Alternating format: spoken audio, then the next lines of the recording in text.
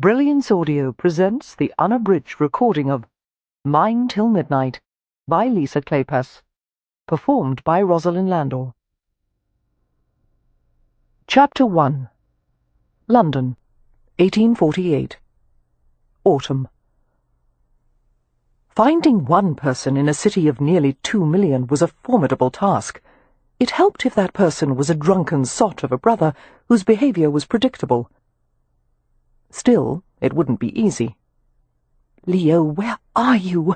Miss Amelia Hathaway thought desperately as the carriage wheels rattled along the cobbled street. Poor, wild, troubled Leo. Some people, when faced with intolerable circumstances, simply broke. Such was the case with her formerly dashing and dependable brother. She feared he was beyond all hope of repair. "We'll find him," Amelia said, with an assurance she didn't feel. She glanced at the Roma who sat opposite her. As usual, Mary Penn showed no expression.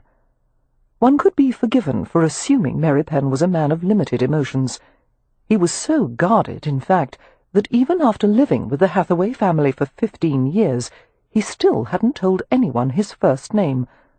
They had known him simply as Mary Penn ever since he had been found, battered and unconscious, beside a creek that ran through their property. When Mary Penn had awakened to discover himself surrounded by curious Hathaways, he had reacted violently. It had required their combined efforts to keep him in bed, all of them exclaiming that he would make his injuries worse. He must lie still. Amelia's father had deduced the boy was the survivor of a gypsy hunt, a brutal practice in which local landowners rode out on horseback to rid their properties of gypsy encampments. "The lad was probably left for dead," Mr. Hathaway had remarked gravely. As a scholarly and forward-thinking gentleman, he had disapproved of violence in any form. "I'm afraid it will be difficult to communicate with his tribe. They are probably long gone by now." "Can we keep him, Papa?" Amelia's younger sister Poppy had cried eagerly, no doubt envisioning the wild boy, who had bared his teeth at her like a trapped wolverine, as an entertaining new pet. Mr. Hathaway had smiled at her. "He may stay as long as he chooses, but I doubt he will remain here longer than a week or so. Romany gypsies are a nomadic people. They dislike staying under one roof too long. It makes them feel imprisoned." However, Mary Penn had stayed. He had started out as a small and rather slight lad, but with proper care and regular meals he had grown at a near alarming rate into a man of robust and powerful proportions. It was difficult to say exactly what Mary Penn was. Not quite a family member, not quite a servant. Although he worked in various capacities for the Hathaways, acting as a driver and jack-of-all-trades, he also ate at the family table whenever he chose, and occupied a bedroom in the main part of the cottage. Now that Leo had gone missing and was possibly in danger, there was no question that Mary Penn would help find him. It was hardly proper for Amelia to go unaccompanied in the presence of a man like Mary Penn, but at the age of 26 she considered herself beyond any need of chaperonage. "We shall begin by eliminating the places Leo would not go," she said. "Churches, museums, places of higher learning and polite neighbourhoods are naturally out of the question." "That still leaves most of the city," Mary Penn grumbled. Mary Penn was not fond of London. In his view, the workings of so-called civilized society were infinitely more barbaric than anything that could be found in nature. Given a choice between spending an hour in a pen of wild boars or a drawing-room of elegant company, he would have chosen the boars without hesitation. "We should probably start with taverns," Amelia continued. Mary Penn gave her a dark glance. "Do you know how many taverns there are in London?" "No, but I'm certain I will by the time the night is out." "We're not going to start with taverns. We'll go where Leo is likely to find the most trouble." "And that would be?" "Jenner's." Jenner's was an infamous gaming club, where gentlemen went to behave in ungentlemanly ways. Originally founded by an ex-boxer named Ivo Jenner, the club had changed hands upon his death, and was now owned by his son-in-law, Lord St. Vincent. The less-than-sterling reputation of St. Vincent had only enhanced the club's allure. It was said that a membership at Jenner's cost a fortune. Naturally, Leo had insisted on joining immediately upon inheriting his title 2 months ago. "If you intend to drink yourself to death," Amelia had told Leo calmly, "I wish you would do it at a more affordable place." "But I'm a viscount now," Leo had replied nonchalantly. "I have to do it with style, or what will people say?" "That you were a wastrel and a fool, and the title might just as well have gone to a monkey." That had elicited a grin from her handsome brother. "I'm sure that comparison is quite unfair to the monkey." Turning cold with increasing worry, Amelia pressed her gloved fingers to the aching surface of her forehead. This wasn't the first time Leo had ever disappeared, but it was definitely the longest. "I've never been inside a gaming club before," she said, without looking at Merrypen. "It will be a novel experience." "They won't let you inside. You're a lady. And even if they did allow it, I wouldn't." Lowering her hand, Amelia glanced at him in surprise. It was rare that Merrypen forbade her to do anything. In fact, this may have been the first time. She found it annoying. Considering her brother's life might be at stake, she was hardly going to quibble over social niceties. Besides, she was curious to see what was inside the privileged masculine retreat. As long as she was doomed to remain a spinster, she might as well enjoy the small freedoms that came with it. "Neither will they let you inside," she pointed out. "You're a Roma." "As it happens, the manager of the club is also a Roma." That was unusual. Extraordinary, even. Gypsies were known as thieves and tricksters. For one of the Rome to be entrusted with the accounting of cash and credit, not to mention arbitrating controversies at the gaming tables, was nothing short of amazing. "He must be a rather remarkable individual to have assumed such a position," Amelia said. "I will allow you to accompany me inside Jenner's. It's possible your presence will induce him to be more forthcoming." "Thank you." Merrypen's voice was so dry one could have struck a match off it. Amelia remained strategically silent as he drove the covered brougham through the highest concentration of attractions, shops, and theatres in the city. The poorly sprung carriage bounced with abandon along the wide thoroughfares, passing handsome squares lined with handsome houses and tidily fenced greens, and Georgian-fronted buildings. As the streets became more lavish, the brick walls gave way to stucco, which soon gave way to stone. The West End scenery was unfamiliar to Amelia. Despite the proximity of their village, the Hathaways didn't often venture into town, certainly not to this area. Even now, with their recent inheritance, there was little they could afford here. Glancing at Merrypen, Amelia wondered why he seemed to know exactly where they were going, when he was no more acquainted with town than she. But Merrypen had always had an instinct for finding his way anywhere. They turned onto King Street, which was ablaze with light shed from gas lamps.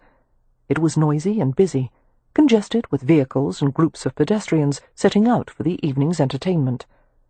The sky turned dull red as the remaining light percolated through the haze of coal smoke that lay over the city. The crowns of lofty buildings broke the horizon, a row of dark shapes that protruded like a witch's teeth. Merrypen guided the horse to a narrow alley of mews behind a great stone-fronted building. Jenner's. Her stomach tightened. It was probably too much to ask that her brother would be found safely here, in the first place they looked. "Merrypen?" Her voice was strained. "Yes?" "You should probably know that if my brother hasn't already managed to kill himself, I plan to shoot him when we find him." "I'll hand you the pistol." Amelia smiled and straightened her bonnet. "Let's go inside. And remember, I'll do the talking."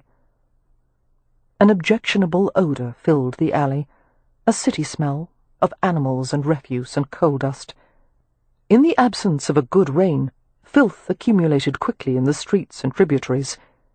Glancing at the soiled ground, Amelia hopped out of the path of a pair of squeaking rats that ran alongside the wall of the building. As Merrypen gave the ribbons to a stableman at the mews, Amelia glanced toward the end of the alley, A pair of street youths crouched near a tiny fire, roasting something on sticks.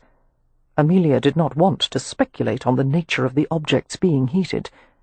Her attention moved to a group, 3 men and a woman, illuminated in the uncertain blaze. It appeared 2 of the men were engaged in fisticuffs.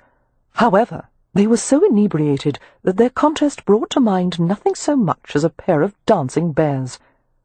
Judging from the woman's attire, a gown made of gaudily coloured fabric, the bodice gaping wide to reveal the plump hills of her breasts, she was a prostitute. She seemed amused by the spectacle of 2 men battling over her, while a third attempted to break up the fracas. "Here now, my fine jacks," the woman called out in a Cockney accent. "I said I'd take you both on. No need for a cockfight." "Stay back," Mary Penn murmured. Amelia pretended not to hear, and drew closer for a better view. It wasn't the sight of the brawl that was so interesting. Even peaceful little Primrose Place had its share of fistfights. All men, no matter what their situation, occasionally succumbed to their lower natures. What attracted Amelia's notice was the 3rd man, the would-be peacemaker, as he darted between the drunken fools and attempted to reason with them. He was every bit as well-dressed as the gentleman on either side, but it was obvious this man was no gentleman. He was black-haired and swarthy and exotic in appearance, and he moved with the swift grace of a cat, easily avoiding the swipes and lunges of his opponents. "My lords," he was saying in an excessively reasonable tone, sounding relaxed even as he blocked a heavy fist with his forearm. "I'm afraid you'll both have to stop this now, or I'll be forced to—" He broke off and dodged to the side, just as the man behind him leapt. The prostitute cackled at the sight. "They got you on the hop tonight, Rohan," she exclaimed. Dodging back into the fray, Rohan attempted to break it up once more. "My lords, surely you must know—" He ducked beneath the swift arc of a fist. "That violence—" He blocked a right hook. "Never solves anything." "Buckers you!" one of the men said, and butted forward like a deranged goat. Rohan stepped aside and allowed him to charge straight into the side of the building. The attacker collapsed with a groan and lay gasping on the ground. His opponent's reaction was singularly ungrateful. Instead of thanking the dark-haired man for putting a stop to the fight, he growled, "Curse you for interfering, Rohan. I would have knocked the stuffing from him." He charged forth with his fists churning like windmill blades. Rohan evaded a left cross and deftly flipped him to the ground. He stood over the prone figure, blotting his forehead with his sleeve. "Had enough?" he asked pleasantly. "Yes? Good. Please allow me to help you to your feet, my lord." As Rohan pulled the man upward, he glanced toward the threshold of a door that led into the club, where a club employee waited. "Dawson, escort Lord Latimer to his carriage out front. I'll take Lord Selway." "No need," said the aristocrat, who had just struggled to his feet, sounding winded. "I can walk to my own bloody carriage." Tugging his clothes back into place over his bulky form, he threw the dark-haired man an anxious glance. "Rohan, I will have your promise on something." "Yes, my lord." "If word of this gets out, if Lady Selway should discover that I was fighting over the favours of a fallen woman, my life won't be worth a farthing." Rohan replied with reassuring calm. "She'll never know, my lord." "She knows everything," Selway said.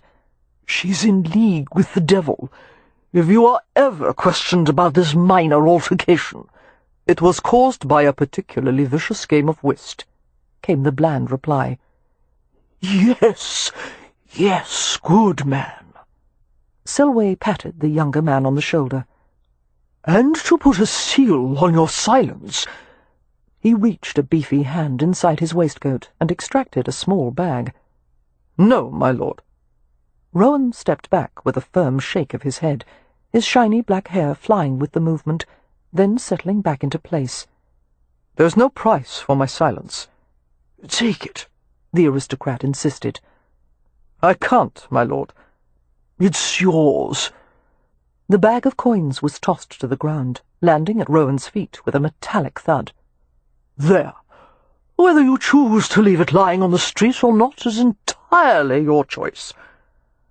As the gentleman left, Rowan stared at the bag as if it were a dead rodent. "I don't want it," he muttered to no one in particular. "I'll take it," the prostitute said, sauntering over to him. She scooped up the bag and tested its heft in her palm. A taunting grin split her face.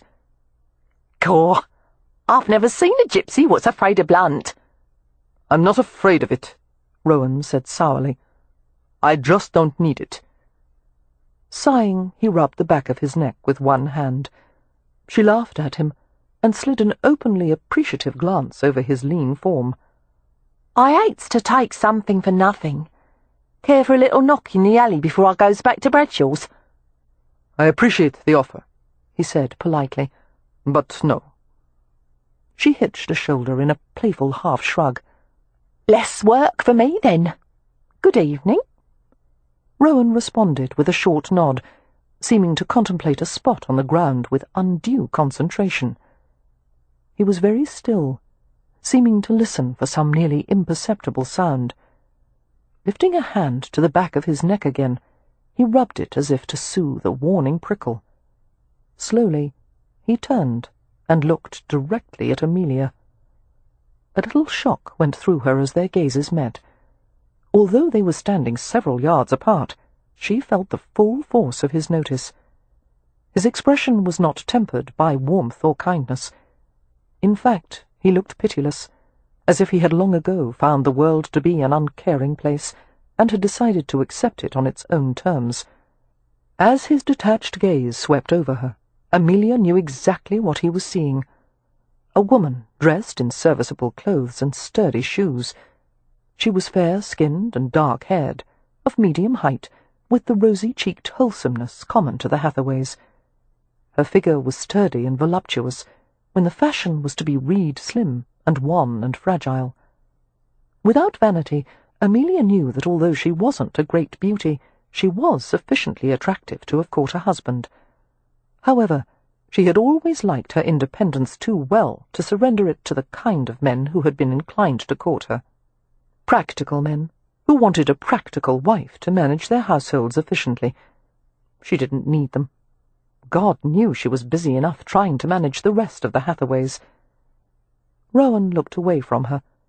Without a word or a nod of acknowledgement, he walked to the back entrance of the club.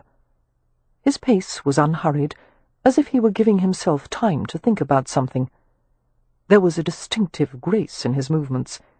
His strides didn't measure out distance so much as flow over it like water. Amelia reached the doorstep at the same time he did. "Sir, Mr. Rowan, I presume you are the manager of the club." Rowan stopped and turned to face her. They were standing close enough for Amelia to detect the sense of male exertion and warm skin. His unfastened waistcoat, made of luxurious grey brocade, hung open at the sides to reveal a thin white linen shirt beneath. As Rowan moved to button the waistcoat, Amelia saw a quantity of gold rings on his fingers. A ripple of nervousness went through her, leaving an unfamiliar heat in its wake. Her corset felt too tight, her high-necked collar constricting. Flushing, she brought herself to stare at him directly. He was a young man, not yet 30, with the countenance of an exotic angel. This face had definitely been created for sin. The brooding mouth, the angular jaw, the golden hazel eyes shaded by long, straight lashes. His hair needed cutting, the heavy black locks curling slightly over the back of his collar. Amelia's throat cinched around a quick, surprised breath as she saw the glitter of a diamond in his ear. He accorded her a precise bow. "At your service, Miss—" "Hathaway," she said precisely. She turned to indicate her companion, who had come to stand at her left. "And this is my companion, Merrypen." Rowan glanced at him alertly. "The Romany word for life, and also death." Was that what Merrypen's name meant? Surprised, Amelia looked up at him. Mary Penn gave a slight shrug to indicate it was of no importance. Amelia turned back to Rohan. "Sir, we've come to ask you a question or two regarding—" "I don't like questions." "I am looking for my brother, Lord Ramsay," she continued doggedly, "and I desperately need any information you may possess as to his whereabouts." "I wouldn't tell you even if I knew." His accent was a subtle mixture of foreignness and Cockney, and even a hint of upper class. It was the voice of a man who kept company with an unusual assortment of people. "I assure you, sir, I wouldn't put myself nor anyone else to the trouble were it not absolutely necessary. But this is the 3rd day since my brother has gone missing." "Not my problem."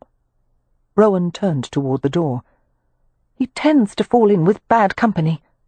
"That's unfortunate." "He could be dead by now." "I can't help you. I wish you luck in your search."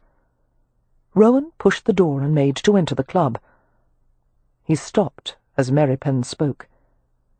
Since Mary Penn had first come to the Hathaways, there had been only a handful of occasions on which Amelia had heard him speak the secret language known to Romany gypsies. It was heathen-sounding, thick with consonants and drawn-out vowels, but there was a primitive music in the way the words fit together. Staring at Mary Penn intently, Rohan leaned his shoulder against the doorframe. "The old language," he said. "It's been years since I've heard it. Who is the father of your tribe?" "I have no tribe." A long moment passed, while Mary Penn remained inscrutable in the face of Rohan's regard. Rohan's hazel eyes narrowed. "Come in," he said curtly. "I'll see what I can find out."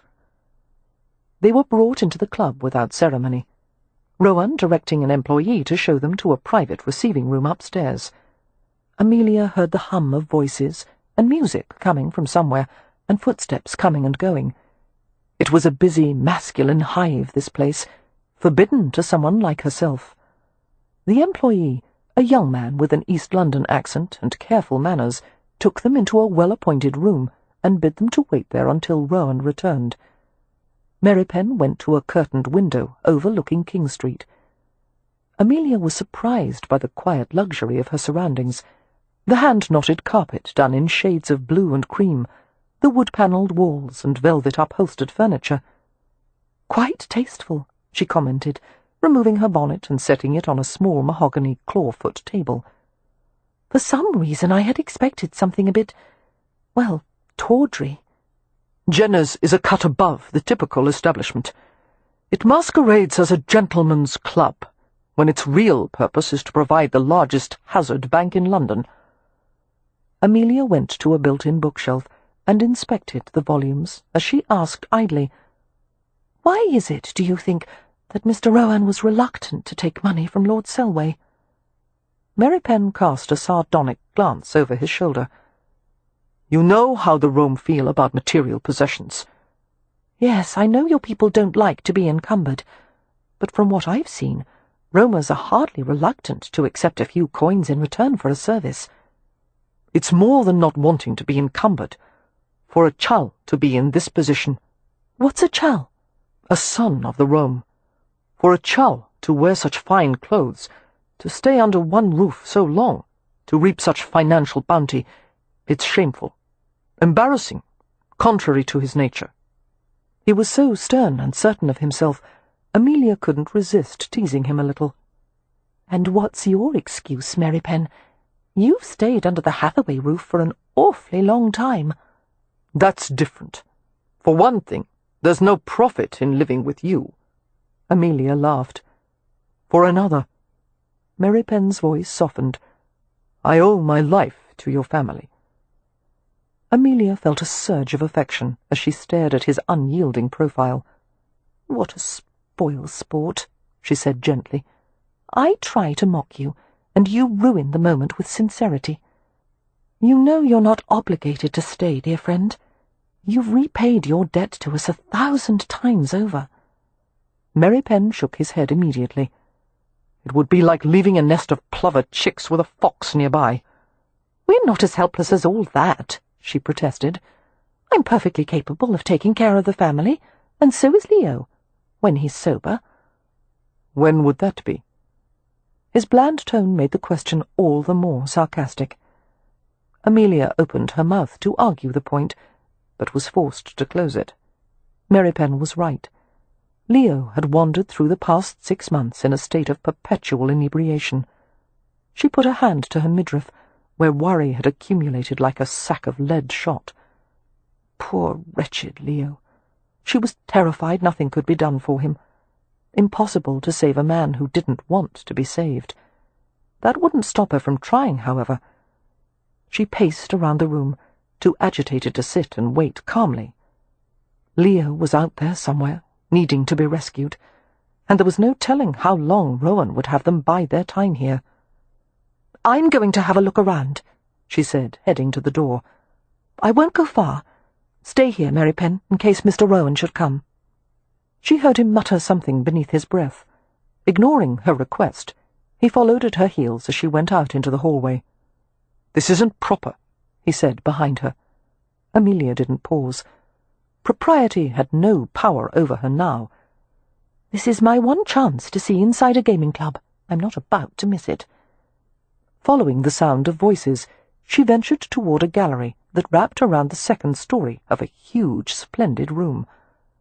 Crowds of elegantly dressed men gathered around 3 large hazard tables, watching the play, while croupiers used rakes to gather dice and money. There was a great deal of talking and calling out, the air crackling with excitement. Employees moved through the hazard room, some bearing trays of food and wine, others carrying trays of chips and fresh cards. Remaining half hidden behind a column, Amelia surveyed the crowd from the upper gallery. Her gaze alighted on Mr. Rohan, who had donned a black coat and cravat. Even though he was similarly attired to the club members, he stood out from the others like a fox among pigeons. Rohan half sat, half leaned against the bulky mahogany manager's desk in the corner of the room where the hazard bank was managed. He appeared to be giving directions to an employee.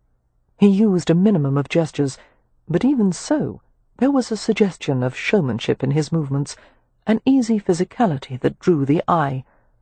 And then, somehow, the intensity of Amelia's interest seemed to reach him. He reached up to the back of his neck, and then he looked directly at her, just as he had done in the alley. Amelia felt her heartbeat awaken everywhere, in her limbs and hands and feet, and even in her knees. A tide of uncomfortable colour washed over her. She stood immersed in guilt and heat and surprise, red-faced as a child, before she could finally gather her wits sufficiently to dart behind the column.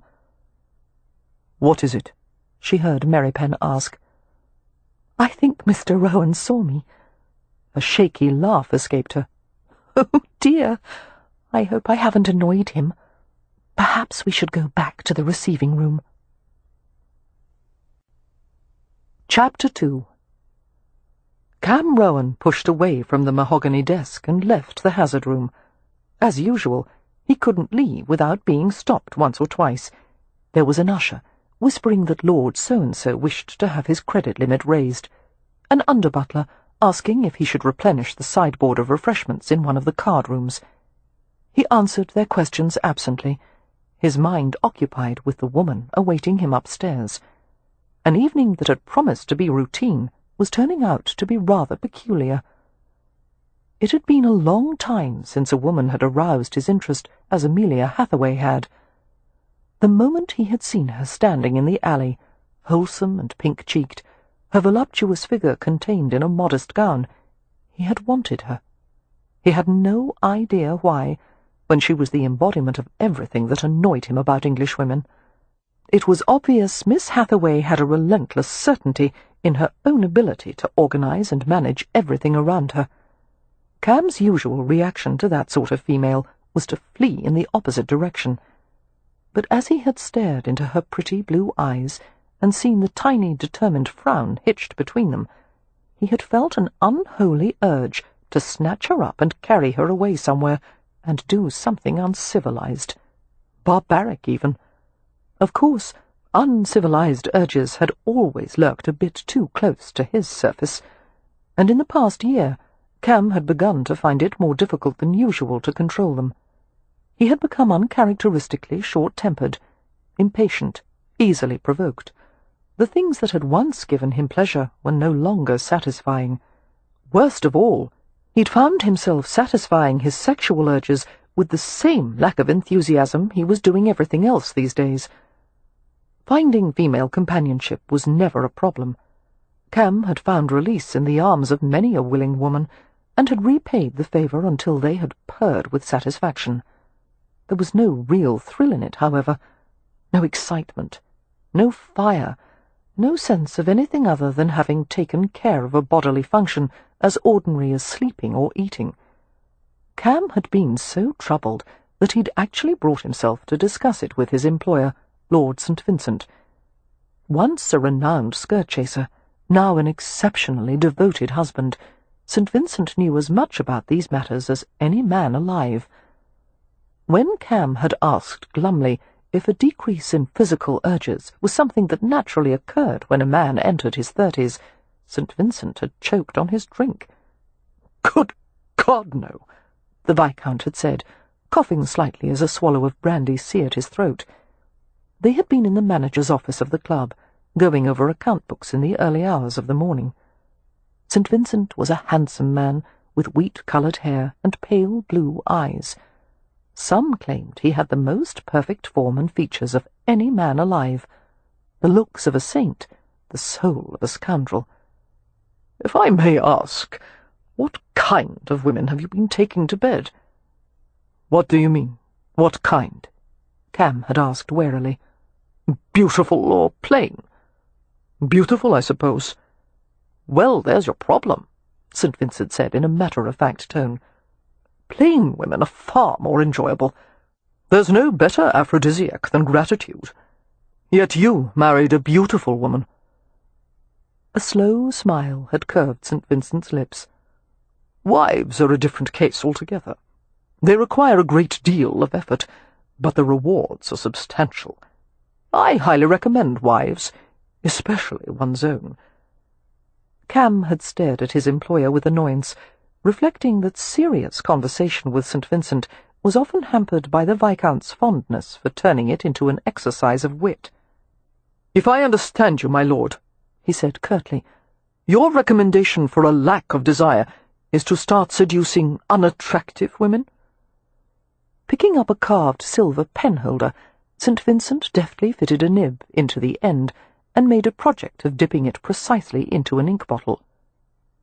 "Rohan, I'm doing my best to understand your problem. However, a lack of desire is something I've never experienced. I'd have to be on my deathbed before I stopped wanting. No, never mind. I was on my deathbed in the not-too-distant past, and even then I had the devil's own itch for my wife." "Congratulations," Cam muttered, abandoning any hope of prying an earnest answer out of the man. "Let's attend to the account books. There are more important matters to discuss than sexual habits." St. Vincent scratched out a figure and set the pen back on its stand. "No, I insist on discussing sexual habits. It's so much more entertaining than work." He relaxed in his chair with a deceptive air of laziness. "Discreet as you are, Rohan, one can't help but notice how ardently you are pursued. It seems you hold quite an appeal for the ladies of London, and from all appearances you've taken full advantage of what's been offered." Cam stared at him without expression. "Pardon, but are you leading to an actual point, my lord?" Leaning back in his chair, St. Vincent made a temple of his elegant hands and regarded Cam steadily. "Since you've had no problem with lack of desire in the past, I can only assume that, as happens with other appetites, yours has been sated with an overabundance of sameness. A bit of novelty may be just the thing." Considering the statement, which actually made sense, Cam wondered if the notorious former rake had ever been tempted to stray. Having known Evie since childhood, when she had come to visit her widowed father at the club from time to time, Cam felt as protective of her as if she'd been his younger sister. No one would have paired the gentle-natured Evie with such a libertine, and perhaps no one had been as surprised as St. Vincent himself to discover their marriage of convenience had turned into a passionate love match. "What of married life?" Cam asked softly. "Does it eventually become an overabundance of sameness?"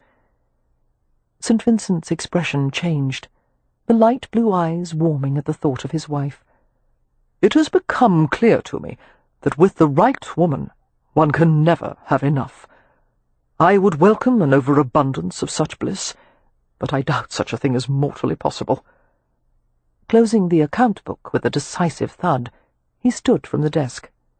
"If you'll excuse me, Rohan, I'll bid you good evening.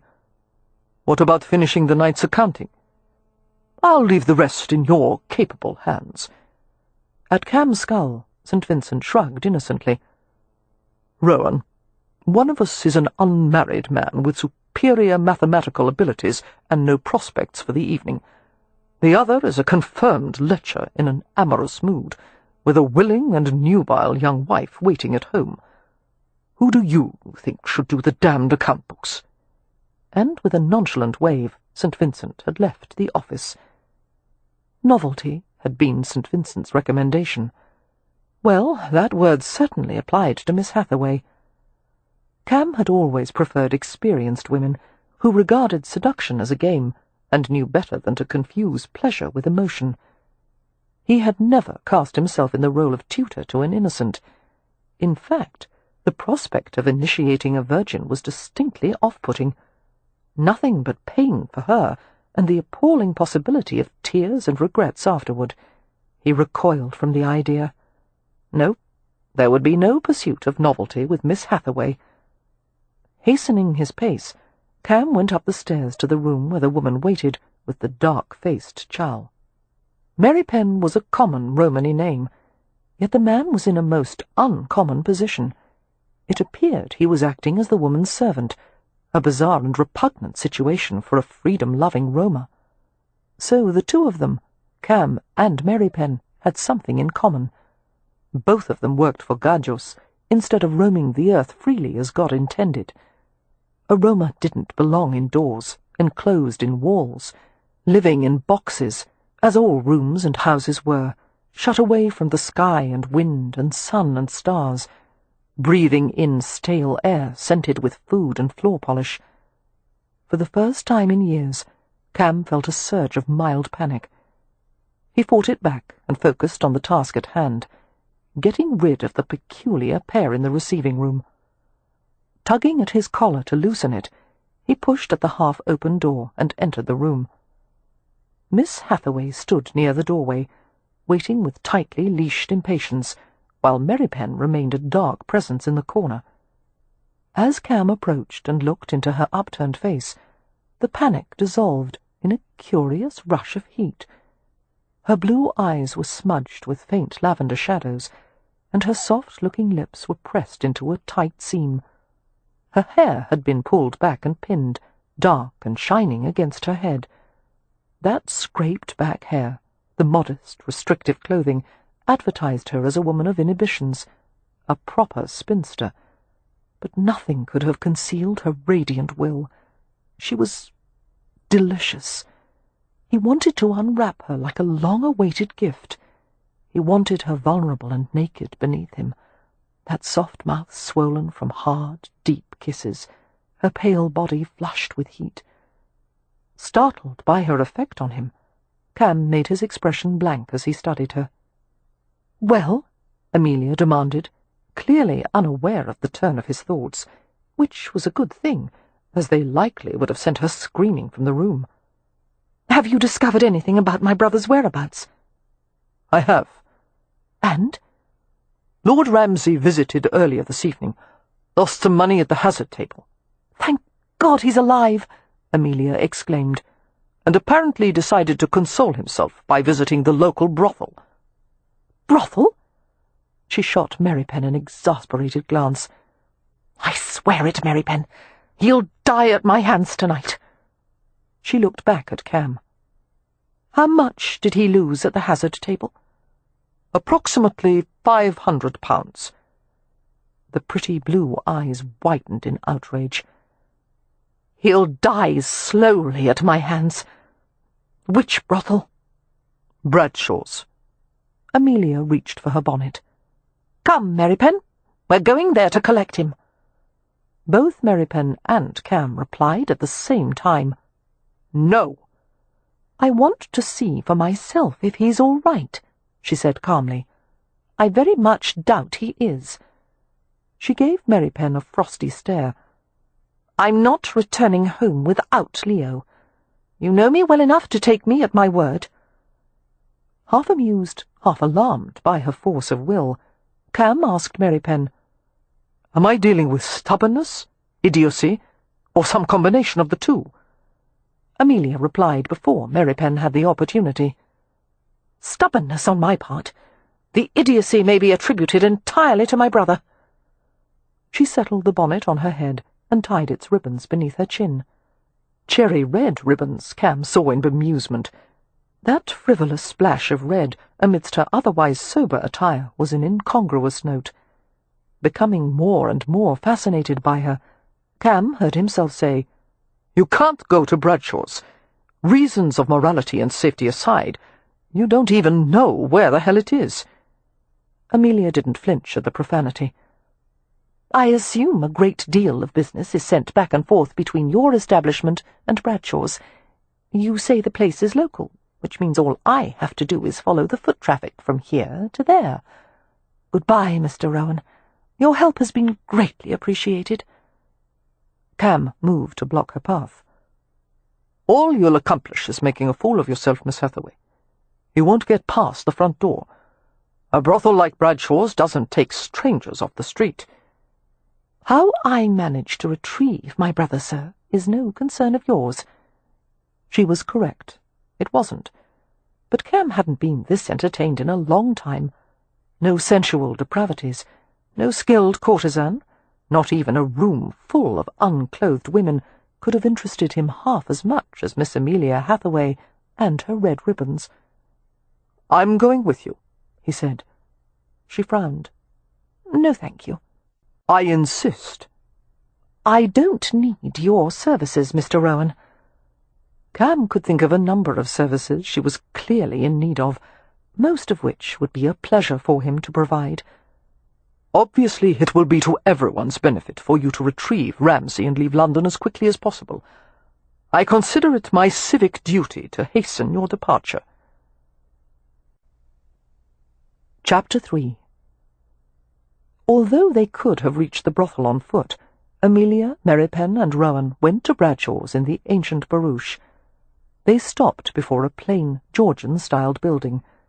For Amelia, whose imaginings of such a place were framed with lurid extravagance, the brothel's facade was disappointingly discreet. "Stay inside the carriage," Rohan said. "I'll go inside and inquire as to Ramsay's whereabouts." He gave Merrypen a hard look. "Don't leave Miss Hathaway unattended, even for a second. It's dangerous at this time of night." "It's early evening," Amelia protested, "and we're in the West End, amid crowds of well-dressed gentlemen. How dangerous could it be?" "I've seen those well-dressed gentlemen do things that would make you faint to hear of them." "I never faint," Amelia said indignantly. Rowan's smile was a flash of white in the shadowed interior of the carriage.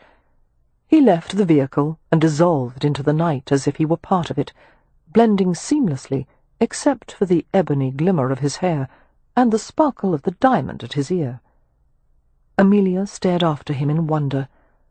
What category did one put such a man in? He was not a gentleman, nor a lord, nor a common working-man, nor even wholly a gypsy. A shiver chased beneath her corset stays as she recalled the moment he had helped her up into the carriage. Her hand had been gloved, but his had been bare, and she had felt the heat and strength of his fingers, and there had been the gleam of a thick gold band on his thumb. She had never seen such a thing before. "Merrypen, what does it signify when a man wears a thumb ring? Is it a gypsy custom?" Seeming uncomfortable with the question, Merrypen looked through the window into the damp night. A group of young men passed the vehicle, wearing fine coats and tall hats, laughing amongst themselves. A pair of them stopped to speak with a gaudily dressed woman.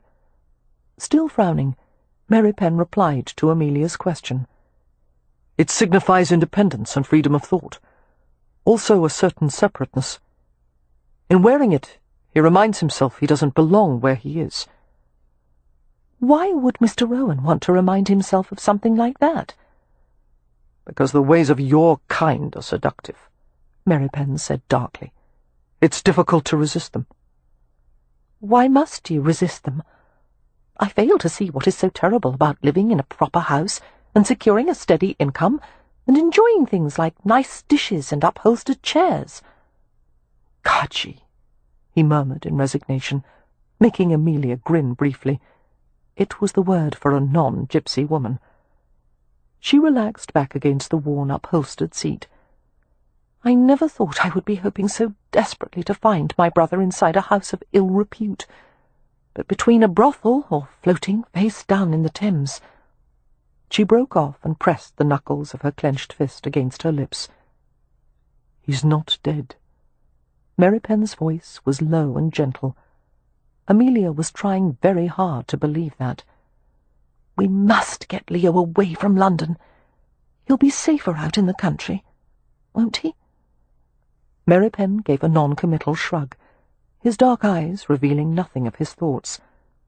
There's far less to do in the country, Amelia pointed out, and definitely less trouble for Leo to get into. A man who wants trouble can find it anywhere. After minutes of unbearable waiting, Rohan returned to the brougham and tugged the door open. "Where is he?"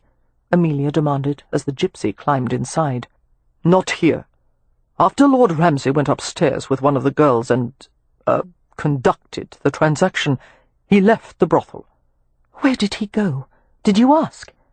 "He told them he was going to a tavern called the Hell and Bucket." "Lovely," Amelia said shortly. "Do you know the way?" Seating himself beside her, Rohan glanced at Mary Penn. "Follow St. James eastward. Turn left after the third crossing." Mary Penn flicked the ribbons, and the carriage rolled past a trio of prostitutes. Amelia watched the women with undisguised interest. "How young some of them are," she said. "If only some charitable institution would help them find respectable employment." "Most so-called respectable employment is just as bad," Rohan replied. She looked at him indignantly. "You think a woman would be better off to work as a prostitute, rather than take an honest job that would allow her to live with dignity?" "I didn't say that. My point is that some employers are far more brutal than pimps or brothel boards. Servants have to endure all manner of abuse from their masters, female servants in particular. And if you think there is dignity in working at a mill or factory, you've never seen a girl who's lost a few fingers from cutting broom straw, or someone whose lungs are so congested from breathing in fluff and dust at a carding mill she won't live past the age of 30. Amelia opened her mouth to reply, then snapped it shut. No matter how much she wanted to continue the debate, proper women, even if they were spinsters, did not discuss prostitution. She adopted an expression of cool indifference and looked out the window. Although she didn't spare a glance for Rohan, she sensed he was watching her. She was unbearably aware of him. He wore no cologne or pomade, but there was something alluring about his smell, something smoky and fresh, like green cloves. "Your brother inherited the title quite recently," Rohan said. "Yes." "With all respect, Lord Ramsay doesn't seem entirely prepared for his new role." Amelia couldn't restrain a rueful smile. "None of us are. It was a surprising turn of events for the Hathaways. There were at least 3 men in line for the title before Leo, but they all died in rapid succession, of varying causes. It seems becoming Lord Ramsay causes one to become short-lived. And at this rate, my brother probably won't last any longer than his predecessors."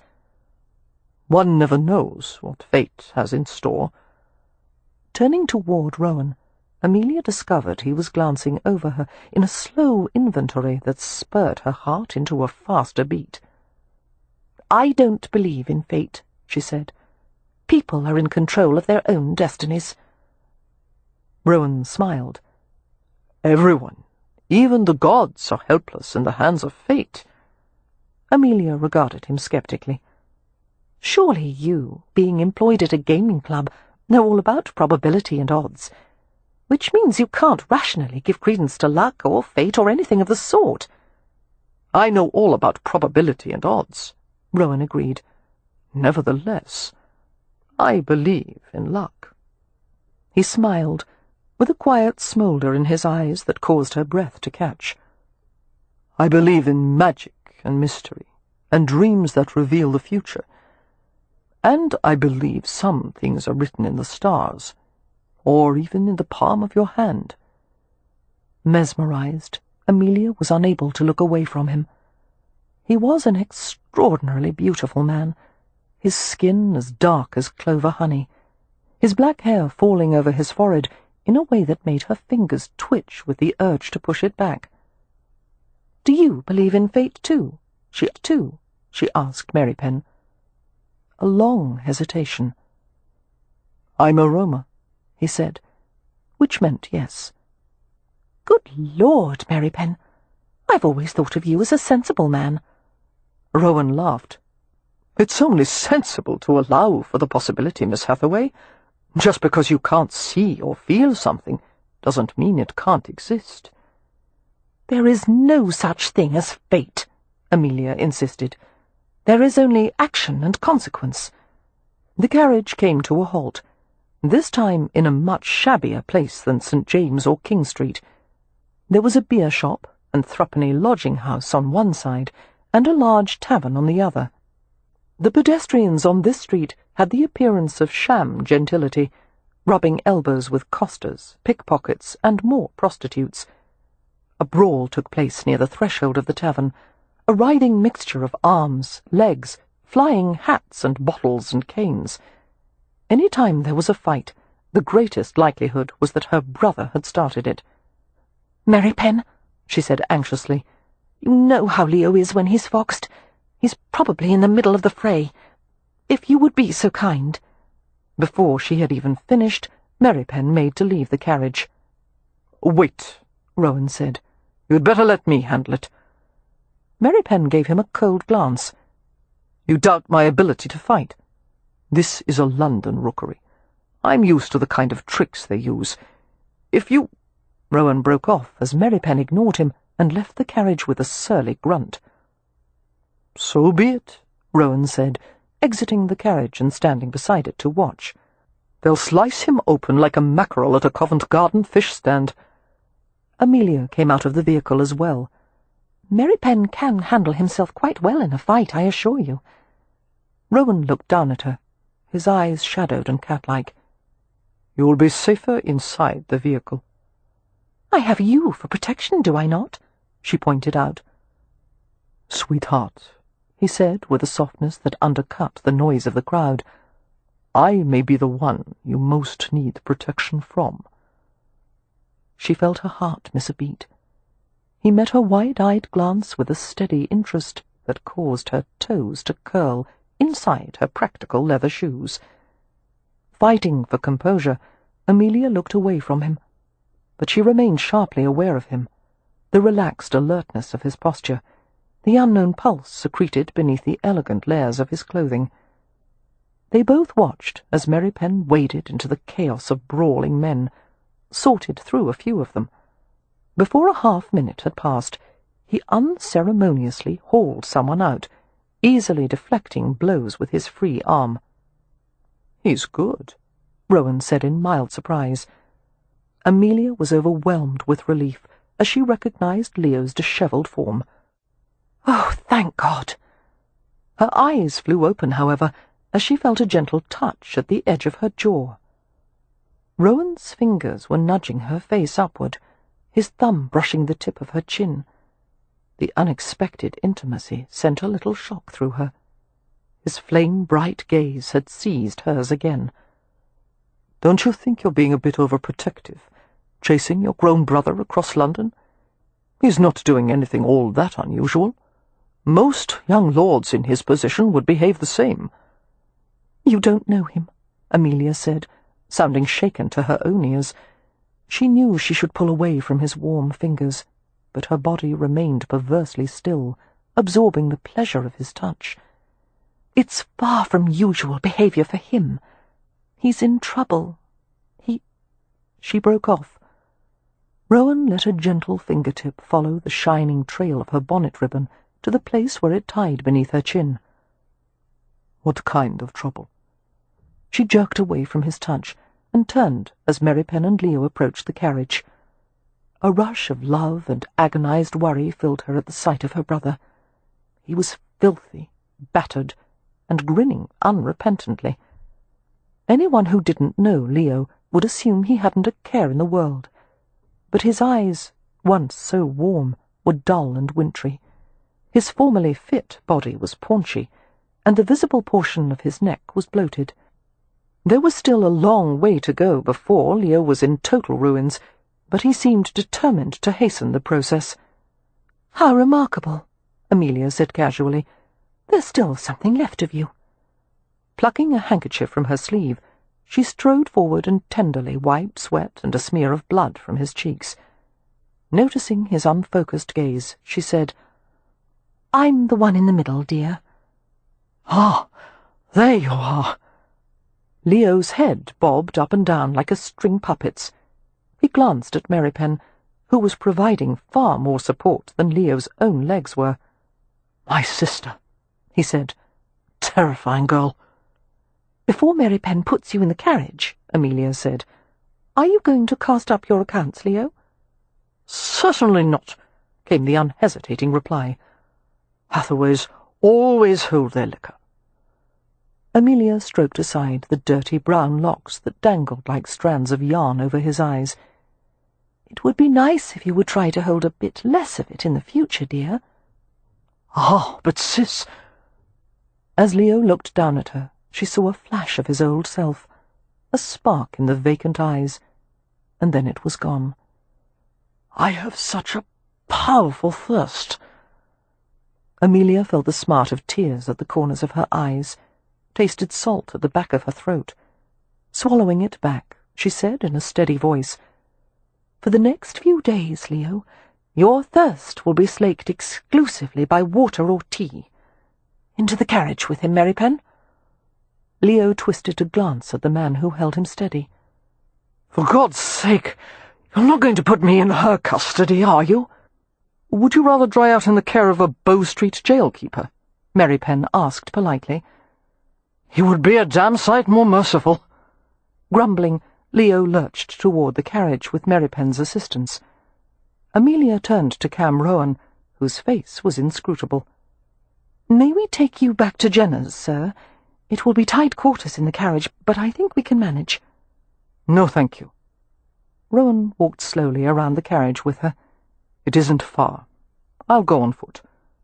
"I can't leave you stranded in a London rookery." Rowan stopped with her at the back of the carriage, where they were partially sheltered from view. "I'll be fine. The city holds no fears for me." "Hold still." Rowan turned her face up again, one hand cradling her jaw, while the other descended to her cheek. His thumb brushed gently beneath her left eye, and with surprise she felt a smudge of wetness there. "The wind makes my eyes water," she heard herself say unsteadily. "There's no wind tonight." His hand remained at her jaw, the smooth band of the thumb ring pressing lightly against her skin. Her heart had begun to thump until she could hardly hear through the blood rush in her ears. The clamour of the tavern was muted, the darkness thickening around them. His fingers slid over her throat with stunning delicacy, finding secreted nerves and stroking gently. His eyes were over hers, and she saw that the light, golden hazel irises were rimmed with black. "Miss Hathaway, you're quite certain fate had no hand in our meeting tonight?" She couldn't seem to breathe properly. Quite certain." His head bent low. And, in all likelihood, we'll never meet again. Never. He was too large, too close.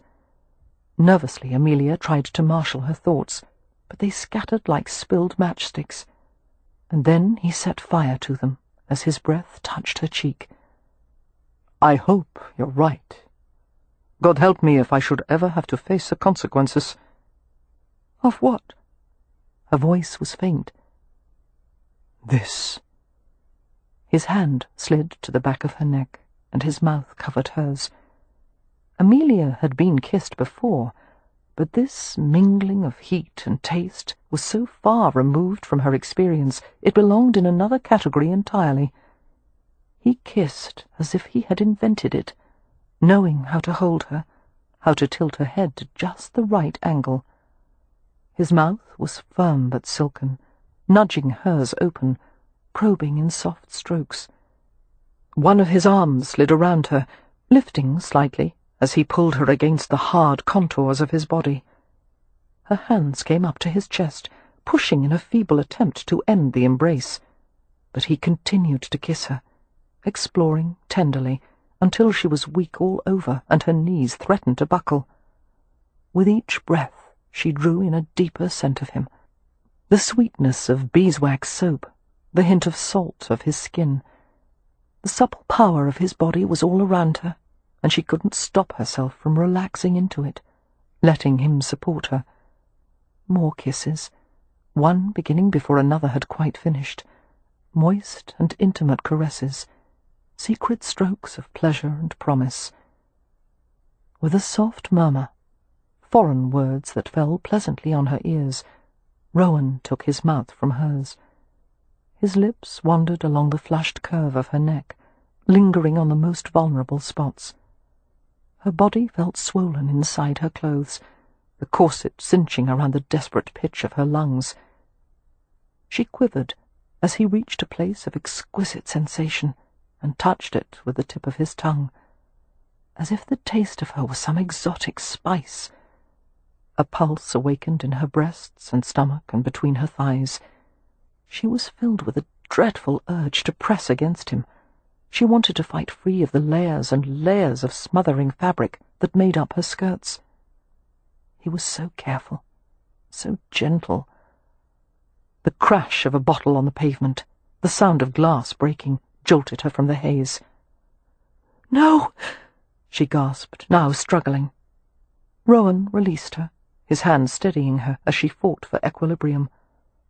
Amelia turned blindly and staggered toward the open door of the carriage. Everywhere he had touched, her nerves stung with the desire for more. She kept her head low, grateful for the concealment of her bonnet. Desperate for escape, Amelia ascended to the carriage step. Before she could climb in, however, Amelia felt Rohan's hands at her waist. He held her from behind, trapping her long enough to whisper near her ear, "Lachodrom." The Romany farewell. Amelia recognized it from the handful of words Merrypen had taught the Hathaways. An intimate shock went through her as the heat of his breath collected in her ear. She couldn't reply, only climbed into the carriage and awkwardly pulled the mass of her skirts away from the open doorway. The door was closed firmly, and the vehicle started forward as the horse obeyed Merrypen's guidance. The two Hathaways occupied their respective corners of the seat, one of them drunk, the other dazed. After a moment, Amelia reached to untie her bonnet with trembling hands, and discovered the ribbons were hanging loose. One ribbon, actually. The other. Removing her bonnet, Amelia regarded it with a perplexed frown. One of the red silk ribbons was gone, except for the tiny remnant at the inside edge. It had been neatly cut. He had taken it. Chapter 4. 1 week later, all 5 Hathaway siblings and their belongings had removed from London to their new home in Hampshire. Despite the challenges that awaited them, Amelia was strongly hopeful their new situation would benefit them all. The house in Primrose Place held too many memories. Things had never been the same since both Hathaway parents had died. Her father of a heart ailment, her mother of grief a few months afterward.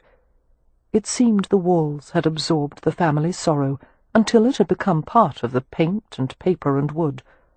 Amelia couldn't look at the hearth of the main room without remembering her mother sitting there with her sewing basket, or visit the garden without thinking of her father pruning his prized apothecary roses.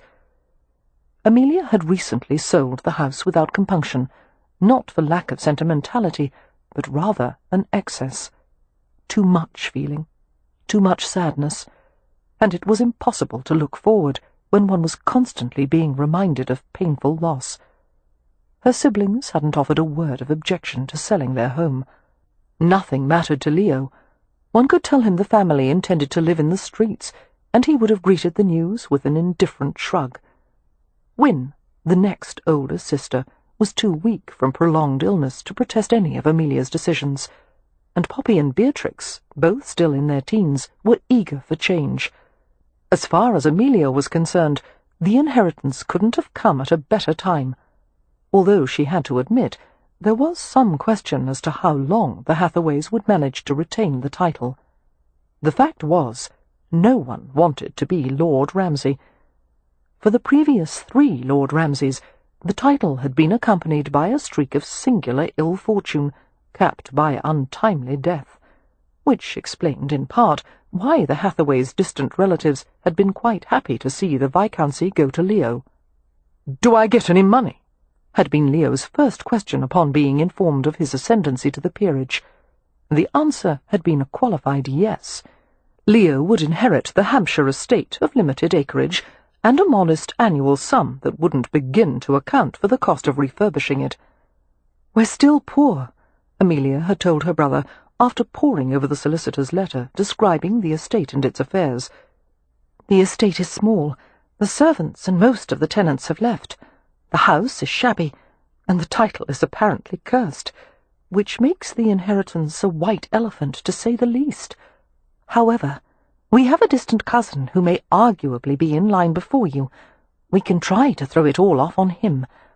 There is a possibility that our great-great-great-grandfather may not have been legitimate issue, which would allow us to apply for forfeiture of the title on the grounds of—" "I'll take the title," Leo had said decisively.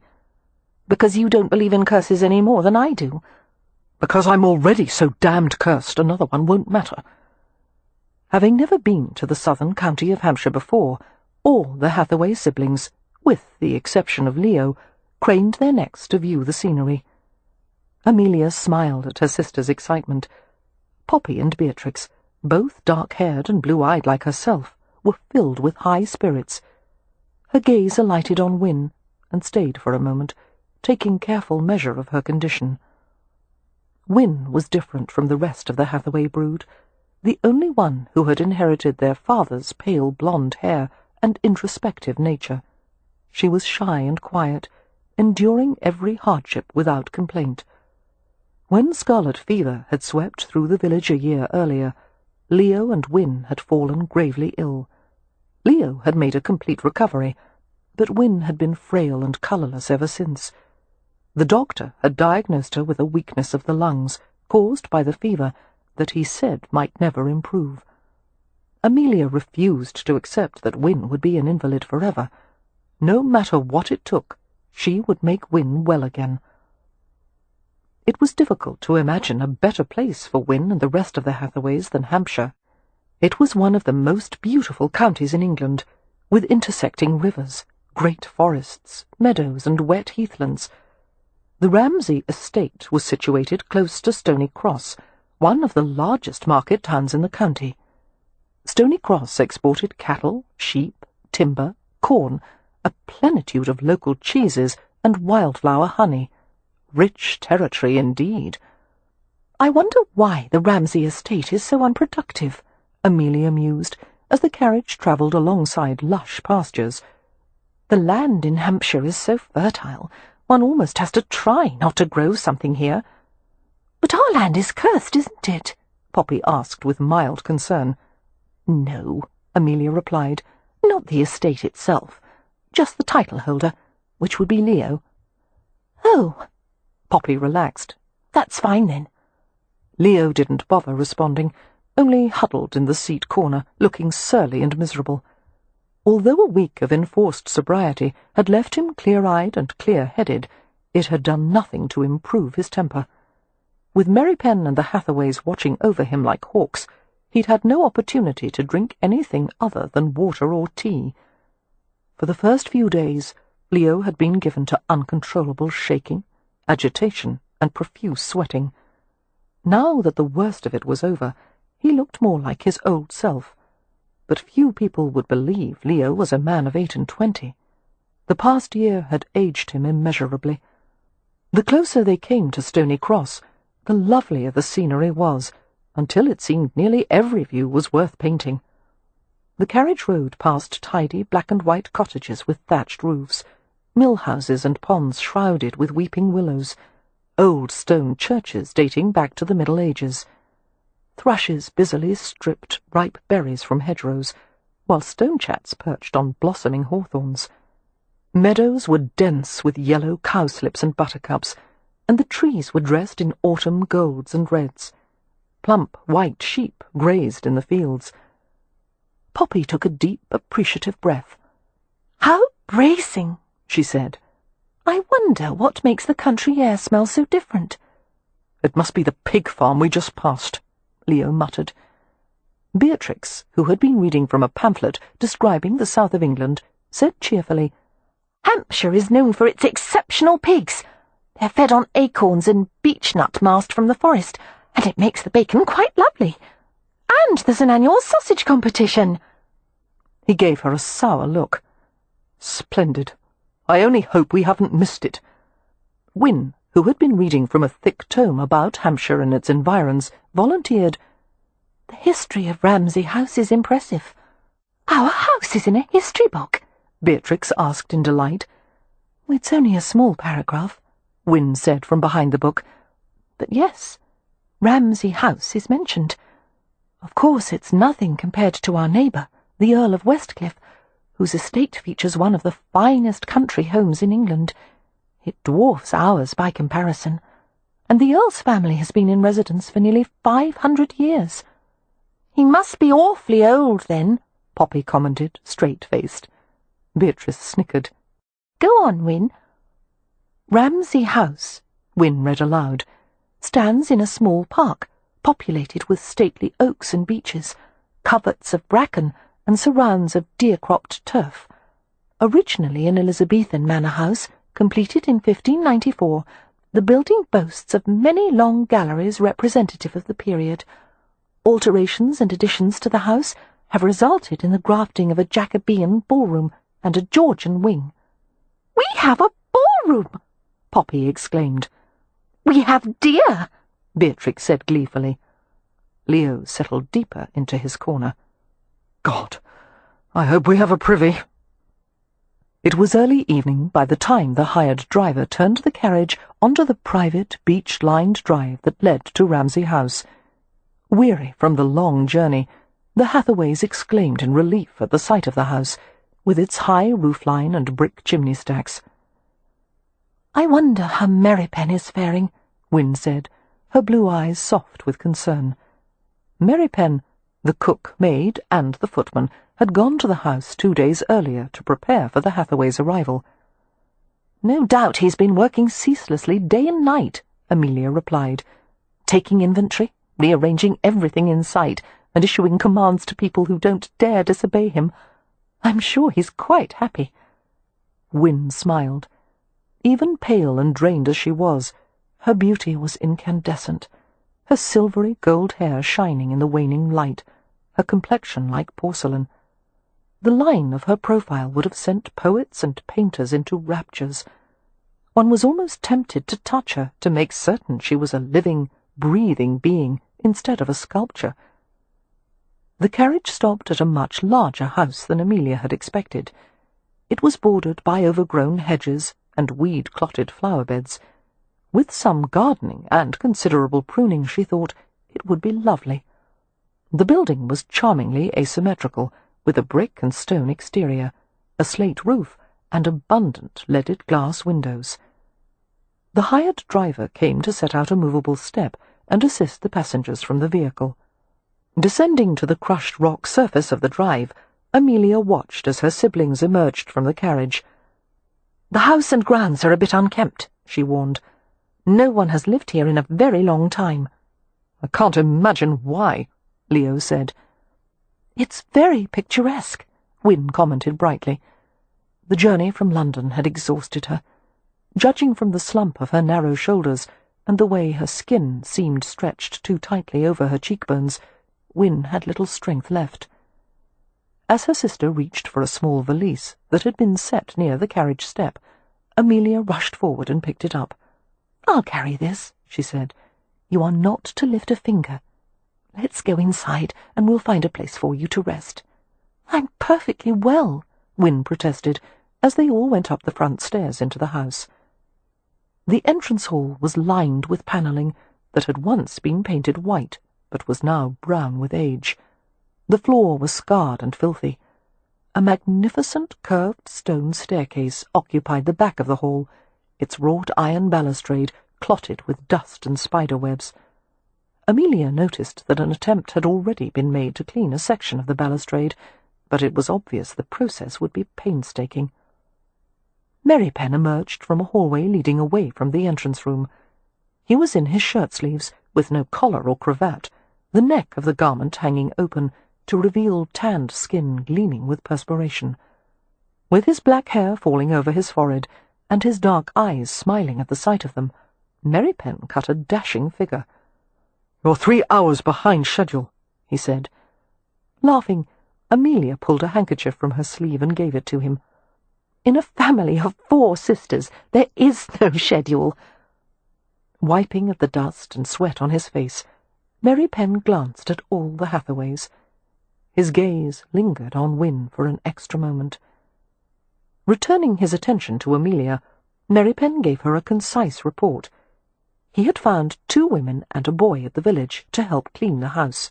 3 bedrooms had been made habitable so far. They had spent a great deal of time cleaning the kitchen and stove, and the cook-maid was preparing a meal. Merrypen broke off as he glanced over Amelia's shoulder. Unceremoniously, he brushed by her and reached Wynne in 3 strides. Amelia saw Wynne's slight form swaying, her lashes lowering as she half collapsed against Merrypen. He lifted her easily in his arms, murmuring for her to put her head on his shoulder. Although his manner was as calm and unemotional as ever, Amelia was struck by the possessive way he held her sister. "The journey was too much for her," Amelia said in concern. "She needs rest." Merrypen's face was expressionless. "I'll take her upstairs." Wynne stirred and blinked. "Bother," she said breathlessly. "I was standing still, feeling fine, and then the floor seemed to rush up toward me. I'm sorry. I despise swooning." "It's all right." Amelia gave her a reassuring smile. "Merrypen will take you to bed. That is—" she paused uncomfortably. "He will convey you to your bedroom." "I can manage by myself," Wynne said. "I was just dizzy for a moment. Merrypen, do put me down."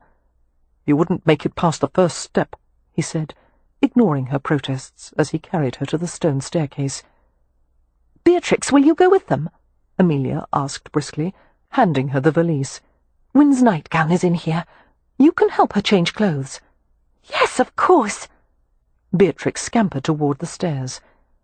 Left in the entrance hall with Leo and Poppy, Amelia turned a slow circle to view all of it. "The solicitor said the estate was in disrepair," she said. "I think a more accurate word would have been shambles. Can it be restored, Leo?" Not long ago, though it seemed a lifetime, Leo had spent 2 years studying art and architecture at the Grande École des Beaux-Arts in Paris. He had worked as a draftsman and painter for the renowned architect Roland Temple. Leo had been regarded as an exceptionally promising student, and had even considered setting up a practice. Now all that ambition had been extinguished. Leo glanced around the hall without interest. "Barring any structural repairs, We would need about 25 to 30,000 pounds at least. The figure caused Amelia to blanch. She lowered her gaze to the pock-marked floor at her feet and rubbed her temples. Well, one thing is obvious. We need the advantage of wealthy in-laws, which means you should start looking for available heiresses, Leo. She flicked a playful glance at her sister. And you, Poppy, you'll have to catch a viscount, or at the very least a baron. Her brother rolled his eyes. Why not you? I don't see why you should be exempt from having to marry for the family's benefit. Poppy gave her sister a sly glance. At Amelia's age, women are far beyond thoughts of romance and passion. One never knows, Leo told Poppy. She may catch an elderly gentleman who needs a nurse. Amelia tolerated their teasing with a smile and a slight shake of her head. Thank you, but at this advanced state of life, I have no ambitions to marry. Leo surprised her by bending to brush a light kiss on her forehead. You haven't met a man worth giving up your independence for, but you will some day. He grinned before adding, despite your encroaching old age. For a moment, Amelia's mind chased back to the memory of the kiss in the shadows, the mouth slowly consuming hers, the gentle, masculine hands, the whisper at her ear. Lacho drom. As her brother turned to walk away, she asked with mild exasperation, Where are you going? Leo, you can't leave when there's so much to be done. He stopped and glanced back at her with a raised brow. You've been pouring unsweetened tea down my throat for days. If you have no objection, I'd like to go out for a piss. She narrowed her eyes. I can think of at least a dozen polite euphemisms you could have used. Leo continued on his way.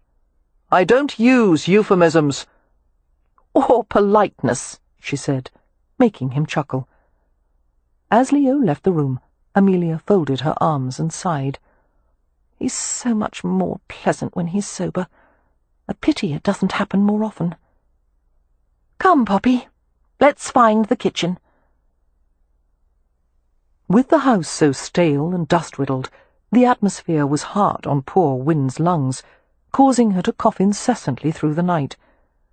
Having awakened countless times to administer water to her sister, to open the windows, to prop her up until the coughing spasms had eased, Amelia was bleary-eyed when morning came. It's like sleeping in a dust-box, she told Mary Penn. She's better off sitting outside today, until we can manage to clean her room properly. The carpets must be beaten, and the windows are filthy. The rest of the family was still abed, but Mary Penn, like Amelia, was an early riser. Dressed in rough clothes and an open-necked shirt, he stood frowning as Amelia reported on Wynne's condition. She's exhausted from coughing all night, and her throat is so sore she can barely speak. I've tried to make her take some tea and toast, but she won't have it. I'll make her take it. Amelia looked at him blankly. She supposed she shouldn't be surprised by his assertion. After all, Mary Penn had helped nurse both Wynne and Leo through the scarlet fever. Without him, Amelia was certain neither of them would have survived. In the meanwhile, Mary Penn continued, make a list of supplies you want from the village. I'll go this morning. Amelia nodded, grateful for his solid, reliable presence. Shall I wake Leo? Perhaps he could help you. No. She smiled wryly, well aware that her brother would be more of a hindrance than a help. Going downstairs, Amelia sought the help of Freddie, the boy from the village, to move an ancient chaise out to the back of the house. They set the furniture on a brick-paved terrace that opened onto a weed-choked garden bordered by beech hedges. The garden needed resodding and replanting, and the crumbling low walls would have to be repaired. There's work to be done, Mum, Freddie commented, bending to pluck a tall weed from between two paving bricks.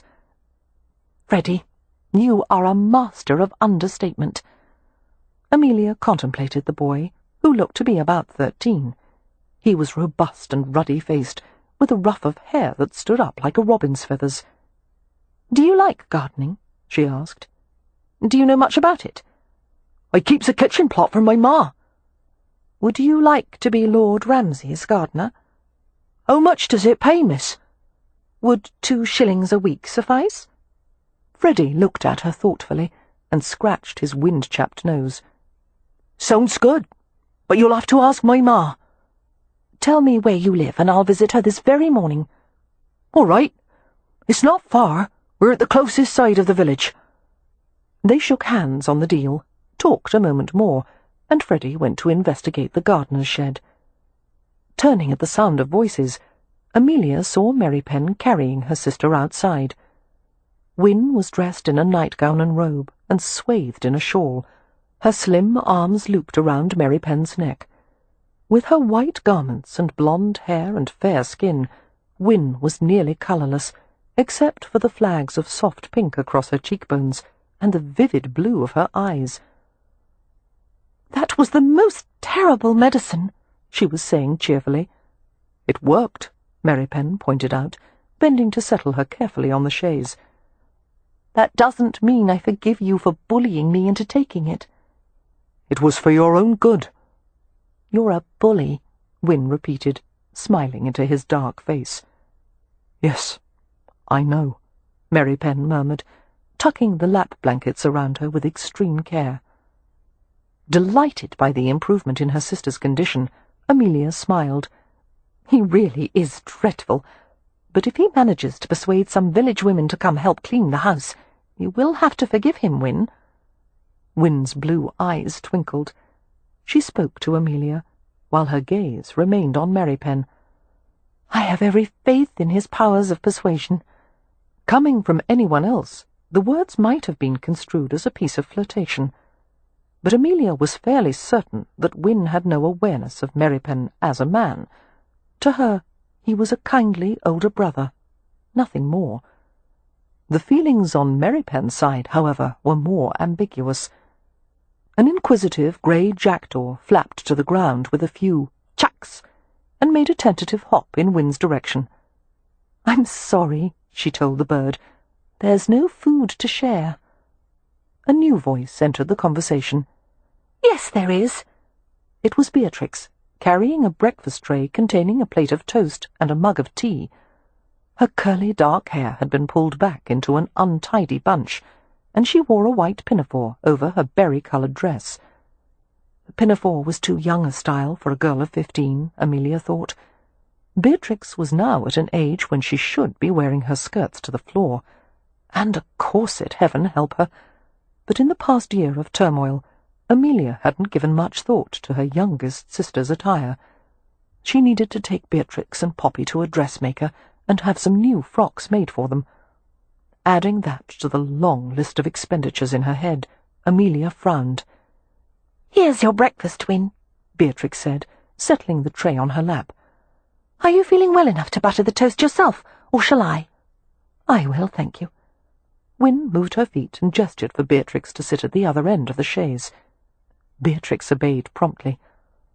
"I'm going to read to you while you sit out here," she informed Wynne, reaching into one of the huge pockets of her pinafore. She withdrew a little book and dangled it tantalizingly.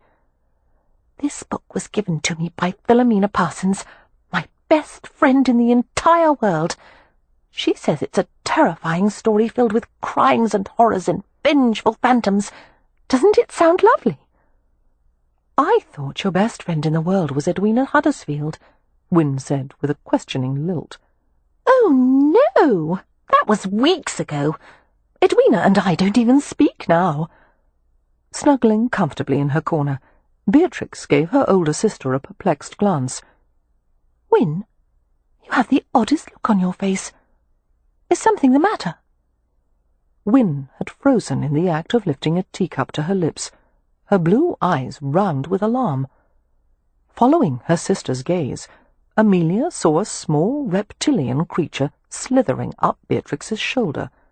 A sharp cry escaped her lips, and she moved forward with her hands raised. Beatrix glanced at her shoulder. "Oh, dear! You're supposed to stay in my pocket." She plucked the wriggling object from her shoulder and stroked him gently. "A spotted sand lizard," she said. "Isn't he adorable? I found him in my room last night." Amelia lowered her hands and stared dumbly at her youngest sister. "You've made a pet of him?" Wynne asked weakly. "Beatrix, dear, don't you think he would be happier in the forest where he belongs?" Beatrix looked indignant. "With all those predators? Spot wouldn't last a minute." Amelia found her voice. "He won't last a minute with me either. Get rid of him, Bee, or I'm going to flatten him with the nearest heavy object I can find." "You would murder my pet?" "One doesn't murder lizards, Bee. One exterminates them." Exasperated, Amelia turned to Merrypen. "Find some cleaning women in the village, Merrypen. God knows how many other unwanted creatures are lurking in the house, not counting Leo." Merrypen disappeared at once. "Spot is the perfect pet," Beatrix argued. "He doesn't bite, and he's already house-trained." "I draw the line at pets with scales." Beatrix stared at her mutinously. "The sand lizard is a native species of Hampshire, which means Spot has more right to be here than we do." "Nevertheless, we will not be cohabiting." Walking away before she said something she would regret later, Amelia wondered why, when there was so much to be done, Beatrix would be so troublesome. But a smile rose to her lips as she reflected that 15-year-old girls didn't choose to be troublesome. They simply were. Lifting handfuls of her skirts to pull them away from her legs, Amelia bounded up the grand central staircase. Since they would not be receiving guests or paying calls, she had decided not to wear a corset that day. It was a wonderful feeling to breathe as deeply as she wished and move freely about the house. Filled with determination, she pounded on Leo's door. "Wake up, slugabed!" A string of foul words filtered through the heavy oak panels. Grinning, Amelia went into Poppy's room. She pulled the curtains open, releasing clouds of dust that caused her to sneeze. "Poppy, it's... time to get out of bed." The covers had been completely drawn over Poppy's head. "Oh, not yet," came her muffled protest. Sitting on the edge of the mattress, Amelia eased the covers away from her 19-year-old sister. Poppy was groggy and sleep-flushed, her cheek imprinted with a line left by a fold of the bedclothes. Her brown hair, a warmer, ruddier tint than Amelia's, was a wild mass of tangles. "I hate morning," Poppy mumbled, "and I'm sure I don't like being awakened by someone who looks so bloody pleased about it." "I'm so sorry." Continuing to smile, Amelia stroked her sister's hair away from her face repeatedly. Poppy kept her eyes closed. "That's the way Mamma used to smooth my hair. Feels nice." "Does it?" Amelia laid her hand gently over the curve of Poppy's skull. "Dear, I'm going to walk to the village, to ask Freddie's mother if we can hire him as our gardener." She went to Poppy's valise in the corner and picked up the bonnet poised atop it. "May I borrow this? Mine still hasn't been repaired." "Of course, but you're going right now." "I won't be long. I'll cover the territory quickly." "Would you like me to go with you?" "Thank you, dear, but no. Dress yourself and have some breakfast, and keep a close watch on Wynne. She's in Beatrix's care at the moment." "Oh." Poppy's eyes widened. "I'll hurry." Chapter 5. It was a pleasantly cool, nearly cloudless day, the southern climate far milder than London. Amelia walked briskly through a fruit orchard beyond the garden. The tree branches were weighted with large green apples. Some of the fallen fruit had been half-eaten by deer and other animals and left to ferment and spoil. Pausing to tug an apple from a low-hanging branch, Amelia polished it on her sleeve and took a bite. The flavour was intensely acidic. A honeybee buzzed close by, and Amelia jerked back in alarm. She had always been terrified of bees.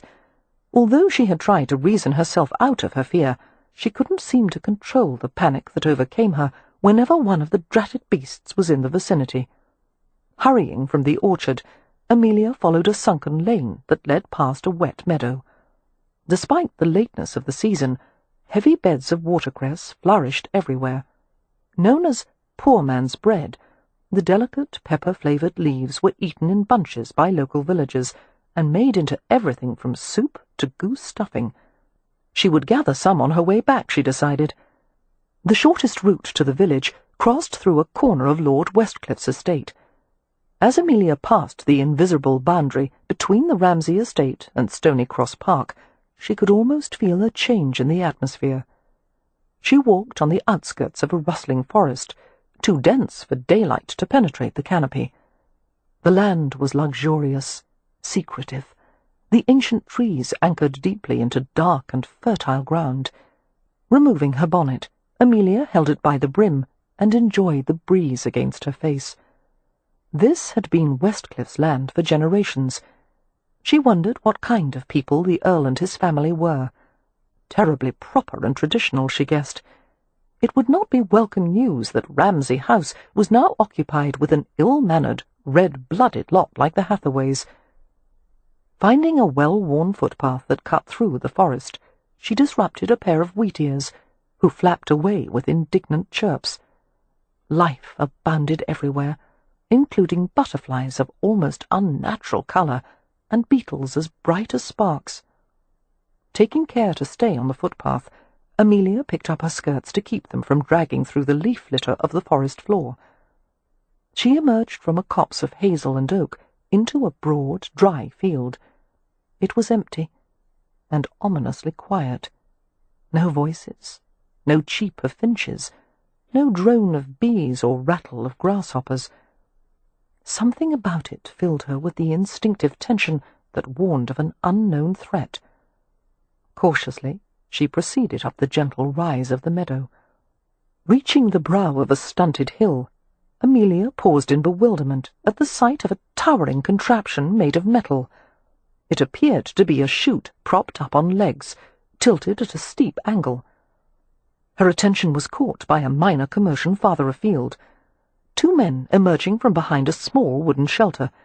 They were shouting and waving their arms at her.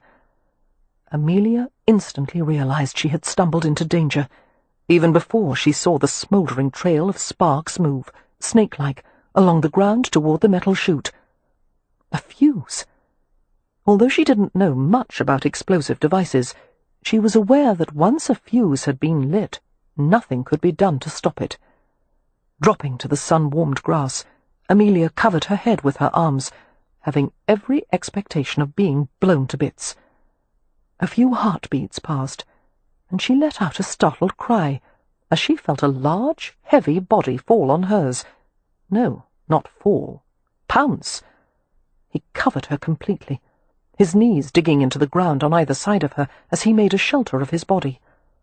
At the same moment, a deafening explosion pierced the air, and there was a violent whoosh over their heads, and a shock went through the ground beneath them. Too stunned to move, Amelia tried to gather her wits. Her ears were filled with a high-pitched buzz. Her companion remained motionless over her, breathing heavily in her hair. The air was sharp with smoke, but even so, Amelia was aware of a pleasant, masculine scent, skin salt and soap, and an intimate spice she couldn't quite identify. The noise in her ears faded.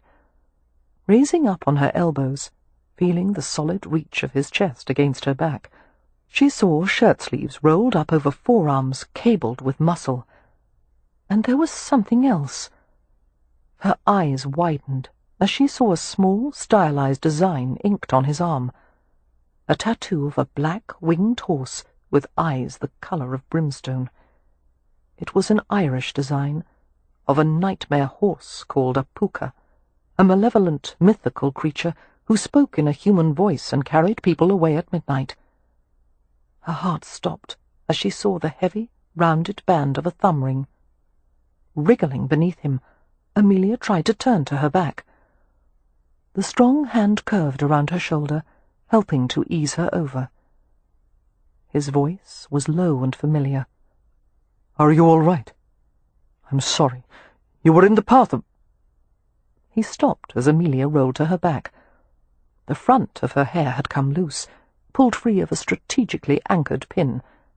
The lock fanned over her face, obscuring her vision.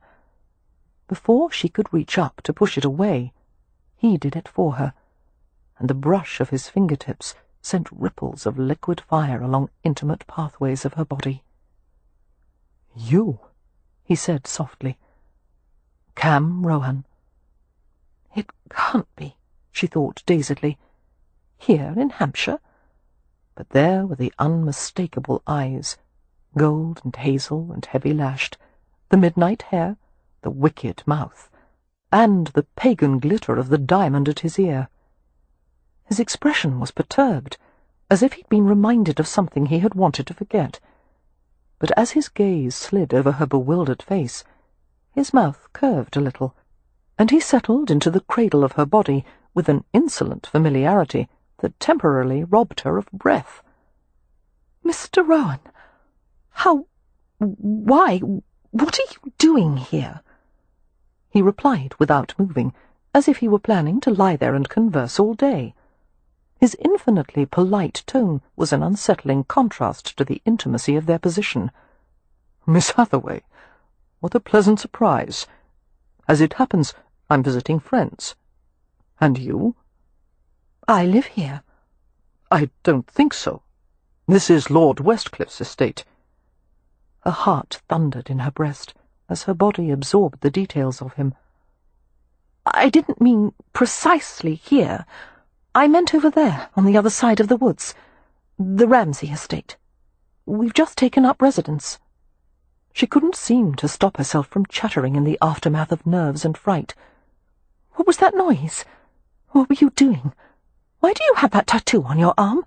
It's a puka, an Irish creature, isn't it?" That last question earned her an arrested stare. Before Rowan could reply, the other two men approached. From her prone position, Amelia had an upside-down view of them. Like Rowan, they were in their shirt-sleeves, with waistcoats left unbuttoned. One of them was a portly old gentleman with a shock of silver hair. He held a small wooden metal sextant, which had been strung around his neck on a lanyard. The other, black-haired man looked to be in his late 30s. He wasn't as tall as Rowan, but he had an air of authority tempered with aristocratic arrogance. Amelia made a helpless movement, and Rowan lifted away from her with fluid ease. He helped her stand, his arm steadying her. "How far did it go?" he asked the men. "Devil take the rocket," came a gravelly-voiced reply. "What is the woman's condition?" "Unharmed." The silver-haired gentleman remarked, "Impressive, Rowan. You covered a distance of 50 yards in no more than 5 or 6 seconds." "I would hardly miss a chance to leap on a beautiful woman," Rowan said, causing the older man to chuckle. Rowan's hand remained at the small of Amelia's back, the light pressure causing her blood to simmer. Easing away from his distracting touch, Amelia raised her hands to the dangling front locks of her hair, tucking them behind her ears. "Why are you shooting rockets? And more to the point, why are you shooting them at my property?" The stranger nearby gave her a sharp, assessing glance. "Your property?" Rowan interceded. "Lord Westcliff, this is Miss Amelia Hathaway, Lord Ramsay's sister." Frowning, Westcliff executed a precise bow. "Miss Hathaway, I was not informed about your arrival. Had I been aware of your presence, I would have notified you about our rocket experiments, as I have everyone else in the vicinity." It was clear that Westcliff was a man who expected to be informed about everything. He looked annoyed that the new neighbours had dared to move into their own residence without telling him first. "We arrived only yesterday, my lord," Amelia replied. "I had intended to call on you after we settled in." Under ordinary circumstances, she would have left it at that. But she was still off balance, and there was no stopping the flow of comments from her own mouth.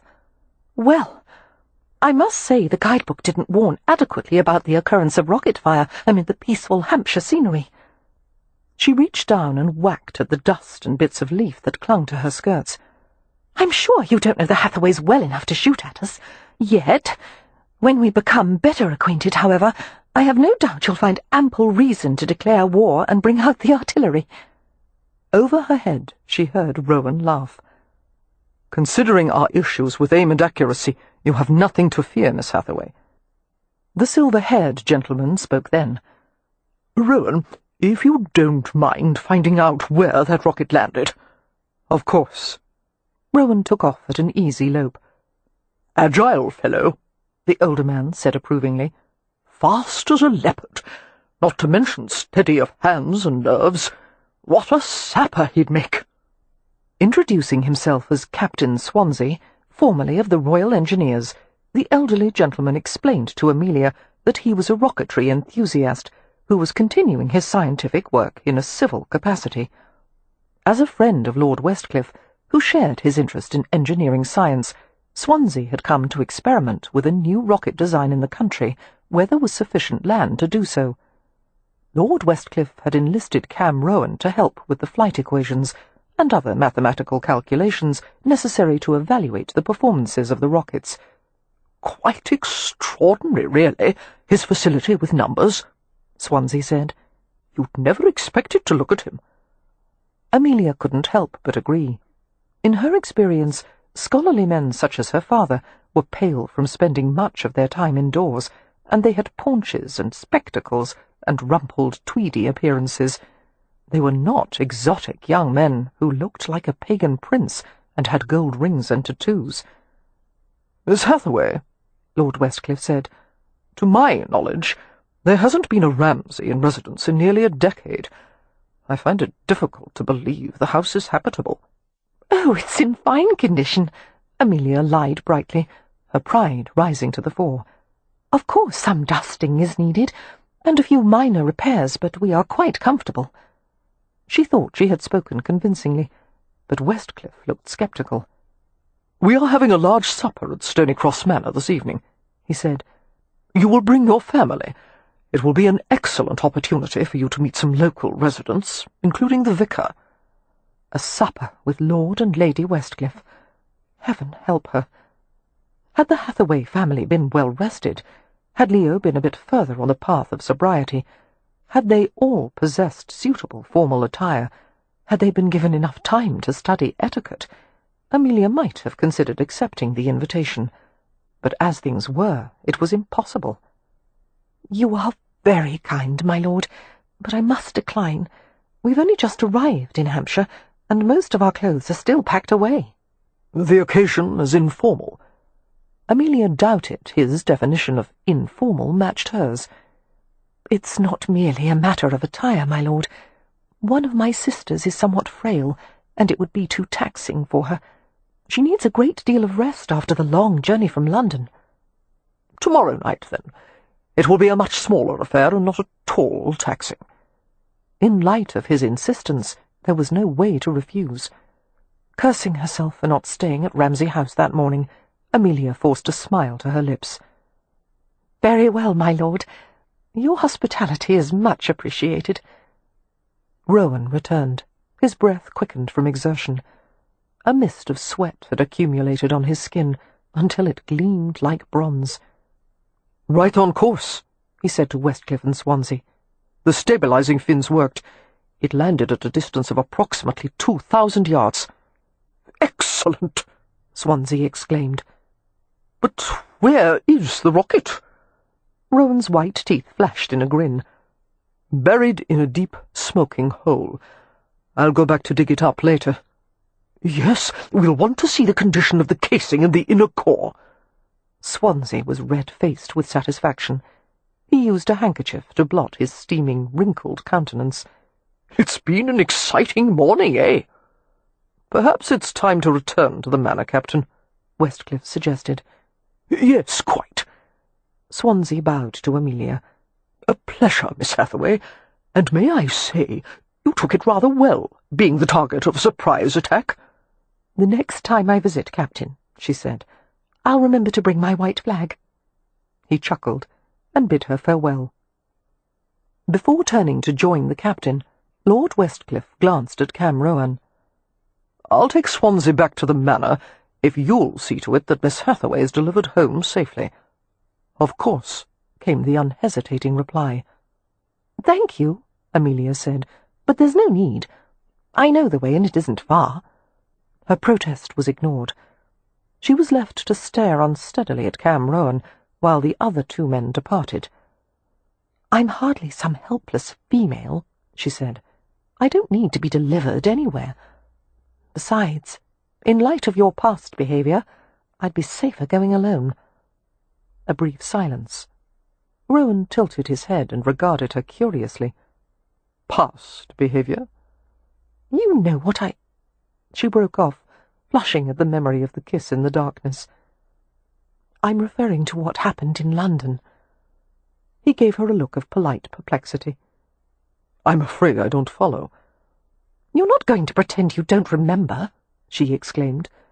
Perhaps he had kissed so many legions of women he couldn't possibly recollect them all.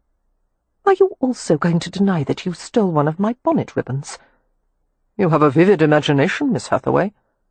His tone was bland, but there was a flare of provoking laughter in his eyes.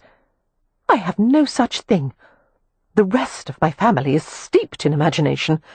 I'm the one who clings desperately to reality." She turned and began to walk at a brisk pace. "I'm going home. There's no need for you to accompany me." Ignoring her, Rohan fell easily into step beside her, his relaxed stride accounting for every two of hers. He let her set their pace. In the openness of their surroundings, he seemed even larger than she had remembered. "When you saw my arm," he murmured, "the tattoo, how did you know it was a puka?" Amelia took her time about replying. As they walked, the shadows of nearby branches crossed their faces.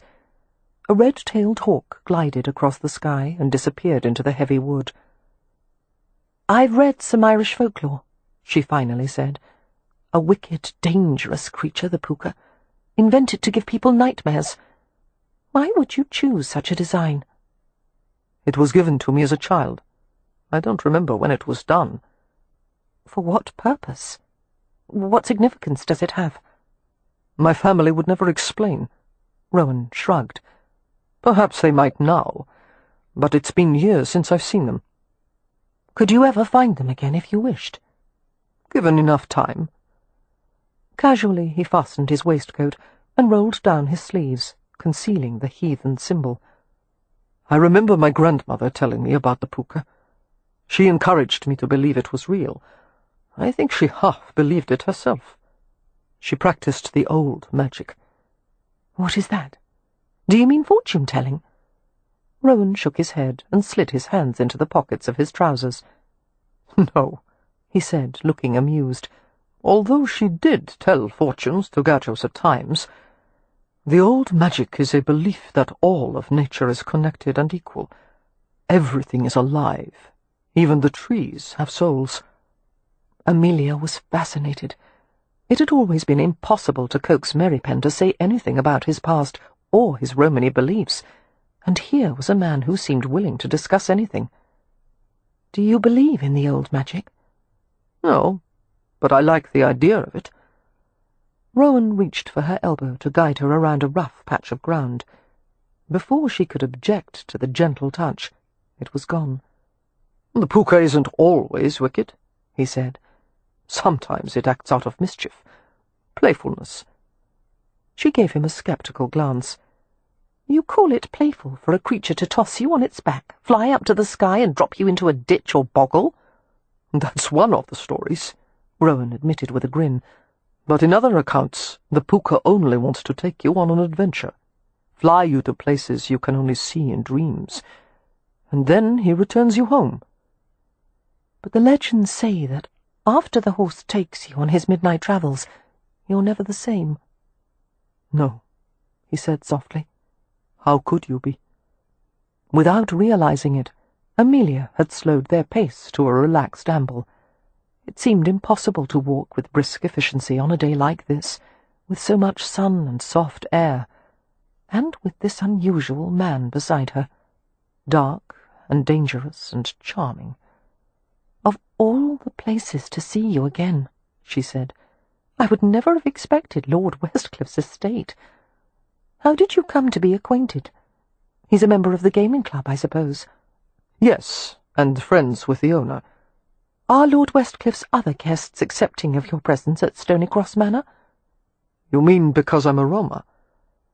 A sly smile touched his lips. I'm afraid they have no choice but to be polite. First, out of respect for the Earl, and then there's the fact that most of them are obliged to come to me for credit at the club, which means I have access to their private financial information.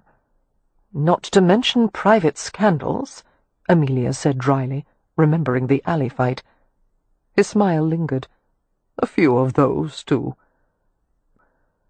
Nevertheless, you must feel like an outsider at times. Always, he said in a matter-of-fact tone. I'm an outsider to my people as well. You see, I'm a half-breed. Poshram, they call it. Born of a gypsy mother and an Irish Gadjo father. And since the family's lineage goes through the father, I'm not even considered Roma. It's the worst violation of the code for one of our women to marry a Gadjo. Is that why you don't live with your tribe? One of the reasons. Amelia wondered what it must be like for him, caught between two cultures, belonging to neither. No hope of ever being fully accepted. And yet there was no trace of self-pity in his tone. The Hathaways are outsiders as well, she said. It's obvious we're not suited to a position in polite society. None of us have the education or breeding to carry it off. Supper at Stony Cross Manor should be a spectacle. I'm sure it will end with us being tossed out on our ears. You may be surprised. Lord and Lady Westcliff don't usually stand on formality, and their table includes a great variety of guests. Amelia was not reassured.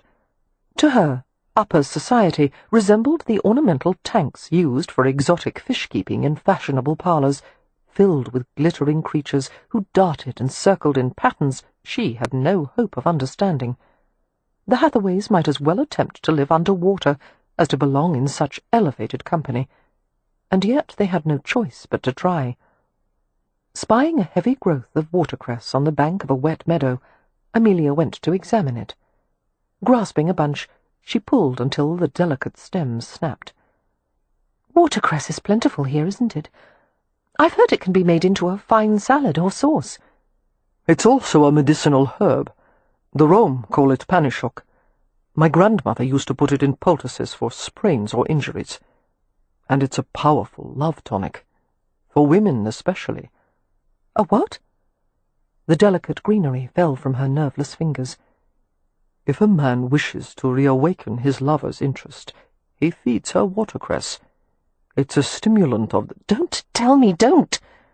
Rowan laughed, a mocking gleam in his eyes. Giving him a warning glance, Amelia brushed a few stray watercress leaves from her palms and continued on her way. Her companion followed readily. "Tell me about your family," he coaxed. "How many of there are you?" 5 in all.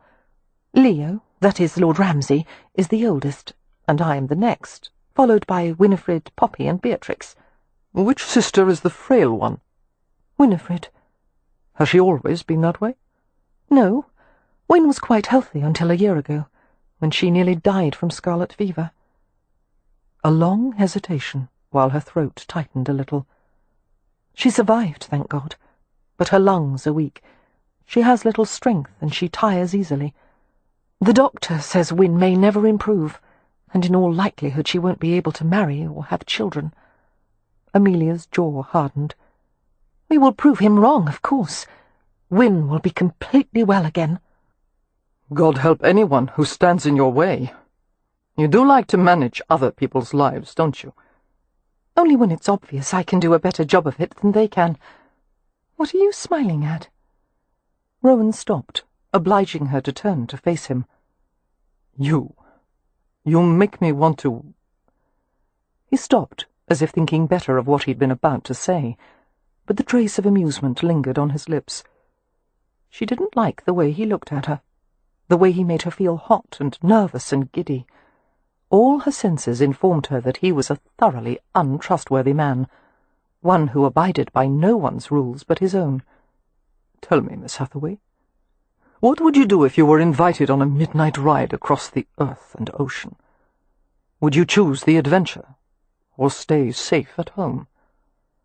She couldn't seem to tear her gaze from his. The topaz eyes were lit by a glint of playfulness, not the innocent mischief of a boy, but something far more dangerous. She could almost believe he might actually change form and appear beneath her window one night and carry her away on midnight wings. "Home, of course," she managed in a sensible tone. "I don't want adventure." "I think you do. I think in a moment of weakness you might surprise yourself." "I don't have moments of weakness. Not that kind, at any rate." His laughter curled around her like a drift of smoke. "You will." Amelia didn't dare ask why he was so certain of that. Perplexed, she lowered her gaze to the top button of his waistcoat. Was he flirting with her? No. It must be that he was mocking her, trying to make her look foolish. And if there was one thing she feared in life more than bees, it was appearing foolish. Gathering her dignity, which had scattered like bits of dandelion fluff in a high wind, she frowned up at him. "We're nearly at Ramsay House." She indicated the outline of a roof rising from the forest. "I would prefer to go the last part of the distance alone. You may tell the Earl that I was safely delivered. Good day, Mr. Rohan." He gave her a nod, took her in with one of those bright, disarming glances, and stayed to watch her progress as she walked away. With each step Amelia put between them, she should have felt safer, but the sense of disquiet remained. And then she heard him murmur something, his voice shadowed with amusement, and it sounded as if he had said, "Some midnight." Chapter 6. The news that they were to have supper at the home of Lord and Lady Westcliff was received with a variety of reactions from the Hathaways. Poppy and Beatrix were pleased and excited, whereas Wynne, who was still trying to regain her strength after the journey to Hampshire, was merely resigned. Leo was looking forward to a lengthy repast, accompanied by fine wine. Mary Penn, on the other hand, flatly refused to go. "You are part of the family," Amelia told him, watching as he secured loose panelling boards in one of the common rooms. Mary Penn's grip on a carpenter's hammer was deft and sure, as he expertly sank a handmade nail into the edge of a board.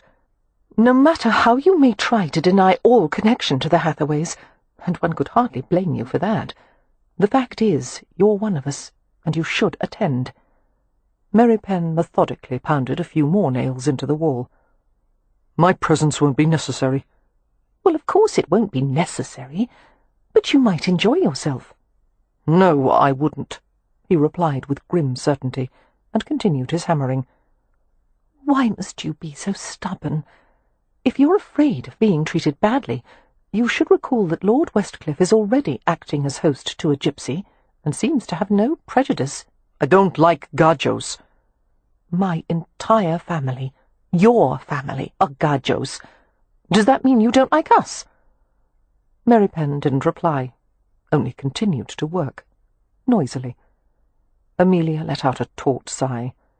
"Mary Penn, you're a dreadful snob, and if the evening turns out to be terrible, it's your obligation to endure it with us." Mary Penn reached for another handful of nails. "That was a good try," he said, "but I'm not going." The primitive plumbing at Ramsay House, its poor lighting, and the dinginess of the few looking-glasses available made it difficult to prepare for the visit to Stony Cross Manor. After laboriously heating water in the kitchen, the Hathaways hauled buckets up and down the stairs for their own baths. Everyone except Wynne, of course, who was resting in her room to preserve her strength. Amelia sat with unusual submissiveness as Poppy styled her hair, pulling it back, making thick braids, then pinning it into a heavy chignon that covered the back of her head. "There," Poppy said with pleasure. "At least you're fashionable from the ears upward." Like the other Hathaway sisters, Amelia was dressed in a serviceable bombazine gown of twilled blue silk and worsted. Its design was plain, with a moderately full skirt, the sleeves long and tightly fitted. Poppy's gown was a similar style, only in red. She was an uncommonly pretty girl, her fine features lit with vivacity and intelligence. If a girl's social popularity were based on merit rather than fortune, Poppy would have been the toast of London. Instead, she was living in the country in a rattle-trap house, wearing old clothes, hauling water and coal like a maidservant, and she had never once complained.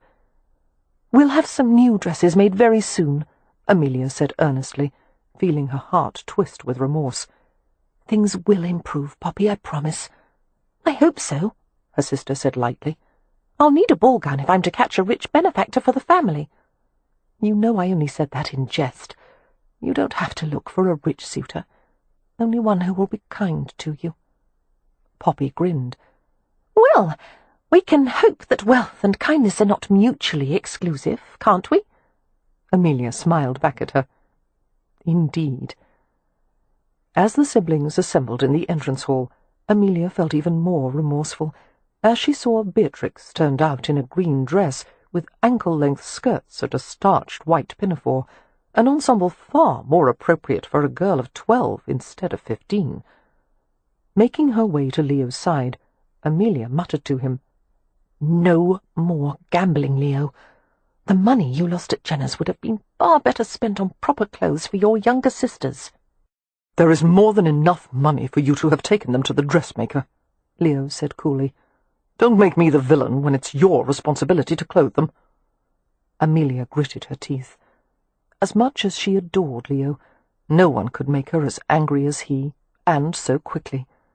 She longed to administer some heavy clout on the head that might restore his wits.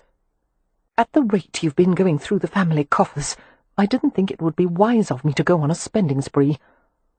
The other Hathaways watched, wide-eyed, as the conversation exploded into a full-on argument. "You may choose to live like a miser," Leo said, "but I'll be damned if I have to. You're incapable of enjoying the moment because you're always intent on tomorrow. Well, for some people, tomorrow never comes." Her temper flared. "Someone has to think of tomorrow, you selfish spendthrift."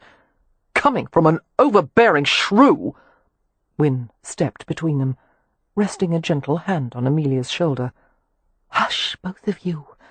It serves no purpose to make yourselves cross just before we are to leave." She gave Amelia a sweet quirk of a smile that no one on earth could have resisted. "Don't frown like that, dear. What if your face stayed that way?" "With prolonged exposure to Leo," Amelia replied, "it undoubtedly would."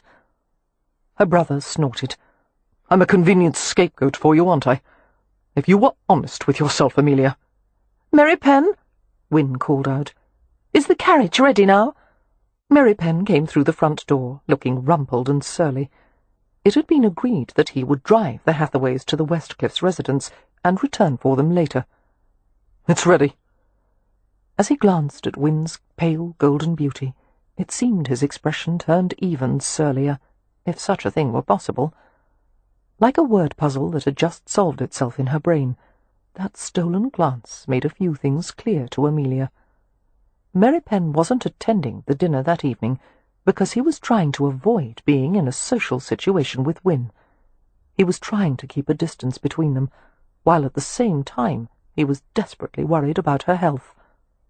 It troubled Amelia, the notion that Mary Penn, who never displayed strong feelings about anything, might be entertaining some secret and powerful longing for her sister. Wynne was too delicate, too refined, too much his opposite in every way, and Mary Penn knew that. Feeling sympathetic and maudlin, and rather worried herself, Amelia climbed into the carriage after her sisters. The occupants of the vehicle were silent as they proceeded along the oak-lined drive to Stony Cross Manor. None of them had ever seen grounds so richly tended or imposing. Every leaf on every tree seemed to have been affixed with careful forethought. Surrounded by gardens and orchards that flowed into dense woods, the house sprawled over the land like a drowsing giant. 4 lofty corner towers denoted the original dimensions of the European-styled fortress, but many additions had given it a pleasing asymmetry. With time and weathering, The house's honey-coloured stone had mellowed gracefully, its outlines dressed with tall, perfectly trimmed hedges. The residence was fronted by a massive courtyard, a distinctive feature, and sided by stables and a residential wing. Instead of the usual understated design of stables, these were fronted by wide stone arches. Stony Cross Manor was a place fit for royalty, and from what they knew of Lord Westcliff, his bloodlines were even more distinguished than the Queen's. As the carriage stopped before the porticoed entrance, Amelia wished the evening were already over. In these stately surroundings, the Hathaways' faults would be magnified. They would appear no better than a group of vagabonds. She glanced over her siblings. Wyn had donned her usual mask of irreproachable serenity, and Leo looked calm and slightly bored, an expression he must have learned from his recent acquaintances at Jenner's. The younger girls were filled with a bright exuberance that drew a smile from Amelia. They, at least, would have a good time, and heaven knew they deserved it. Merrypen helped the sisters from the carriage, and Leo emerged last. As he stepped to the ground, Merrypen checked him with a brief murmur, an admonition to keep a close watch on Wyn. Leo shot him a vehement glance. Enduring Amelia's criticism was bad enough. He wouldn't tolerate it from Merrypen. "If you're so bloody concerned about her," Leo muttered, "then you go inside and play nanny." Merrypen's eyes narrowed, but he didn't reply. The relationship between the two men had never been what one could describe as brotherly, but they had always maintained a cool cordiality that suited them both. Merrypen had never tried to assume the role of second son, in spite of the Hathaway parents' obvious fondness for him, and in any situation which might have lent itself to a competition between the two boys, Merrypen had always drawn back. Leo, for his part, had been reasonably pleasant to Merrypen, and had even deferred to Merrypen's opinions when he had judged them better than his own. When Leo had fallen ill with scarlet fever, Merrypen had helped care for him, with a mixture of patience and kindness that had surpassed even Amelia's. Later she had told Leo that he owed Merrypen his life. Instead of being grateful, however, Leo seemed to hold it against Merrypen. "Please, please, don't be an ass, Leo," Amelia longed to beg, but she held her tongue and went with her sisters to the brightly lit entrance of Stony Cross Manor. A pair of massive double doors opened into a cavernous hall hung with priceless tapestries. A grand stone and marble staircase curved up to the lofty second-floor gallery. Even the most distant corners of the hall, and the entrances of several passages leading away from the great room, were lit by a massive crystal chandelier. If the outside grounds had been well tended, the interior of the manor was nothing short of immaculate, everything swept and sparkling and polished. There was nothing of newness in their surroundings, no sharp edges or modern touches to disrupt the atmosphere of easeful splendour. It was, Amelia thought bleakly, exactly the way Ramsay House should look. Servants came to take hats and gloves, while an elderly housekeeper welcomed the new arrivals. Amelia's attention was immediately drawn to the sight of Lord and Lady Westcliff, who were crossing the hall toward them. Clad in precisely tailored evening clothes, Lord Westcliff moved with the physical confidence of a seasoned sportsman. His expression was reserved, his austere features striking rather than handsome. Everything about his appearance indicated he was a man who demanded a great deal of others, and even more of himself. There was no doubt that someone as powerful as Westcliff should have chosen the perfect English bride, a woman whose icy sophistication had been instilled in her since birth. It was with surprise, then, that Amelia heard Lady Westcliff speak in a distinctly American voice, the words tumbling out as if she couldn't be bothered to think everything over before speaking. "You can't know how often I've wished for new neighbours. Things can get a bit dull in Hampshire. You Hathaways will do nicely." She surprised Leo by reaching out and shaking hands in the way men did. "Lord Ramsay, a pleasure." "Your servant, my lady." Leo didn't seem to quite know what to make of this singular woman. Amelia reacted automatically, as she was accorded a similar handshake. Returning the firm pressure of Lady Westcliffe's hand, she stared into tip-tilted eyes the colour of gingerbread. Lillian, Lady Westcliff, was a tall, slender young woman with gleaming sable hair, fine features, and a raffish grin. Unlike her husband, she radiated a casual friendliness that instantly put one at ease. "You are Amelia, the one they fired upon yesterday?" "Yes, my lady. I'm so glad the Earl didn't murder you. His aim is hardly ever off, you know."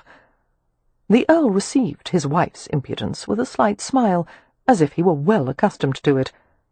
"I wasn't aiming at Miss Hathaway," he said calmly. "You might consider a less dangerous hobby," Lady Westcliff suggested. "Bird-watching, butterfly collecting, something a bit more dignified than setting off explosions." Amelia expected the Earl to frown at this irreverence, but he only looked amused, and as his wife's attention moved to the rest of the Hathaways, he stared at her with covert fascination. Clearly there was a powerful attraction between the two. Amelia introduced her sisters to the unconventional Countess. Thankfully, they all remembered to curtsy, and they managed polite responses to her forthright questions, such as, did they like to ride? Did they enjoy dancing? Had they tried any of the local cheeses yet? And did they share her dislike of slimy English fare, such as eels and jellied hog loaf? Laughing at the droll face the Countess had made, the Hathaway sisters went with her to the receiving room, where approximately 24 guests had gathered in anticipation of going into supper. "I like her," she heard Poppy whisper to Beatrix as the two of them walked behind her.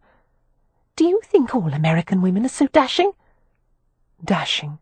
Yes, that was an appropriate word for Lady Westcliff. "Miss Hathaway," the Countess said to Amelia in a tone of friendly concern, "the Earl says Ramsay House has been unoccupied for so long, it must be a shambles." Mildly startled by the woman's directness, Amelia shook her head firmly. "Oh, no, shambles is too strong a word. All the place wants is a good, thorough cleaning, and a few small repairs, and—" She paused uncomfortably. Lady Westcliff's gaze was frank and sympathetic. "That bad, is it?" Amelia hitched her shoulders in a slight shrug. "There's a great deal of work to be done at Ramsay House," she admitted, "but I'm not afraid of work. If you need assistance or advice, Westcliff has infinite resources at his disposal. He can tell you where to find—" "You are very kind, my lady," Amelia said hastily, "but there is no need for your involvement in our domestic affairs." The last thing she wanted was for the Hathaways to appear as a family of cheapjacks and beggars. "You may not be able to avoid our involvement," Lady Westcliff said with a grin. "You're in Westcliff's sphere now, which means you'll get advice whether or not you asked for it. And the worst part is he's almost always right." She sent a fond glance in her husband's direction. Westcliff was standing in a group at the side of the room. Becoming aware of his wife's gaze, Westcliff's head turned. Some voiceless message was delivered between them, and he responded with a quick, almost indiscernible wink. A chuckle rustled in Lady Westcliff's throat. She turned to Amelia. "We'll have been married 3 years come September," she said rather sheepishly. "I had supposed I would have stopped mooning over him by now, but I haven't." Mischief danced in her dark eyes. "Now, I'll introduce you to some of the other guests. Tell me whom you wish to meet first." Amelia's gaze had moved from the Earl to the group of men around him. A ripple of awareness went down her spine as her attention was caught by Cam Rohan. He was dressed in black and white, identical to the other gentleman's attire, but the civilized scheme only served to make him more exotic. With the dark silk of his hair curling over the starched white collar, the swarthiness of his complexion, the tiger eyes, he seemed completely out of place in these decorous surroundings. Catching sight of her, Rohan bowed, which she acknowledged with a stiff bow of her own. "You've already met Mr. Rohan, of course," Lady Westcliff commented, observing the exchange. "An interesting fellow, don't you think? Usually I find mysterious people somewhat annoying, but Mr. Rohan is charming and very nice, and only half civilized, which I rather like." Amelia tore her gaze from Rohan with effort, her heart thrumming erratically. Half civilized? Oh, you know all the rules the upper class has devised for so-called polite behaviour. Mr. Rohan can't be bothered with most of them. Lady Westcliff grinned. Neither can I, actually. How long have you known Mr. Rohan? Only since Lord St. Vincent took possession of the gambling club. Since then, Mr. Rohan has become a sort of protégé of both Westcliff's and St. Vincent's. She gave a quick laugh. Rather like having an angel on one shoulder and a devil on the other. Rohan seems to manage them both quite well. Why have they taken such an interest in him? He's an unusual man. I'm not certain anyone knows what to make of him. According to Westcliff, Rohan has an exceptional mind, but at the same time he is superstitious and unpredictable. Have you heard about his good luck curse? His what? It seems no matter what Rohan does, he can't help making money. A lot of money, even when he tries to lose it. He claims it's wrong for one person to own so much. It's the Romany way, Amelia murmured. They don't believe in owning things. Yes, well, being from New York, I don't altogether understand the concept, but there you have it. Against his will, Mr. Rohan has been given a percentage of the profits of the club, and no matter how many charitable donations or unsound investments he makes, he keeps getting massive windfalls. First, he bought an old racehorse with short legs, Little Dandy, who won the Grand National last April. Then there was the rubber debacle and... the what? It was a small failing rubber manufactory on the east side of London. Just as the company was about to go under, Mr. Rohan made a large investment in it. Everyone, including Lord Westcliff, told him not to, that he was a fool, and he would lose every cent. Which was his intention, Amelia said. Exactly. But to Rohan's dismay, the whole thing turned around. The company's director used his investment to acquire the patent rights for the vulcanization process, and they invented these little stretchy scraps of tubing called rubber bands.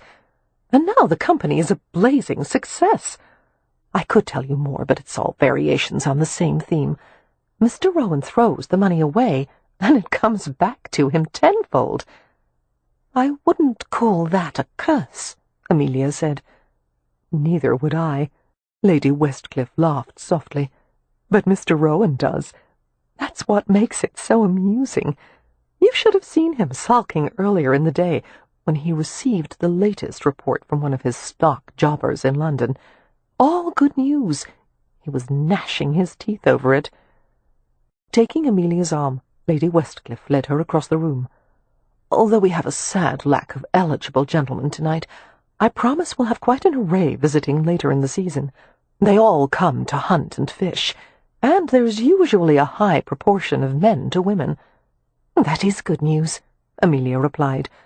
I have high hopes that my sisters will find suitable gentlemen to marry. Not missing the implication, Lady Westcliff asked, But you have no such hopes for yourself? No, I don't expect ever to marry. Why? I have a responsibility to my family. They need me. After a brief pause, Amelia added frankly, And the truth is, I should hate to submit to a husband's dictates. I used to feel the same way, but I must warn you, Miss Hathaway, life has a way of fouling up our plans. I speak from experience. Amelia smiled, unconvinced. It was a simple matter of priorities. She would devote all her time and energies to creating a home for her siblings, and seeing them all healthy and happily married. There would be nieces and nephews aplenty, and Ramsay House would be filled with the people she loved. No husband could offer her more. Chapter 7. Just before the Hathaways arrived, Captain Swansea, who had spent 4 years serving in India, had regaled some of the guests with an account of a tiger hunt in Vishnupur. The tiger had stalked the spotted deer, brought it down with a pounce, and clamped the back of its neck in its jaws. Women and even a few men had grimaced and exclaimed in horror as Swansea described how the tiger had proceeded to eat the chital while it was still alive. "The vicious beast!" one of the women had gasped. But as soon as Amelia Hathaway entered the room, Cam had found himself entirely in sympathy with the tiger. There was nothing he wanted more than to bite the tender back of her neck and drag her to some private place where he could feast on her for hours.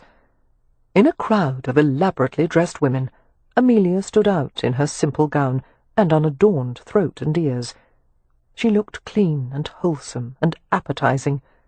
He wanted to be alone with her, outside in the open air, his hands free upon her body. Cam dragged his gaze from her, knowing better than to entertain such thoughts about a respectable young woman. Anticipating the long supper to come, the interminable courses, the mannered conversation, Cam sighed heavily. He had learned the social choreography of these situations, the rigid boundaries of propriety. At first he had even regarded it as a game, learning the ways of these privileged strangers, but he had grown tired of hovering at the edge of the gadji world. It had all started approximately 2 years earlier, when St. Vincent had thrown a bank passbook at him in the casual manner he might have used to toss a rounder's ball. "I've established an account for you at the London Banking House and Investment Society," St. Vincent had told him. "It's on Fleet Street. Your percentage of Jenna's profits will be deposited monthly. Manage them if you wish, or they'll be managed for you." "I don't want a percentage of the profits," Cam had said, thumbing through the passbook without interest. "My salary is fine." "Your salary wouldn't cover the annual cost of my boot-blacking." "It's more than enough, and I wouldn't know what to do with this." Cam had been appalled by the figures listed on the balance page. Scowling, he tossed the book to a nearby table. "Take it back." St. Vincent had looked amused and vaguely exasperated. "Damnation, man! Now that I own the place, I can't have it said that you're paid paupers' wages. Do you think I'll tolerate being called a skinflint?" "You've been called worse," Cam had pointed out. "I don't mind being called worse when I deserve it, which is often, I'm sure." St. Vincent had stared at him in a considering way, and with one of those damnable flashes of intuition you would never expect from the former profligate, he murmured, "It means nothing, you know. It doesn't make you any less of a Roma whether I pay you in pounds, whale's teeth, or wampum. I've compromised too much already. Since I first came to London, I've stayed under one roof. I've worn gadjo clothes. I've worked for a salary. But I draw the line at this." "I've just given you an investment account, Rohan," St. Vincent had said acidly. "Not a pile of manure. I would have preferred the manure. At least it would be good for something." "I'm afraid to ask, but curiosity compels me. What in God's name is manure good for?" "Fertilizer." "Ah, well then, let's approach it this way. Money is just another variety of fertilizer." St. Vincent had gestured to the discarded bank passbook. "Do something with it. Whatever pleases you. Although I would advise something other than composting it in sod." Cam had resolved to get rid of every cent by scattering it in a series of lunatic investments. That was when the good luck curse had befallen him. His growing fortune had begun to open doors that should never have been opened to him, especially now that upper society was being raided by men of industry. And, having walked through those doors, Cam was behaving in ways, thinking in ways that weren't usual for him. St. Vincent had been wrong. The money did make him less of a Romany. He had forgotten things, words, stories, the songs that had lulled him to sleep as a child. He could barely remember the taste of dumplings flavoured with almonds and boiled in milk, or Boronija stew spiced with vinegar and dandelion leaves. The faces of his family were a distant blur. He wasn't certain he would know them if he met them now, and that made him fear he was no longer Roma. When was the last time he had slept out under the sky?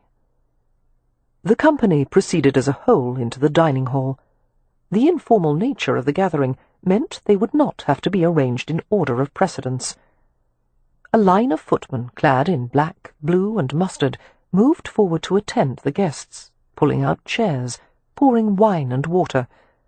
The long table was covered by an acre of pristine white linen. Each place-setting, bristling with silverware, was surmounted with a hierarchy of crystal glasses in assorted sizes.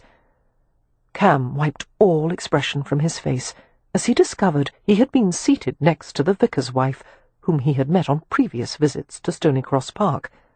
The woman was terrified of him. Whenever he looked at her, tried to talk to her, she cleared her throat incessantly. Her sputtery noises brought to mind a tea-kettle with an ill-fitting lid. No doubt the vicar's wife had heard one too many stories of gypsies stealing children, placing curses on people, and attacking helpless females in a frenzy of uncontrolled lust. Cam was tempted to inform the woman that, as a rule, he never kidnapped or pillaged before the second course, but he kept silent and tried to look as unthreatening as possible, while she shrank in her chair and made desperate conversation with the man at her left. Turning to his right, Cam found himself staring into Amelia Hathaway's amused blue eyes. They had been seated next to each other. Pleasure unfolded inside him. "If you're trying to look meek," she said, "it's not working." "I assure you, I'm harmless." She smiled at that. "No doubt it would suit you for everyone to think so." He relished her nearness, the light, powdered rose scent of her, the charming pitch of her voice. He wanted to touch the fine skin of her cheeks and throat. Instead, he held still and watched as she adjusted a linen napkin over her lap. A footman came to fill their wine-glasses. Cam noticed Amelia kept stealing glances at her siblings, like a mother hen with chicks gone astray. Even her brother, seated only 2 places away from the head of the table, was subjected to the same relentless concern. "At the first formal supper I attended in London," he told her, "I expected to come away hungry." "Why?" "Because I thought the little side plates were what the Gadges used for their main course, which meant I wasn't going to get much to eat." Amelia laughed. "You must have been relieved when the large plates were brought out." He shook his head. "I was too busy learning the rules of the table." "Such as?" "Leave no crumbs on the tablecloth, always drink your soup from the side of the spoon, and never offer someone food from your plate." "The Rome share food from each other's plates?" He stared at her steadily.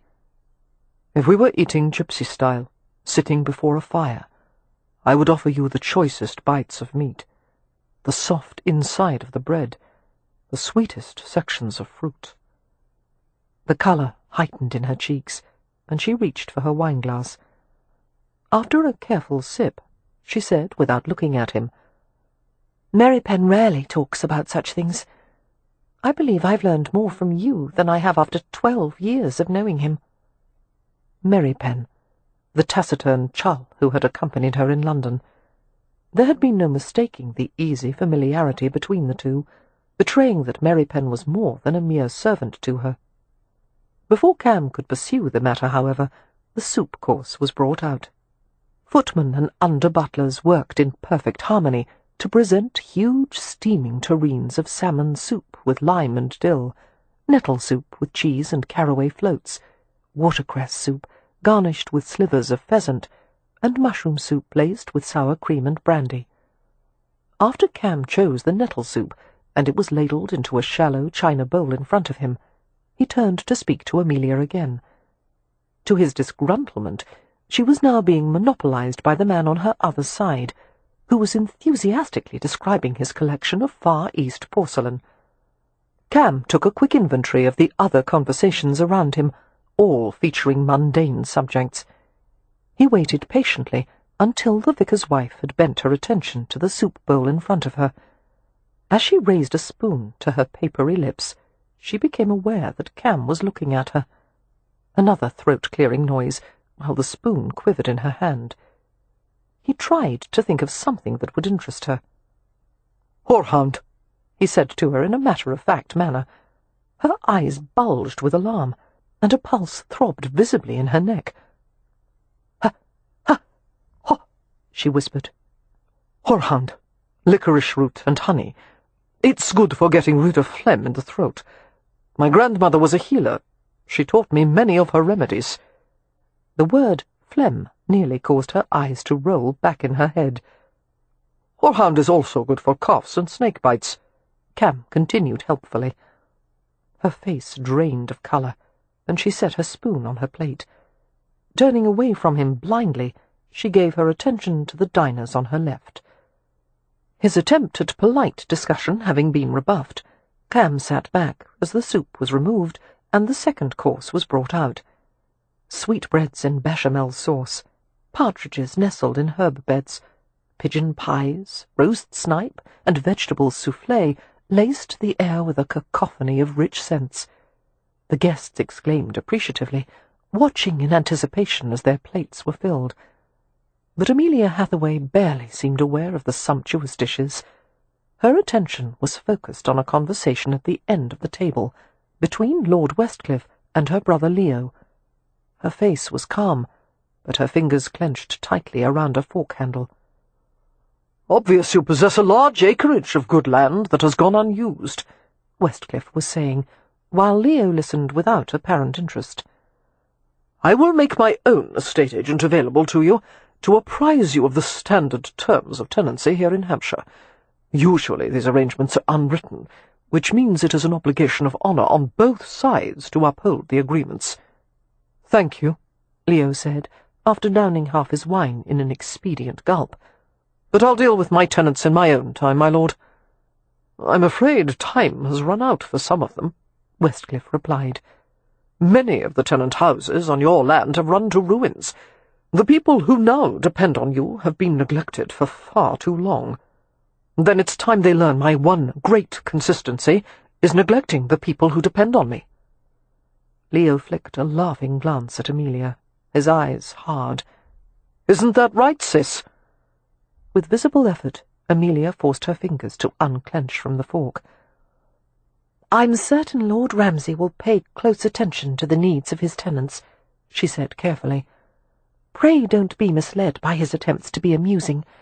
In fact, he has mentioned future plans to improve the tenant leaseholds and study modern agricultural methods." "If I study anything," Leo drawled, "it will be the bottom of a good bottle of port. The Ramsay tenants have proven their ability to thrive on neglect. They clearly don't need my involvement." A few guests tensed apprehensively at Leo's insouciant speech, while others gave a few forced chuckles. Tension thickened the air. If Leo was deliberately trying to make an enemy of Westcliff, he couldn't have chosen a better way of doing it. Westcliff had a deep concern for those less fortunate than himself, and an active dislike for self-indulgent noblemen who failed to live up to their responsibilities. "Drat!" Cam heard Lillian mutter beneath her breath, as her husband's brows lowered over cold, dark eyes. But just as Westcliff parted his lips to deliver a withering speech to the insolent young Viscount, one of the female guests gave an ear-splitting shriek. Two other ladies jumped up from their chairs, along with several of the gentlemen, all of them staring in white-eyed horror at the centre of the table. All conversation had stopped. Following the guests' collective gazes, Cam saw something. A lizard, wriggling and slithering its way past sauce-boats and salt-cellars. Without hesitation, he reached out and captured the small creature, cupping it in closed hands. The lizard squirmed furiously in the space between his closed palms. "I've got it," he said mildly. The vicar's wife half fainted, slumping back in her chair with a low moan. "Don't hurt him!" Beatrix Hathaway called out anxiously. "He's a family pet!" The assembled guests glanced from Cam's closed hands to the Hathaway girl's apologetic face. "A pet? What a relief!" Lady Westcliff said calmly, staring down the length of the table at her husband's blank countenance. "I thought it was some new English delicacy we were serving." A swift wash of colour darkened Westcliff's face, and he looked away from her with fierce concentration. To anyone who knew him well, It was obvious he was struggling not to laugh. "You brought Spot to supper?" Amelia asked her youngest sister in disbelief. "Bee, I told you to get rid of him yesterday." "I tried to," came Beatrix's contrite reply. "But after I left him in the woods, he followed me home." "Bee," Amelia said sternly, "reptiles do not follow people home." "Spot is no ordinary lizard. We'll discuss it outside." Amelia rose from her chair, obliging the gentlemen to hoist themselves courteously out of their seats. She threw Westcliff an apologetic glance. "I beg your pardon, my lord. If you will excuse us." The Earl gave her a decisive nod. "I'll come with you," Cam offered, still holding the squirming reptile, and he accompanied the Hathaway sisters from the room. Chapter 8. Cam led them away from the dining hall, through a pair of French doors that opened to a conservatory. The outdoor room was sparsely furnished, with cane-back chairs and a settee. White columns around the edge of the conservatory were interspersed with lush hanging plants. Clouds sulked across the humid sky, while torchlight sent a brisk dance of light across the ground. As soon as the doors were closed, Amelia went to her sister with her hands raised. At first, Cam thought she intended to shake her, but instead, Amelia pulled Beatrix close, her shoulders trembling. She could barely breathe for laughing. "Bee, you did it on purpose, didn't you? I couldn't believe my eyes. That blasted lizard running along the table." "I had to do something," the girl explained in a muffled voice. "Leo was behaving badly. I didn't understand what he was saying, but I saw Lord Westcliff's face." "Oh!" Amelia choked with giggles. "Poor Westcliff! One moment he's defending the local population from Leo's tyranny, and then Spot comes slithering past the bread plates." "Where is Spot?" Twisting away from her sister, Beatrix approached Cam, who deposited the lizard in her outstretched palms. "Thank you, Mr. Rohan. You have very quick hands." "So I've been told." He smiled at her. "The lizard is a lucky animal. Some people say it promotes prophetic dreaming." "Really?" Beatrix stared at him in fascination. "Come to think of it, I have been dreaming more often lately." "My sister needs no encouragement in that regard," Amelia said. She gave Beatrix a meaningful look. "It's time to say farewell to Spot, dear." "Yes, I know." Beatrix heaved a sigh and peered inside the loose cage of her fingers at her erstwhile pet. "I'll let him go now. I think Spot would rather live here than at the Ramsay estate." "Who wouldn't? Go find a nice place for him, Bee. I'll wait for you here." As her sister scampered off, Amelia turned and gazed at the dim verge of the house, its outline melding into an ironstone wall set along the bluff overlooking the river. "What are you doing?" Cam asked, approaching her. "I'm taking a good last look at Stony Cross Manor, since this is the last time I'll ever see it." He smiled. "I doubt that. The Westcliffs have welcomed back guests who have done far worse. Worse than setting wild creatures loose at the supper table. Dear heaven, they must be desperate for company. They have a great tolerance for eccentricity." He paused before adding, "What they don't take well, I'm afraid, is callousness." The reference to her brother caused a delicate play of emotions on her face, chagrin chased by worry. Leo was never callous before. She wrapped her arms tightly across her chest, as if she wanted to tie herself into a self-protective bundle. "It's only been in the past year that he's become so intolerable. He's not himself." "Because he inherited the title?" "No, that has nothing to do with it. It's because—" Looking away from him, she swallowed hard. He heard a nervous tapping from a foot half concealed beneath her skirts. "Leo lost someone," she finally said. "The fever struck many people in the village, including a girl he was betrothed to her. Laura." The name seemed to stick in her throat. She was my best friend, and Wynn's too. A beautiful girl. She liked to draw and paint. She had a laugh that would make you laugh too, just to hear it. Amelia was silent for a moment, lost in her memories. Laura was one of the first to fall ill, she said. Leo stayed with her every possible moment. No one expected her to die, but it happened so quickly. After 3 days she was so feverish and weak you could barely feel her pulse. Finally, she lost consciousness and died a few hours later in Leo's arms. He came home and collapsed, and we realized he had caught the fever. And then Wynne had it too. But the rest of you didn't. Amelia shook her head.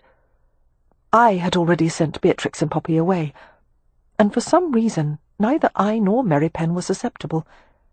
He helped me nurse them both through it. Without his help they would both have died. Mary Penn made a syrup with some kind of toxic plant.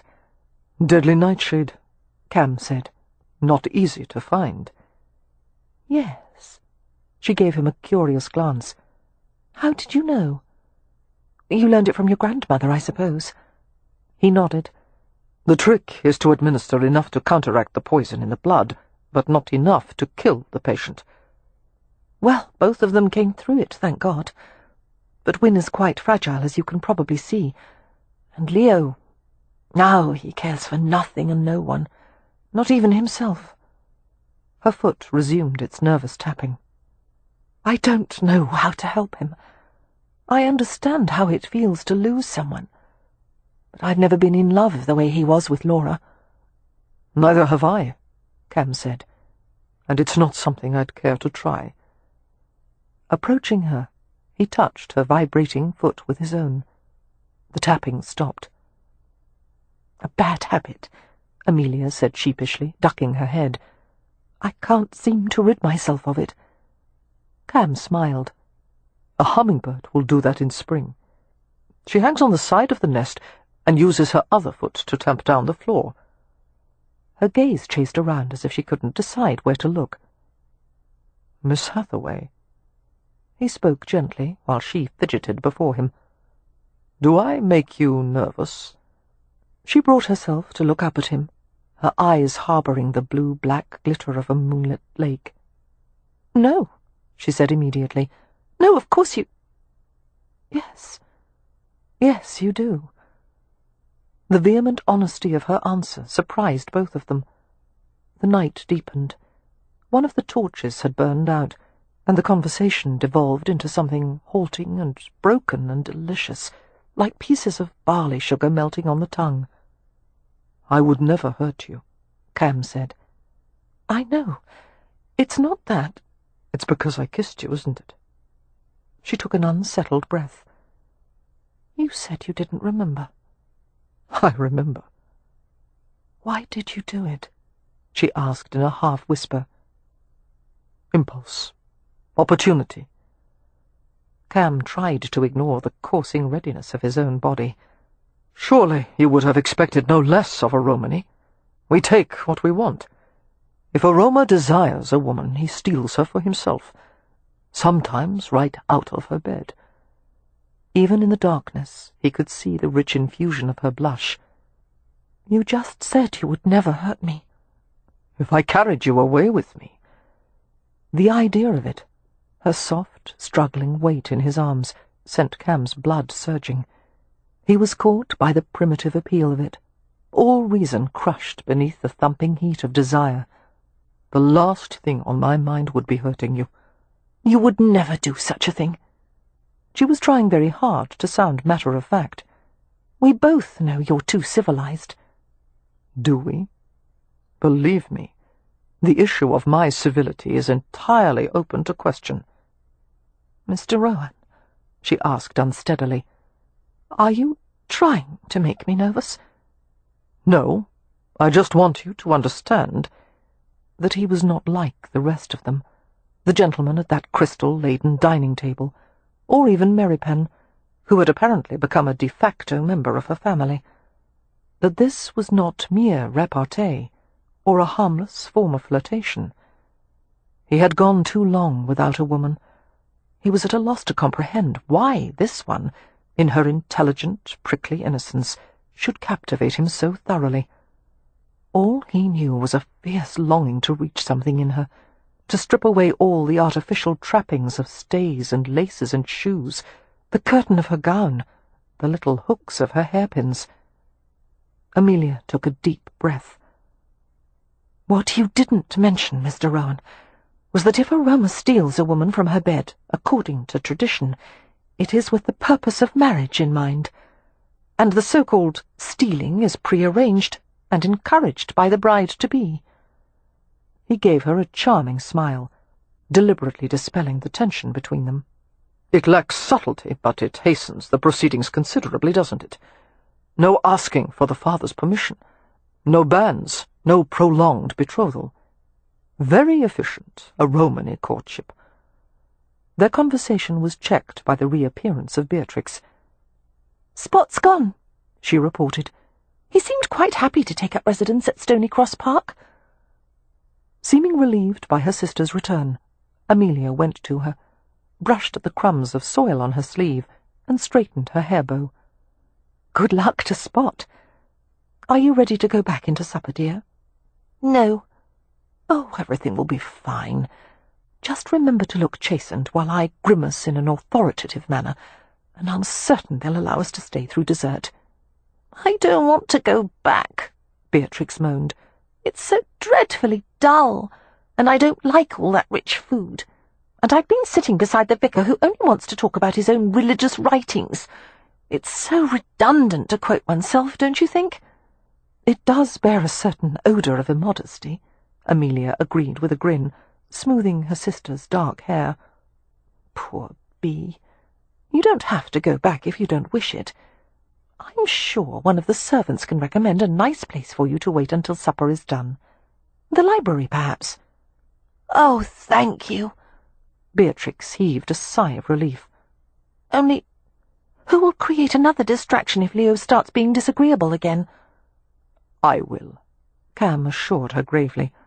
"I can be shocking at a moment's notice." "I'm not surprised," Amelia said.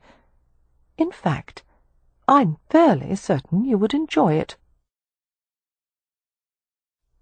Chapter 9. The company at Westcliffe's table had been relieved by the news that Beatrix had elected to spend the rest of the evening alone in quiet contemplation. No doubt they feared another interruption by yet some other pocket-sized pet, but Amelia had assured them there would be no more unexpected visitors at the table. Only Lady Westcliff had seemed genuinely perturbed by Beatrix's absence. The Countess excused herself somewhere between the 4th and 5th courses, and reappeared after a quarter-hour. Amelia later learned that Lady Westcliff had sent for a supper tray to be brought to Beatrix in the library, and had visited her there. "Lady Westcliff told me a few stories of when she was a girl, and how she and her younger sister used to misbehave," Beatrix recounted the next day. "She said bringing a lizard to supper was nothing compared to the things they had done. In fact, she said they were both diabolical and rotten to the core. Isn't that wonderful?" "Wonderful," Amelia said sincerely, reflecting on how much she liked the American woman, who seemed relaxed and fun-loving. Westcliff was another matter. The Earl was more than a little intimidating, and after Leo's callous dismissal of Westcliffe's concerns over the Ramsay tenants, it was doubtful the Earl would be kindly disposed toward the Hathaways.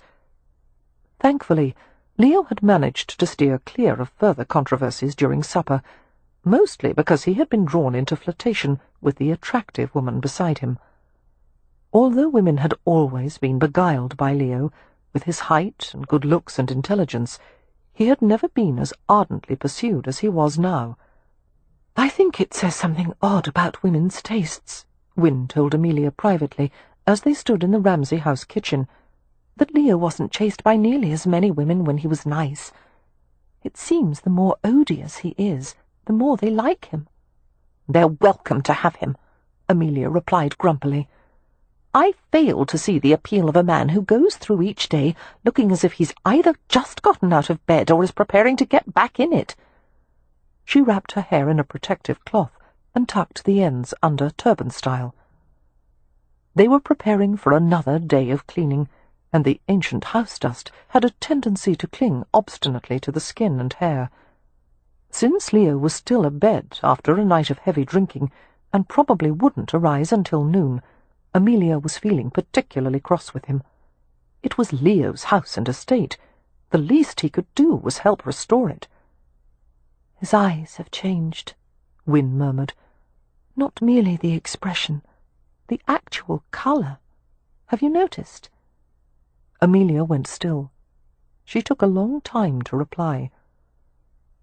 "I thought it was my imagination." "No, they were always dark blue like yours. Now they're mostly light grey, like a pond after the sky has turned in winter. I'm certain the colour of some people's eyes change as they mature. You know it's because of Laura." A heaviness pressed against Amelia from all sides as she thought about the friend she had lost, and the brother she seemed to have lost along with her. But she couldn't dwell on any of that now. There was too much to be done. "I don't think such a thing is possible. I've never heard of—" She broke off as she saw Wynne wrapping her long braids in a cloth identical to hers. "What are you doing?" "I'm going to help today," Wynne said. Although her tone was placid, her delicate jaw was set like a mule's. "I'm feeling quite well, and—" "Oh, no, you're not. You'll work yourself into a collapse, and then you'll take days to recover. Just find some place to sit while the rest of us— I'm tired of sitting. I'm tired of watching everyone else work. I can set my own limits, Amelia. Let me do as I wish." "No." Incredulously, Amelia watched as Wynne picked up a broom from the corner. "Wynne, put that down and stop being silly." Annoyance whipped through her. Wynne was not going to help anyone by expending all her reserves on menial tasks. "I can do it," Wynne insisted, gripping the broom handle with both hands, as if she sensed Amelia was on the verge of wrenching it away from her. "I won't overtax myself." "Put down the broom." "Leave me alone," Wynne cried. "Go dust something." "Wynne, if you don't—" Amelia's attention was diverted as she saw her sister's gaze fly to the kitchen threshold. Merrypen stood there, his broad shoulders filling the doorway. Although it was early morning, he was already dusty and perspiring, his shirt clinging to the powerful contours of his chest and waist. He wore an expression they knew well, the implacable one that meant one could move a mountain with a teaspoon sooner than to change his mind about something. Approaching Wynne, he extended a broad hand in a wordless demand. They were both motionless, but even in their stubborn opposition, Amelia saw a singular connection, as if they were locked in an eternal stalemate from which neither wanted to break free. Wynne gave in with a helpless scowl. "I have nothing to do." It was rare for her to sound so peevish. "I'm sick of sitting and reading and staring out the window. I want to be useful. I want—" Her voice trailed away as she saw his stern face. "Fine, then. Take it." She tossed the broom at Merrypen, and he caught it reflexively. "I'll just find a corner somewhere and quietly go mad. I'll—" "Come with me," Merrypen interrupted calmly. Setting the broom aside, he left the room. Wynne exchanged a perplexed glance with Amelia. "What is he doing?" "I have no idea." The sisters followed him down a hallway to the dining room, which was spattered with rectangles of light from the tall multi-paned windows that lined one wall. A scarred table ran down the centre of the room, every available inch covered with dusty piles of china, towers of cups and saucers, plates of assorted sizes sandwiched together, bowls wrapped in tattered scraps of grey linen. There were at least 3 different patterns all jumbled together. "It needs to be sorted," Merrypen said, nudging Wynne toward the table. "Many pieces are chipped. They must be separated from the rest." It was the perfect task for Wynne, enough to keep her busy, but not so strenuous that it would exhaust her. Filled with gratitude, Amelia watched as her sister picked up a teacup and held it upside down. The husk of a tiny dead spider dropped to the floor. "What a mess!" Wynne said, beaming. "I'll have to wash it too, I suppose." "If you'd like Poppy to help," Amelia began. "Don't you dare send for Poppy," Wynne said. "This is my project, and I won't share it." Sitting at a chair that had been placed beside the table, she began to unwrap pieces of china. Mary Penn looked down at Wynne's turbaned head, his fingers twitching, as if he was sorely tempted to touch a blonde tendril that had slipped from beneath the cloth. His face was hard, with the patience of a man who knew he would never have what he truly wanted. Using a single fingertip, he pushed a saucer away from the edge of the table. The china rattled subtly across the battered wood. Amelia followed Mary Penn back to the kitchen. "Thank you," she said when they were out of her sister's hearing. "In my worry over making certain Wynne didn't tire herself, it hadn't occurred to me that she might go mad from boredom." Mary Penn picked up a heavy, clattering box of discarded odds and ends and hoisted it to his shoulder with ease. A subtle smile crossed his face. "She's getting better." He strode to the door and shouldered his way outside. It was hardly an informed medical opinion, but Amelia was certain he was right. Looking about the dilapidated kitchen, she felt a surge of happiness. It had been the right thing to come here. A new place offering new possibilities. Perhaps the Hathaways' bad luck had finally changed. Armed with a broom, mop, dustpan, and a stack of rags, Amelia went upstairs to one of the rooms that hadn't yet been explored. She used her full weight to open the first door, which gave way with a cracking sound and a shriek of unoiled hinges. It appeared to be a private receiving room, with built-in wood bookcases. There were 2 volumes on one shelf. Examining the dust-coated books, their aged leather covers shot with spidery cracks, Amelia read the first title, Fine Angling, a Symposium on the Fisherman's Art, with much on roach and pike. No wonder the book had been abandoned by its previous owner, she thought. The second title was far more promising. Amorous Exploits of the Court of England in the Reign of King Charles II. Hopefully it would contain some ribald revelations she and Wynne could giggle over later. Replacing the books, Amelia went to open the shrouded windows. The drapery's original colour had faded to grey, their velvet nap ragged and moth-eaten.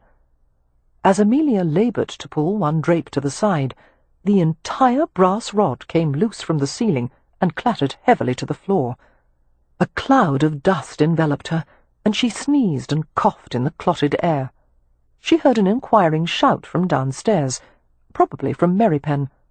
"I'm all right," she called back. Picking up a clean rag, she wiped her face and unlatched the filthy window. The casing stuck. She pushed hard against the frame to loosen it. Another push, harder, and then a determined shove with all her weight behind it. The window gave way with astonishing suddenness, unsettling her balance. She pitched forward and caught the edge of the window in an attempt to find purchase, but it swung outward. In the flash of forward-falling panic, she heard a muffled sound behind her. Before another heartbeat had passed, she was snatched, pulled back with such force that her bones protested the abrupt reversal of momentum.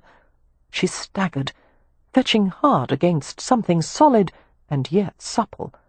Helplessly she tumbled to the floor in a tangle of limbs, some of them not her own. Sprawled over a sturdy masculine chest, she saw a dark face below her, and she muttered in confusion, "Mary!" But these were not Mary Penn's sable eyes. They were light, glowing amber. A jolt of pleasure went through her stomach. "You know, if I have to keep rescuing you like this," Cam Rohan remarked casually, "we really should discuss some kind of reward." He reached up to tug off her hair covering, which was askew, and her braids tumbled down. Mortification swept away every other feeling. Amelia knew how she must look, dishevelled and dust-stippled. Why did he never miss an opportunity to catch her at a disadvantage? Gasping out an apology, she struggled to get off him, but the weight of her skirts and the stiffness of her corset made it difficult. "No, wait." Rohan inhaled sharply as she squirmed against him, and he rolled them both to their sides. "Who let you into the house?" Amelia managed to ask. Rohan gave her an innocent glance. "No one. The door was unlocked, and the entrance hall was empty."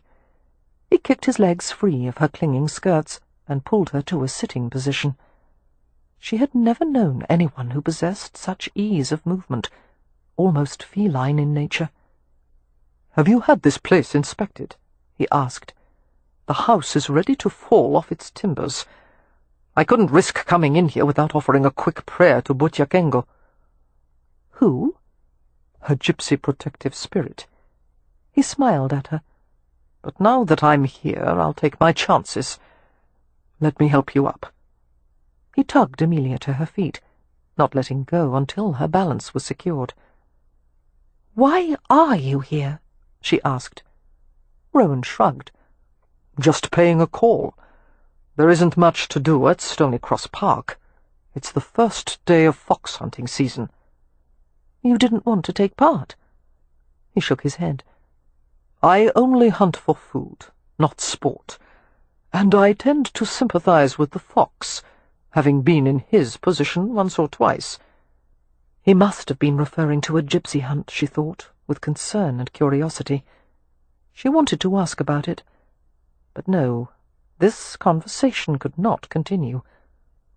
"Mr. Rohan," she said awkwardly, "I wish I could be a proper hostess and show you to the parlour and offer refreshments, but I don't have refreshments. I really don't even have a parlour.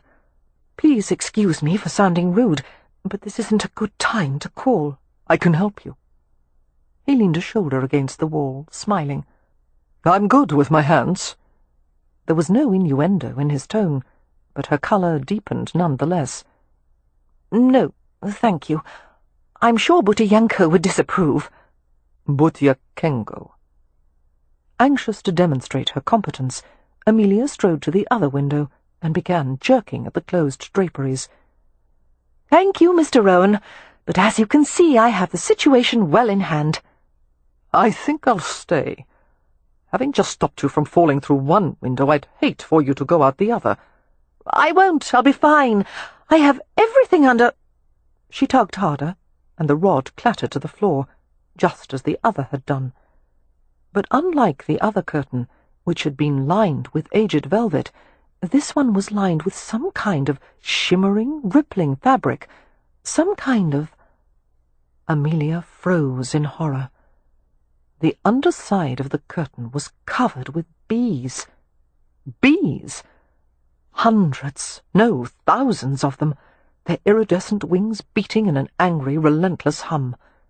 They lifted in a mass from the crumpled velvet, while more flew from a crevice in the wall, where an enormous hive simmered. The insects swarmed like tongues of flame around Amelia's paralyzed form. She felt the blood drain from her face. "Oh, God!" "Don't move." Rowan's voice was astonishingly calm. "Don't swat at them." She had never known such primal fear, welling up from beneath her skin, leaking through every pore. No part of her body seemed to be under her control. The air was boiling with them. Bees and more bees. It was not going to be a pleasant way to die. Closing her eyes tightly, Amelia willed herself to be still, when every muscle strained and screamed for action. The air moved in sinuous patterns around her, tiny bodies touching her sleeves, hands, shoulders. "They're more afraid of you than you are of them," she heard Rohan say. Amelia highly doubted that. "These are not frightened bees." Her voice didn't sound like her own. "These are furious bees." "They do seem a bit annoyed," Rohan conceded, approaching her slowly. "It could be the dress you're wearing. They tend not to like dark colors." A short pause. Or it could be the fact that you just ripped down half their hive. If you have the nerve to be amused by this—" She broke off and covered her face with her hands, trembling all over. His soothing voice undercut the buzzing around them. Be still. Everything's fine. I'm right here with you. "Take me away," she whispered desperately. Her heart was pounding too hard, making her bones shake, driving every coherent thought from her head.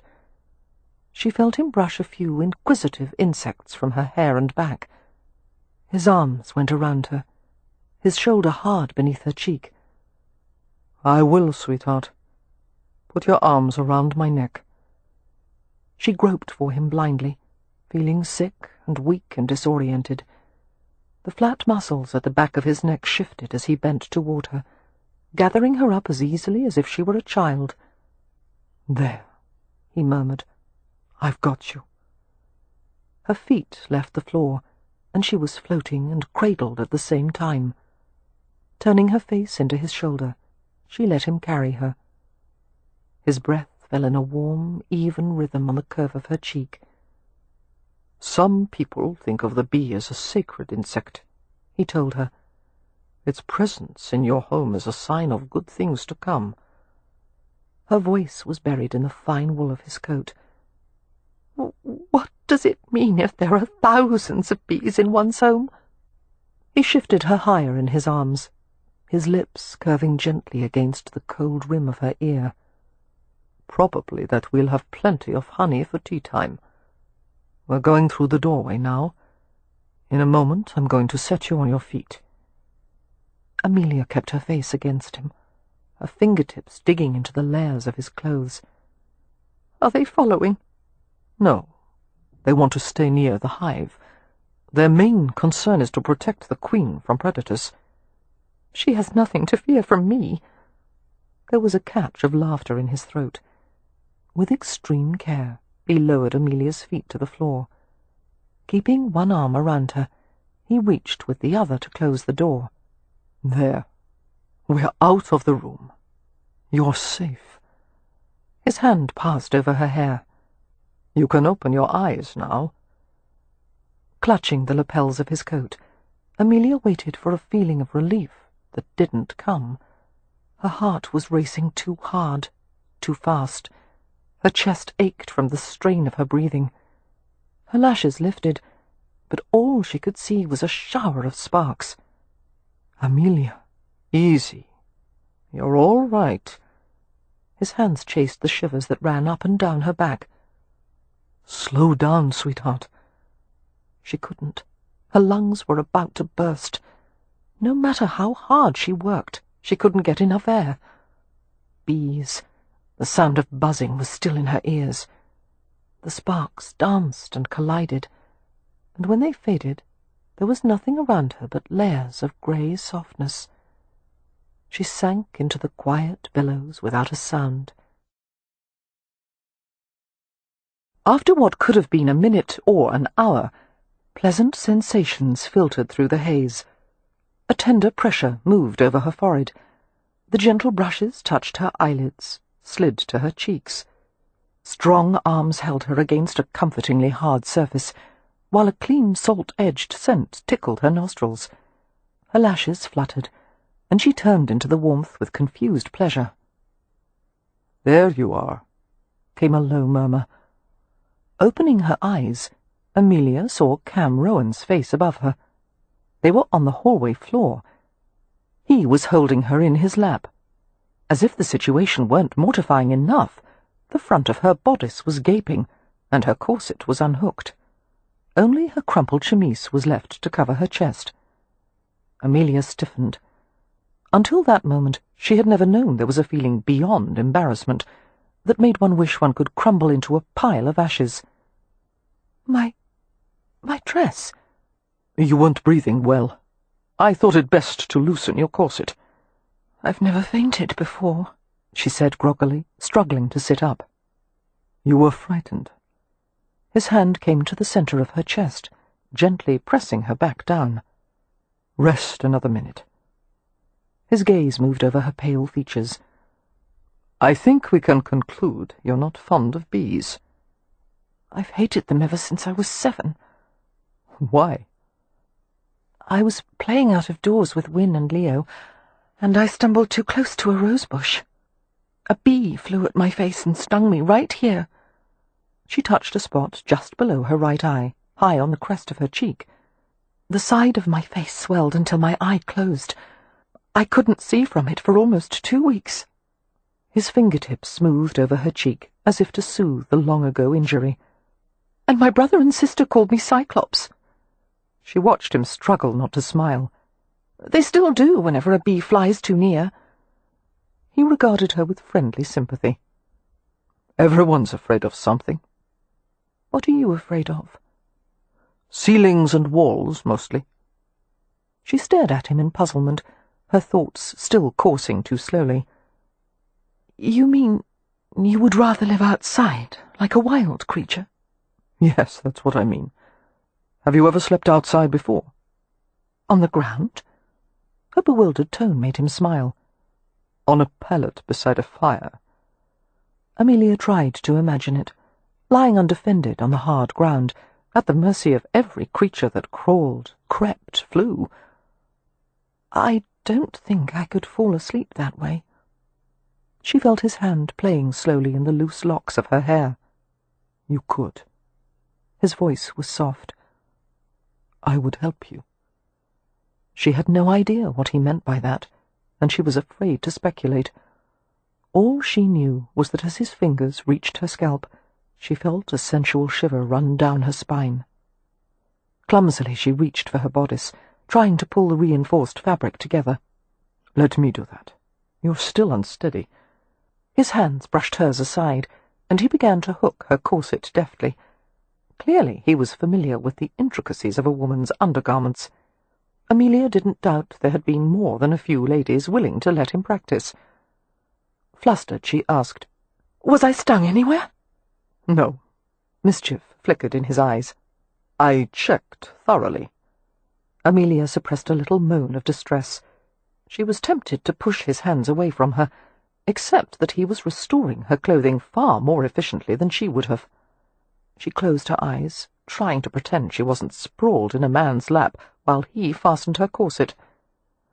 You'll need a local beekeeper to remove the hive, Rohan said. Thinking of the enormous colony in the wall, Amelia asked, How will he kill them all? He may not have to. If possible, he'll sedate them with smoke and transfer the queen to a movable frame hive. The rest will follow. But if he can't manage that, he'll have to kill the colony with soap water. The larger problem is how to remove the comb and the honey. If you don't take it all out, it will ferment and attract all kinds of pests. Her eyes opened, and she looked up at him in worry. Will the entire wall have to be removed? Before Rohan could reply, a new voice entered the conversation. What's this? It was Leo, who had just arisen from bed and pulled on his clothes. He came barefoot from the direction of his bedroom. His bleary gaze moved over the pair of them. Why are you on the floor with your buttons undone? Amelia considered the question. I decided to have a spontaneous tryst in the middle of the hallway with a man I hardly know. We'll try to be more quiet about it next time. A fellow needs his sleep. Amelia stared at him quizzically. For heaven's sake, Leo, aren't you worried that I may have been compromised? Were you? Her face turned hot as she glanced into Rowan's vivid topaz eyes. I don't think so. If you're not sure about it, Leo said, you probably weren't. He came to Amelia, sank to his haunches, and stared at her steadily. His voice gentled. What happened, sis? She pointed an unsteady finger at the closed door. There are bees in there, Leo. Bees? Good God! Her brother gave her an affectionately mocking smile. What a coward you are, Cyclops! Amelia scowled, levering herself upward from Rowan's lap. He braced her automatically, his arm firm behind her back. Go see for yourself, Leo sauntered lazily to the room, opened it and stepped inside. In 2 seconds he had sped out, slammed the door, and lodged his shoulders against it. Christ! His eyes were wide and glazed. There must be thousands of them. I'd estimate at least 200,000, Rohan said. Finishing the last of Amelia's buttons, he helped her to her feet. Slowly, he murmured. You might be a bit light-headed. She let him support her while she assessed her uncertain balance. I'm all right now. Thank you. Her hand was still clasped in his. Rowan's fingers were long and graceful, the thumb band gleaming against honey-coloured skin. Uneasily, Amelia drew her hand away and told her brother, Mr. Rohan saved my life twice today. First I nearly fell out the window, and then I found the bees. This house, Leo muttered, should be torn down and used for matchsticks. You should order a full structural inspection, Rohan said. The house has settled badly. Some of the chimneys are leaning, and the entrance hall ceiling is sagging. You've got damaged joinery and beams. I know what the problems are. The calm appraisal had annoyed Leo. He'd retained enough of his past architectural training to assess the house's condition accurately. It may not be safe for the family to stay here. But that's my concern, Leo said, adding with a sneer, Isn't it? Sensitive to the brittle disquiet in the atmosphere, Amelia made a hasty attempt at diplomacy. Mr. Rohan, Lord Ramsay is convinced the house poses no immediate danger to the family. I wouldn't be so easily convinced, Rohan replied. Not with 4 sisters in my charge. Care to take them off my hands? Leo asked. You can have the lot of them. He smiled without amusement at Rowan's silence. No? Then pray don't offer unwanted advice. Despondent worry swept over Amelia as she saw the bleakness of her brother's face. He was becoming a stranger, this man who harboured despair and fury so deep inside that it had begun to eat at his foundations, until, like the house, he would eventually collapse as the weakest parts of the structure gave way. Unruffled, Rohan turned to Amelia. In lieu of advice, let me offer some information.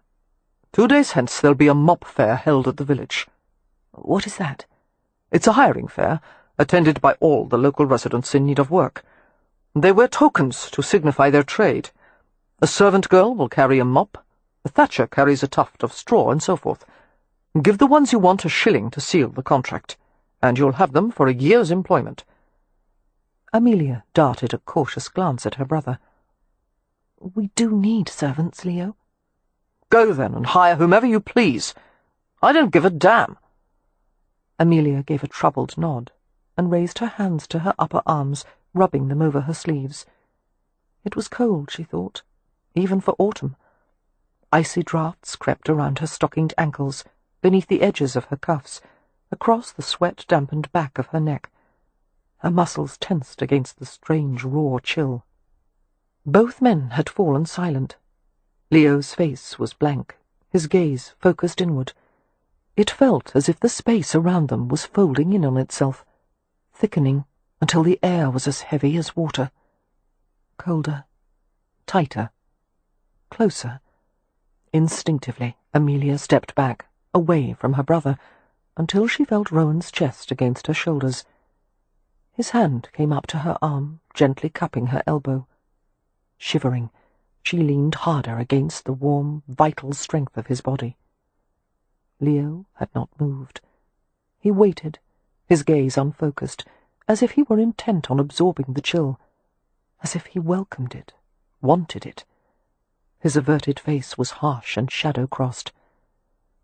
Something divided the space between them, she and Leo. She felt the resonance of movement, softer than a breeze, more delicate than eiderdown. "Leo," Amelia murmured uncertainly. The sound of her voice seemed to bring him back to himself. He blinked and stared at her with near-colourless eyes.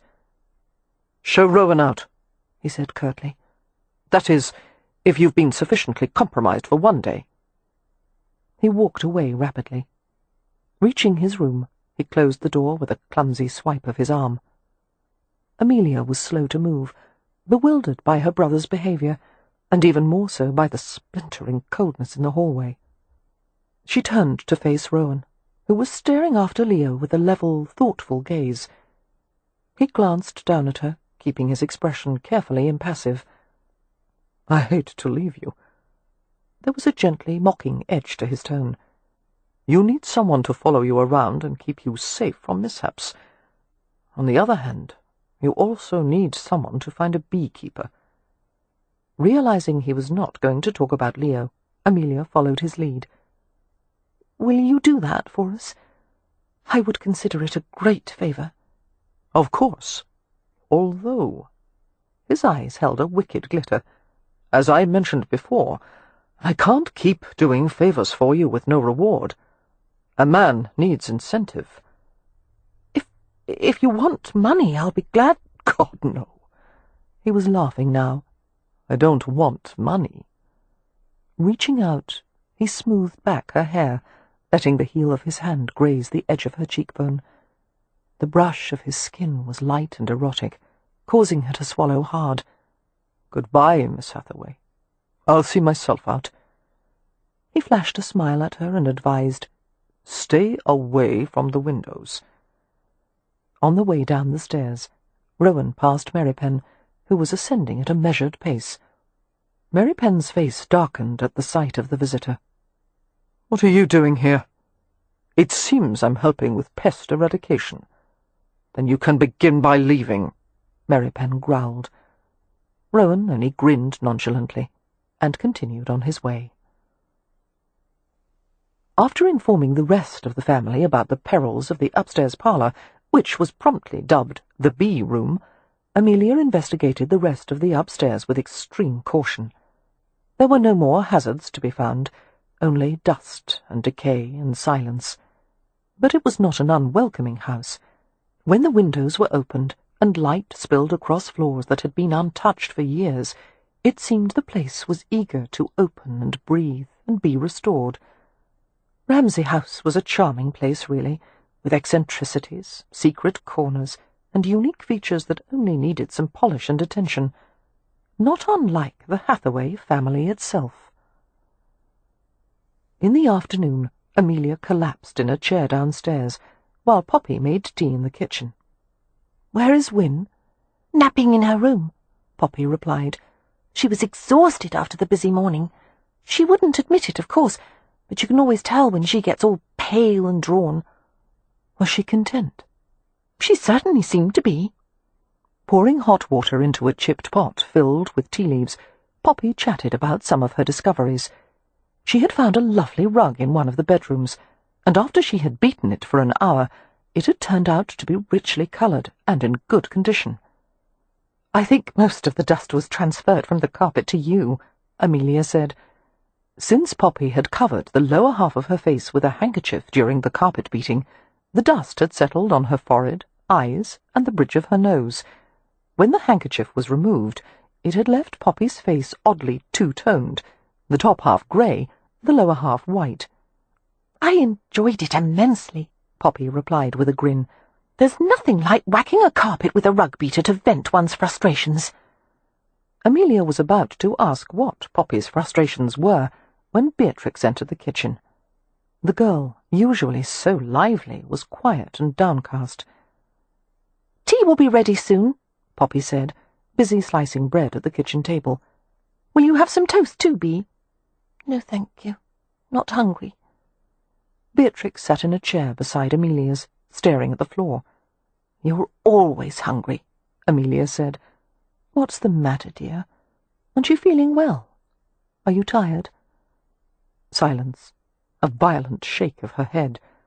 Beatrix was definitely upset about something. Amelia settled a gentle hand on her youngest sister's narrow back and leaned over her. "Beatrix, what is it? Tell me. Are you missing your friends? Or Spot? Are you—" "No, it's nothing like that." Beatrix ducked her head until only the reddened arc of her cheek was visible. "Then what?" "Something's wrong with me." Her voice roughened with misery.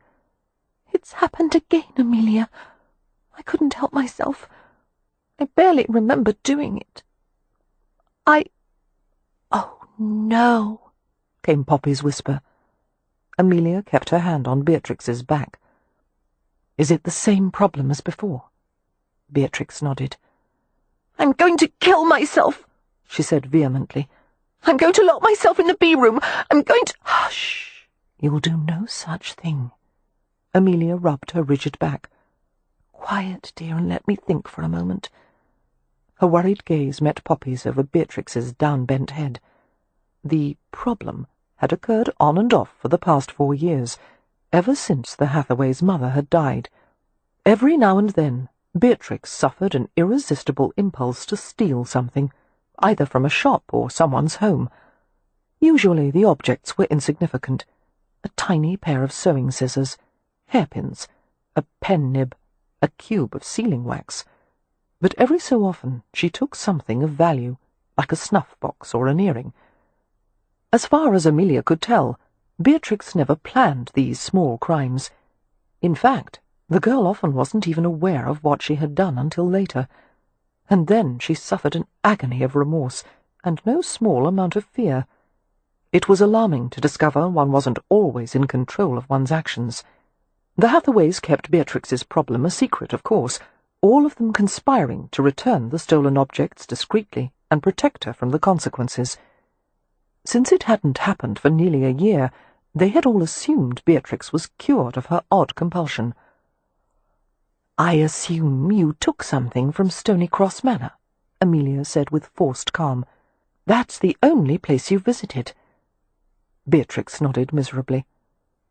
It was after I let Spot go. I went to the library and looked in a few rooms on the way, and I didn't mean to, Amelia. I didn't want to. I know. Amelia wrapped her arms around her in a consoling hug. She was filled with a maternal instinct to protect, soothe, ease. "We'll fix it, Bee. We'll put everything back and no one will know. Just tell me what you took, and try to remember which rooms the things came from." "Here, this is everything." Reaching into the pockets of her pinafore, Beatrix dumped a small collection of objects in her lap. Amelia held up the first item. It was a carved wooden horse, no bigger than her fist, with a silk mane and a delicately painted face. The object was worn from much handling, and there were teeth marks along the horse's body. "The Westcliffs have a daughter, still quite small," she murmured. "This must belong to her." "I took a toy from a baby," Beatrix moaned. "It's the lowest thing I've ever done. I should be in prison." Amelia picked up another object, a card with 2 similar images printed side by side. She guessed it was meant to be inserted into a stereoscope, a device that would merge the 2 images into a dimensional picture. The next stolen item was a household key, and the last— oh dear. It was a sterling silver seal, with an engraved family crest on one end. One would use it to stamp a blob of melted wax and close an envelope. The object was heavy and quite costly, the kind of thing that was passed down from generation to generation. "From Lord Westcliff's private study," Beatrix muttered. "It was on his desk. He probably uses it for his official correspondence. I'll go hang myself now." "We must return this immediately," Amelia said, passing a hand over her dampening brow. "When they realize it's missing, a servant may be blamed." The 3 women were silent with horror at the thought. "We'll pay a morning call to Lady Westcliff," Poppy said, sounding a bit breathless from anxiety. "Is tomorrow one of her receiving days?" "It doesn't matter," Amelia said, striving to sound calm. "There's no time to wait. You and I are calling tomorrow, whether or not it's a proper day." "Shall I go too?" Beatrix asked. "No." Both Amelia and Poppy answered simultaneously. They were both thinking the same thing, that Beatrix might not be able to control herself during another visit. "Thank you." Beatrix seemed relieved. "Although I'm sorry you have to undo my wrongs. I should be punished somehow. Perhaps I should confess and apologize. We'll resort to that if we're caught, Amelia said. First, let's try covering it up. Do we have to tell Leo or Win or Merrypen? Beatrix asked sheepishly. No, Amelia murmured, gathering her close and pressing her lips to her sister's unruly dark curls. We'll keep this between the three of us. Poppy and I will take care of everything, dear. All right. Thank you. Beatrix relaxed and nestled against her with a sigh. I only hope you can do it without getting caught. Of course we can, Poppy said brightly. Don't you worry for 1 minute. Problem solved, Amelia added. And above Beatrix's head, Amelia and Poppy looked at each other in shared panic. Chapter 10. I don't know why Beatrix does these things, Poppy said the next morning, as Amelia held the ribbons of the barouche. They were on their way to Stony Cross Manor, with the stolen objects secreted in the pockets of their best day gowns. I'm certain she doesn't mean to, Amelia replied, her forehead furrowed with worry. If it was intentional, Beatrix would steal things she truly wanted, like hair ribbons or gloves or candy, and she wouldn't confess afterward. She sighed. It seems to happen when there's been a significant change in her life, when Mother and Father died, and when Leo and Win fell ill, and now when we've uprooted ourselves and moved to Hampshire. We'll just smooth this over as best we can and try to ensure that Beatrix is in a calm and serene atmosphere. There is no such thing as calm and serene in our household, Poppy said glumly. Oh, Amelia, why must our family be so odd? We're not odd. Poppy battered her hands in a dismissive gesture. Odd people never think they're odd. I'm perfectly ordinary, Amelia protested. Ha! Amelia glanced at her in surprise. Why in heaven's name would you say ha to that? You try to manage everything and everyone, and you don't trust anyone outside the family. You're like a porcupine. No one can get past the quills. Well, I like that, Amelia said indignantly. Being compared to a large, prickly rodent when I've decided to spend the rest of my entire life looking after the family. No one's asked that of you. Someone has to do it, and I'm the oldest Hathaway. Leo's the oldest. I'm the oldest sober Hathaway. That still doesn't mean you have to martyr yourself. I'm not a martyr. I'm merely being responsible. And you're ungrateful. Do you want gratitude or a husband? Personally, I'd take the husband. I don't want a husband. They bickered all the way to Stony Cross Manor. By the time they arrived, they were both cross and surly. However, as a footman came to assist them out, they pasted full smiles on their faces and linked tense arms as they walked to the front door. They waited in the entrance hall as the butler went to announce their arrival. To Amelia's vast relief, he showed them to the parlour and informed them that Lady Westcliff would be with them directly. Venturing farther into the airy parlour, with its vases of fresh flowers and satinwood furniture and light blue silk upholstery, and the cheerful blaze in the white marble fireplace, Poppy exclaimed, "Oh, it's so pretty in here, and it smells so lovely. And look how the windows sparkle." Amelia was silent, but she couldn't help agreeing. Seeing this immaculate parlour, so far removed from the dust and squalor of Ramsay House, made her feel guilty and sullen. "Don't take off your bonnet," she said as Poppy untied her ribbons. "You're supposed to leave it on during a formal call." "Only in town," Poppy argued. "In the country, etiquette is more relaxed, and I hardly think Lady Westcliff would mind." A woman's voice came from the doorway. "Mind what?"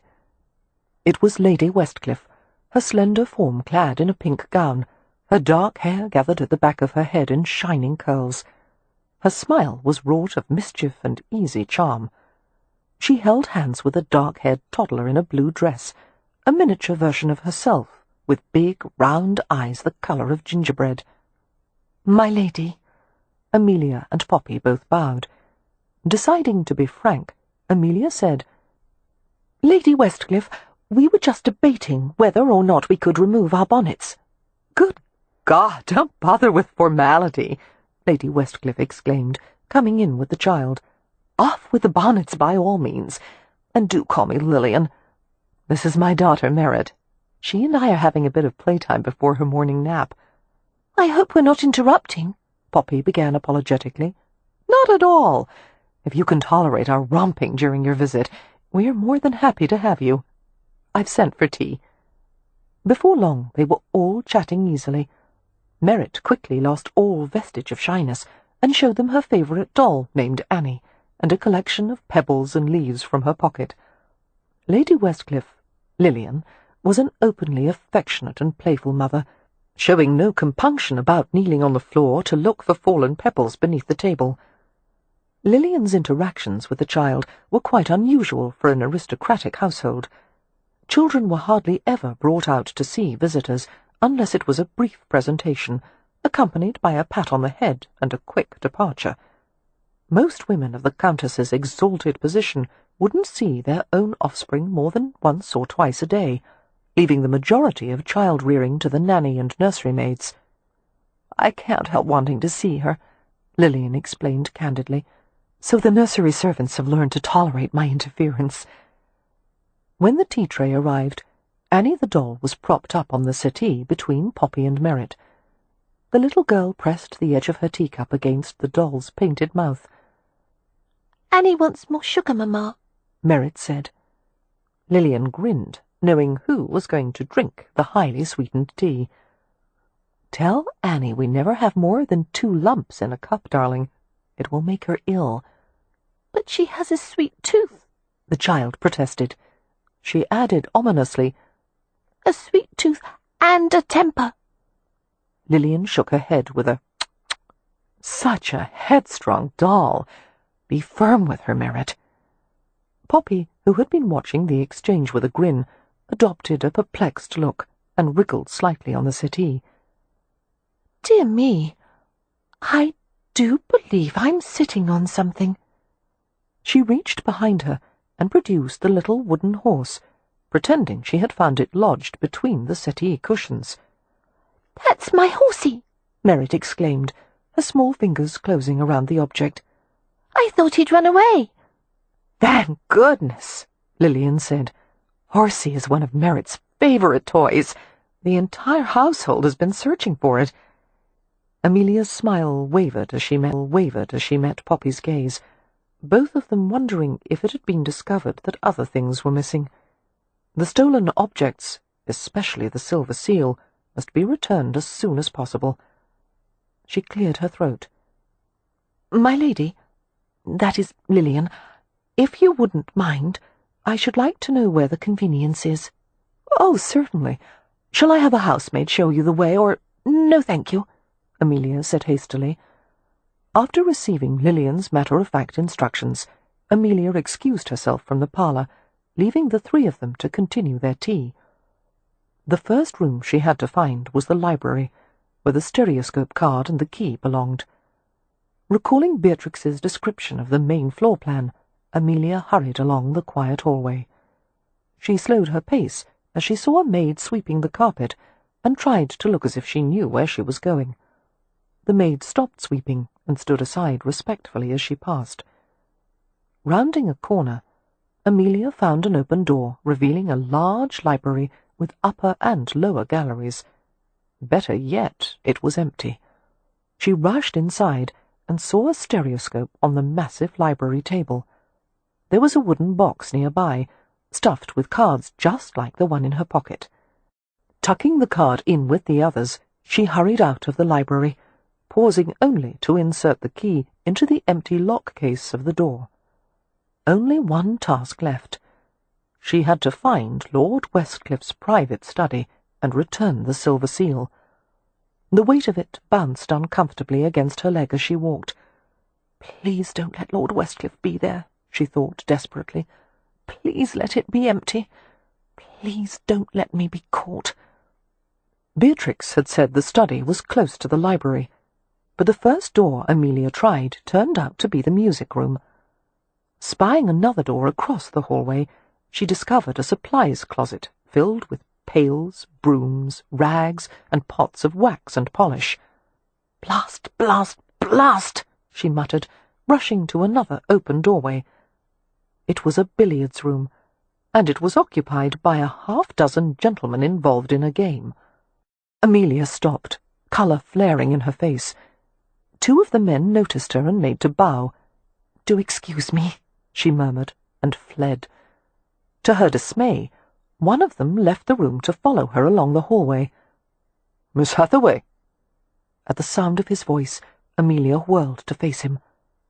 "Mr. Rohan!" He was in his shirt-sleeves, and his collar was a bit loose, as if he'd been tugging on it. His jet-black hair was casually disordered, as if he'd recently dragged his fingers through the shining layers. Her heart quickened. She waited stiffly as he approached her in relaxed, fluid strides. "Is there something I can help you with?"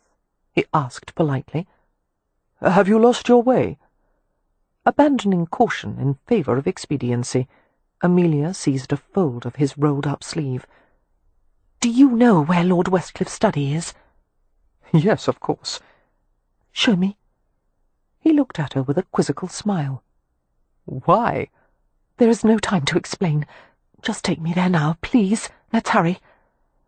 Obligingly, he led her across the hallway, 2 doors down, into a small rosewood-panelled room. A gentleman's study. The only ornamentation was a row of rectangular stained-glass windows along one wall. Here was where Marcus, Lord Westcliff, conducted most of his estate business. Rowan closed the door behind them. Fumbling in her pocket, Amelia retrieved the heavy silver seal. "Where does this go?" "On the right side of his desk, near the inkwell," Rowan said. "How did you come by it?" "I'll explain later. I beg you, don't tell anyone." She went to place the silver seal on the desk. "I only hope he didn't notice it was missing." "Why would you want it in the first place?" Rowan asked idly. "Resorting to forgery, are we?" "Forgery?" Amelia turned pale. A letter in Westcliffe's name, sealed with his family emblem, would be a powerful instrument indeed. What other interpretation could be drawn from the borrowing of the sterling seal? "Oh, no, I wouldn't have. That is, I didn't want—" She was interrupted by the heart-stopping sound of the doorknob turning. In that one instant, she was pierced with simultaneous anguish and resignation. It was over. She had been so close, and now she'd been caught, and God knew what the repercussions would be. There was no way to explain her presence in Westcliffe's office other than to divulge Beatrix's problem, which would bring shame on the family and ruin the girl's future in polite society. A pet lizard was one thing, but thievery was another matter entirely. All these thoughts flashed through Amelia's mind in one searing mass, but as she stiffened and waited for the axe to fall, Rowan came to her in 2 long strides, and before Amelia could move or think or even breathe, he had jerked her full length against him and pulled her head to his. He kissed her with an indecent frankness that sent her reeling. His arms were firm around her, keeping her steady while his mouth caught hers at just the right angle.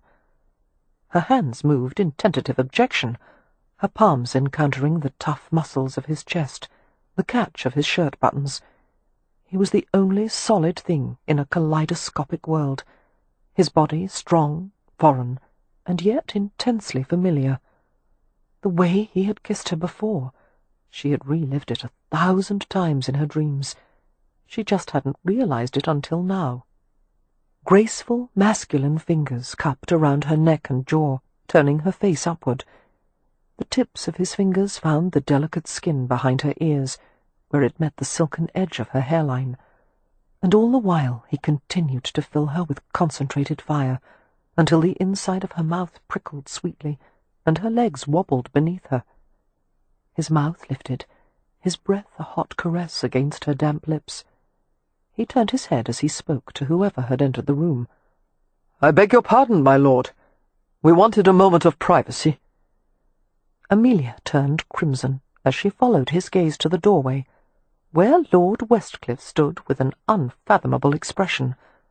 An electric moment passed, while Westcliff appeared to marshal his thoughts. His gaze moved to Amelia's flushed face, then back to Rowan's.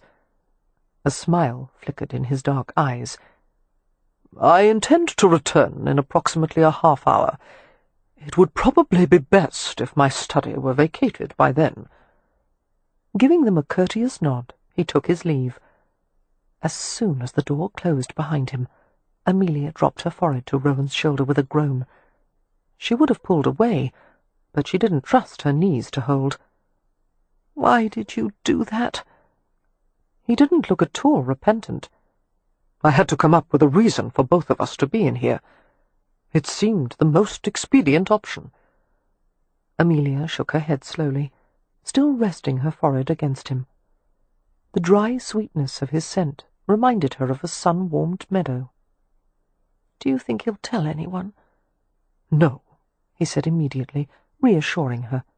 "Westcliff isn't given to gossip. He won't say a word to anyone except—" "Except?" "Lady Westcliff. He'll probably tell her." Amelia considered that, thinking perhaps it wasn't so terrible. Lady Westcliff didn't seem like the kind of person who would condemn her for this. The Countess seemed highly tolerant of scandalous behaviour.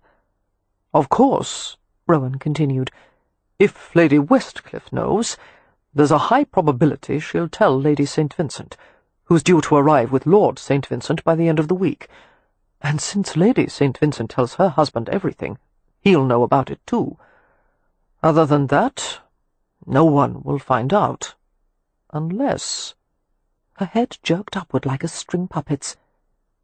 "Unless what?"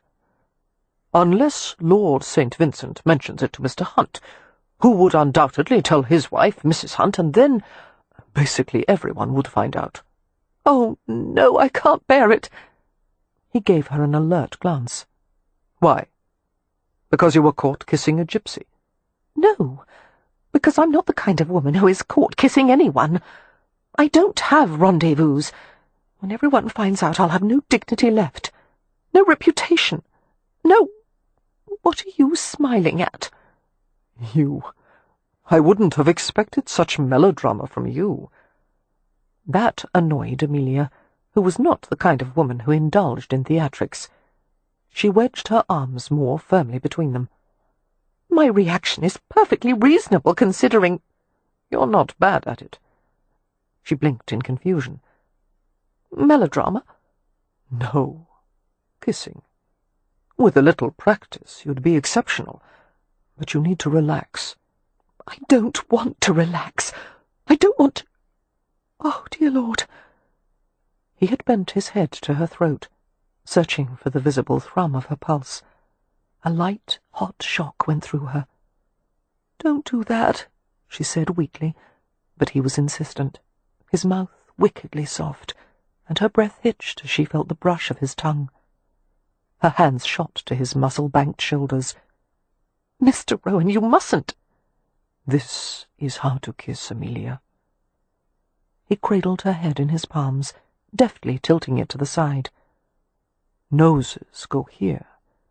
A disorienting brush of his mouth, a wash of sensual heat.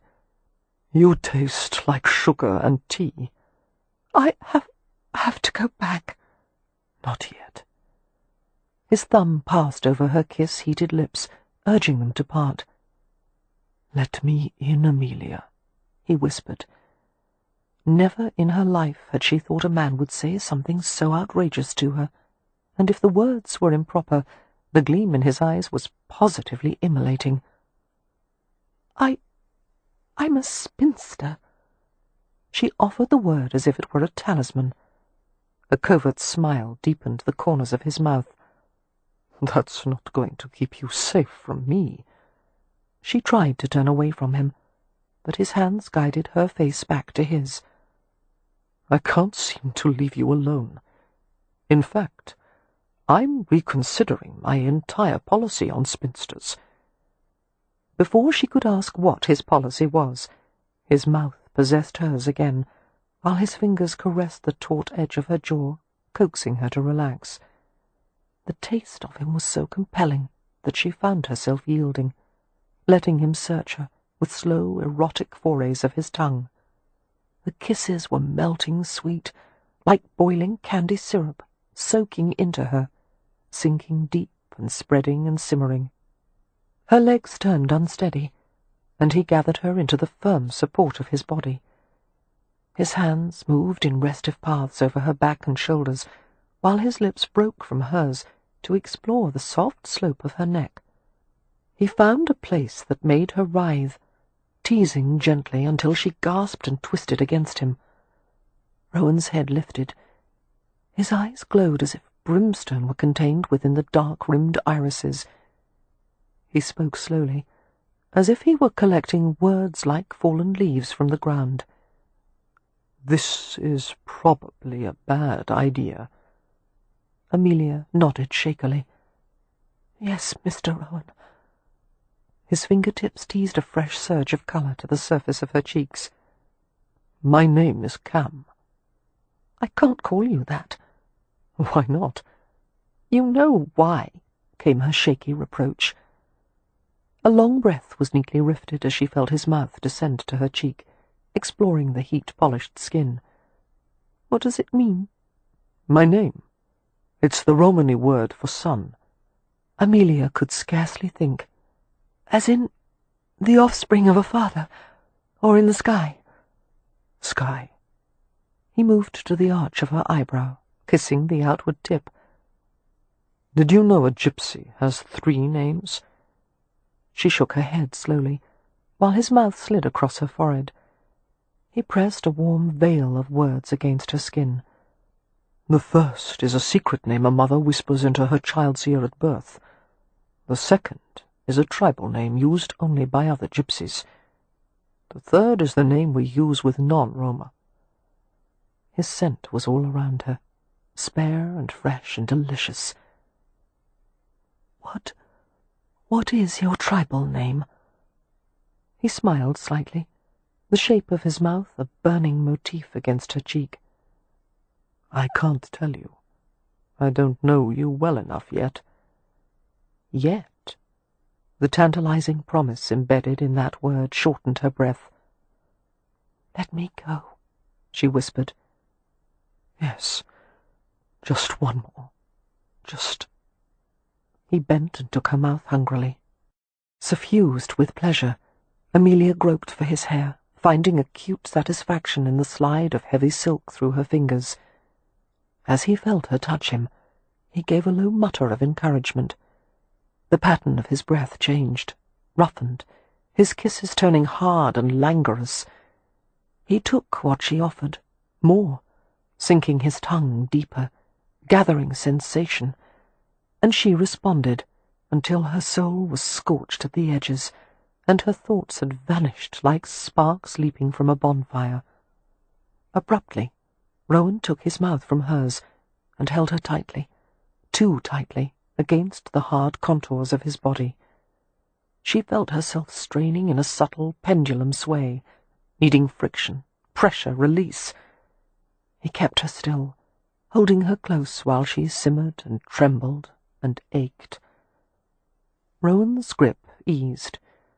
She was released by gradual degrees, until he was finally able to push her away completely.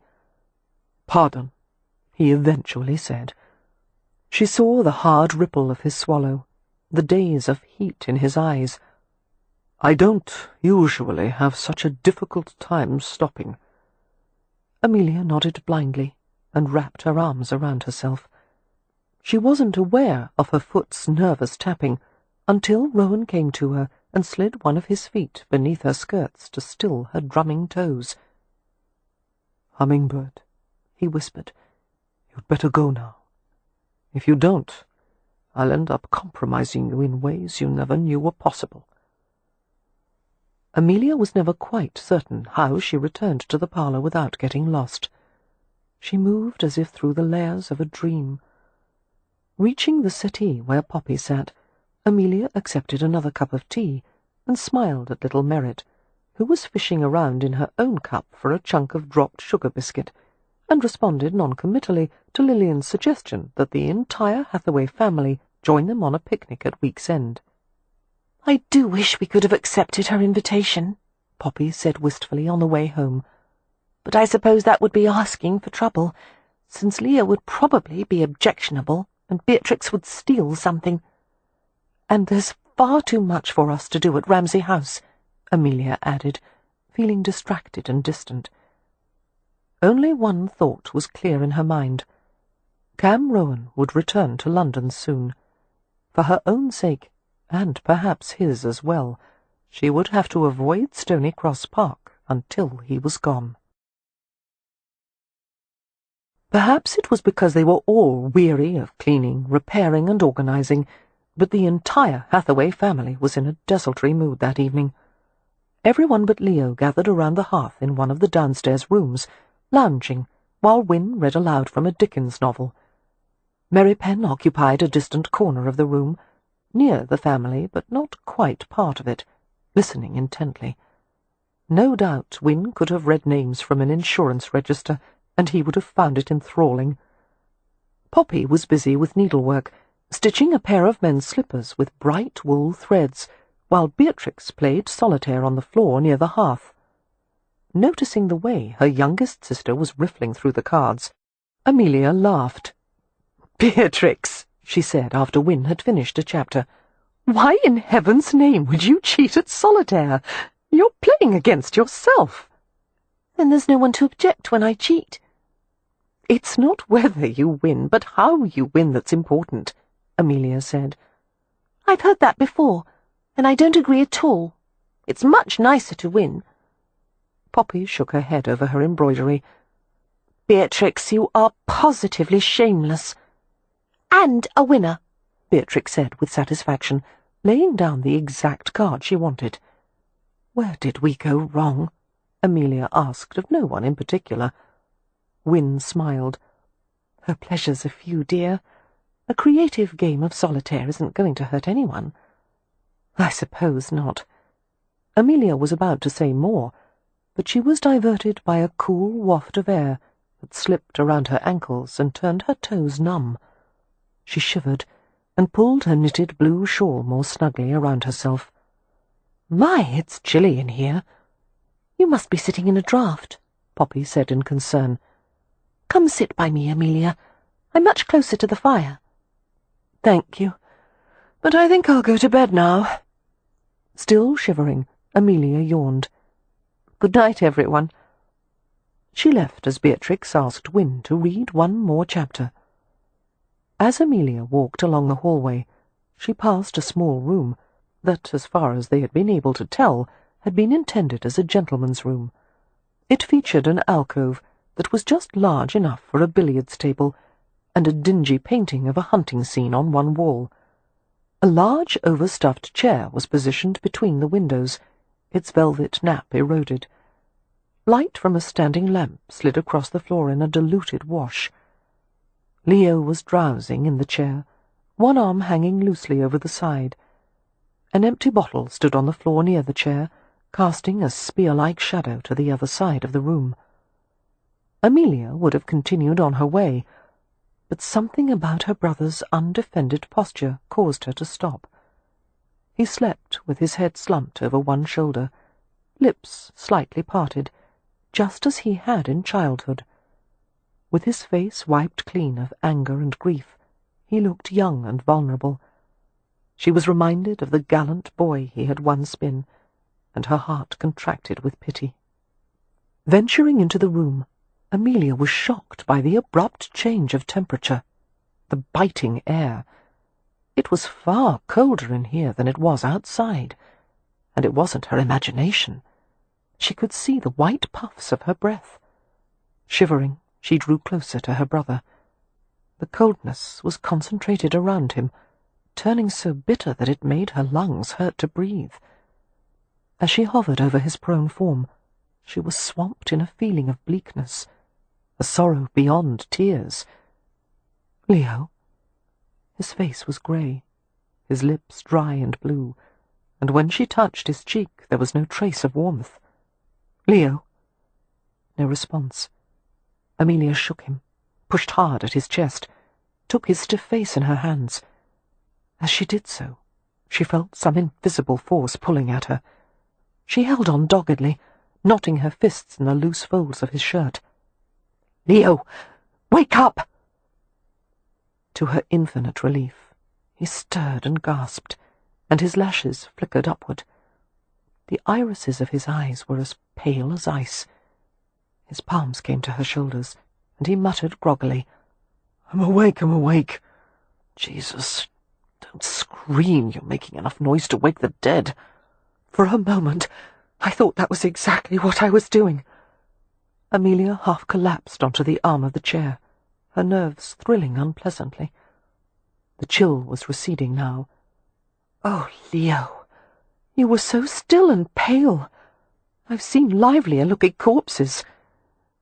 Her brother rubbed his eyes. "I'm only a bit tap-hackled. Not dead." "You wouldn't wake up." "I didn't want to. He paused, looking troubled. His tone was soft and wondering. "I was dreaming. Such vivid dreams." "About what?" He wouldn't answer. "About Laura?" Amelia persisted. His face closed, deep lines weathering the surface like fissures made by the expansion of ice inside rock. "I told you never to mention her name to me." "Yes, because you didn't want to be reminded of her. But it doesn't matter, Leo. You never stop thinking about her, whether you hear her name or not." "I'm not going to talk about her." "Well, it's fairly obvious avoidance isn't working." Her mind spun desperately with the question of what tack to take, how best to reach him. She tried determination. "I won't let you fall to pieces, Leo." The look he gave her made it clear that determination had been a bad choice. "Someday," he said with cold pleasantness, "you may be forced to acknowledge there are some things beyond your control. If I want to go to pieces, I'll do it without asking your bloody permission." She tried sympathy next. "Leo, I know what you've gone through since Laura died. I'm so sorry." "No, you don't. You've never loved anyone that way." Amelia blinked, taken aback. "I've loved many people in my life." "Not the way we're speaking of. You don't understand anything." "I know that other people have recovered from loss, and they've gone on to find happiness again." "There's no more happiness," Leo said roughly. "There's no peace in any damn corner of my life. She took it all with her. For pity's sake, Amelia, go meddle in someone else's affairs, and leave me the hell alone." Chapter 11. The morning after Amelia Hathaway's visit, Cam went to visit Lord Westcliffe's private study, pausing at the open doorway. "My lord." He suppressed a smile as he noticed a child's porcelain-head doll under the mahogany desk, propped in a sitting position against one of the legs, and the remains of what appeared to be a honey-tart. Knowing of the Earl's adoration for his 3-year-old daughter, Cam guessed he found it impossible to defend against Merritt's invasions. Looking up from the desk, Westcliff gestured for Cam to enter. "Is it Brisham's tribe?" he asked without prelude. Cam took the chair he indicated. "No, it's headed by a man named Daniel. They saw the marks on the trees." That morning, one of Westcliffe's tenants had reported that a Romany camp had been set by the river. Unlike other landowners in Hampshire, Westcliff tolerated the presence of gypsies at his estate, as long as they made no mischief and didn't outstay their welcome. On past occasions, the Earl had sent food and wine to visiting roamers. In return, they had carved marks on trees by the river to indicate this was friendly territory. They usually stayed only a matter of days, and left without causing damage to the estate. Upon learning of the gypsy camp, Cam had volunteered to go talk to the newcomers and ask about their plans. Westcliff had agreed at once, welcoming the opportunity of sending an intermediary who spoke Romany. It had been a good visit. The tribe was a small one, its leader an affable man who had assured Cam they would make no trouble. They intend to stay a week, no more, Cam told Westcliff. Good. The Earl's decisive reply caused Cam to smile. You don't like being visited by the Rome? It's not something I would wish for, Westcliff admitted. Their presence makes the villagers and my tenants nervous. But you allow them to stay. Why? For one thing, proximity makes it easier to know what they're doing. For another— Westcliff paused, seeming to choose his words with unusual care. Many view the Romany people as bands of wanderers and itinerants, and at worst beggars and thieves, but others recognize them as possessing their own authentic culture. If one subscribes to the latter view, one can't punish them for living as men of nature. Cam raised his brows, impressed. It was rare for anyone, let alone an aristocrat, to deal with gypsies in a fair manner. And you subscribe to the latter view? I am leaning toward it. Westcliff smiled wryly as he added, while at the same time acknowledging that men of nature can be, on occasion, a bit light-fingered. Cam grinned. The Rome believe no one owns the land or the life it sustains. Technically, one can't steal something that belongs to all people. My tenant farmers tend to disagree, Westcliff said dryly. Cam leaned back, resting one hand on the arm of the chair. His gold rings glinted against the rich mahogany. Unlike the Earl, who was precisely dressed in tailored clothes and a deftly knotted necktie, Cam wore boots and breeches, and an open-necked shirt. It wouldn't have been appropriate to visit the tribe in the formal, stiff-necked attire of a gajo. Westcliff watched him closely. What was said between you? I would imagine they expressed some surprise upon meeting a Roma who lives with gajos. Surprise, Cam agreed, along with pity. Pity? The Earl was not so enlightened as to comprehend that the Rome considered themselves vastly superior to the gaje. They pity any man who leads this kind of life. Cam gestured loosely at their refined surroundings. Sleeping in a house, burdened by possessions, having a schedule, carrying a pocket watch. All of it is unnatural. He fell silent, thinking of the moment he had set foot in the camp, the sense of ease that had stolen over him, the sight of the wagons, vardos, with dogs lazing between the front wheels, the contented cob-horses tethered nearby, the smells of wood smoke and ashes. All of it had evoked warm childhood memories, and longing. He wanted that life, had never stopped wanting it. He had never found anything to replace it. To my mind, there is nothing unnatural about wanting a roof over one's head when it rains, Westcliff said, or owning and tilling the land, or measuring the progress of the day with the use of a clock. It is man's nature to impose his will on his surroundings. Otherwise, society would disintegrate, and there would be nothing but chaos and war. And the English, with their clocks and farms and fences, they have no war? The Earl frowned. One can't view these matters so simplistically. The Rome do. Cam studied the tips of his boots, the worn leather coated with a dry film of river mud. They asked me to go with them when they leave, he said almost absently. You refused, of course. I wanted to say yes. If not for my responsibilities in London, I would have. Westcliff's face went blank. A speculative pause. You surprise me. Why? You're a man of unusual abilities and intelligence. You have wealth and the prospect of acquiring much more. There's no logic in letting all that go to waste. A smile touched Cam's lips. Although Westcliff was an open-minded man, he had strongly entrenched opinions about how people should live. His values, among them honour, industry, and advancement, were not consistent with the Rome's. To the Earl, nature was something to be managed and organized. Flowers must be contained in garden beds.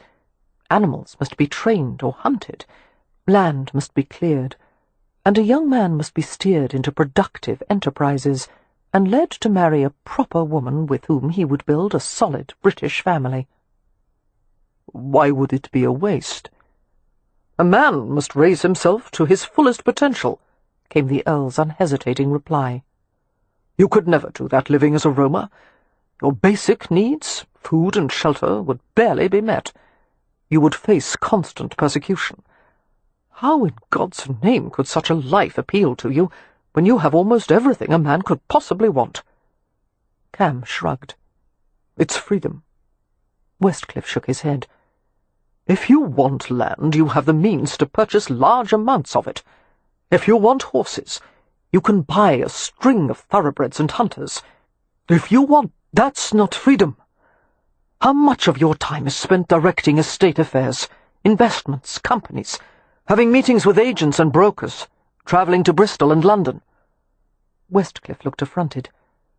Are you telling me in earnest that you are considering giving your employment, your ambitions, your future, in favour of travelling the earth in a vardo? Yes, I'm considering it. Westcliff's coffee-coloured eyes narrowed. And you think, after years of living a productive life in London, that you would adjust happily to an existence of aimless wandering? It's the life I was meant for. In your world, I'm nothing but a novelty. A damned successful novelty, and you have the opportunity to be a representative for your people. God help me! Cam had begun to laugh helplessly. If it ever comes to that, I should be shot. The Earl picked up the silver letter seal from the corner of his desk, examining the engraved base of it with undue concentration. He used the edge of his thumbnail to remove a hardened droplet of sealing wax that had marred the polished surface. Cam was not deceived by Westcliff's sudden diffidence. One can't help but notice, the Earl murmured, that while you're considering a change in your entire way of life, you also seem to have taken a conspicuous interest in Miss Hathaway. Cam's expression didn't change, the barrier of his smile firmly fixed. She's a beautiful woman. I'd have to be blind not to notice her. But that's hardly going to change my future plans. Yet. Ever. Cam returned, pausing as he heard the unnecessary intensity of his own voice. He adjusted his tone at once. I've decided to leave in 2 days, after St. Vincent and I confer on a few matters regarding the club. It's not likely I'll see Miss Hathaway again. Thank God, he added privately. The handful of encounters he'd had with Amelia Hathaway were uniquely troubling. Cam couldn't recall when, if ever, he had been so affected by a woman. He was not one to involve himself in other people's affairs. He was loath to give advice, and he spent little time considering problems that didn't directly concern him. But he was irresistibly drawn to Amelia. She was so deliciously serious-minded, so busy trying to manage everyone in her sphere. It was an ungodly temptation to distract her, make her laugh, make her play. And he could, if he wished. Knowing that made it all the more difficult to stay away from her. The tenacious connections she had formed with the others in her family, the extent she would go to take care of them, that appealed to him on an instinctual level. The Rome were like that, tribal, and yet Amelia was his opposite in the most essential ways, a creature of domesticity who would insist on putting down roots. Ironic that he should be so fascinated by someone who represented everything he needed to escape from. O love tai o beng nashti beshan patshasa, had been one of his grandmother's sayings. Neither money nor the devil can remain in peace. But even knowing the price to pay, Cam couldn't help thinking, holy hell, what a pleasure it would have been to take Amelia Hathaway to bed. It seemed the entire county turned out for the Mop Fair, which, according to tradition, had been held every October the 12th for at least 100 years. The village, with its tidy shops and white and black thatched cottages, was almost absurdly charming. Crowds milled about the distinctive oval village green, or strolled along the main thoroughfare, where a multitude of temporary stalls and booths had been erected. Vendors sold penny toys, foodstuffs, bags of salt from Lymington, glassware and fabrics, and pots of local honey. The music of singers and fiddlers was punctuated by bursts of applause, as entertainers performed tricks for passers-by. Most of the work hiring had been done earlier in the day, with hopeful labourers and apprentices standing in lines on the village green, talking to potential employers. After an agreement was made, a fasten penny was given to the newly hired servant, and the rest of the day was spent in merrymaking. Mary Penn had gone in the morning to find 2 or 3 suitable servants for Ramsay House. With that business concluded, he returned to the village in late afternoon, accompanied by the entire Hathaway family. They were all delighted by the prospect of music, food, and entertainment. Leo promptly disappeared with a pair of village women, leaving his sisters in Mary Penn's charge. Browsing among the stalls, the sisters feasted on hand-sized pork pies, leek pasties, apples and pears, and, to the girls' delight, gingerbread husbands. The gingerbread had been pressed into wooden, man-shaped moulds, baked and gilded. The baker at the stall assured them that every unmarried maiden must eat a gingerbread husband for luck, if she wanted to catch the real thing some day. A laughing mock-argument sprang up between Amelia and the baker as she flatly refused one for herself, saying she had no wish to marry. "But of course you do," the baker declared with a sly grin. "It's what every woman hopes for." Amelia smiled and passed the gingerbread men to her sisters. "How much for 3, sir?" "A farthing each." He attempted to hand her a 4th. "And this for no charge. It would be a sad waste for a lovely blue-eyed lady to go without a man." "Oh, I couldn't," Amelia protested. "Thank you, but I don't—" A new voice came from behind her. "She'll take it." Discomfiture and pleasure seethed low in her body, and Amelia saw a dark, masculine hand reaching out, dropping a silver piece into the baker's upturned palm. Hearing her sister's giggling exclamations, Amelia turned and looked up into a pair of bright, golden hazel eyes. "You need the luck," Cam Rohan said, pushing the gingerbread husband into her reluctant hands. "Have some." She obeyed, deliberately biting off the head, and he laughed.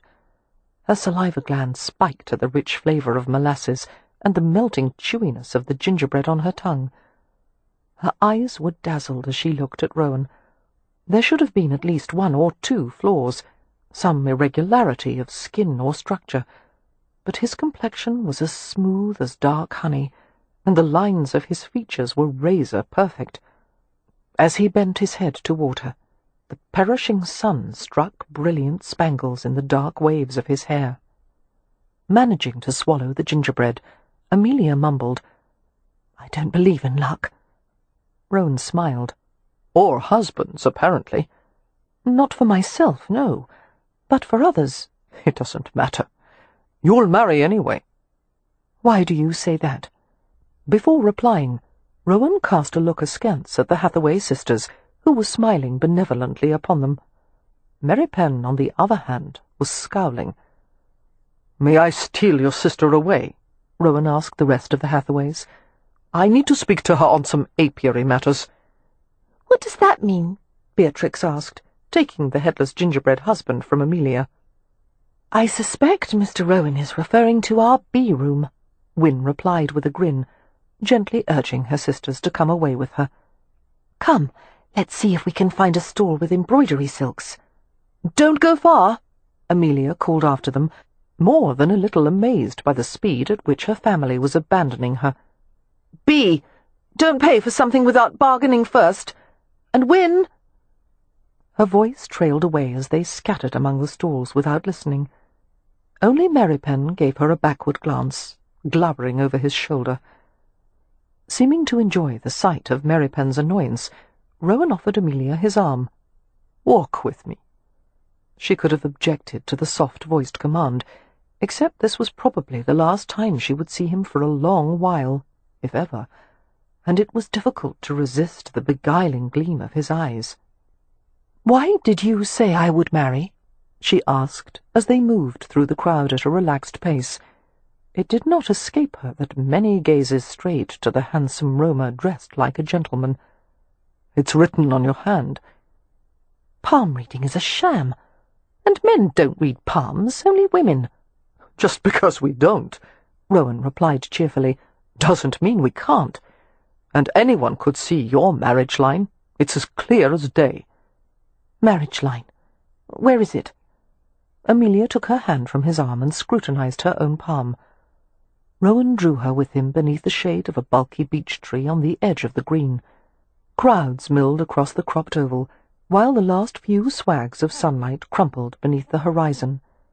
Torches and lamps were already being lit in anticipation of evening. "This one," Rowan said, taking her left hand, turning it palm upward.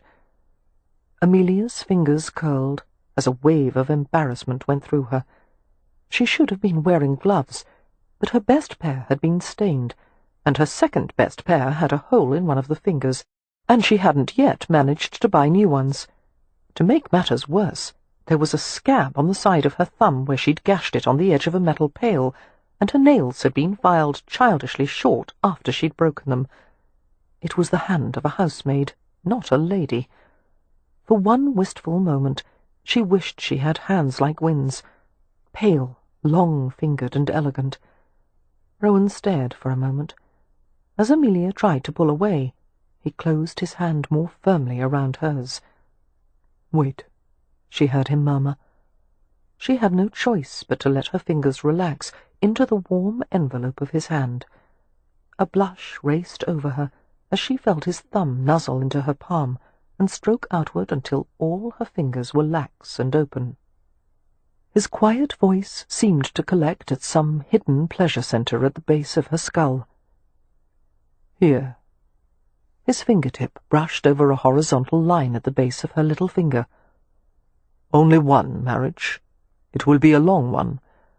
And these—" He traced a trio of small vertical notches that met the marriage line. "It means you will have at least 3 children." He squinted in concentration. 2 girls and a boy. Elizabeth, Jane, and Ignatius. She couldn't help smiling. "Ignatius?" "After his father," he said gravely. "A very distinguished bee farmer." The spark of teasing in his eyes made her pulse jump. She took his hand and inspected the palm. "Let's see yours." Rowan kept his hand relaxed, but she felt the power of it, bone and muscle flexing subtly beneath sun-glazed skin. His fingers were well tended, the nails scrupulously clean and pared nearly to the quick. Gypsies were fastidious, even ritualistic in their washing. The family had long been amused by Merrypen's views on what constituted proper cleanliness, his preference to wash in flowing water rather than soak in a bath. "You have an even deeper marriage line than I do," Amelia said. He responded with a single nod, his gaze not moving from her face. "And you'll have 3 children as well? Or is it 4? She touched a nearly imperceptible line etched near the side of his hand. "Only 3. That one on the side means I'll have a very short engagement." "You'll likely be prodded to the altar by the end of some outraged father's rifle." He grinned. "Only if I kidnap my fiancée from her bedroom." She studied him. "I find it difficult to imagine you as a husband. You seem too solitary." "Not at all. I'll take my wife everywhere with me." His fingers caught playfully at her thumb, as if he'd caught a wisp of dandelion thistle. "We'll travel in a vardo from one side of the world to the other. I'll put gold rings on her fingers and toes, and bracelets on her ankles. At night I'll wash her hair and comb it dry by the firelight, and I'll kiss her awake every morning." Amelia averted her gaze from him, her cheeks turning blood-hot and sensitive. She moved away, needing to walk, anything to break the flushing intimacy of the moment. He fell into step beside her as they traversed the village green. "Mr. Rohan, why did you leave your tribe?" "I've never been quite certain." She glanced at him in surprise. "I was 10 years old," he said. "For as long as I could remember, I travelled with the tribe in my grandparents' wagon. I never knew my parents. My mother died giving birth to me, and my father was an Irish gajo. His family rejected his marriage and convinced him to abandon my mother. I don't think he ever knew she'd had a child." "Did anyone try to tell him?" "I don't know. They may have decided it wouldn't have changed anything. According to my grandparents, he was a young man." He flashed a brief, mischievous smile in her direction, "and immature even for a gajo. One day my grandmother dressed me in a new shirt she had made, and told me I had to leave the tribe. She said I was in danger and could no longer live with them." "What kind of danger? From what source?" "She wouldn't say. An older cousin of mine, his name was Noah, took me to London and helped me find a situation and a job. He promised to come back for me some day and tell me when it was safe to go home." "And in the meantime you worked at the gaming club?" "Yes. Old Jenner hired me as a list-maker's runner." Rowan's expression softened with reminiscent fondness. "In many ways he was like a father to me. Of course he was quick-tempered and a bit too ready with his fists, but he was a good man. He looked out for me." "It couldn't have been easy for you," Amelia said, feeling compassion for the boy he had been, abandoned by his family and obliged to make his own way in the world. "I wonder that you didn't try to run back to your tribe." "I had promised I wouldn't." Seeing a leaf fluttering down from an overhead tree branch, Rowan reached upward, the clever fingers plucking it from the air as if by sleight of hand. He brought the leaf to his nose, inhaling its sweetness, and gave it to her. "I stayed at the club for years," he said in a matter-of-fact tone, "waiting for Noah to come back for me." Amelia chafed the crisply pliant skin of the leaf between the pads of her fingers. "But he never did." Rowan shook his head. "Then Jenner died, and his daughter and son-in-law took possession of the club." "You've been treated well in their employ?" "Too well." A frown chased across his forehead. "They started my good luck curse." "Yes, I've heard about that." She smiled at him. "But since I don't believe in luck or curses, I'm sceptical." "It's enough to ruin a gypsy," he said morosely. "No matter what I do, money comes to me." "How dreadful! That must be very trying for you." "It's damned embarrassing," he muttered with a sincerity she couldn't doubt. Half amused, half envious, Amelia asked, "Had you ever experienced this problem before?" Rowan shook his head.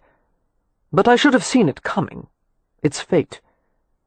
Stopping with her, he showed her his palm, where a cluster of star-shaped intersections glimmered at the base of his forefinger.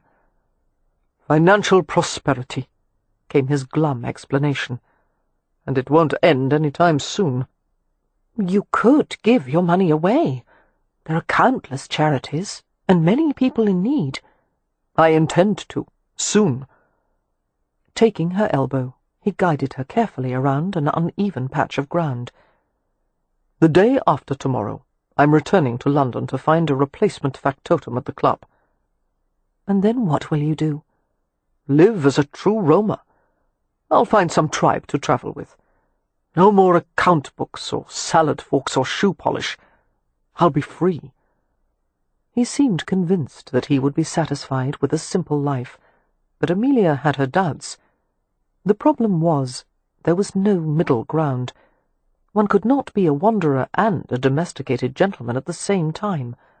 A choice had to be made. It made her thankful that no duality existed in her own nature. She knew exactly who and what she was. Rowan brought her to a stall set up by the village wine-shop, and bought 2 cups of plum wine. She drank the tart, slightly sweet vintage in thirsty gulps, making Rowan laugh quietly. "Not so fast," he cautioned. "This stuff is stronger than you realize.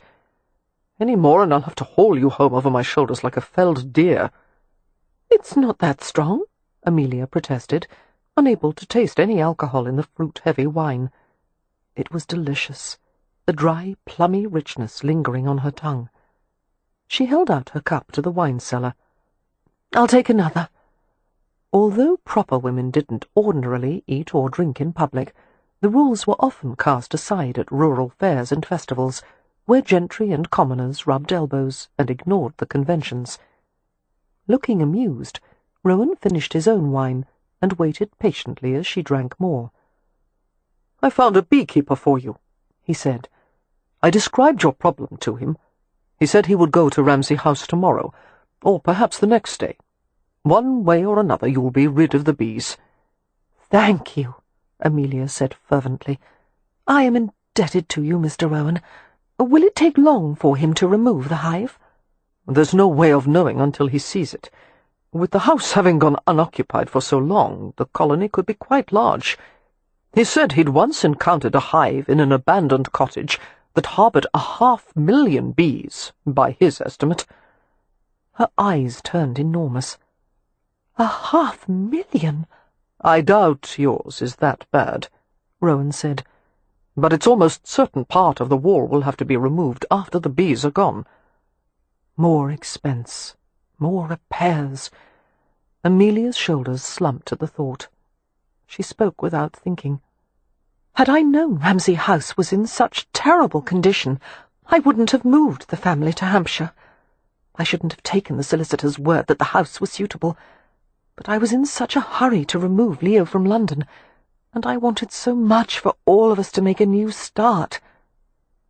"You're not responsible for everything. Your brother is an adult. So are Winifred and Poppy. They agreed with your decision, didn't they?" "Yes, but Leo wasn't in his right mind. He still isn't. And Win is frail and—" "You like to blame yourself, don't you? Come, walk with me." She set her empty wine cup at the corner of the stall, feeling light-headed. The second cup of wine had been a mistake, and going somewhere with Rowan, with night deepening and revelry all around them, would be yet another. But as she looked into his hazel eyes, she felt absurdly reckless. Just a few stolen minutes. She couldn't resist the lawless mischief of his smile. "My family will worry if I don't rejoin them soon." "They know you're with me." "That's why they'll worry," she said, making him laugh. They paused at a table bearing a collection of magic lanterns, small embossed tin lamps with condensing lenses at the front.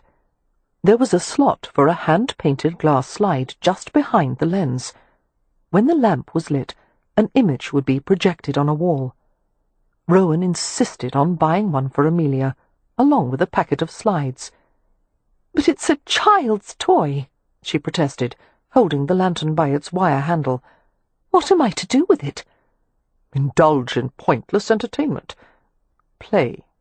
You should try it sometime." "Playing is for children, not adults."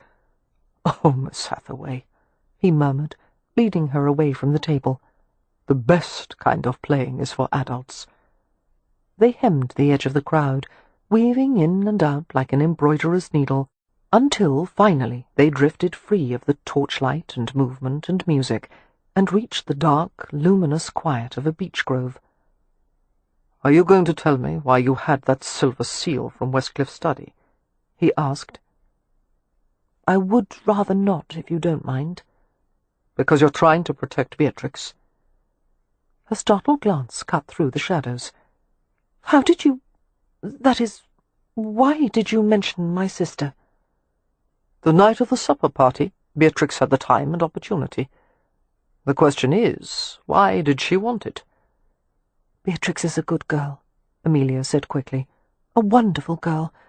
She would never deliberately do anything wrong, and you didn't tell anyone about the seal, did you?" "Of course not."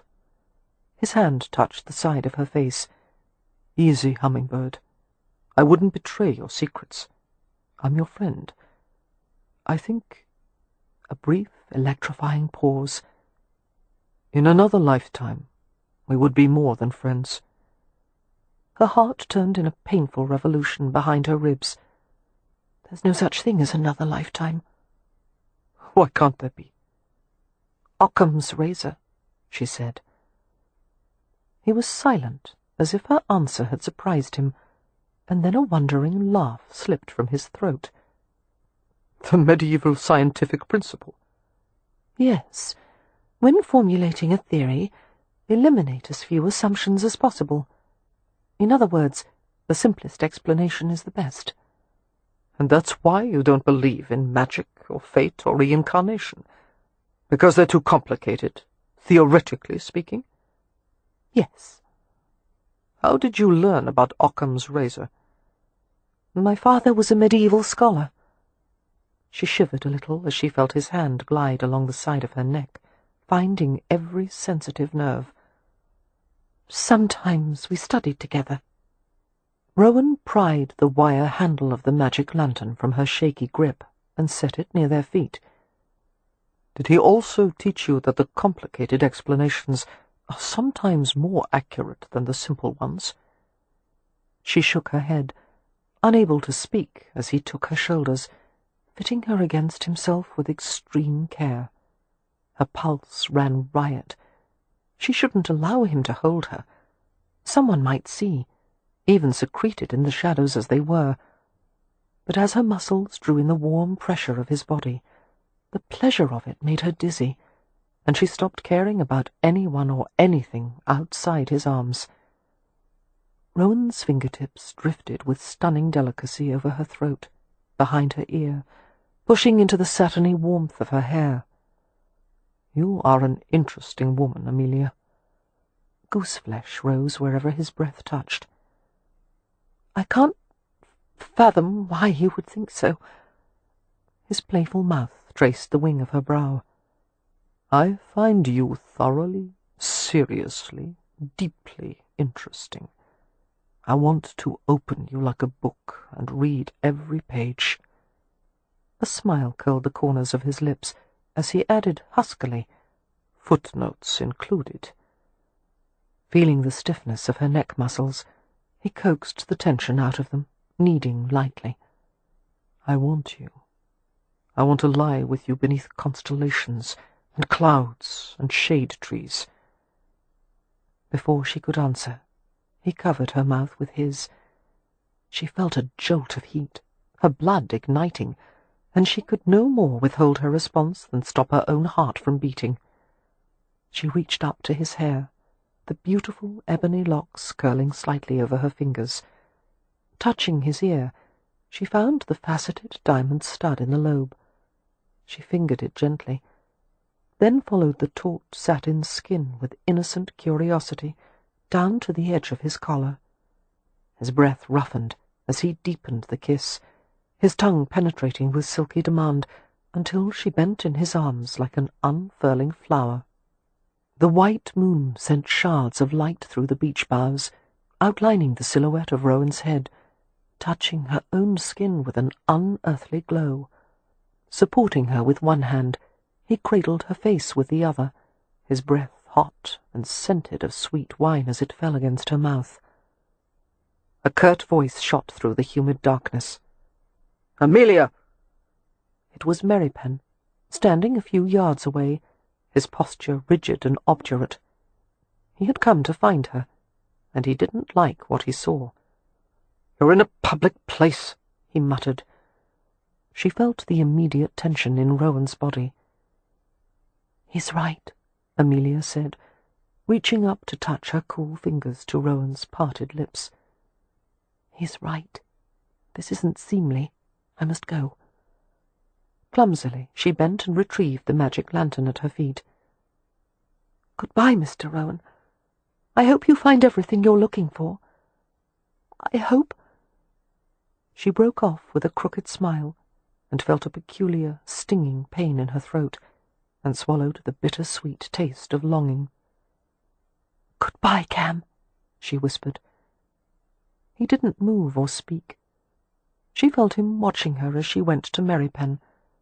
She felt his gaze penetrating her clothes, lingering against her skin. and as she walked away, a sense of loneliness overwhelmed her. Chapter 12. Ordinarily, Cam would have been pleased by the arrival of Lord and Lady St. Vincent at Stony Cross Park. However, Cam wasn't looking forward to the prospect of telling St. Vincent about his decision to quit the club. St. Vincent wouldn't like it. Not only would it be inconvenient to have to find a replacement manager, but the Viscount wouldn't understand Cam's desire to live as a roamer. St. Vincent was nothing if not an enthusiastic advocate of fine living. Many people feared St. Vincent, with his lethal way with words and calculating nature, but Cam was not one of them. In fact, he had challenged the Viscount on more than one occasion, both of them arguing with a vicious articulateness that would have sliced anyone else to ribbons.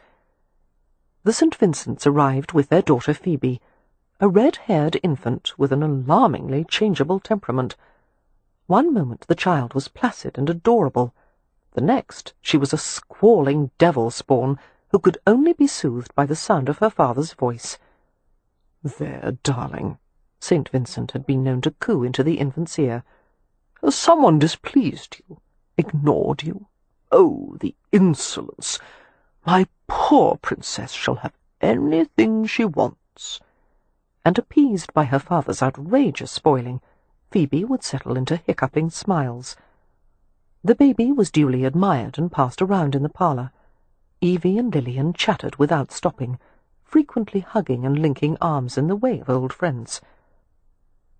After a while, Cam, St. Vincent, and Lord Westcliff withdrew to the back terrace, where an afternoon breeze diffused the scents of the river and reed sweetgrass and marsh marigold. The raucous honks of grey-lag geese punctuated the peace of the Hampshire autumn, along with the lowing of cattle being driven along a well-worn path to a dry meadow. The men sat at an outside table. Cam, who disliked the taste of tobacco, waved his hand in dismissal as St. Vincent offered him a cigar. Under Westcliff's interested regard, Cam and St. Vincent discussed the progress of the club's renovations. Then, seeing no reason to tiptoe around the issue, Cam told St. Vincent of his decision to quit the club as soon as the work was completed. "You're leaving me?" St. Vincent asked, looking perturbed. "For how long?" "For good, actually." As St. Vincent absorbed the information, his pale blue eyes narrowed. "What will you do for money?" Relaxed in the face of his employer's displeasure, Cam shrugged. "I already have more money than anyone could spend in a lifetime." The Viscount glanced heavenward. "Anyone who says such a thing obviously doesn't know the right places to shop." He sighed shortly. "So, if I'm to understand correctly, you intend to eschew civilization altogether and live as a savage?" "No, I intend to live as a roamer. There's a difference." "Rowan, you're a wealthy young bachelor with all the advantages of modern life. If you've got ennui, do what every other man of means does." Cam's brows lifted. "And that would be?" "Gamble, drink, buy a horse, take a mistress. For God's sake, have a little imagination. Can you think of no better option than to throw it all away and live like a primitive, thereby inconveniencing me in the process? How the devil am I to replace you?" "No one's irreplaceable." "You are. No other man in London can do what you do. You're a walking account book. You've got eyes in the back of your head. You've got the tact of a diplomat, the mind of a banker, the fists of a boxer, and you can put down a fight in a matter of seconds. I'd need to hire at least a half-dozen men for your job." "I don't have the mind of a banker," Cam said indignantly. "After all your investment coups, you can't deny that wasn't on purpose." A scowl settled on Cam's face. "It was my good luck curse." Looking satisfied to have unsettled Cam's composure, St. Vincent drew on his cigar. He exhaled a smooth, elegant stream of smoke, and glanced at Westcliff. "Say something," he told his old friend. You can't approve of this any more than I. It's not for either of us to approve. Thank you, Cam muttered. However, Westcliff continued, I urge you, Rohan, to reflect adequately on the fact that while half of you is a freedom-loving gypsy, the other half is Irish, a race renowned for its fierce love of land, which leads me to doubt that you will be as happy in your wandering as you seem to expect. The point rattled Cam. He had always tried to ignore the gajo half of his nature, lugging it around like some oversized piece of baggage he would have liked to set aside, but could never find a convenient place to put it. If your point is that I'm damned whatever I do, Cam said tersely, I'd rather err on the side of being free. All men of intelligence must eventually give up their freedom, St. Vincent replied. The problem with bachelorhood is that it's far too easy, which makes it tedious. The only real challenge left is marriage. Marriage. Respectability. Cam regarded his companions with a sceptical smile, thinking they resembled a pair of birds trying to convince themselves of how comfortable their cage was. No woman was worth having his wings clipped. I'm leaving for London tomorrow, he said. I'll stay at the club until it reopens. After that, I'll be gone for good. St. Vincent's clever mind circumvented the problem, analysing it from various angles. Rohan, you've led a more or less civilized existence for years, and yet suddenly it has become intolerable. Why? Cam remained silent. The truth was not something he was readily able to admit to himself, let alone say it aloud. There has to be some reason you want to leave, St. Vincent persisted. Perhaps I'm off the mark, Westcliff said, but I suspect it may have something to do with Miss Hathaway. Cam sent him a damning glare. St. Vincent looked alertly from Cam's stony face to Westcliff's. You didn't tell me there was a woman. Cam stood so quickly the chair nearly toppled backward. She has nothing to do with it. Who is she? St. Vincent always hated being left out of gossip. One of Lord Ramsay's sisters, came Westcliff's reply. They reside at the estate next door. Well, well, St. Vincent said. She must be quite something to provoke such a reaction in you, Rohan. Tell me about her. Is she fair? Dark? Well-formed? To remain silent or to deny the attraction would have been to admit the full extent of his weakness. Cam lowered back into his chair and strove for an off-hand tone. Dark-haired? Pretty? And she has quirks. Quirks? St. Vincent's eyes glinted with enjoyment. How charming! Go on. She's read obscure medieval philosophy. She's afraid of bees. Her foot taps when she's nervous. And other, more personal things he couldn't reveal, like the beautiful paleness of her throat and chest, the weight of her hair in his hands, the way strength and vulnerability were pleated inside her like two pieces of fabric folded together, not to mention a body that had been designed for mortal sin. Cam didn't want to think about Amelia. Every time he did, he was swamped with a feeling he'd never known before, something as acute as pain, as pervasive as hunger. The feeling seemed to have no purpose other than to rob him of sleep at night. There wasn't 1 millimetre of Amelia Hathaway that didn't attract him profoundly, and that was a problem so far outside his experience he didn't begin to know how to address it. If only he could take her, ease this endless ache.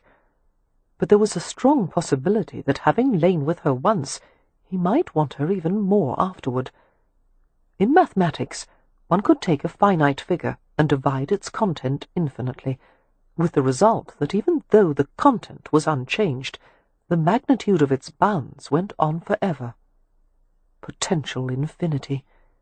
It was the first time Cam had ever comprehended the concept in the form of a woman.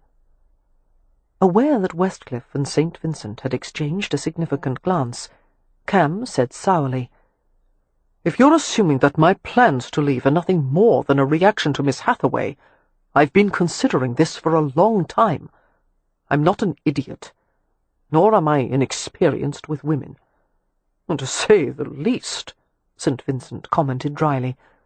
"But in your pursuit of women, or perhaps I should say their pursuit of you, you seem to have regarded them all as interchangeable. Until now. If you are taken with this Hathaway creature, don't you think it bears investigating?" "God, no. There's only one thing it could lead to."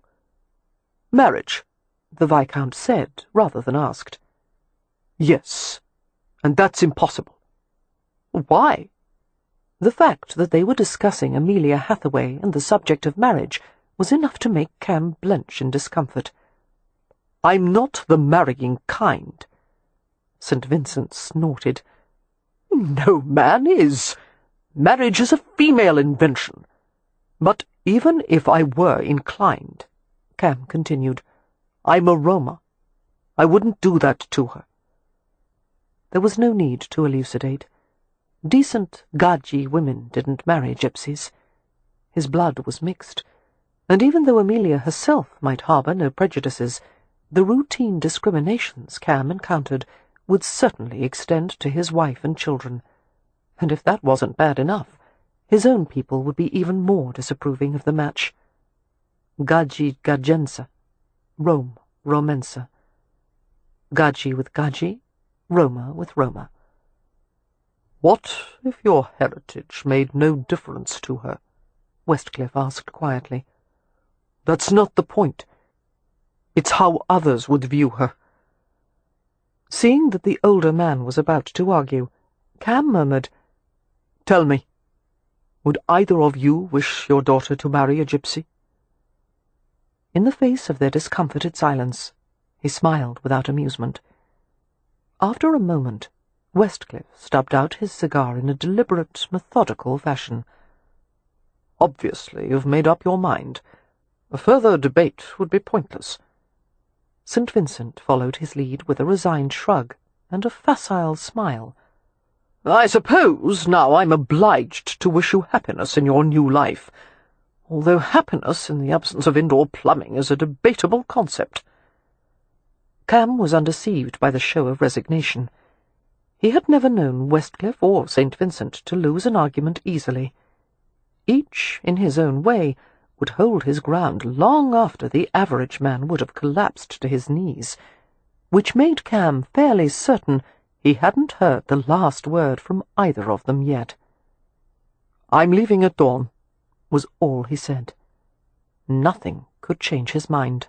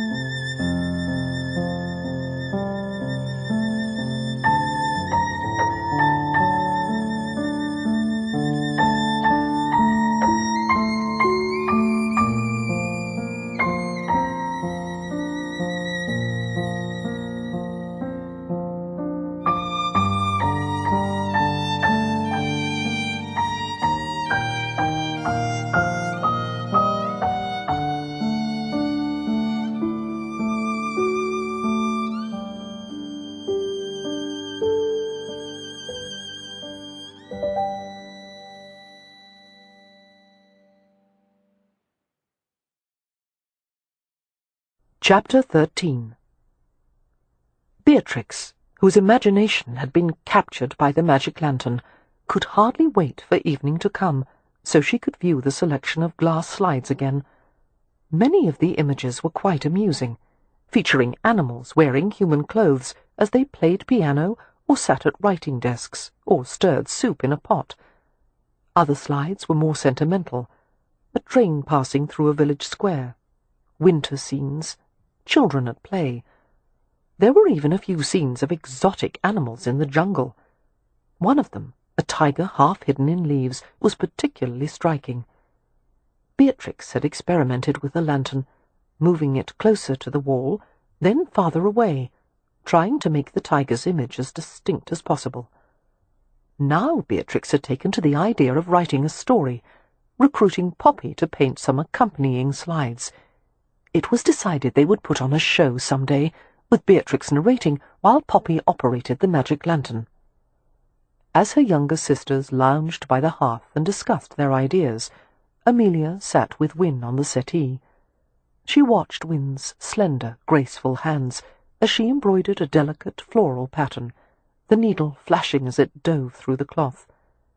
At the moment, her brother was lolling on the carpet near the girls, slouched and half drunk, his long legs crossed native fashion. Once he had been a kind and caring older brother, sympathetically bandaging one of the children's hurt fingers, or helping to look for a lost doll. Now he treated his younger sisters with the polite indifference of a stranger. Absently, Amelia reached up to rub the pinched muscles at the back of her neck. She glanced at Merrypen as he sat in the corner of the room, every line of his body lax with the exhaustion of heavy labour. His gaze was distant, as if he too was consumed with private thoughts. It troubled her to look at him. The rich hue of his skin, the shiny apple-seed darkness of his hair, reminded her too much of Cam Rohan. That would change, however. Time would pass, and Rowan's memory would retreat to the back of her mind in a blur.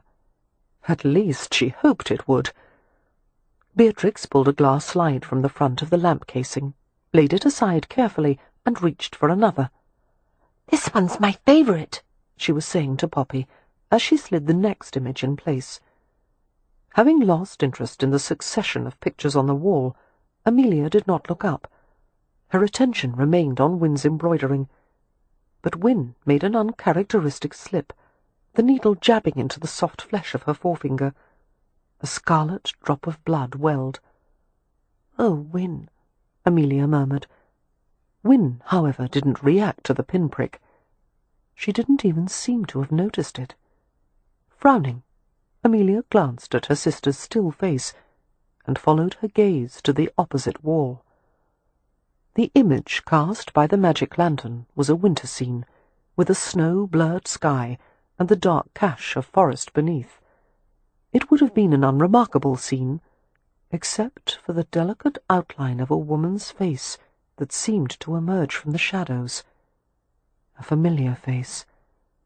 As Amelia stared, transfixed, the spectral features seemed to gain dimension and substance, until it seemed almost as if she could reach out and shape her fingers against the waxing contours. "Laura," she heard Win breathe. It was the girl Leo had loved. The face was unmistakable. Amelia's first coherent thought was that Beatrix and Poppy must be playing some horrid joke, but as she looked at the pair on the floor, chatting together innocently, she perceived at once that they didn't even see the dead girl's image, nor did Merrypen, who was watching Win with a questioning frown. By the time Amelia's gaze shot once more to the projection, the face had disappeared. Beatrix pulled the slide from the magic lantern. She fell back with a little cry as Leo charged toward her and made a grab for the slide. "Give it to me," Leo said, more an animal growl than a human voice. His face was blanched and contorted, his body knotted with panic. He hunched over the little piece of painted glass and stared through it as if it were a tiny window into hell. Fumbling with the magic lantern, Leo nearly overset it as he tried to jam the slide back in. "Don't, you'll break it!" Beatrix cried in bewilderment. "Leo, what are you doing?" "Leo," Amelia managed to say. "You'll cause a fire, careful." "What is it?" Poppy demanded, looking bewildered. "What's happening?" The glass fell into place, and the winter scene flickered on the wall once more. Snow, sky, forest. Nothing else. "Come back," Leo muttered feverishly, rattling the lantern. "Come back, come back." "You're frightening me, Leo," Beatrix accused, hopping up and speeding to Amelia. "What's the matter with him?" "Leo's foxed, that's all," Amelia said distractedly. "You know how he is when he's had too much to drink." "He's never been like this before." "It's time for bed," Wynne remarked. Worry seeped through her voice like a watermark on fine paper. "Let's go upstairs. Beatrix, Poppy." She glanced at Merrypen, who stood at once. "But Leo's going to break my lantern!" Beatrix exclaimed. "Leo, do stop! You're bending the sides!" Since their brother was apparently beyond hearing or comprehension, Wynne and Merrypen efficiently whisked the younger girls from the room. A questioning murmur from Merrypen, and Wynne replied softly that she would explain in a moment. When everyone had gone, and the sounds of voices had faded from the hallway, Amelia spoke carefully. "I saw her too, Leo. So did Wynne." Her brother didn't look at her, but his hands stilled on the lantern. After a moment, he removed the slide and put it back in again. His hands were shaking. The sight of such raw misery was difficult to bear. Amelia stood and approached him. "Leo, please talk to me. Please." "Leave me alone." He half-shielded his face from her regard, palm turned outward. "Someone has to stay with you." The room was getting colder. A tremor began at the top of Amelia's spine and worked downward. "I'm fine." A few stunted breaths. With a titanic effort, Leo lowered his hand and stared at her with strange, light eyes. "I'm fine, Amelia. I just I want a little time alone." "But I want to talk about what we saw right in front of us." "It was nothing." He was sounding calmer by the second. "It was just an illusion." "It was Laura's face. You and Wynne and I all saw it." "We all saw the same shadow." The barest hint of wry amusement edged his lips. "Come, sis, you're too rational to believe in ghosts." "Yes, but—" She was reassured by the familiar mockery in his tone, and yet she didn't like the way he kept one hand on the side of the lamp, as if his skin had been fused to the perforated metal. "Go on," he urged gently. "As you said, it's late. You need to rest. I'll be all right." Amelia hesitated, her arms chilled and stinging beneath the sleeves of her gown. "If you really want—" "Yes, go on." She did reluctantly. A draught from somewhere seemed to rush past her as she left the room. She hadn't intended to close the door fully, but it snapped shut like the jaws of a hungry animal. It was difficult to make herself walk away. She wanted to protect her brother from something. She just didn't know what it was. After reaching her room, Amelia changed into her favourite nightgown. The white flannel was thick and shrunken from many washings, the high collar and long sleeves textured with white-work embroidery that Wynne had done. The chill she had taken downstairs was slow to fade, even after she had crawled beneath the bedclothes and curled tightly into a ball. She should have thought to light a fire at the hearth. She should do it now to make the room warmer, but the idea of climbing out of bed was too daunting. Instead, she occupied her mind with thoughts of hot things, a cup of tea, a woolen shawl, a steaming bath, a foot-warming brick. Gradually, body heat accumulated around her, and she relaxed enough to sleep. But it was a troubled rest. She had the impression of arguing with people in her dreams, back and forth conversations that made no sense, shifting, rolling to her stomach, her side, her back. She tried to ignore the bothersome dreams. Now there were voices. Poppy's voice, actually, and no matter how she tried to ignore it, the sound persisted. "Amelia! Amelia!" She heaved herself up on her elbows, blind and confused from the sudden awakening. Poppy was by her bed. "What is it?" Amelia mumbled, scraping back a tangled curtain of hair from her face. At first, Poppy's face was disembodied in the darkness, but as Amelia's eyes adjusted, the rest of her became dimly visible. "I smell smoke," Poppy said. Such words were never used lightly, nor could they ever be dismissed without investigation. Fire was an ever-present concern, no matter where one lived. It could start in any number of ways, from overturned candles, lamps, sparks that leapt from the hearth, or embers from coal-burning ovens. And fire in a house this old would be nothing less than disaster. Struggling from the bed, Amelia hunted for the slipper box near the end of the bed. She stubbed her toe and hopped and cursed. "Here, I'll fetch them." Poppy lifted the tin lid of the slipper box and took the shoes out, while Amelia found a shawl. They linked arms and made their way through the dark room with the caution of elderly cats. Reaching the top of the stairs, Amelia sniffed hard, but could detect nothing other than the familiar accumulation of cleaning soap, wax, dust, and lamp oil. "I don't smell any smoke." "Your nose isn't awake. Try again." This time there was a definite taint of something burning. Alarm speared through her. She thought of Leo, alone with the lantern, the flame and oil, and she knew instantly what had happened. "Mary Pen!" The whip-crack force of her voice caused Poppy to jump. Amelia gripped her sister's arm to steady her. "Get Mary Pen! Wake everyone up! Make as much noise as you can!" Poppy obeyed at once, scampering toward her siblings' bedrooms, while Amelia made her way downstairs. A sullen glow came from the direction of the parlour, an ominous, flickering light bleeding beneath the door. "Leo!" She flung the door open and recoiled at a furnace blast that struck her entire body. One entire wall was covered in flame, rippling and curling upward in hot tentacles.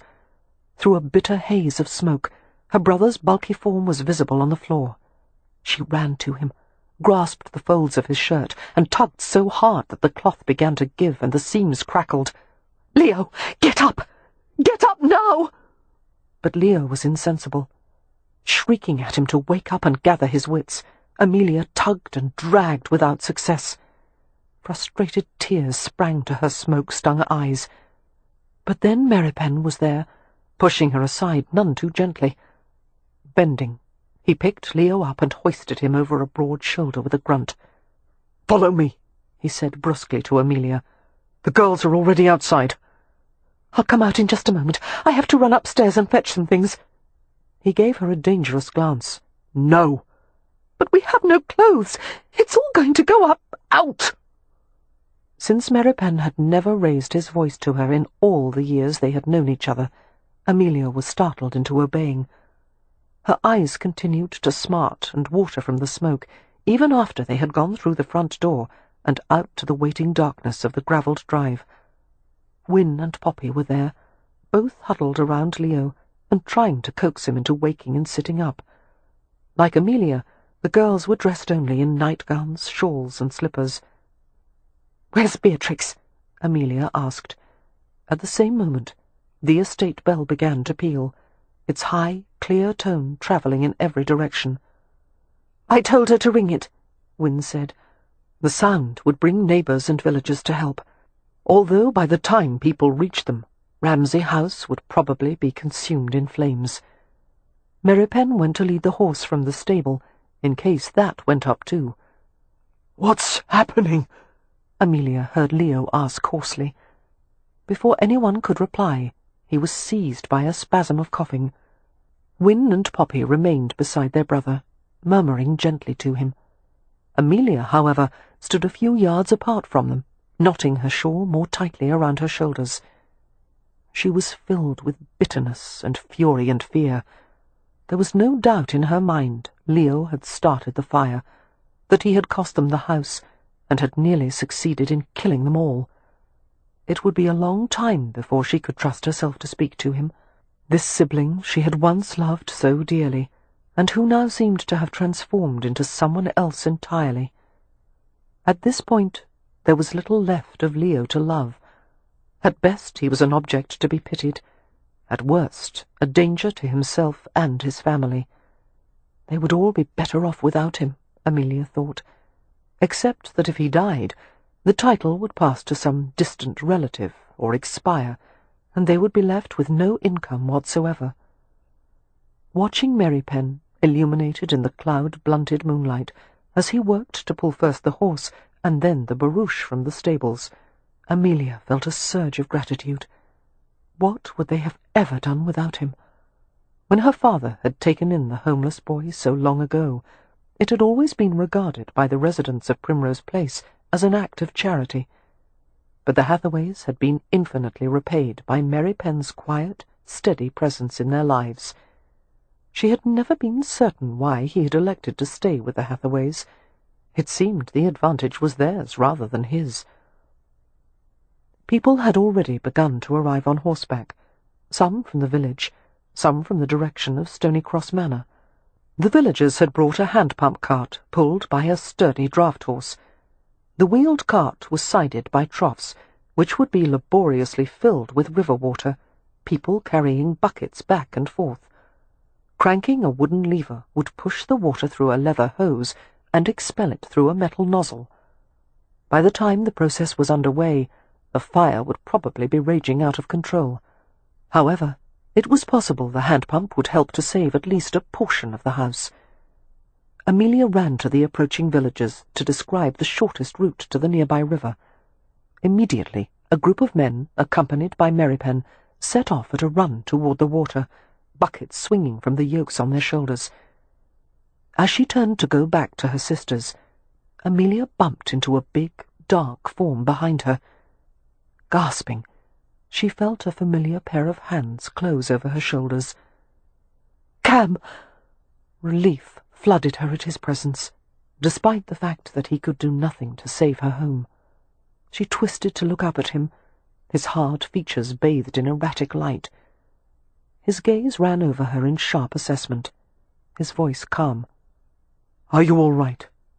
"Yes, but the house—" Her throat clenched on a sob. Cam shrugged off his coat and settled it around her, pulling the edges together at the front. The wool was permeated with his scent and warmth. "We'll see what we can do. In the meantime, stay out of harm's way." Her eyes turned round at the sight of two large metallic vessels being unloaded in front of the house. "What are those?" "An invention of Captain Swansea's. We're going to try to keep the fire from spreading until they've primed the water pump." "How—" she began, but he had already gone, running in easy strides toward the house. Chapter 14. Amelia watched as Cam and Captain Swansea lifted the ungainly copper containers, which had been fitted with leather hosing, and hauled them past the front door. The windows were shot with lurid flashes as fire began to digest the interior of the house. Soon, Amelia thought bleakly, nothing would be left but a blackened skeleton. Making her way back to her sisters, Amelia stood beside Win, who was cradling Leo's head in her lap. "How is he?" "He's ill from the smoke." Win ran a gentle hand over her brother's dishevelled head. "But I think he'll be all right." Glancing down at Leo, Amelia muttered, "The next time you try to kill yourself, I'd appreciate it if you wouldn't take the rest of us with you." He gave no indication of having heard, but Win, Beatrix, and Poppy glanced at her in surprise. "Not now, dear," Win said in gentle reproof. Amelia stifled the hot words that rose to her lips and stared stonily at the house. More people were arriving. some forming a line to pass water buckets back and forth from the river to the hand pump. There was no sign of activity from within the building. She wondered what Cam Rohan and Captain Swansea were doing. Wynne seemed to read her mind. "It seems Captain Swansea finally has an opportunity to test his invention," she said. "What invention?" Amelia asked. "And how do you know about it?" "I sat next to him at supper at Stony Cross Manor," Wynne replied. "He told me that during his experiments with rocketry design, he had the idea for a device that would extinguish fires by spraying them with pearl ash solution. When the copper canister is upended, a vial of acid mixes with the solution, and it creates enough pressure to force the liquid from the canister." "Would that work?" Amelia asked doubtfully. "I certainly hope so." They both flinched at the sound of breaking windows. The hand-pump crew was making an opening large enough to direct a stream of water inside the burning room. Becoming more worried by the moment, Amelia watched intently for any sign of Cam Rohan. The man had no sense of self-preservation, running into a burning house with an untested device that could explode in his face. Confronted by the chemicals, the smoke and the heat, he might be disoriented or overwhelmed. The idea of some harm befalling him was unbearable. She had never wanted anything as much as she wanted for him to come out of the fire-trap of a house. Her muscles knotted with anxiety until streaks of pain fired through every limb. Just as she began to consider the idea of venturing to the front threshold, Rohan and Captain Swansea emerged from the house with the emptied canisters. She hurried forward with a cry of gladness, fully intending to stop once she reached them, which was why it was a surprise when her legs insisted on carrying her forward until she fetched hard against Rohan. The impact caused him to stagger back a step. He dropped the canister and caught her tightly, a laugh rustling low in his chest. "Easy, Hummingbird. Everything's all right." She had lost his coat and her shawl somewhere amid the impetuous dash. The cold night air pierced the thin layer of her gown, causing her to shiver hard. He gripped her more closely. The pungent fragrance of smoke and sweat clung to him. She wanted to follow the scent through his clothes to his skin. His body was so hard, so much tougher than her own. She wanted to stand against him like this forever, his heartbeat steady beneath her ear, his hand making warm circles on her back. "The extinguishers were even more effective than I'd anticipated," she heard Captain Swansea say. 2 or 3 more canisters, and I do believe we could have put it down by ourselves." Collecting herself, Amelia looked out from the circle of Rohan's arms. Like Rohan, the older man's face was smoke-darkened, and this, combined with his shock of silver-white hair, gave him a singular appearance. He was smiling, pleased with the results of his efforts. "The fire's under control now," he told her. "I should think they'll have it out quite soon." "Captain, I'll never be able to thank you enough," she managed to say. "To think that you put yourself at risk—" "I've been waiting for an opportunity like this," Swansea declared. "Though, of course, I wouldn't have wished for your home to serve as the testing site." He turned around to view the progress with the hand-pump, which was now operating at full capacity. "I'm afraid," he said ruefully, "the water damage will be just as bad as that from the smoke." "Perhaps some of the upstairs rooms are still habitable," Amelia said. "In a few minutes I should like to go up and see." "Absolutely not," Cam interrupted. "You and the rest of the Hathaways are going to Stony Cross Manor. They have more than enough guest rooms to accommodate you." Amelia stiffened at his authoritative tone. "There are too many things I have to do here." He gave her a slight shake to quiet her. "Amelia, you and your sisters are standing outside in the cold, dressed in little more than your nightgowns. Your brother needs to be seen by a doctor, and if I'm not mistaken, Mary Penn does too. Go to Stony Cross Manor and take care of your family. I'll see to things here." "I don't want to go. She paused as his words sank in. "Why does Mary Penn need a doctor? Where is he? Rowan turned her in his arms to face the opposite direction. "Over there, beside your sisters." She gasped at the sight of Merrypen huddled on the ground. Wynne was with him, attempting to pull the thin fabric of his shirt away from his back. "Oh, no!" Amelia sped toward them, not realizing until later that she must have appeared half-crazed, running back and forth in her nightgown. "What happened?" she asked, dropping to the damp ground beside Wynne. "Has he been burned?" "Yes, on his back." Wynne ripped a makeshift bandage from the hem of her own gown. "Beatrix, would you take this, please, and soak it in water?" Without a word, Beatrix scampered to the trough at the hand-pump. Wynne stroked Merrypen's thick, black hair as he rested his head on his forearms. His breath hissed unevenly through his teeth. "How much does it hurt?" Amelia asked. "Like the devil!" he choked out. "That's a good sign. A burn is much more serious if it's numb." "Thanks," he muttered. "I feel better." Amelia smiled slightly, reassured by the sarcasm. Wynne kept her hand on the nape of Merrypen's neck as she spoke to Amelia. "He went too close to the eaves of the house.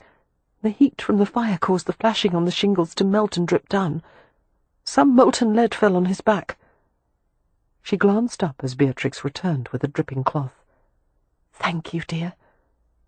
Lifting Merrypen's shirt, she laid the wet cloth over the burn, and he let out a low growl.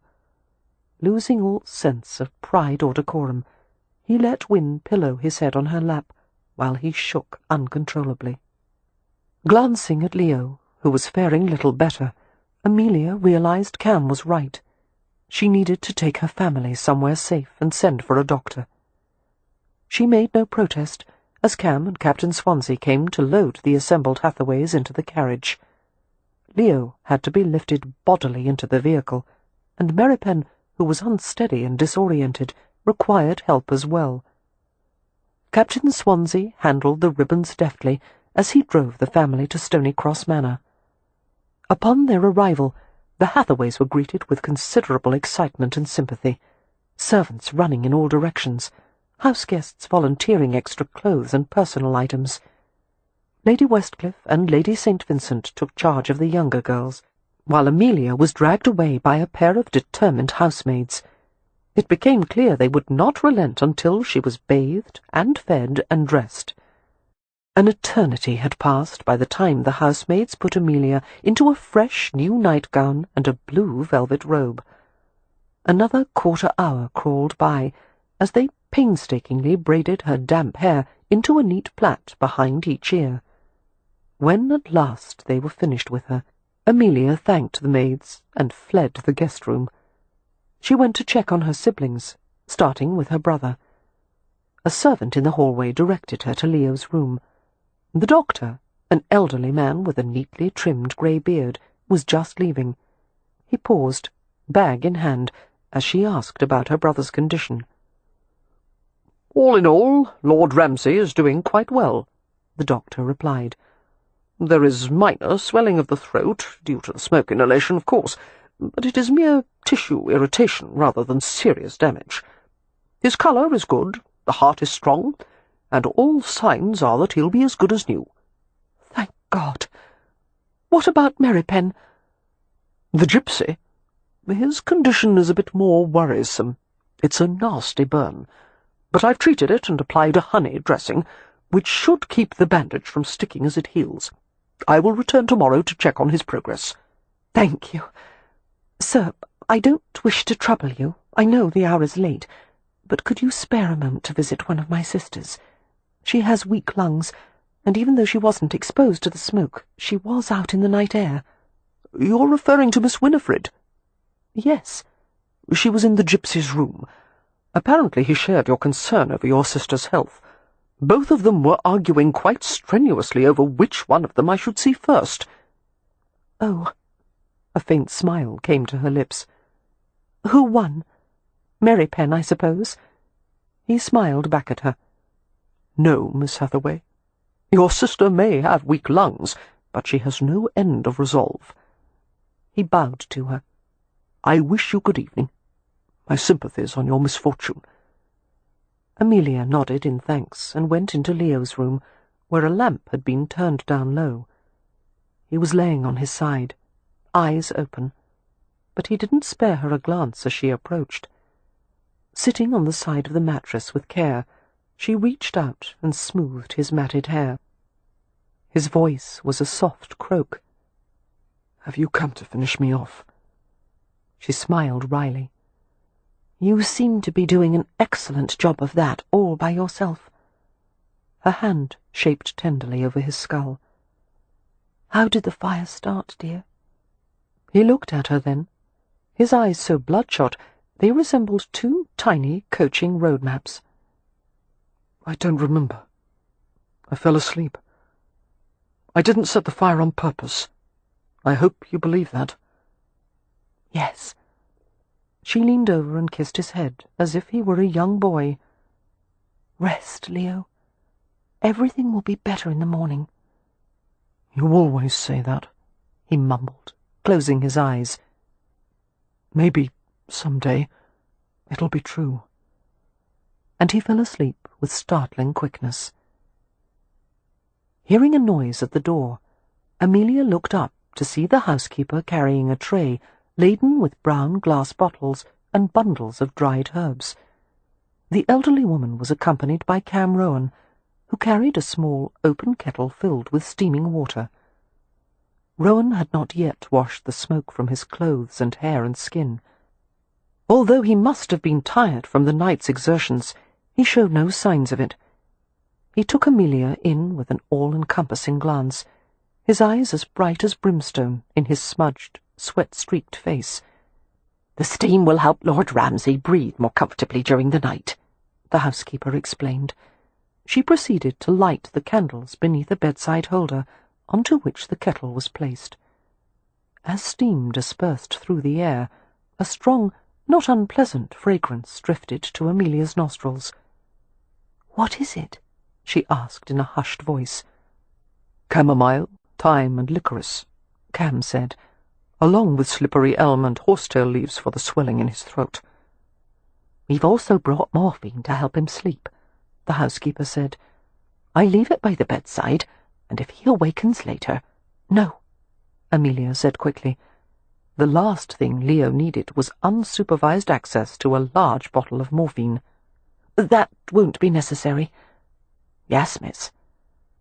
The housekeeper departed, with a quiet murmur for her to ring if anything was needed.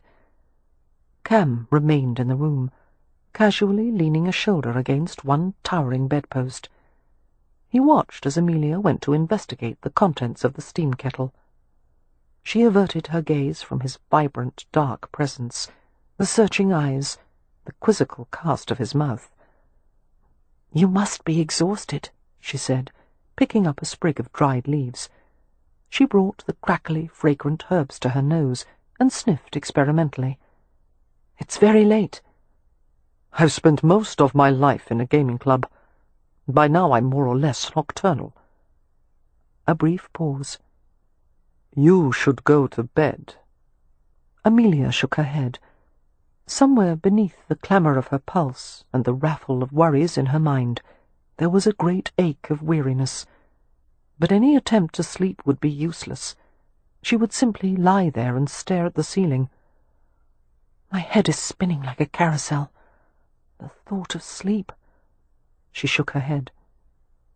"Would it help," he asked gently, "to have a shoulder to cry on?" "Thank you, but no." Carefully she dropped the herbs into the kettle. "Crying is a waste of time." "To weep is to make less the depth of grief." "Is that a Romany saying?" His mouth curved a little. "Shakespeare."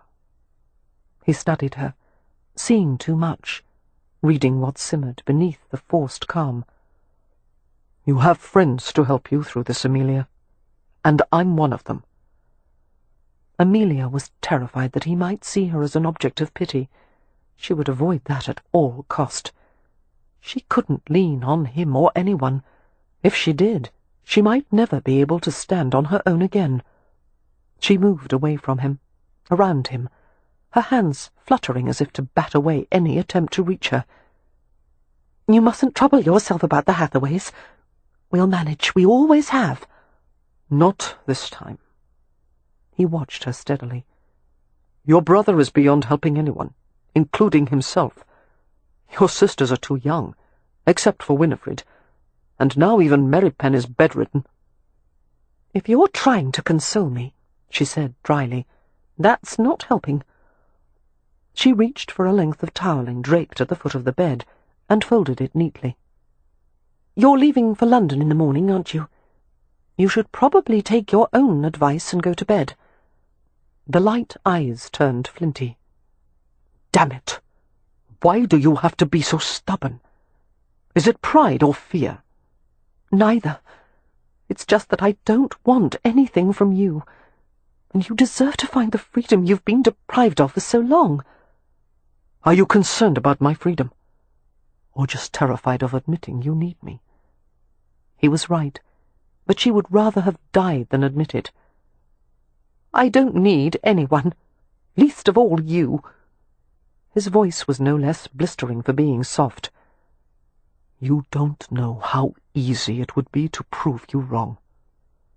He began to reach for her, checked the movement, and looked at her as if he wanted to throttle her, kiss her, or both. "Maybe next lifetime," she whispered, somehow managing a crooked smile. "Please go. Please, Cam." She waited tensely until he had left the room, and then her shoulders sagged with relief. "Idiot!" came her brother's voice from among the bedpillows. Amelia blinked in surprise. "Leo, you're supposed to be sleeping." "How the devil can anyone sleep?"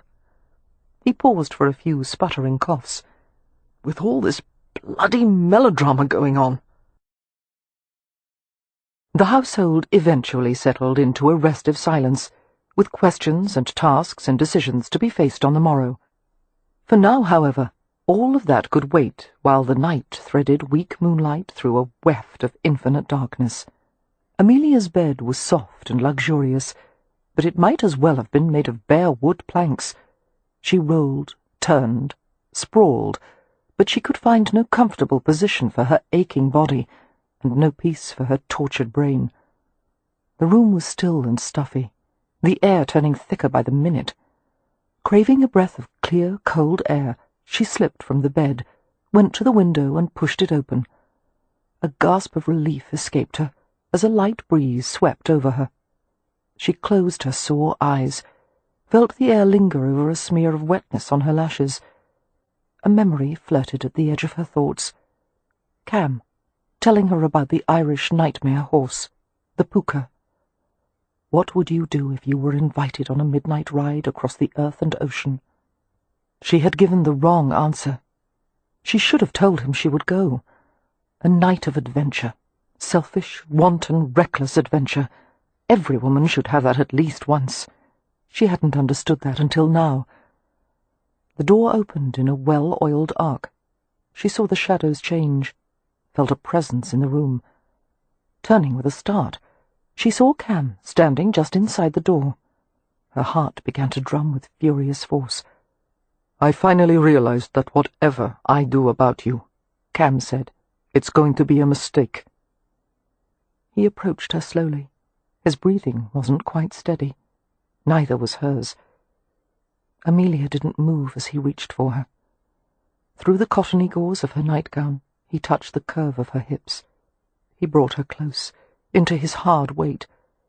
His fingers found the sensitive curve of her scalp, cradling her head, as he dragged his mouth slowly across hers, again and again, and when her lips were open and damp, he sealed them with his. She quivered at the penetrating strokes of his tongue, struggled to capture the silkiness, moaned in protest as it was withdrawn. He smelled like herbs and soap and clean linen. As he searched deeper, deeper, she found the intimate flavour she remembered from before, something insanely provocative. Yes, this was what she needed. She swayed into him helplessly, her balance collapsing. His hands gently compelled her backward, until she lay on the tumbled bed as if on some pagan altar. Bending over her, he kissed her throat. There was a series of quick tugs at the front of her gown, and the edges of the garment parted. She sensed his urgency, the heat radiating from his body, but every movement was gentle, lingering, as he reached beneath the fragile cotton and caressed the plush curve of her breast. Her knees drew up, her entire body arching to contain the slow pouring pleasure. With a wordless sound, Cam coaxed her to relax, his hand gliding from her breasts to her knees. As she subsided, he bent farther over her, his breath a soft cascade of warmth. His parted lips brushed the naked tip of her breast, toying with the hardening bud, his tongue skimming with a luxurious slowness that made her writhe. She brought her hands to his hair, tangling her fingers in the ebony locks, trying to hold him to her. His mouth closed over her nipple, tugging lightly until she quivered, and tried to roll away, unnerved by the feeling that she was being driven to the brink of some new sensation altogether. Cam pulled her back to him, and bent over her once more. His mouth covered hers, while his teasing fingers pulled the hem of her gown higher and found the tender backs of her knees. Amelia reached for his shirt with trembling hands. It was loose-cut and collarless, the kind that lifted over the head instead of buttoning. Cam moved to help her, pulling the garment off and tossing it aside. Moonlight gilded the supple, muscular lines of his body, his chest dark and smooth. Flattening her palms against the hard, satiny surface, she drew them gently downward to his sides and around his back. He shivered a little at her touch, and lowered to the place beside her, one leg sliding between hers. The gown fell open to expose her chest completely, the hem bunched high on her thighs. His lips descended to her breast again, while he cupped and kneaded the firm flesh. As his tongue crossed the nipple in delicate strokes, she moaned in pleasure and need. Arching up to him, she struggled to press closer, to bring his weight more fully over her. He resisted, lifting his mouth to murmur exotic words near her ear, his hands travelling over her in caresses meant to calm her. She quivered at his gentleness, her hands gripping his muscular back. She couldn't think clearly, couldn't find words. Twisting against him, she felt the desire sharpen to unbearable intensity. "Cam! Cam!" She pressed her face to his shoulder, wanting him. Feeling the dampness of her lashes, he eased her head back and touched his tongue to an errant teardrop. "No, hummingbird. It's too soon." She looked up into his shadowed features. "For you?" There was a moment's pause, as if Cam was struggling to hold back a laugh. "No, for you." "I'm 26 years old," she protested. "How could it possibly be too soon for me?" Cam couldn't suppress his laughter then, burying the low, delicious sounds in her mouth. The kisses turned harder, longer, and in between Cam spoke in a mixture of Romany and English, and it was unclear if he even knew what language he used. Grasping her hand in his, he brought it down his body to the urgent thrust of his erection. Shocked and fascinated, Amelia eased her hand along the length of him, her fingers moulding hesitantly over the hardness. Cam groaned as if in pain, and she snatched her hand back at once. "I'm terribly sorry," she said, flushing. "I didn't mean to hurt you." "You didn't hurt me." There was a flick of tender amusement in his voice. He caught her hand and brought it back down. Amelia explored him slowly, her curiosity stirred by the heat and suggestion of movement beneath the taut fabric of his breeches.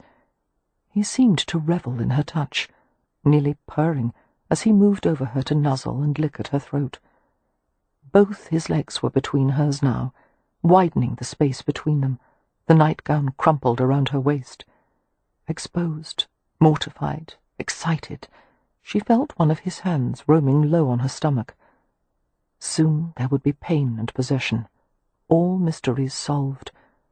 She thought perhaps now would be an opportune time to mention something. Cam? His head lifted. Yes? I've heard there are ways, that is, since this can lead to, and I certainly don't want. I hope you know how to do this without. You don't want me to give you a baby?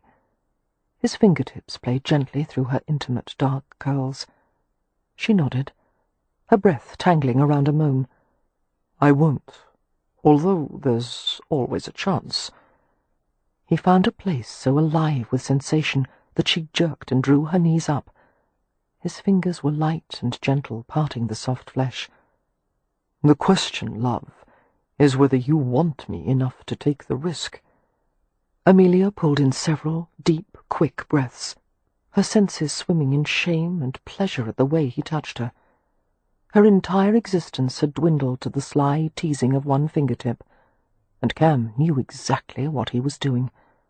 Artful and tender, he toyed with her while his wicked mouth descended to her breast.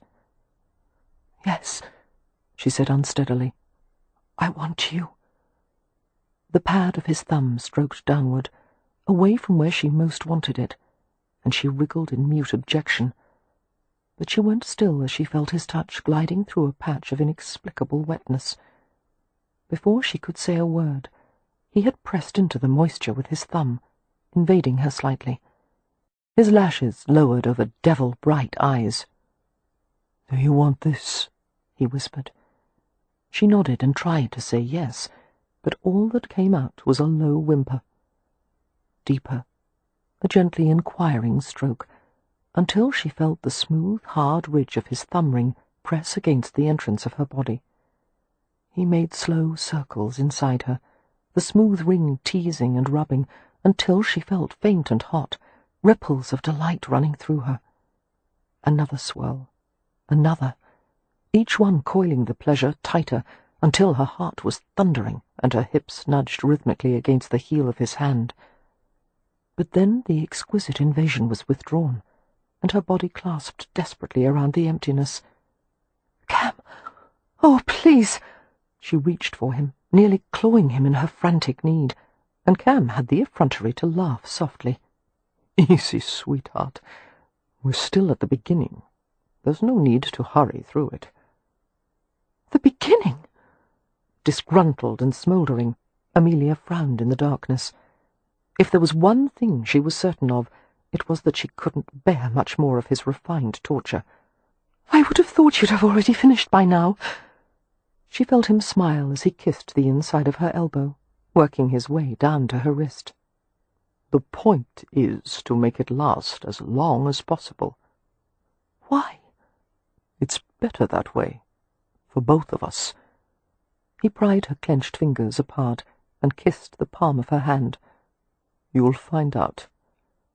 After pulling her nightgown back into place, he buttoned the front with meticulous care. "What are you doing?" she asked. "Taking you for a ride." As she sputtered with questions, he touched a gentle forefinger to her lips. Amelia complied in a daze as he pulled her from the bed, wrapped the velvet robe around her, and tucked her feet into soft slippers. Clasping her hand firmly in his, Cam led her from the room. The house was still and soundless, the walls hung with portraits of aristocrats with disapproving faces. They went out the back of the house to the great stone terrace, its wide, curving steps leading down to the gardens. The moonlight was crossed with shredded clouds that glowed against a sky the colour of black plums. Puzzled but willing, Amelia went with Cam to the bottom of the steps. He stopped and gave a short whistle. "What?" Amelia gasped as she heard the pounding of heavy hooves and saw a huge black form rushing toward them like something from a nightmare. Alarm darted through her, and she burrowed against Cam, her face hidden against his chest. His arm went around her, tucking her close. When the thundering stopped, Amelia risked a glance at the apparition. It was a horse, a huge black horse, with puffing breaths that rose like wraiths in the raw air. "Is this really happening?" she asked doubtfully. Cam reached in his pocket and fed the horse a sugar lump, and ran his hand over the sleek midnight neck. "Have you ever had a dream like this?" "Never." "Well, then it must be happening." "You actually have a horse who comes when you whistle?" "Yes, I trained him." "What is his name?" His smile gleamed white in the darkness. "Can't you guess?" Amelia thought for a moment. "Puka?" The horse turned his head to look at her as if he understood. "Puka," she repeated with a faint smile. "Do you have wings by any chance?" At Cam's subtle gesture, the horse shook his head in an emphatic no, and Amelia laughed shakily. Walking to Puka's side, Cam swung up onto the pack-saddle in a graceful movement. He sidled close to the step on which Amelia was standing and reached down to her. She took his hand, managing to gain a foothold on the stirrup. She was lifted easily onto the saddle in front of him. Momentum carried her a little too far, but Cam's arm locked around her, keeping her in place. Amelia leaned back into the hard cradle of his chest and arm. Her nostrils were filled with the scents of autumn, damp earth, horse and man. "You knew I'd come with you," she said. Cam leaned over her, kissing her temple. "I only hoped." His thighs tightened, setting the horse to a gallop, and then a smooth canter. And when Amelia closed her eyes, she could have sworn they were flying. Chapter 15. Cam rode to the abandoned river encampment where the gypsy tribe had stayed. The remains of the camp were still there, the ruts left by the wheels of the Vardos, circles of grass eaten where the cobs had been tethered, the shallow fire pit filled with ash, and everywhere there was the sound of the sloshing, rushing river, pushing at the banks, soaking the yielding earth. Earlier, Amelia had said she could manage without him. Cam believed her, but that didn't mean she didn't need him. And when he had thought about leaving, knowing what she would face without him, every part of him had revolted, which meant his plans had changed, and hers, although she didn't know it yet. He dismounted and helped Amelia to the ground. At his direction, she sat on a fallen birch log while he set up a makeshift camp. She waited with her hands folded neatly in her lap, watching his every movement as he pulled a bundle of thick blankets from the pack-saddle. In a few minutes he had made a fire in the stone-circled pit and laid out a pallet beside it. Cam had expected to have to coax Amelia onto the pallet, but she sped over to it and burrowed beneath the layers of wool and quilted cotton. "Are we safe out here?" she asked in muffled voice. "You're safe from everything but me." Smiling, Cam lowered himself beside her. After removing his boots, he joined her beneath the blankets and pulled her against him. Reminding himself of the rewards to be gained by patience, he cuddled her close and waited. The fire flicked and snapped its yellow ribbons, lapping at broken birch and oak until its heat blistered the air. Despite the cold night, it became uncomfortably warm beneath the blankets. A mist of sweat rose from Cam's back, permeating his shirt. Just as he considered removing it, he felt Amelia's hands creeping under the loose hem. The small, cool fingers roamed over his steaming skin. Wherever she touched, the muscles rippled and tightened, and it felt so good that Cam let out a faint groan against her hair. She grasped loose handfuls of his shirt and tugged upward. Without hesitation, he sat up, stripped the garment off, and tossed it aside. Amelia crawled into his lap, shy as a unicorn, her long hair streaming over his naked chest and shoulders in a silken net. Entranced, Cam held still as she pressed her mouth to his chest, his shoulders, the base of his throat, in a delicate frolic of kisses. His pulse began a hard, rolling drum, the heat thickening between every beat. The primitive side of his nature began to assert itself, and it occurred to him that it might have been better, wiser, to have let their first time happen in more civilized surroundings. He fought to think about the sweltering need. Amelia. His hands came to her head, stilling her. The warm ripples of her hair slid over his arms, raising gooseflesh. Monisha, I won't do anything you don't want. I only want to give you pleasure, and there are so many ways. Her face was glowing in the firelight, her lips slightly swollen from his kisses. He couldn't stop staring at her mouth, the soft colour of red currant wine. "What does that word mean?" she asked. Monisha? An endearment. Aroma says it to a woman he's intimate with. He lowered her to the blankets, the firelight dancing over them both. He whispered in the old language, telling her that he wanted to chase her as the sun chased the moon across the sky. He wanted to fill her until they were cortu, one being joined. He was only half aware of what he was saying, drunk on the scent of her and the heat rising from her body. He opened her robe and gown, dreamily pulling the soft fabric away from the deep curves of her breasts and waist. She was so beautifully made, lush and firm, the pale skin burnished with light. Voluptuous shadows dipped into places he yearned to touch and taste. An enchanting blush spread over her exposed skin, and he followed it with his mouth, pursuing the wash of colour. She shivered beneath him, her hands gripping the bulging muscles of his upper arms. He cupped her breasts and teased the peaks with his breath and tongue until they were hard and silken. Slowly, he drew one between his teeth, held it there until she whimpered and lifted upward. Her response fed his own pleasure, the tremors in her body sinking into his. Cam tugged at the tangled layer of her gown between them. The cove of her navel rose and fell with her breathing. Easing his mouth over it, he sank the tip of his tongue into the tight circle, filling the hollow. "Cam! Oh, wait!" She was squirming now, pushing at him in earnest. He caught her hands and gripped them close against her body and breathed hard against her stomach. Fighting for self-control, Cam laid his cheek against her skin with all the gentleness he was capable of. "I won't hurt you," he whispered. "I'm only going to kiss you, taste you." Her voice was plaintive. "Not there." He couldn't suppress a smile. "Especially there." He let his fingers drift over her hip and thigh, into the soft curls. "I want to know every part of you, Monisha. Hold still for me and... Yes, love.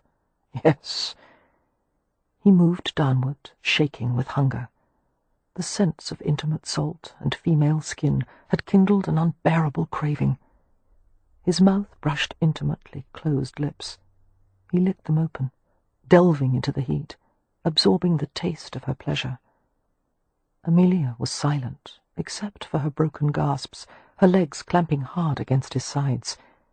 Helplessly she followed the sinuous pattern of his tongue, her entire body arching and yearning.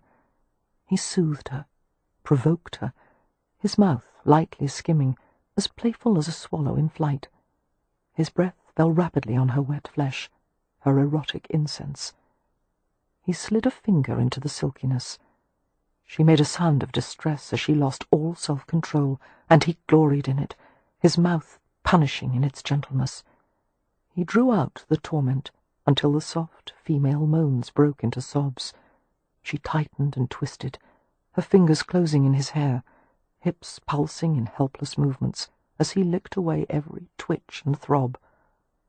After a while, he moved to gather her against him, her body soft and fragrant, her hair a shimmering tumble of satin. Her arms wrapped around him, and then her legs, and he felt her mouth against his throat. She reached down to the fastenings of his breeches and worked at them until the garment was loose around his hips. The rigid length of him sprang free. Her hand curled around the burgeoning shape, stroking until Cam jerked back with a gasp. Her face was flushed, eyes half closed. She touched him again, urged him forward, instinctively making an open cradle of her hips and legs. He resisted, keeping his weight suspended above her, shielding her from the gaze of moonlight as he spread his fingers and trailed them over the front of her body. She shivered as the tip of his smallest finger brushed the tip of her breast, He traced a small circle around it, watching the bud tighten. "If you want me, love," he whispered, "tell me in Romany. Please." Blindly, Amelia turned her head and kissed the curve of his biceps. "What should I say?" He murmured soft, lyrical words, waiting patiently as she repeated them, helping her when she faltered. All the while, he positioned himself against her, lower, tighter, and just as the last syllable left her lips, he thrust strongly inside her. Amelia flinched and cried out in pain, and Cam was torn between acute regret at having hurt her and the devastating pleasure of being inside her. Her innocent flesh cinched around the unfamiliar invasion, her hips lifting as if to throw him off, but every movement only drew him deeper. He tried to soothe away the hurt, stroking her, kissing her throat and breasts. Taking a rosy crest into his mouth, he sucked lightly, ran his tongue over it, until she relaxed beneath him and began to moan. Cam couldn't stop from moving then, forgetting everything but the need to push deeper into the gently gripping flesh, the warm limbs curving around him, the sweet, panting mouth beneath his. He whispered compulsively against her lips, one word, over and over, the ecstasy crowning higher every time. "Mandis, Mandis, mine." Feeling the violent spill of release about to begin, Cam withdrew and thrust against the quivering velvet of her stomach. Heat jetted and slid between them. Cam buried his head in the crook of her neck and shoulder, groaning. No feeling had ever come close to this, he thought dizzily. Nothing could. The pleasure lasted even after his heartbeat had returned to normal, and he had regained his ability to think clearly, more or less. Amelia had gone lax beneath him, drowsing and sighing. He had to force himself to withdraw from her, when all he wanted was to linger and revel in the feel of her. He used a handkerchief to clean the blood and moisture from her body, dressed her in her nightgown, and went to replenish the fire. When he returned to settle beneath the blankets, Amelia snuggled in the crook of his arm. Watching the crackling fire, relishing the trusting weight of her head on his shoulder, Cam stroked her hair as it streamed over his arm. She slept heavily, while the fire pitched spiky shadows from her long lashes across her cheeks.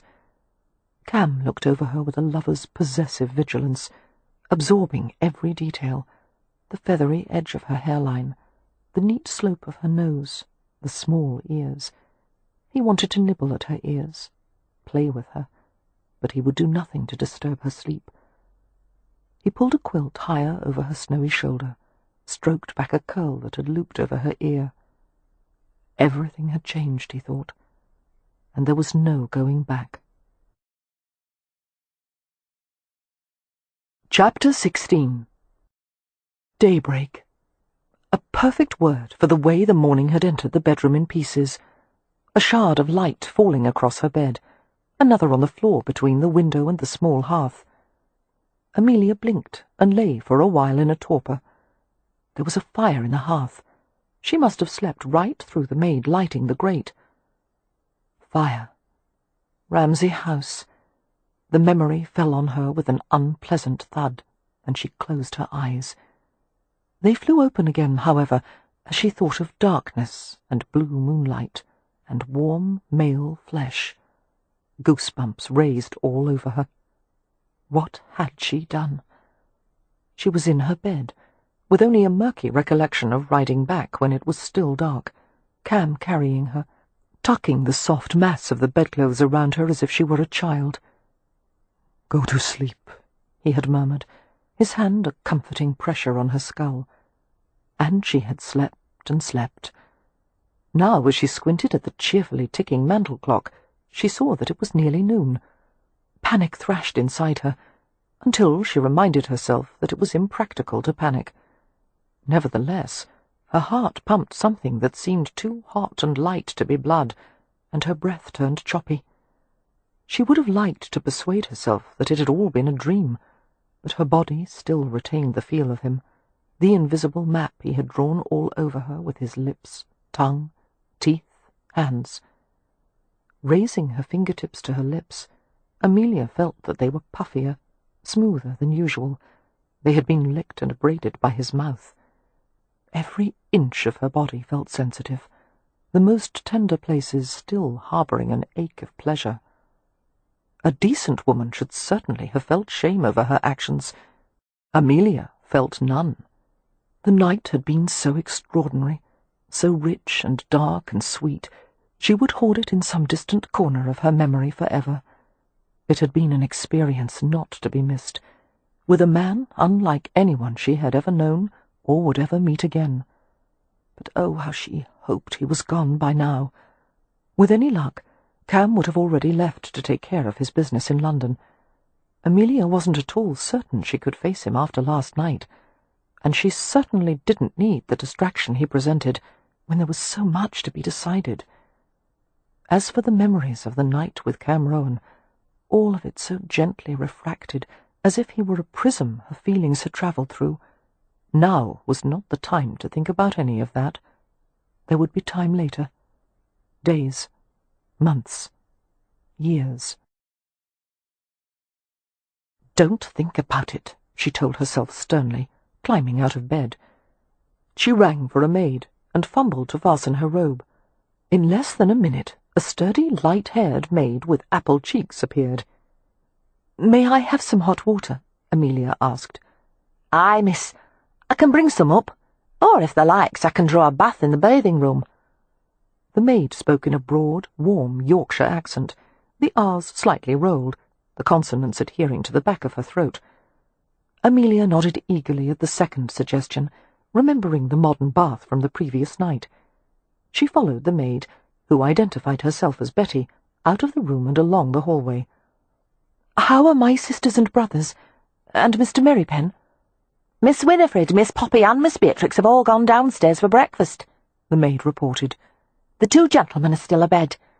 "Are they ill? Does Mr. Merrypen have a fever?"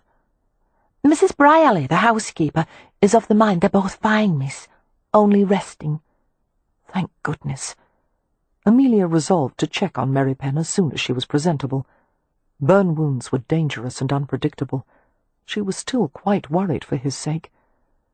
They entered a room with walls covered in pale blue tiling.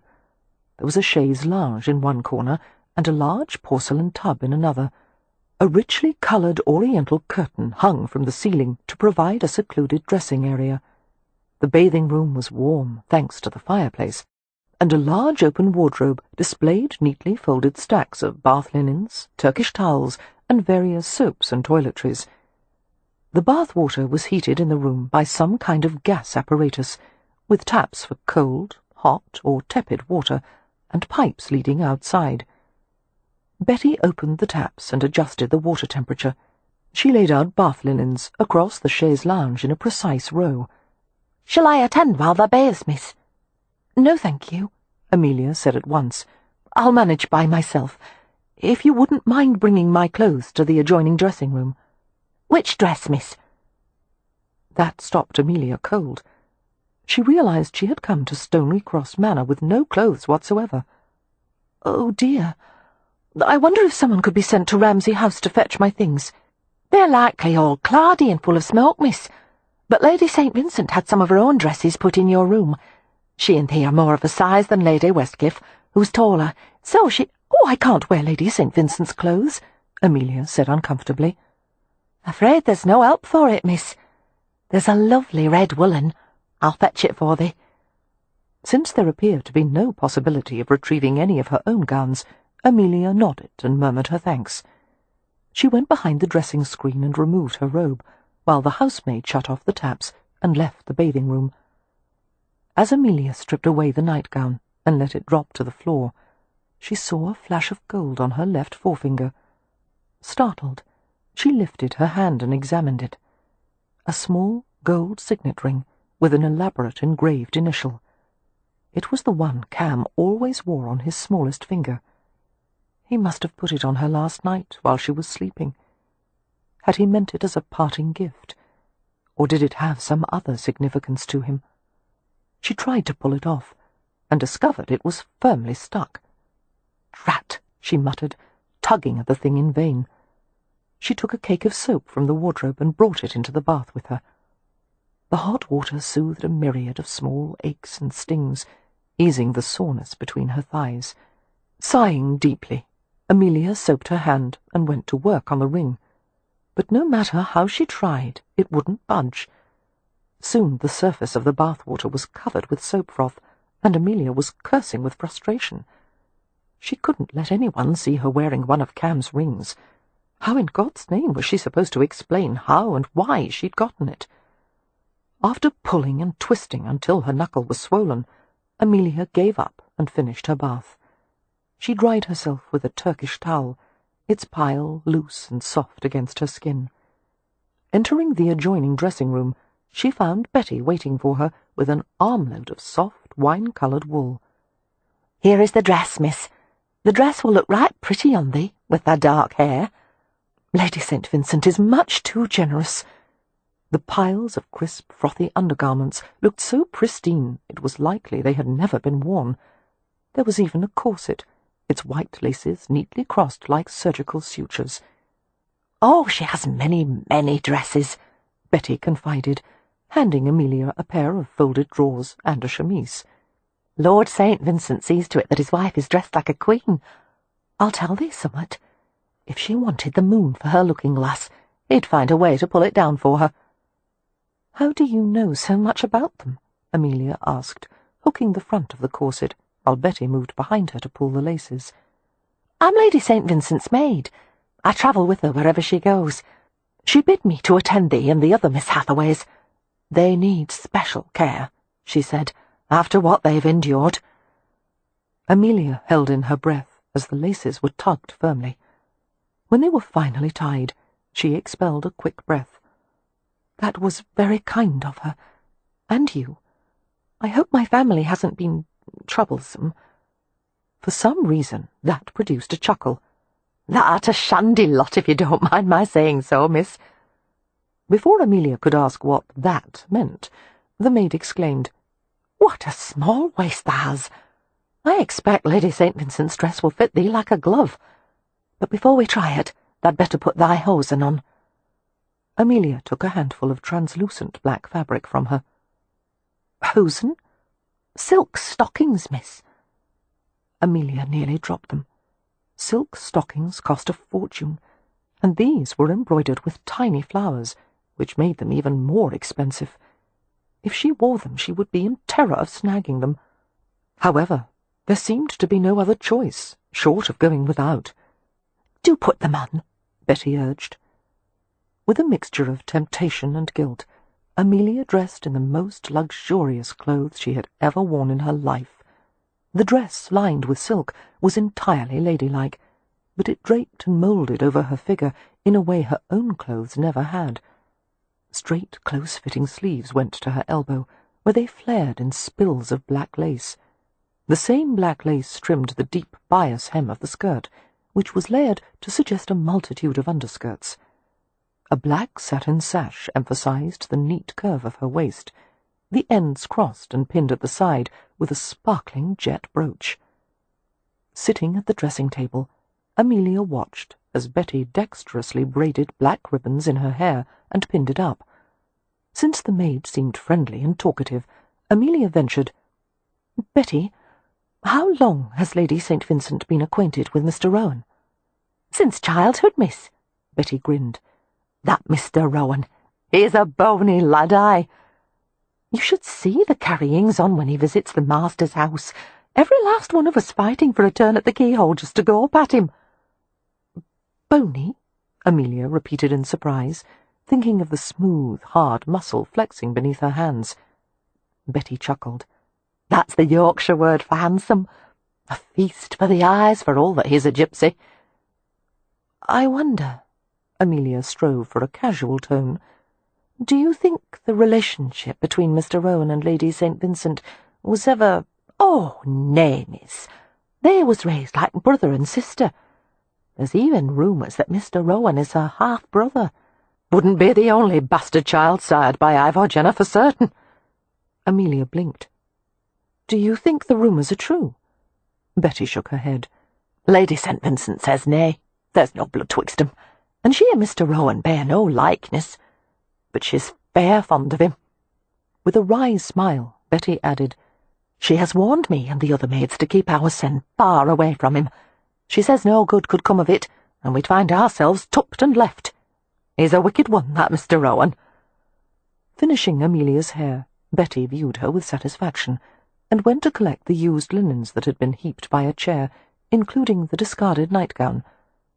The maid paused for the measure of 2-3 seconds, with the nightgown in hand. "Shall I make a pad of clean rags, miss?" she asked carefully. "For thy monthly courses?" Still pondering the unpalatable phrase, tupped and left, Amelia shook her head automatically. "No, thank you, it's not time for—" She stopped with a little shock, as she saw what the maid had noticed. A few rusty spots of blood on the nightgown. She blanched. "Yes, miss." Folding the gown tightly into the bundle of bed linens, Betty gave her a neutral smile. "Thou has only to ring and I'll come." She went to the door and let herself out carefully. Amelia propped her elbows on the dressing-table and rested her forehead on her fists. Heaven help her, there would be talk below stairs, and until now she had never done anything worthy of gossip. "Please, please let him be gone," she whispered. Heading downstairs, Amelia mused that she believed in luck after all. It seemed as good a word as any to describe a consistent pattern of things, a dependable, predictable outcome for nearly every situation, and hers happened to be bad luck. As she reached the entrance hall, she saw Lady St. Vincent coming in from the back terrace, her cheeks wind-brightened, the hem of her gown littered with bits of leaves and grass. She looked like an untidy angel, with her lovely, calm face and rippling red hair, and the playful spray of light gold freckles across her nose. "Good afternoon," Amelia said with a self-conscious smile. "How are you feeling today?" Lady St. Vincent came to her at once and took her arm. "You look lovely. Your sisters are walking outside, except for Winifred, who's having tea on the terrace. Have you eaten yet?" Amelia shook her head. "Come to the back terrace. We'll have a tray brought out." "If I'm interrupting you—" "Not at all," Lady St. Vincent said gently. "Come." Amelia went with her, touched and yet disconcerted by Lady St. Vincent's solicitous manner, as if she were a younger sister who needed safeguarding and support. The way Amelia treated her sisters. "My lady," she said, "thank you for letting me wear one of your dresses. I will return it as soon as possible." "Call me Evie," came the warm reply. "And you must keep the dress. It is very becoming on you and not at all on me. That particular shade of red clashes with my hair." "You are too kind," Amelia said, wishing she didn't sound so stiff, wishing she could accept the gift without feeling the weight of obligation. But Evie didn't seem to notice her awkwardness, just reached for her hand and drew it through her arm as they walked, as if Amelia needed to be led like a young girl. "Your sisters will be relieved to see you up and about. They said it was the first time they could ever remember you staying in bed so long." "I'm afraid I didn't sleep well. I was preoccupied." Colour climbed up the pale slopes of Amelia's cheeks as she thought of lying next to Cam's body, their clothes dishevelled to reveal places of bareness and heat, lips and hands delicately investigating. "Yes, I'm sure you—" A quick hesitation, then Evie continued in a bemused tone, "I'm sure you had much to think about." Following her gaze, Amelia realized that Evie had glanced down at the hand that rested on her sleeve. She had seen the ring. Amelia's fingers curled. She looked up into the Countess's curious blue eyes, and her mind went blank. "It's all right," Evie said, catching Amelia's hand when she would have withdrawn it, pressing it back to her arm. She smiled. "We must talk, Amelia. I thought he wasn't quite himself today. Now I understand why." There was no need to clarify who he was. My lady, Evie, there is nothing between Mr. Rohan and myself. That is, nothing of a lasting nature." Her cheeks burned with agitated colour. "I don't know what you must think of me." They paused before the French doors that opened onto the back terrace, and Amelia withdrew her hand from Evie's arm. Tugging at the ring, which remained stubbornly clamped on her finger, she glanced at Evie in despair. To her astonishment, Evie did not seem at all shocked or critical, but rather understanding. There was something in her face, a sort of tender gravity, that made Amelia think, no wonder Lord St. Vincent is besotted with her. "I think you're a capable young woman," Evie said, "who loves her siblings and bears a great deal of responsibility for them. I think that's a heavy burden for a woman to carry alone. I also think you have a gift for accepting people as they are, no matter what their eccentricities. And Cam knows how rare that is." Amelia felt anxious, as if she'd lost something and needed to retrieve it quickly. Is he still here? He should have left for London by now." "He's still here, talking with my husband and Lord Westcliff. They rode to Ramsay House early this morning to see what was left of it and make some early assessments." Amelia didn't like the thought of them visiting the property without consulting herself or Leo. The situation was being handled as if the Hathaways were nothing more than a group of helpless children. She squared her shoulders. "That was very kind of them, but I can manage the situation now. I expect part of Ramsay House is still habitable, which means we won't need to prevail on Lord and Lady Westcliff's hospitality any longer." "Oh, you must stay," Evie said quickly. "Lillian has already said you are welcome to stay here until Ramsay House is fully restored. This is such a large place you would never intrude on anyone's privacy, and Lillian and Lord Westcliff will be away for at least a fortnight. They're leaving for Bristol soon, along with Lord St. Vincent and myself, to visit Lillian's younger sister Daisy, who is expecting a child. So you'll have the manor to yourselves, more or less.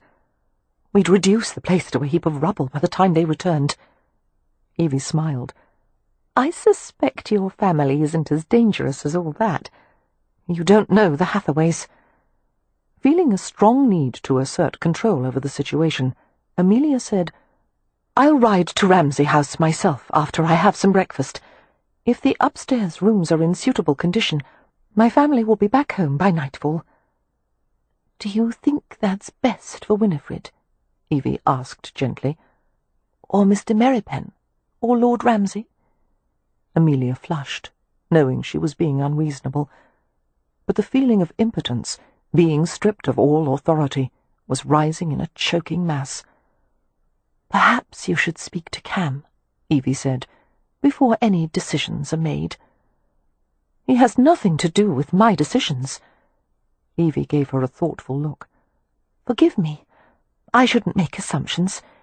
It's just that the ring on your finger. Cam's worn it since he was 12 years old." Amelia tugged violently at the ring. "I don't know why he gave it to me," she exclaimed. "I'm sure it's of no significance." "I think it has very great significance," Evie said softly. "Cam has been an outsider for his entire life, even when he lived with the Rome. I think he's always secretly hoped he could someday find a place where he would feel comfortable. Home. But until he met you, it didn't occur to him that it might not be a place he was looking for, but a person." "I'm not that person," Amelia whispered. "Truly, I'm not." Evie regarded her with kind sympathy. "It's your decision, of course, but as someone who has known Cam for a very long time, I must tell you, he's an extraordinary man, entirely worthy of your trust." She pushed the French doors open for Amelia. "Your sisters are outside," she said. "I'll send for your dinner tray." It was a damp, brisk day, the air saturated with the scents of mulch and roses and late flowering grasses. The back terrace overlooked acres of meticulously tended gardens, all connected by gravelled pathways. Tables and chairs had been set upon the flagstoned floor. Since most of Lord Westcliffe's guests had departed at the conclusion of the latest hunting party, the terrace was largely unoccupied.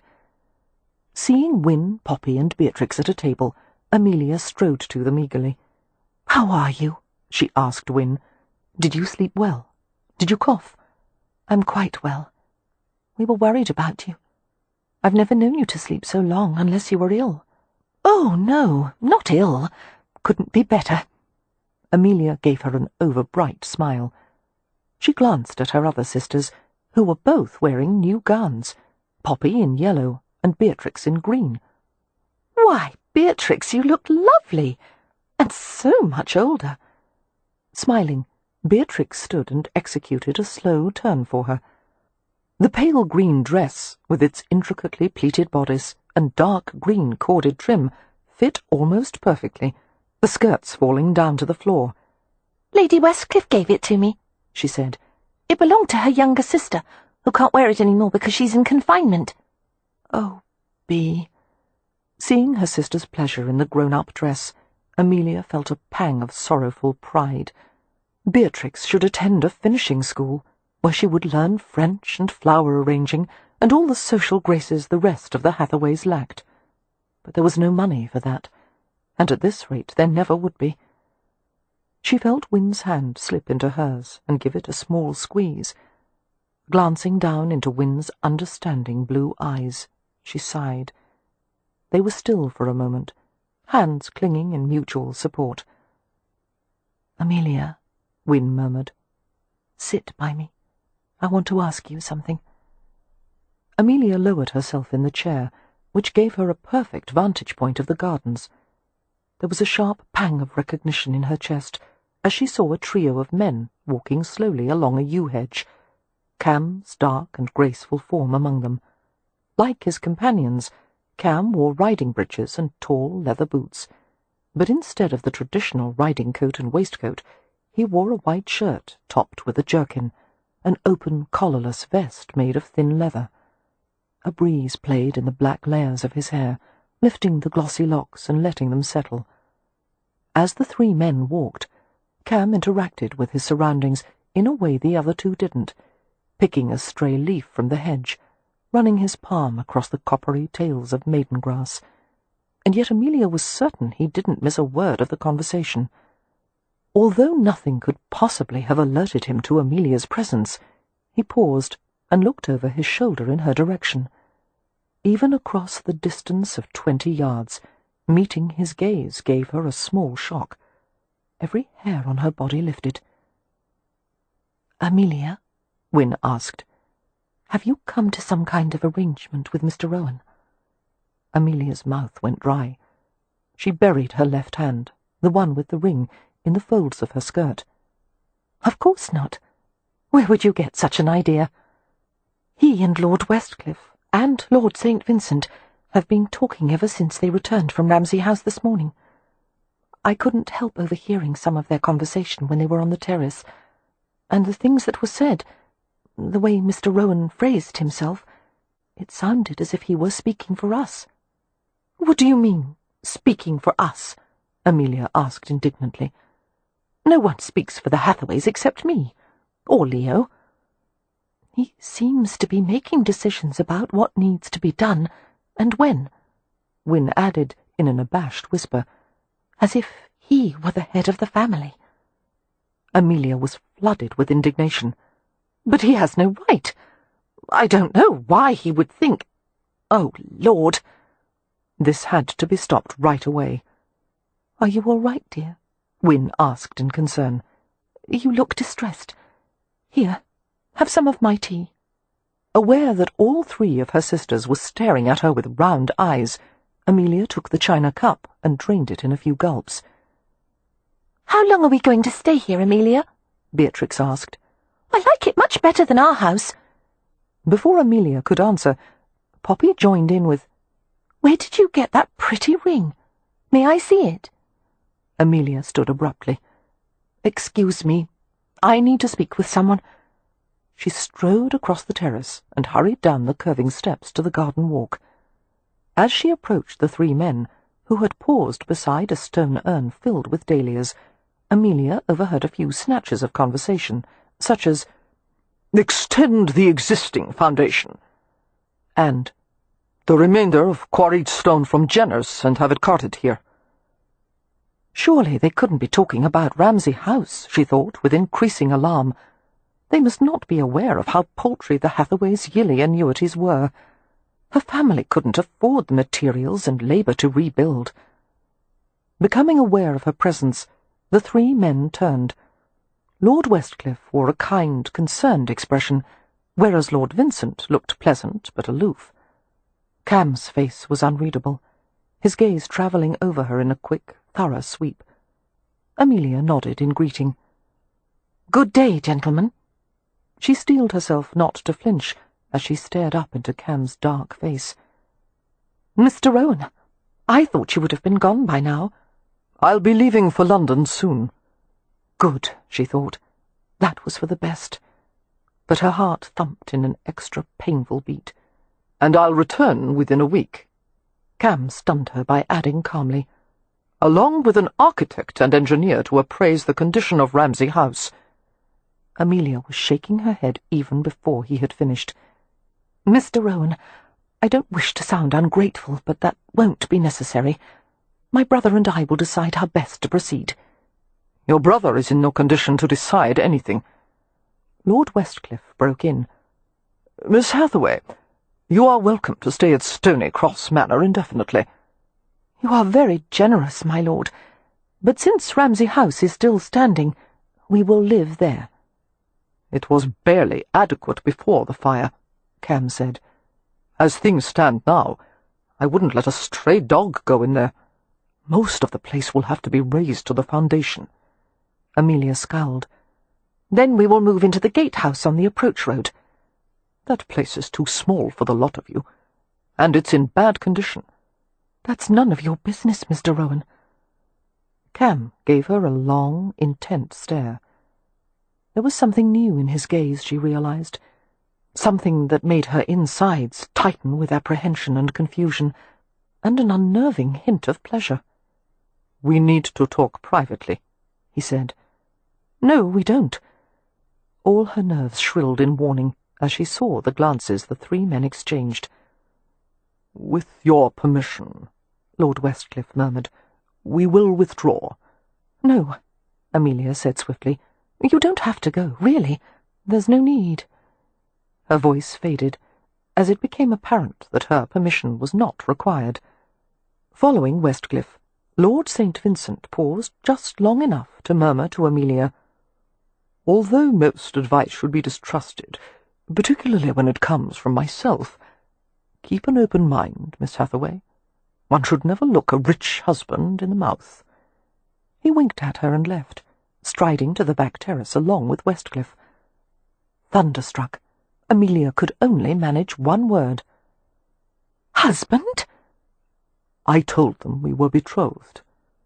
Cam took her arm in a gentle but adamant grip and guided her around to the other side of the yew, where they could not be observed from the house. "Why?" "Because we are." "What?" They stopped in the concealment of the hedge. Aghast, she looked up into the heathen depths of his eyes. "Are you mad?" she asked faintly. Taking her hand, Cam lifted it until the ring gleamed in the daylight. "You're wearing my ring.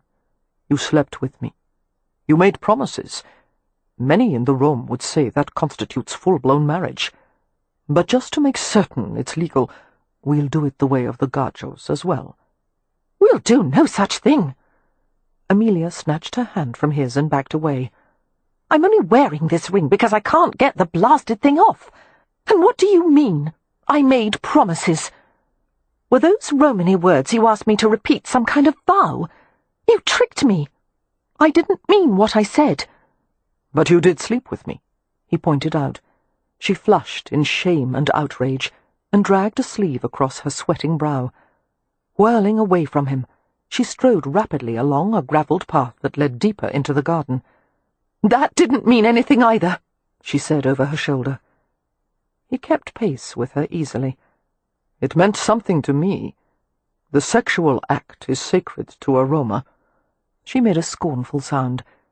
"What about all the ladies you seduced in London? Was it sacred when you slept with them, too?" "For a while I fell into the impure ways of the gajo," he said innocently. "Now I've reformed." Amelia sent him a sideways glare. "You don't want this. You don't want me. One night can't change the entire course of someone's life." "Of course it can." He reached for her, and Amelia skittered away, passing a mermaid fountain surrounded by stone benches. Cam caught her from behind and jerked her back against him. "Stop running from me and listen. I do want you. I want you even knowing if I marry you, I've got an instant family complete with a suicidal brother-in-law and a gypsy houseboy with the temperament of a poked bear."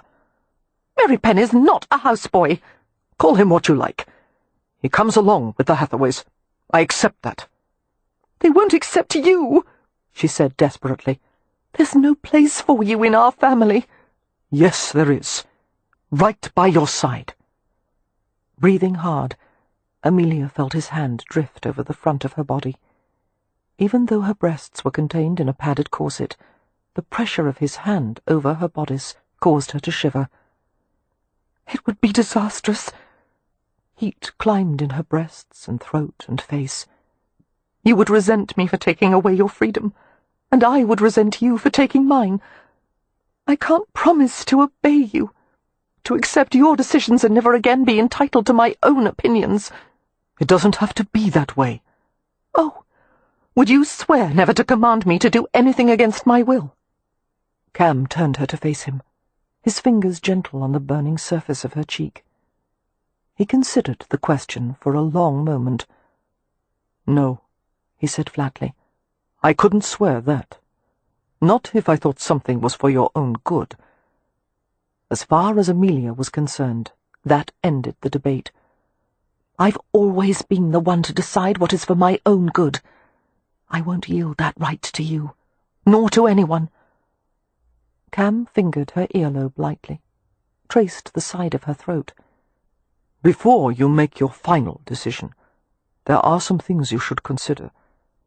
There's more than just the two of us at stake." As Amelia tried to step away from him, he gripped her hips and forced her to stay. "Your family's in trouble, sweetheart." "That's nothing new to us. We're always in trouble." Cam conceded the point. "Still, it's gotten bad enough that you'd be better off, even as the wife of Aroma, than if you tried to manage it all on your own." Amelia wanted to make him understand that her objections had nothing to do with his gypsy heritage. But he was speaking again, his face close to hers. "Marry me, and I'll restore Ramsay House. I'll turn it into a palace. We'll consider it part of your bride price." "My what?" "A Romany tradition. The groom pays a sum to the bride's family before the wedding, which means I'll also settle Leo's accounts in London." "He still owes you money?" "Not to me. Other creditors." "Oh, no," Amelia said, her stomach dropping. "I'll take care of you and your household," Cam continued with relentless patience. "Clothes, jewellery, horses, books, school for Beatrix, a season in London for Poppy, the best doctors for Winifred. She can go to any clinic in the world." A calculated pause. "Wouldn't you like to see her well again?" "That's not fair," she whispered. "In return, all you have to do is give me what I want." His hand came up her wrist, sliding along the line of her arm. A ticklish pleasure ran beneath the layers of silk and wool. Amelia fought to steady her voice. "I would feel as if I'd made a bargain with the devil." "No, Amelia." His voice was dark velvet. "Just with me." "I'm not even certain what it is you want." Cam's head lowered over hers. "After last night, I find that hard to believe." "You could get that from countless other women. Far more cheaply, I might add, and with much less trouble. I want it from you. Only you. A brief, rather uncomfortable pause. His mouth twisted. The other women I've been with, I was a novelty to them. Someone different from their lily-skinned husbands. They wanted my company at night, but not during the day. I was never an equal, and I was never satisfied after being with them. With you, it's different. Amelia closed her eyes as she felt the hot caress of his mouth against her forehead. "It was very wicked of you to sleep with married women," she said with difficulty. "Perhaps if you had tried to court a respectable one—" "I live in a gambling club." Subtle amusement tempered his voice. "I've met very few respectable women, and, present company excluded, I've never gotten on well with them." "Why not?" His mouth wandered gently along the side of her face. "I seem to make them nervous." She jumped at the touch of his tongue on her earlobe. "I can't imagine why." He toyed with her ear, catching the rim delicately between his teeth. "I'll admit it wouldn't be easy for you, being married to a Romany male. We're possessive, jealous. We prefer our wives never to touch another man, nor would you have the right to refuse me your bed." His lips covered hers in a molten kiss, his tongue exploring deeply. "But then," he said, lifting his mouth, "you wouldn't want to." A disbelieving laugh fluttered in her throat. "Are you that certain of yourself?" "Yes." Another long, lazy kiss, and then Cam said against her mouth, "You'll wear the look of a well-loved woman, Monisha." Amelia was forced to hold on to him for balance, her legs wobbling beneath her. "You would leave me eventually," she said thickly. "I swear to you I wouldn't. I finally found my Achantan." "Your what?" "Stopping place." "I didn't know Romas had stopping places." "Not all. Apparently I'm one of the few who do." Shaking his head, Cam added in a disgruntled tone, "My back was sore after sleeping on the ground all night. My gajo half has finally gotten the better of me." For some reason, that amused her. Amelia ducked her head and pressed a shaky smile against the cool smoothness of his jerkin. "This is lunacy," she muttered, unable to believe she was even considering it. Cam held her closer. "Marry me, Amelia. You're what I want. You're my fate." One hand slid to the back of her head, gripping the braids and ribbons to keep her mouth upturned. "Say yes." He nibbled at her lips, licked at them, opened them as he sealed his mouth over hers. He kissed her until she writhed in his arms, her pulse racing. "Say it, Amelia, and save me from ever having to spend a night with another woman. I'll sleep indoors. I'll get a haircut. God help me, I think I'd even carry a pocket watch if it pleased you." Amelia felt dizzy, unable to think, her senses saturated with pleasure. She leaned helplessly into the hard support of his body. Everything was him, every breath, beat, blink, quiver. He said her name, and his voice seemed to come from a great distance. "Amelia."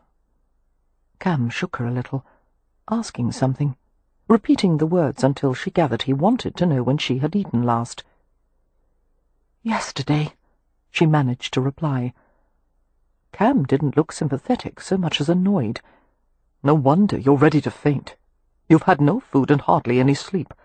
How are you to be of use to anyone when you can't manage to take care of your own basic needs?" She would have protested, but he gave her no opportunity to explain anything. Fitting a hard arm around her back, he propelled her back to the house, offering caustic advice the entire way. It seemed to take all her strength to ascend the back staircase. By the time they reached the top, Lilian, Lady Westcliff, was there, her dark gaze chasing over Amelia with concern. "You look ready to cast up your crumpets," she said without preamble. "What's the matter?" "I proposed to her," Cam said shortly. Lilian's eyebrows lifted. "I'm fine," Amelia told her. "I'm just a bit hungry." Lilian accompanied them as Cam took Amelia to her sister's table. "Did she accept?" she asked Cam. "Not yet." "Well, I'm not surprised. A woman can't possibly consider a marriage proposal on an empty stomach." Lilian watched Amelia with concern. "You're very pale, dear.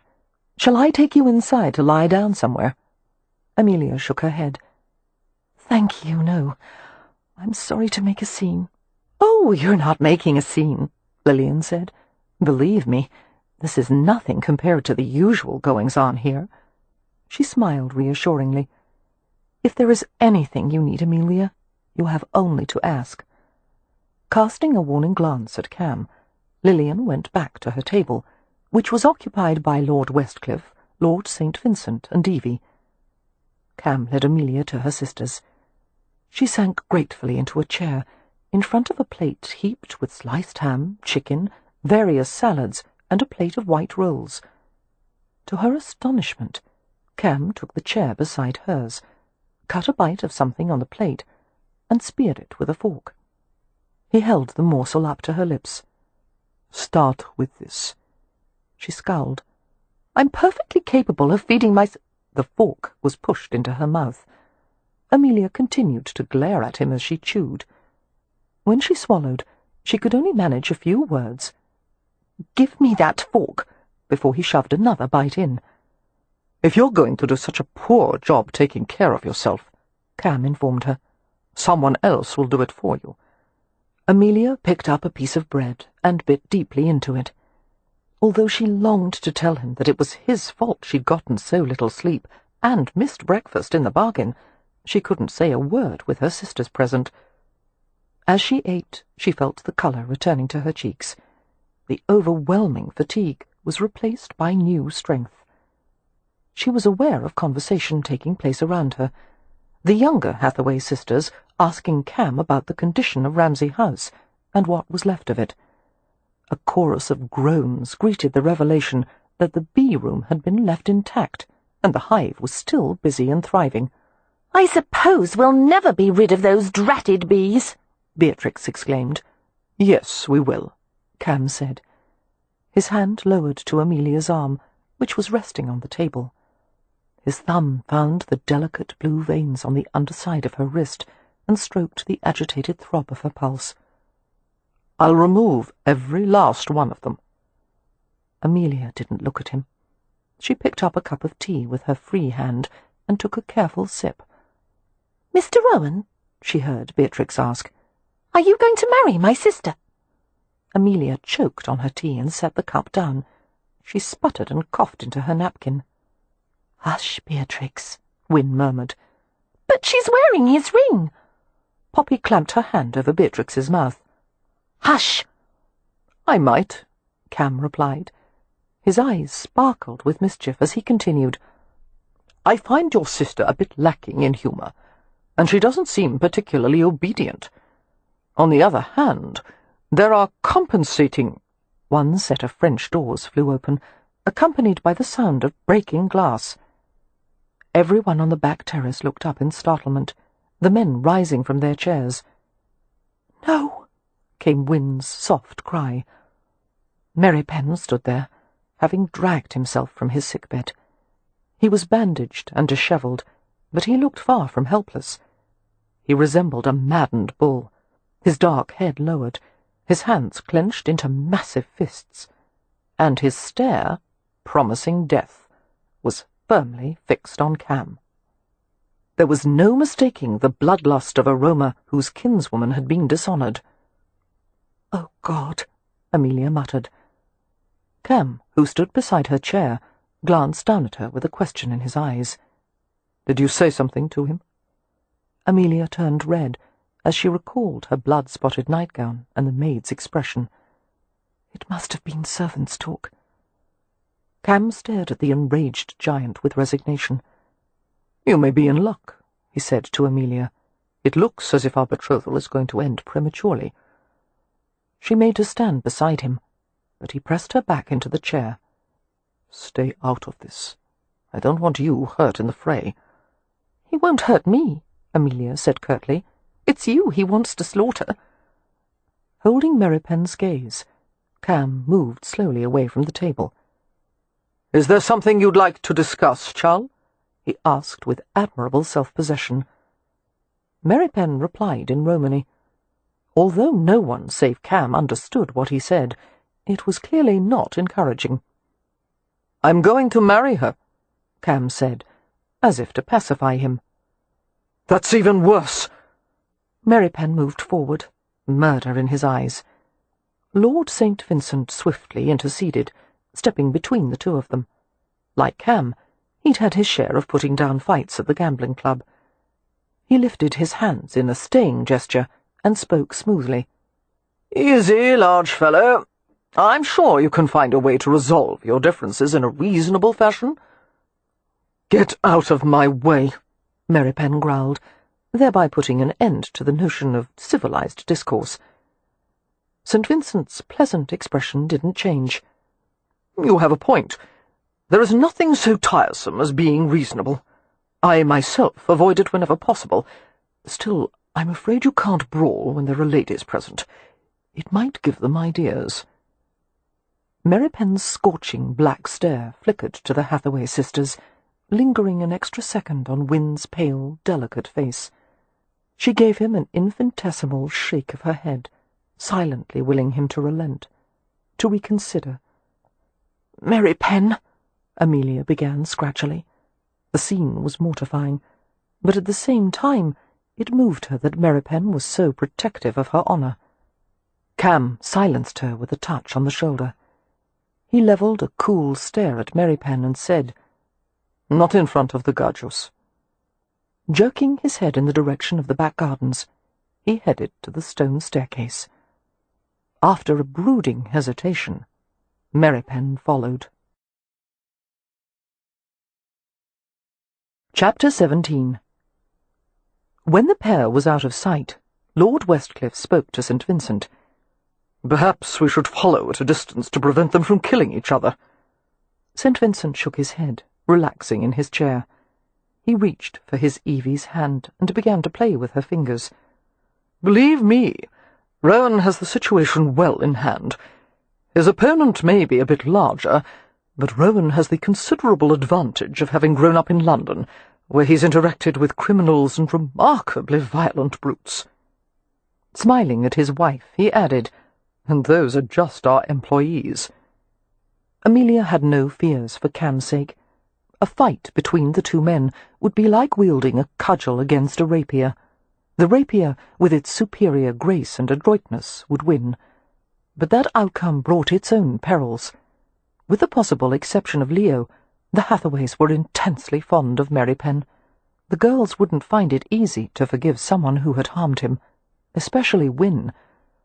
Glancing at her sister, Amelia began to say something consoling, when she realized that Wynne's expression was not one of fear or helplessness. Wynne was annoyed. "Merrypen has been injured," Wynne said crisply. "He should be resting, not chasing about after Mr. Rohan." "It's not my fault he got out of his sickbed," Amelia protested in an indignant whisper. Wynne's blue eyes narrowed.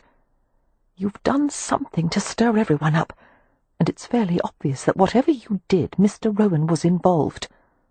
Poppy, who was listening avidly, couldn't resist adding, "Intimately involved." The two older sisters glanced at her and said in unison, "Shut up, Poppy." Poppy frowned. "I've been waiting my entire life for Amelia to stray from the straight and narrow. Now that it's happened, I'm going to enjoy it." "I'd enjoy it too," Beatrix said plaintively, "if I only knew what we're talking about." Cam led the way along the yew hedge, going away from the manor until they reached a sunken lane stretching toward the wood. They stopped beside a thicket of St. John's wort, its golden flowers in full bloom, and sedge spiked with blue bottle brush. Deceptively relaxed, Cam folded his arms loosely across his chest. He was puzzled by the large, irate chal, a roamer with the air of a loner. The mysterious Merrypen had no affiliation with the gypsy tribe, but had instead chosen to make himself the watchdog of a Gachi family. Why? What did he owe to them? Perhaps Merrypen was Marim, designated by the Rome as one unworthy of trust, an outcast. If so, Cam wondered what Merrypen had done to deserve such a status. "You took advantage of Amelia," Merrypen said. "Not that it matters," Cam said in Romany, "but how did you find out?" Merrypen's huge hands flexed as if longing to rip him apart. Lucifer himself could not have had blacker, more burning eyes. "Speak English," he said harshly. "I don't like the old language." Frowning in curiosity, Cam readily complied. "The maids were talking about it," Merrypen replied. "I heard them standing outside my door. You dishonoured one of my family." "Yes, I know," Cam said quietly. "You're not good enough for her." "I know that too." Watching him intently, Cam asked, "Do you want her for yourself, Chal?" Merrypen looked mortally offended. "She's a sister to me." "That's good to hear, because I want her for my wife, and as far as I can see," Cam gestured wide with his hands, "there aren't exactly queues forming to help the Hathaways, so I may be able to do the family some good. They don't need your money. Ramsay has an income. Ramsay's going to be dead soon. We both know it. And after he turns up his toes, the title will go to the next poor bastard in line, and there'll be 4 unmarried Hathaway sisters with few practical skills to speak of. What do you think will become of them? What about the invalid? She'll need medical care." "Win's not an invalid." Merrypen made his face expressionless, but not before Cam had seen a flash of extraordinary emotion, something ferocious and dark and tormented. Apparently, Cam thought, not all of the Hathaways were like sisters to Merrypen. Perhaps this was the key to him. Perhaps Merrypen harboured a secret passion for a woman who was too innocent to realize it, and too frail ever to marry. "Merrypen," Cam said slowly, "you're going to have to tolerate me, because there are things I can do for Amelia, and the rest of them, that you can't." He continued in a level tone, despite the look on Merrypen's face, which would have terrified a lesser man. "And I don't have the time or patience to battle you every step of the way. If you want what's best for them, either leave or find a way to accept this. I'm not going anywhere." As the huge roamer glared at him, Cam could almost see the progression of his thoughts, the weighing of options, the violent desire to mow down his enemy, all of it overshadowed by the urge to do what was right for his family. Cam waited, his muscles tensed in readiness. Merrypen fixed his furious gaze at a point in the distance. "I'll let you stay," he finally said, "if Amelia wishes it." "Thank you." "I'll probably decide to kill you later." Cam smiled slightly. "You'd be surprised how many people have said that to me before." "No," Merrypen said. "I wouldn't." Amelia paused nervously at the door of Cam's room. There were sounds of movement within, drawers opening and closing, objects being moved. She realized he must be preparing to leave for London. The residents and guests of Stony Cross Manor had discreetly left the back terrace before Cam and Merrypen had returned. Amelia had just caught sight of Merrypen returning to his room, his ferocious scowl deepening as he had glanced at her. She had opened her mouth to ask something, apologize. She wasn't certain what, but he had cut her off. "Your choice," he muttered, "and it affects all of us. Don't forget that." He had closed the door before she could say a word.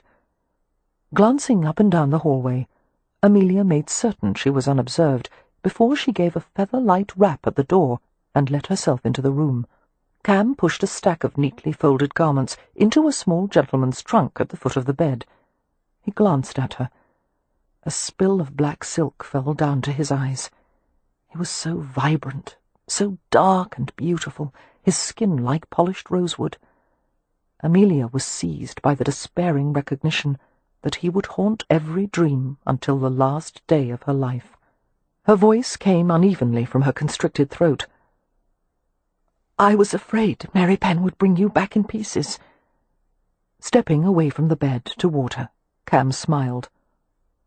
"All still here?" As Amelia glanced at the lean, fascinating contours of his body, she felt her temperature rise. She turned to the side and spoke rapidly. "I've considered everything you said earlier. I've made a decision. But first, I'd like to explain that it has nothing to do with your personal endowments, which are quite considerable.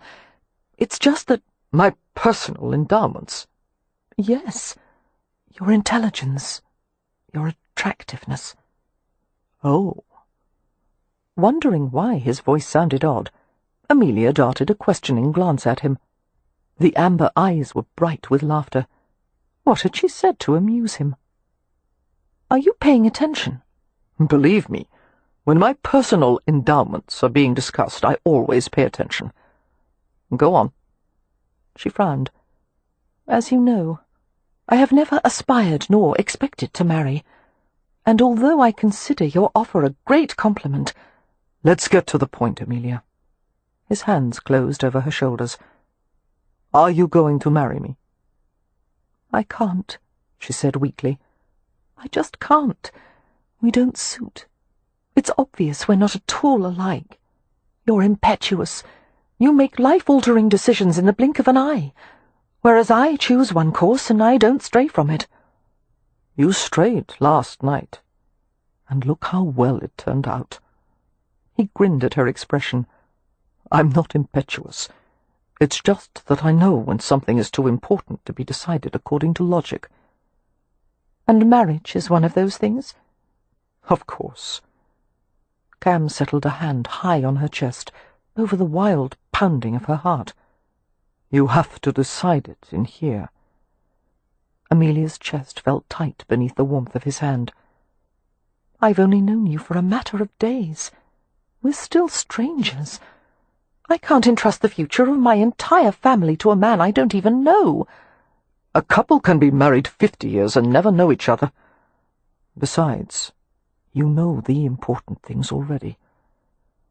Amelia heard an annoying drumming sound, and she thought at first it was the wild percussion of her heart. But as Cam's leg intruded gently among the folds of her borrowed dress and touched hers, she realized she was doing her blasted foot-tapping again. With an effort, she went still. Sliding one arm around her, Cam picked up her left hand, bringing it to his mouth. His lips brushed over the chafed red patch on her knuckle, where she had tried to pull the ring off. "It's stuck," she grumbled. "It's too small." "It's not too small. Just relax your hand and it will come off." "My hand is relaxed." "Gudgies," he said. "You're all as stiff as amaranth wood. It must be your corsets." His head bent, his mouth finding hers. He explored slowly, enticing her to open for him, hunting for the shy tip of her tongue. She stirred in dismay as she realized he was unfastening the back of her gown. The bodice loosened in front, sagging away from her neatly confined breasts. "Cam, no!" "Shh!" The hot, exciting waft of his breath filled her mouth. "I'm helping you remove the ring. That's what you want, isn't it?" "Removing this ring has nothing to do with pulling my corset strap." "No!" The web of stays had split open to expose a lush display of flesh. "This isn't helping." She tried to pull up her disassembled clothing with the clumsiness of someone moving underwater. "It's helping me quite a lot." Cam's hand slipped into the back of her drawers, his touch warm against the firm surface of her bottom. One fingertip skimmed over the crevice between her buttocks. She wiggled in violated modesty, her clothes dropping ever more rapidly toward the floor. "I have to see you in daylight." His mouth chased lightly, hungrily over her throat and shoulder. "Monisha, you are the most beautiful woman, the most—" His hands moved with increasing impatience, pulling hard at her clothes until a few stitches popped. "Don't! This dress doesn't belong to me," Amelia said anxiously, fumbling to unfasten the borrowed garments herself, rather than have them torn. She froze at the sound of footsteps coming along the hallway, passing the closed door without stopping. Most likely it was a servant. But what if someone had seen her entering Cam's room? What if someone was searching for her at this very moment? "Cam, please, not now." "I'll be gentle." He lifted her from the circle of discarded clothes. "I know it's soon after your first time." She shook her head wildly as he laid her on the bed. Clenching the fabric of her chemise with both hands to keep it in place, she whispered, "No, it's not that. Someone will find out. Someone will hear. Someone will come in." "Let go, Hummingbird, so I can take this off you." There was a flick of devil's fire in his eyes as he said mildly, "Let go, or I'll rip it." "Cam, don't." She was interrupted by the sound of rending linen. He had torn it completely down the front, the fragile material drooping on either side of her. "You've ruined it," she said in disbelief. "How am I to explain this to the maid? And how am I to put my corset back on?" Cam didn't look at all apologetic as he pulled the remnants of the chemise away from her body.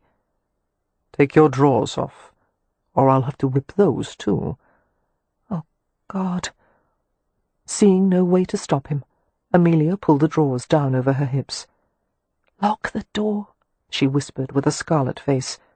"Please, please lock it." A quick smile passed over Cam's mouth. He left the bed and went to the door, stripping off his jerkin and shirt along the way. After turning the key in the lock, he took his time about returning to the bed, seeming to enjoy the sight of her burrowing beneath the bed linens. He stood before her half-naked, the breeches riding low on his hips. Amelia dragged her gaze away from the sleek, tightly muscled surface of his torso and shivered between the cold layers of the bedclothes. "You're putting me in a terrible position." Cam finished undressing and joined her beneath the covers. "I know other positions you'll like much better." She was pulled against him full length, his body large and startlingly warm. The scent of his skin was a luxurious masculine spice, arousing her, dissolving her inhibitions with every breath. He ran his hands over her, discovering she was still wearing garters and silk stockings. With a smoothness that left her gasping, Cam disappeared beneath the covers, his broad shoulders tenting the layers of linen, wool, and velvet. Amelia tried to struggle to a sitting position, but fell back with a whimper as she felt his mouth against the soft skin inside her thigh. He untied the garter, letting it fall away, and began to roll the stocking down her leg with torturous slowness, his lips following the path of furling silk. His tongue ventured into the crease behind her knee, glided over the clenched muscle of her calf, delved into the throbbing hollow on the side of her ankle. The silk was gently tugged away from her clenched toes. It took fierce concentration not to cry out as she felt his hot, wet mouth closing over her toes, one at a time, sucking and stroking while her ticklish foot jerked in response. By the time the second stocking was removed, Amelia was steaming. She fought to push the covers back, away from her overheated skin. The tips of her breasts contracted even more tightly as they were exposed to the cool air. Cam pushed her thighs wide. Her legs crooked over the hard bulwark of his shoulders. His fingers sifted through the springy curls, and he kissed her tenderly, licking into the heat and tension, circling and drawing lightly. Too much, not enough. Amelia strained beneath the soft, flicking torture. He settled a hand over her stomach, rubbing in soothing circles. "Lie easy, sweetheart." "I can't. Oh, please hurry." Cam laughed softly, his parted lips dragging across her sensitive flesh. He traced her with his tongue, made her wet, and blew against the dampened curls. "It's better for you if I don't hurry." "No, it's not." "Much you know about it. This is only your second time." She gave a little sob as he used his tongue again. "I can't bear much more of this." He licked over her, fiendishly sweet, and inside her, lewd and deep, until she was breathing in moans, and his hot breath was shivering against her. He moved upward, his body settling into the taut slip of her thighs, and he entered her in a low, thick slide. She gasped at the shock of him filling her, pushing until she gasped and dug her fingertips into his shoulder. Cam paused, staring down at her with dilated eyes, the irises bright gold rims around circles of fathomless midnight. "Amelia." His kiss tasted of salt and intimacy. "Can you take a little more?" She fought to think above the confusion of pleasure, and shook her head jerkily. The corners of his lips deepened with a subtle smile. He whispered, "I think you can." His hands played over her, solicitous fingertips sliding to the place they were joined. He pressed inside her, a low rhythmic movement, and his fingers were astonishingly gentle, almost delicate as they stroked in time to the patient thrusts. Gasping, she arched to take him deeper and deeper still. Every time he pushed, his body rubbed hers in exactly the right way.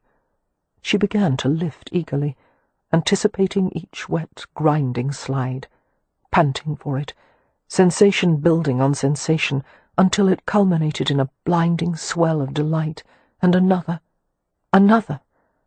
She felt him begin to withdraw, and she moaned and twined her legs around his hips. "Amelia!" he gasped. "No, let me! I've got to—" Shuddering, he spent helplessly inside her, while her body gripped and stroked the hard length of him. Still locked together, Cam rolled Amelia to her side. He muttered something in Romany. Although she didn't understand a word, it sounded highly complimentary. Limp with pleasure and exhaustion, Amelia rested her head on the solid curve of his biceps, blinking in surprise as she felt the occasional twitch and pulse of him in the depths of her body. Cam reached for her left hand. Taking the signet ring between his fingers, he drew it off easily and gave it to her. "Here. Although I'd rather you left it on." Amelia's mouth fell open. She examined her hand, then the ring, and hesitantly pushed it back on the same finger. It slid over her knuckle and back again with ease. "How did you do that? You made it bigger." "I didn't make it bigger. I helped you relax." He ran a coaxing hand along her spine. "Put it back on, Amelia." "I can't. That would mean I've accepted your proposal, and I haven't." Stretching like a cat, Cam rolled her flat again, his weight partially supported on his elbows. Amelia drew in a quick breath as she felt him still firm within her. "You can't lie with me twice and then refuse to marry me." Cam lowered his head to kiss her ear. "I'll be ruined." He worked his way to the little hollow behind her earlobe. "And I'll feel so cheap." Despite the seriousness of the matter, Amelia had to bite back a smile. "I'm doing you a great favor by refusing you. You'll thank me for it some day." "I'll thank you right now if you'll put the damned ring back on." She shook her head. Cam pushed a bit farther inside her, making her gasp. "What about my personal endowments? Who's going to take care of them?" "You can take care of them." She squirmed to the side to set the ring on the bedside table. "All by yourself." Cam moved with her obligingly. "It's much more satisfying when you're involved."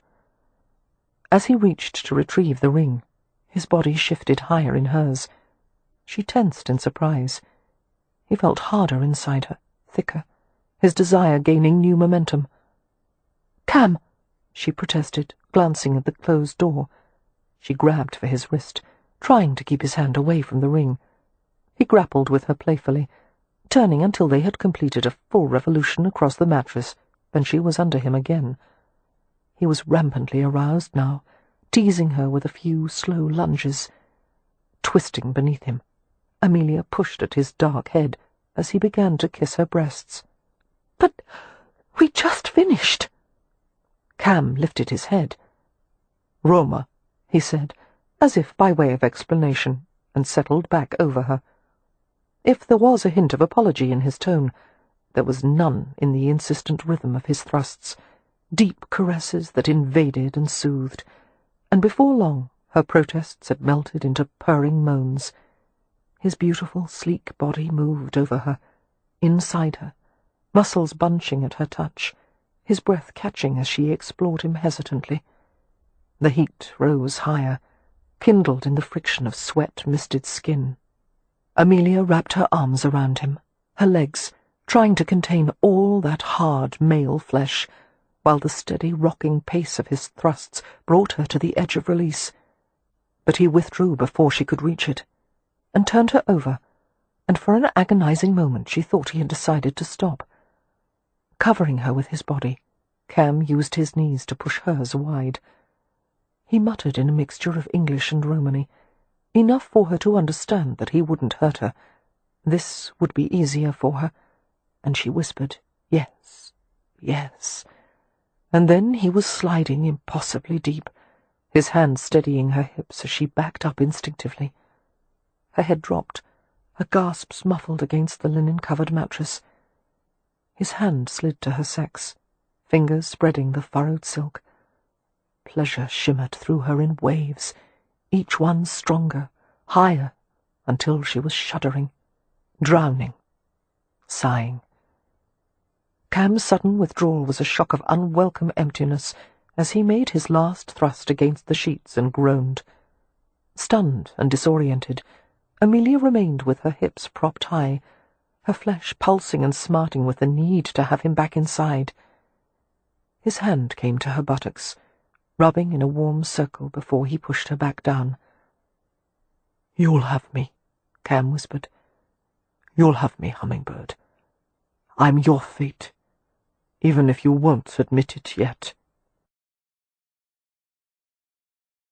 Chapter 18.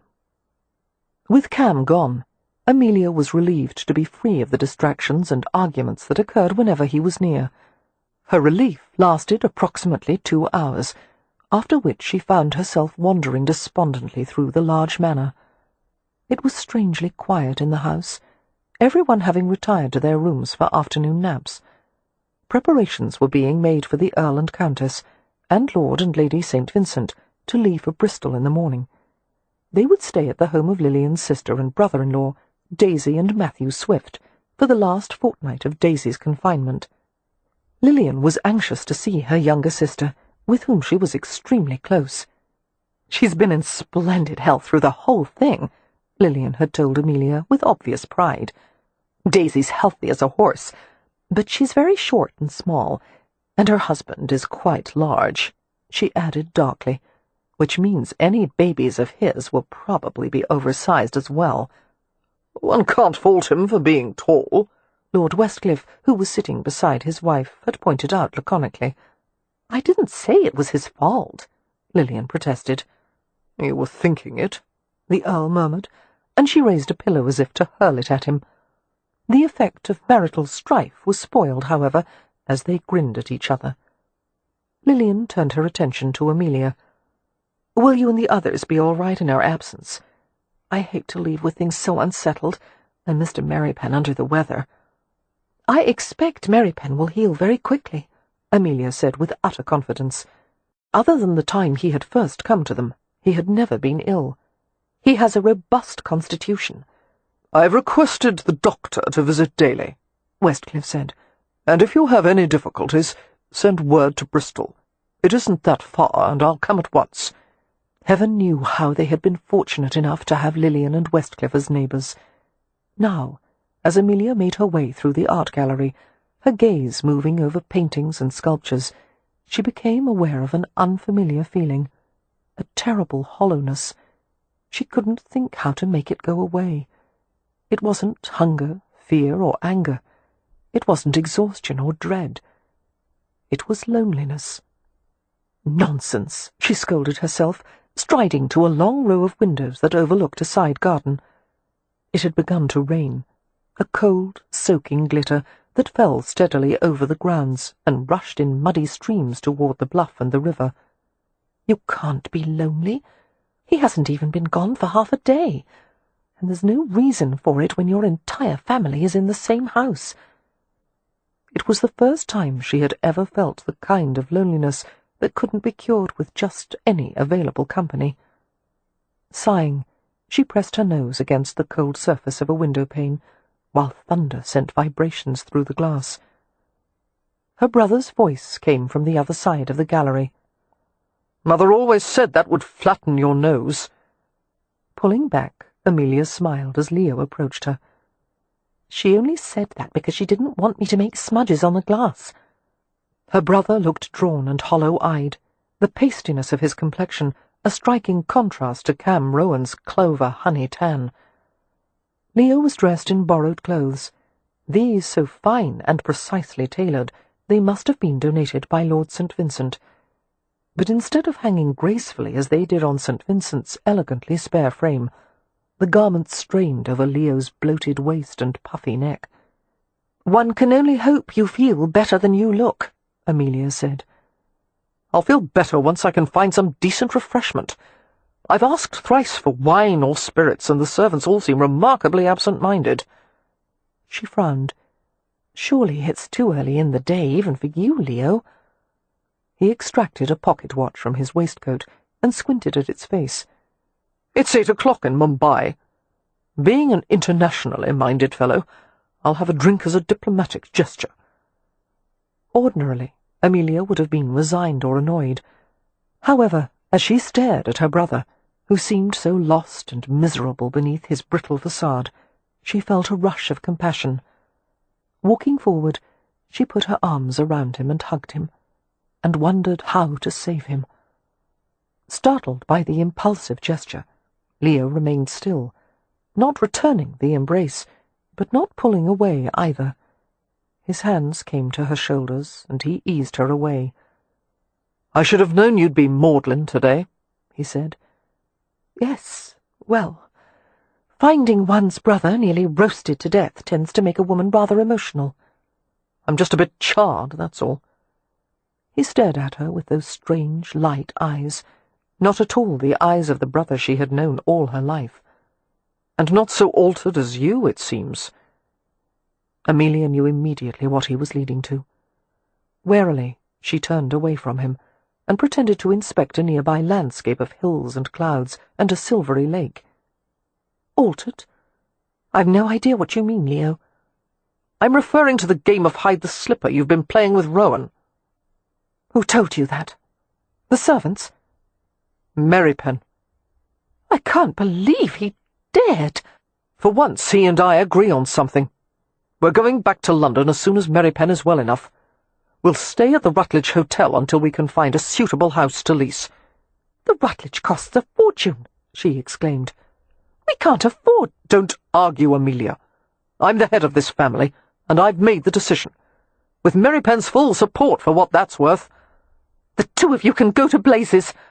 I don't take orders from you, Leo." "You will in this instance. Your brief-lived affair with Rohan is over." Feeling bitter and outraged, Amelia turned away from him. She didn't trust herself to speak. In the past year, there had been countless times she had longed for Leo to assume his place as the head of the family, to have an opinion about anything, to show concern for someone other than himself. And yet this was the issue that had provoked him to take action? Her relationship with Cam was no one's concern but her own, and she would be damned if she'd allow it to be used to manipulate her. "I'm so glad," she said with ominous quietness, "that you've taken such an interest in my personal affairs, Leo. Now perhaps you might expand your interest to other topics of importance, such as how and when Ramsay House will be rebuilt, and what we're going to do about Wynne's health, and Beatrix's education, and Poppy's—" "You won't distract me that easily. Good God, sis, Couldn't you find someone of your own class to dally with? Have your prospects really sunk so low that you've taken a gypsy to your bed?" Amelia's mouth dropped open. She spun to face him. "I can't believe you would say such a thing. Our brother is a Roma, and he—" "Mary Penn isn't our brother, and he happens to agree with me. This is beneath you." "Beneath me?" Amelia repeated dazedly, backing away from him until her shoulders flattened against the wall. "How?" "There's no need for me to explain, is there?" "Yes," she said. "I think there is." "Rowan's a gypsy. A gypsy, Amelia. They're lazy, rootless, heathen, wild—" "You can say all that when you never lift a finger?" "I'm not supposed to work. I'm a peer now. I earn £3,000 a year just by existing." Clearly there was no headway to be made in an argument when one's opponent was insane. "Until this moment, I had no intention of marrying him," Amelia said. "But now I'm seriously considering the merits of having at least one rational man in the household." "Marriage?" Amelia almost enjoyed the look on his face. "I suppose Mary Penn forgot to mention that minor detail. Yes, Cam has proposed to me. And he's rich, Leo. Rich, which means even if you decide to go jump in the lake and drown yourself, the girls and I would be taken care of. Nice, isn't it, that someone's concerned about our future?" "I forbid it." She gave him a scornful glance. "Forgive me if I'm less than impressed by your authority, Leo. Perhaps you should go practice on someone else." And she left him in the gallery, while the thunder rumbled and rain cascaded down the windows. Supper was a sombre and quiet affair that evening, with the Westcliffs and St. Vincent's having departed for Bristol, and Leo having purportedly gone to the village tavern for amusement. It was a miserable night. Amelia found it hard to imagine there would be much revelry in the cold and wet, but Leo was probably desperate for more sympathetic company than could be found at Stonycross Manor. Mary Penn had remained in his room, sleeping most of the day, which was so unlike him that the Hathaways were all worried. "I suppose it's good for him to rest," Poppy ventured, brushing idly at a few crumbs on the tablecloth. A footman came hurriedly to remove the crumbs for her, with a napkin and silver implement. "It will help him heal faster, won't it?" "Has anyone had a look at Mary Penn's shoulder?" Amelia asked, glancing at Wynne. "It's probably time for the dressing to be changed." "I'll do it," Wynne said at once. "And I'll take him a supper tray." "Beatrix will accompany you," Amelia advised. "I can manage the tray," Wynne protested. "It's not that. I meant it's not proper for you to be alone with Mary Penn in his room." Wynne looked surprised and made a face. "I don't need Beatrix to come. It's only Mary Penn after all." After Wynne left the dining hall, Poppy looked at Amelia. "Do you think," she asked, "that Wynne really doesn't know how he—" "I have no idea. And I've never dared to broach the subject, because I don't want to put ideas into her head." "I hope she doesn't know," Beatrix ventured. "It would be dreadfully sad if she did." Amelia and Poppy both glanced at their younger sister quizzically.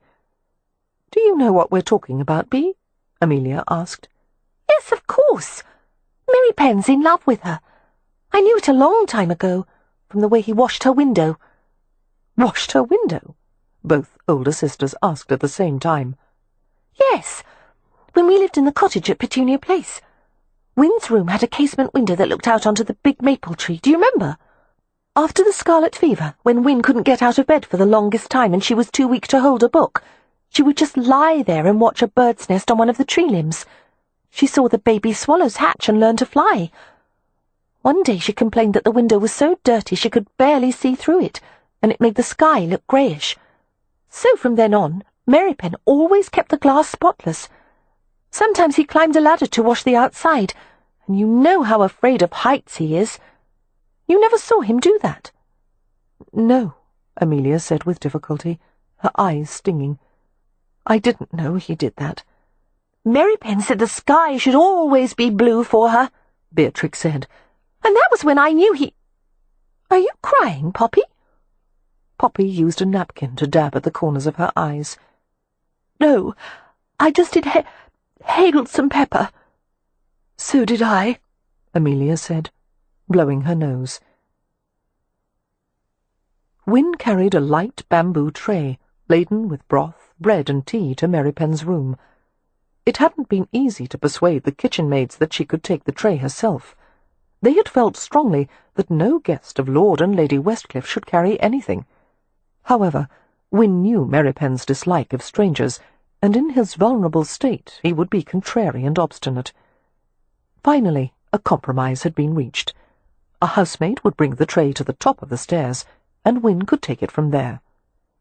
As she neared his room, Wynne heard the sounds of something hitting a wall with a thud, and a few threatening growls that could only have come from Mary Penn. She frowned, her pace quickening as she proceeded along the hallway. An indignant housemaid was departing from Mary Penn's room. "Well, I never!" the maid exclaimed, red and bristling. "I went to stir the coals and add wood to the fire, and that nasty gypsy shouted and threw his cup at me." "Oh dear, I'm so sorry. You weren't injured, were you? I'm sure he didn't intend—" "No, his aim was off," the maid said with dark satisfaction. "The tonics made him higher than a Cable Street constable." The reference was to a mile-long road in London, known for harbouring a quantity of opium dens. "I wouldn't go in there if I were you, miss. He'd snap you in two as soon as you got within arm's length of him, the beast." Wynne frowned in concern. "Yes, thank you. I'll be careful." Tonic. The doctor must have left something extremely potent to dull the agony of a burn wound. It was probably laced with opiate syrup and spirits. Since Mary Penn never took medicine, and rarely even drank a glass of wine, he would be highly susceptible to intoxicants. Entering the room, Wynne used her back to close the door, and went to set the tray on the bedside table. She started a little at the sound of Mary Penn's voice. "I told you to get out!" he barked. "I told you!" He broke off as she turned to face him. Wynne had never seen him like this before, flushed and disoriented, his dark eyes slightly unfocused. He lay on his side, his white shirt falling open to reveal the edge of a heavy bandage, and muscles gleaming like polished bronze. He was tense and radiating what her mother had gingerly referred to as animal spirits. "Kev," she said gently, using his first name. They'd made a bargain once, after she'd gotten scarlet fever, when he'd wanted her to take some medicine. Wynne had refused until he offered to tell her his name. She'd promised never to tell anyone, and she hadn't. Perhaps he had even thought she'd forgotten. "Lie still," she urged gently. "There's no need to work yourself into a temper. You frightened the poor housemaid half to death." Mary Penn watched her sluggishly, having trouble keeping his gaze focused. "They're poisoning me," he told her. "Pouring medicine down my throat. My head's muddled. Don't want any more." Wynne assumed the role of implacable nurse, when all she wanted was to baby and coddle him. "You'd be much worse off without it." She sat on the edge of the mattress and reached for his wrist. His forearm was hard and heavy as it lay across her lap. Pressing her fingers to his wrist, she kept her face expressionless. "How much of that tonic have they given you?" His head lolled. "Too much." Wynne agreed silently, feeling how weak his pulse was. Releasing his wrist, she felt his forehead. He was very warm. Was it the beginnings of a fever? Her worry sharpened. "Let me see your back." She tried to ease away, but he had reached up to press her cool hand harder against his forehead. He wouldn't let go. "Hot," he said, and closed his eyes. Wynne sat very still, absorbing the feel of him, the heavy body beside hers, the smooth, burning skin beneath her hand. "Stay out of my dreams," Mary Penn whispered in the humid stillness. "Can't sleep when you're here." Wynne let herself caress him, the heavy black hair, the handsome face devoid of its usual sullen sternness. She could smell his skin, his sweat, the sweet opiated breath, the pungent whiff of honey. Merrypen was always clean-shaven, but now his bristle was softly scratchy against her palm. She wanted to take him into her arms, against her chest, like a little boy. "Kev, let me look at your back." Merrypen moved, swift and powerful even now, more aggressive in his drugged state than he normally would ever have permitted himself to be. He had always handled Wynne with a sort of exaggerated gentleness, as if she would blow away like dandelion floss. But at this moment his grip was hard and sure, as he pushed and pinned her to the mattress. Breathing heavily, he glared down at her with glassy belligerence. "I said, get out of my dreams." His face was like the mask of some ancient god of war, beautiful and harsh, the mouth contorted, lips parted enough to reveal the edges of animal white teeth. Wynne was amazed, excited, the tiniest bit frightened, but this was Merrypen, and as she stared at him, the edge of fear melted, and she drew his head down to hers, and he kissed her. She had always imagined there would be roughness, urgency, impassioned pressure, but his lips were soft, grazing over hers with the heat of sunshine, the sweetness of summer rain. She opened to him in wonder, heat filling her chest, the solid weight of him in her arms, his body pressing into the crumpled layers of her skirts. Forgetting everything in the passionate tumult, Wynne reached around his shoulders, until he winced, and she felt the bulk of his bandage against her palm. "Kev," she said breathlessly. "I'm so sorry. No, don't. Be still, be still." She curled her arms loosely around his head, shivering as he kissed her throat. He nuzzled against the gentle rise of her breast, pressed his cheek against her bodice, and sighed. After a long, motionless minute, while her chest rose and fell beneath his heavy head, Wynne spoke hesitantly. "Kev?" A slight snore was her reply. The first time she had ever kissed a man, she thought ruefully, and she had put him to sleep.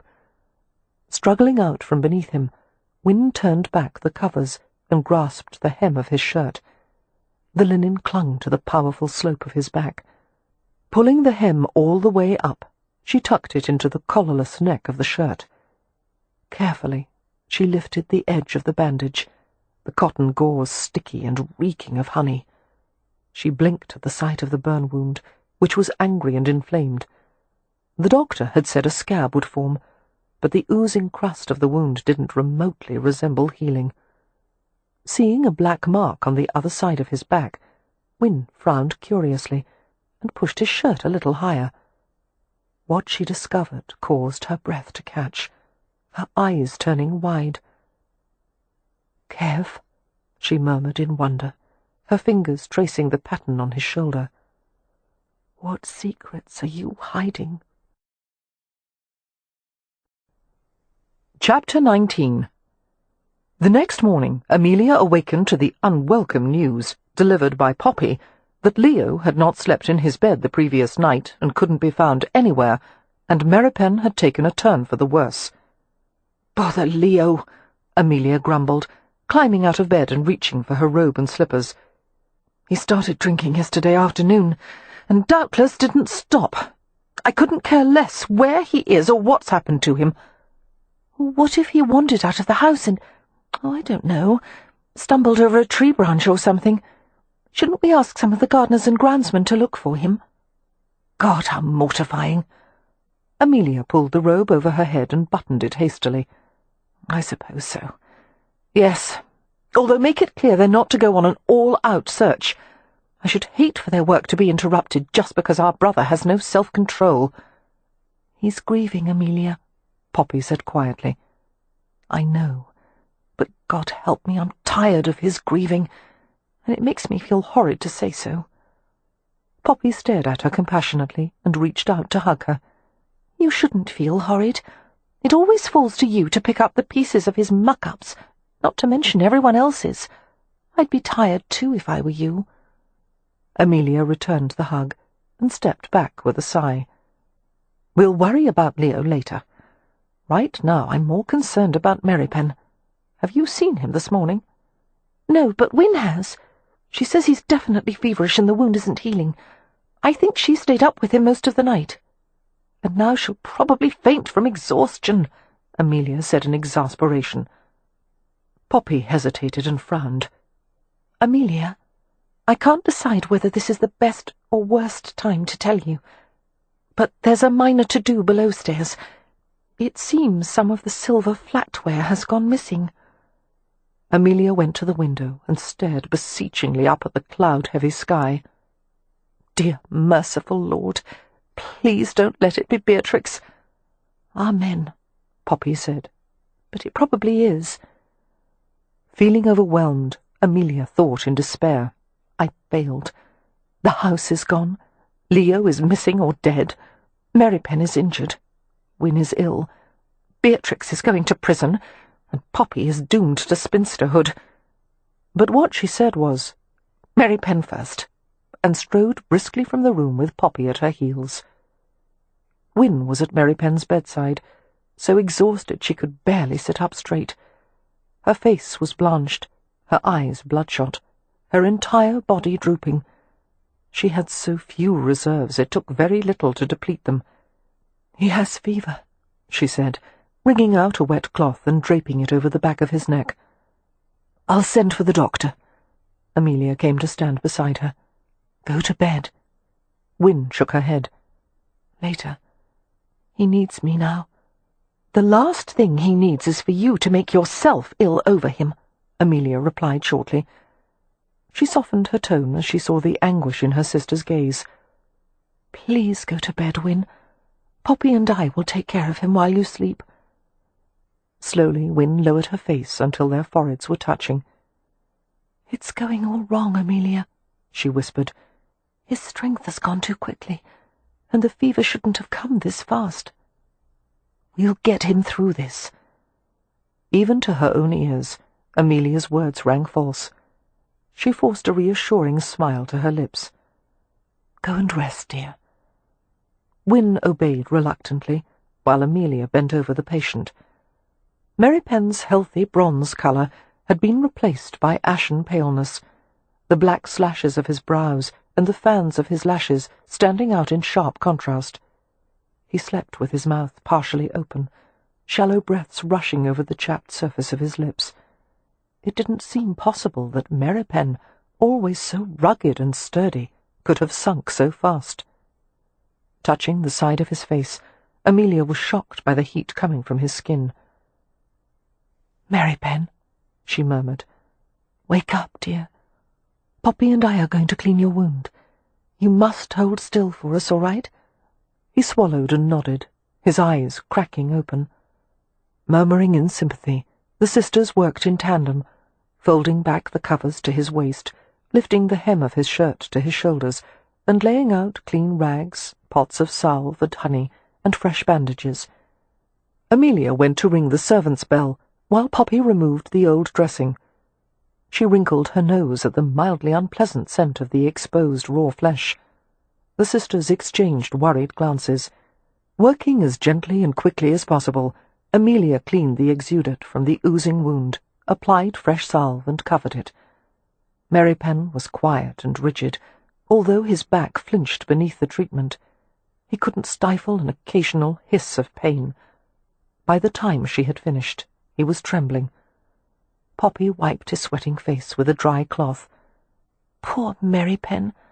She brought a cup of water to his lips. When he tried to refuse, she slid an arm beneath his head and raised it insistently. "Yes, you must. I should have known you'd be a terrible patient. Drink, dear, or I'll be forced to sing something." Amelia stifled a grin as Merrypen complied.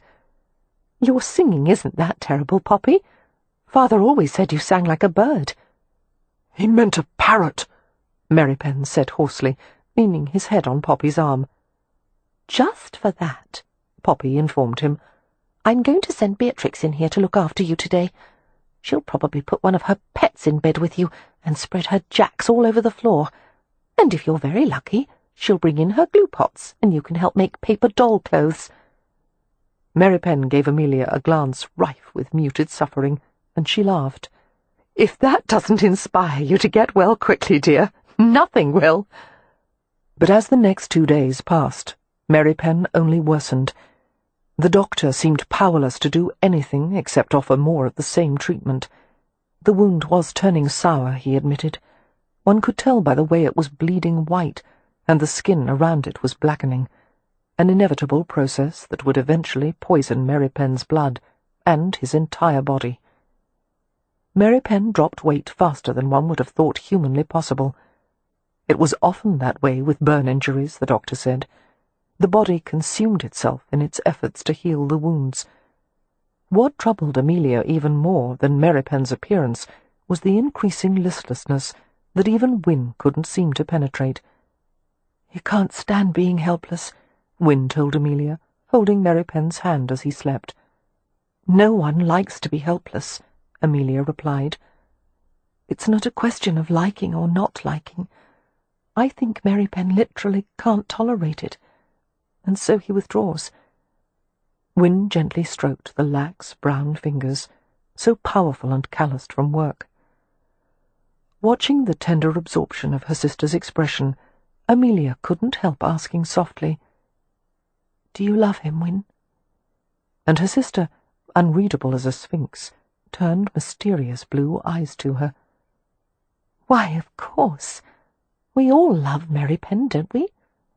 Which wasn't at all an answer, but Amelia felt she didn't have the right to pursue the matter. A matter of increasing worry was Leo's continued absence. He had taken a horse, but had packed no belongings. Would he have gone on a long ride to London on horseback?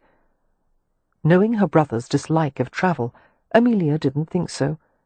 It was likely Leo had remained in Hampshire, although where he could have been staying was a mystery. He was not at the village tavern, nor was he at Ramsay House, nor was he anywhere on the Westcliff estate. On the third morning, Amelia awakened from a nightmare with her arms and legs thrashing, her heart pounding. She had dreamed of finding Leo floating face down in a pond, and as she had swum to him and tried to pull him to the edge, his body had begun to sink. She couldn't keep him afloat, and as he retreated further into the black water, she was pulled down with him, choking on water, unable to see or breathe. Trembling, she climbed out of bed and hunted for her slippers and robe. It was early yet, the house still dark, the atmosphere quiet. She headed for the door, then paused with her hand on the doorknob. Fear was pumping through her veins. She didn't want to leave the room. She was afraid of finding out that Mary Pen had died during the night, afraid, too, that her brother had met with tragedy, and afraid most of all that she wouldn't be able to accept the worst, if the worst should come. It was only the thought of her sisters that caused her to grip the knob and turn it. For their sakes, she could act with strength and confidence. She would do whatever needed to be done. Hurrying along the hallway, she pushed at the half-open door of Mary Pen's room and went to the bedside. The exhausted light of dawn barely leavened the darkness, but it was enough for Amelia to see 2 people in the bed. Mary Pen was on his side, the formerly strong lines of his body collapsed and sprawling, and there was the slim, neat shape of Wynne sleeping beside him, fully clothed, her feet tucked beneath the skirts of her house-dress. Though it seemed laughable that such a delicate creature could protect someone so much larger, Wynne's body was curved as if to shelter him. Amelia stared at them in wonder, understanding more from the tableau than any words could have conveyed. Their position conveyed longing and restraint, even in sleep. She realized her sister's eyes were open. There was the shine of her eyes. Wynne stared at her, making no sound, no movement, her expression grave, as if she were absorbed in collecting each second with him. With a slight nod, Amelia retreated from the bedside and left the room. She nearly bumped into Poppy, who was also walking through the hallway, her robe a ghostly white. "How is he?" Poppy asked. "Not well. Sleeping. Let's go to the kitchen and put a kettle on. They went toward the stairs. Amelia, I dreamed all night about Leo. Terrible dreams. So did I. Do you think he's done himself harm? I hope not, with all my heart. But I think it's possible. Yes, Poppy whispered. I think so too. She heaved a sigh. Poor Beatrix. Why do you say that? She's still so young, to have lost so many people. Father and mother, and now perhaps Mary Penn and Leo. We haven't lost Mary Penn and Leo yet. At this point, it would be a miracle if we could keep either of them. You're always so cheerful in the morning. Amelia caught her hand and squeezed it. Trying to ignore the weight of despair in her own chest, she said firmly, Don't give up yet, Poppy. We'll hold out hope for as long as we can. They reached the bottom of the stairs. Amelia. Poppy sounded vaguely annoyed. Don't you ever feel like throwing yourself to the floor and crying? Yes, Amelia thought. Right now, as a matter of fact. No, of course not. Crying never solves anything. Don't you ever want to lean on someone's shoulder? I don't need someone else's shoulder. I've got two perfectly good ones. That's silly. You can't lean on your own shoulder. Poppy, if you mean to start the day by bickering— Amelia broke off as she became aware of some noise from outside, the thunder and jangle and gravel crunching of a carriage and team of horses. Good heavens! Who would come at this hour? The doctor? Poppy guessed. No, I haven't sent for him yet. Perhaps Lord Westcliff has returned. But there would be no reason for that, especially for him to have come so early. A footman knocked at the door, the sound echoing through the entrance hall. The sisters looked at it uneasily. We can't answer it, Amelia said. We're in our nightclothes. A maid came into the entrance hall. Setting down a pail of coal, she wiped her hands on her apron and hastened to the door. Unlocking the massive portal, she tugged it open and bobbed a curtsy. We'd better go, Amelia muttered, urging Poppy back to the stairs with her. But as she glanced back over her shoulder to see who had come, the sight of a man's tall, dark form struck sparks inside her. She stopped with her foot on the first step, staring and staring, until a pair of amber eyes looked in her direction. Cam. He looked dishevelled and disreputable, like an outlaw on the run. As he saw her, a smile came to his lips, while his gaze ran over her. Amelia rushed to him without thinking, her steps gaining anxious momentum. Cam! She threw herself at him. He caught her up with a low laugh. The scent of outdoors clung to him. Wet earth, dampness, leaves. The mist on his coat sank through the thin layer of her robe, making her shiver, but it was a wonderful feeling to be held in a pair of strong arms. Feeling her tremor, Cam opened his coat with a wordless murmur and pulled her into the tough, warm haven of his body. Amelia was vaguely aware of servants moving through the entrance hall, of her sister's presence nearby. She was making a scene. She should pull away and try to compose herself. But she couldn't. Not yet. You must have travelled all night, she heard herself say. I had to come back early. She felt his lips brush against her tumbled hair. I left some things unfinished, but I couldn't stop thinking of you. Tell me how things are, sweetheart. Are you all right? Amelia opened her mouth to answer, but to her eternal humiliation, the only sound she could make was a sort of broken sob. Her self-control dissolved. She shook her head and choked on more sobs, and the more she tried to stop them, the worse they became.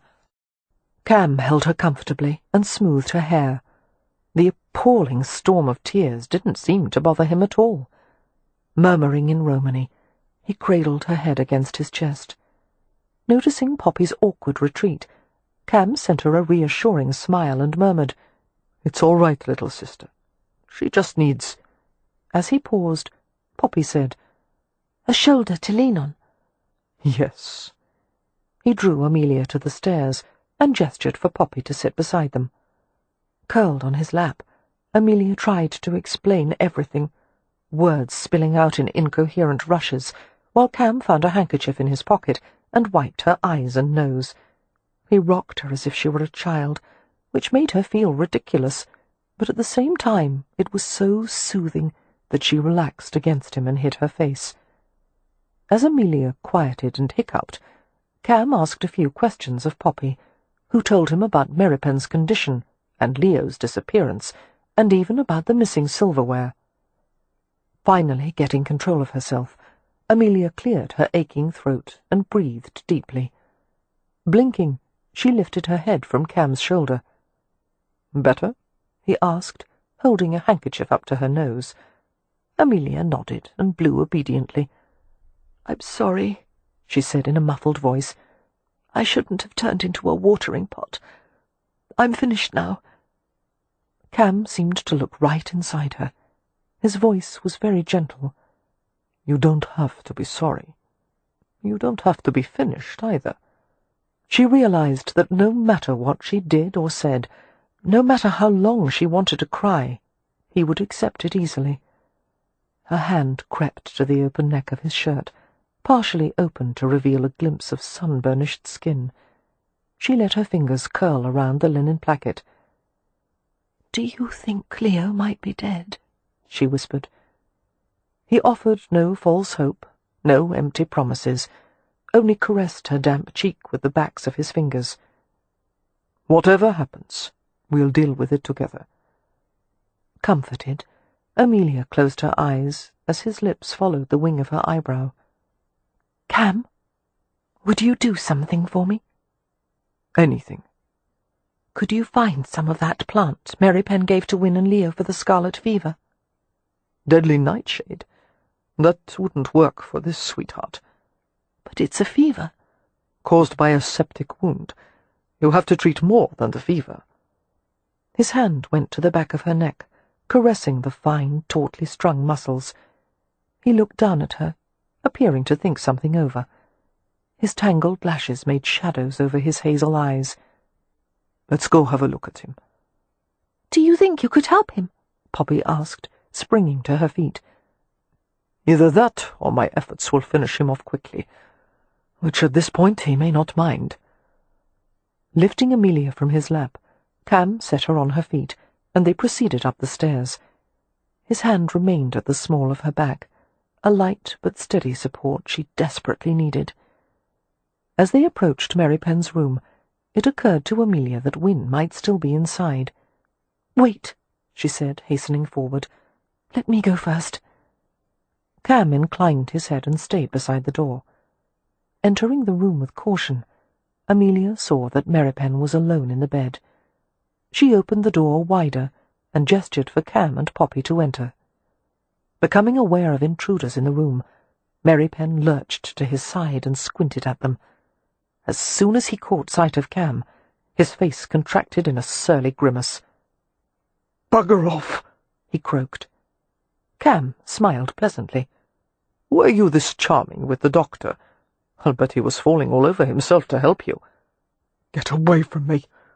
"This may surprise you," Cam said, "but there's a long list of things I'd prefer to look at other than your rotting carcass. For your family's sake, however, I'm willing. Turn over." Merripen eased his front to the mattress and said something in Romany that sounded extremely foul. "You two," Cam said equably. He lifted the shirt from Merripen's back and pried the bandage from the injured shoulder. He viewed the hideous, seeping wound without expression. "How often have you been cleaning it?" he asked Amelia. "Twice a day." "We'll try 4 times a day, along with a poultice." Leaving the bedside, Cam motioned for Amelia to accompany him to the doorway. He lowered his mouth to her ear. "I have to go out to fetch a few things. While I'm gone, give him something to make him sleep. He won't be able to tolerate this otherwise." "Tolerate what? What are you going to put in the poultice?" "A mixture of things, including apis." "What is that?" "Bee venom. Extract from crushed live bees, to be precise. We'll soak them in a water and alcohol base. Bewildered, Amelia shook her head. But where are you going to get— She broke off and stared at him with patent horror. You're going to the hive at Ramsay House. How will you collect the bees? His mouth twitched with amusement. Very carefully. Do you want me to help? She offered with difficulty. Knowing her terror of the insects, Cam slid his hands around her head and pressed a hard kiss to her lips. Not with the bees, sweetheart. Stay here and dose Merrypen with morphine syrup. A lot of it. He won't. He hates morphine. He'll want to be stoic. Trust me. None of us will want him to be awake while I'm applying the poultice. Especially Merrypen. The Rome call the treatment white lightning for good reason. It's not something anyone can be stoic about. So do whatever's necessary to put him out, Monisha. I'll be back soon. Do you think the white lightning will work? She asked anxiously. I don't know. Cam cast an unfathomable glance back at the suffering figure on the bed. But I'm positive he won't last long without it. While Cam was gone, Amelia conferred with her sisters in private. It was decided that Wynne would be the most likely to succeed in making Merrypen take the morphine, and it was Wynne herself who stated flatly they would have to deceive him, as he would refuse to take it voluntarily, no matter how they beseeched him. "I'll lie to him if necessary," Wynne said, shocking the other three into speechlessness. "He trusts me. He'll believe whatever I say." To their knowledge, Wynne had never told a lie in her life, not even as a child. "Do you really think you could?" Beatrix asked, rather awed by the notion. "To save his life, yes."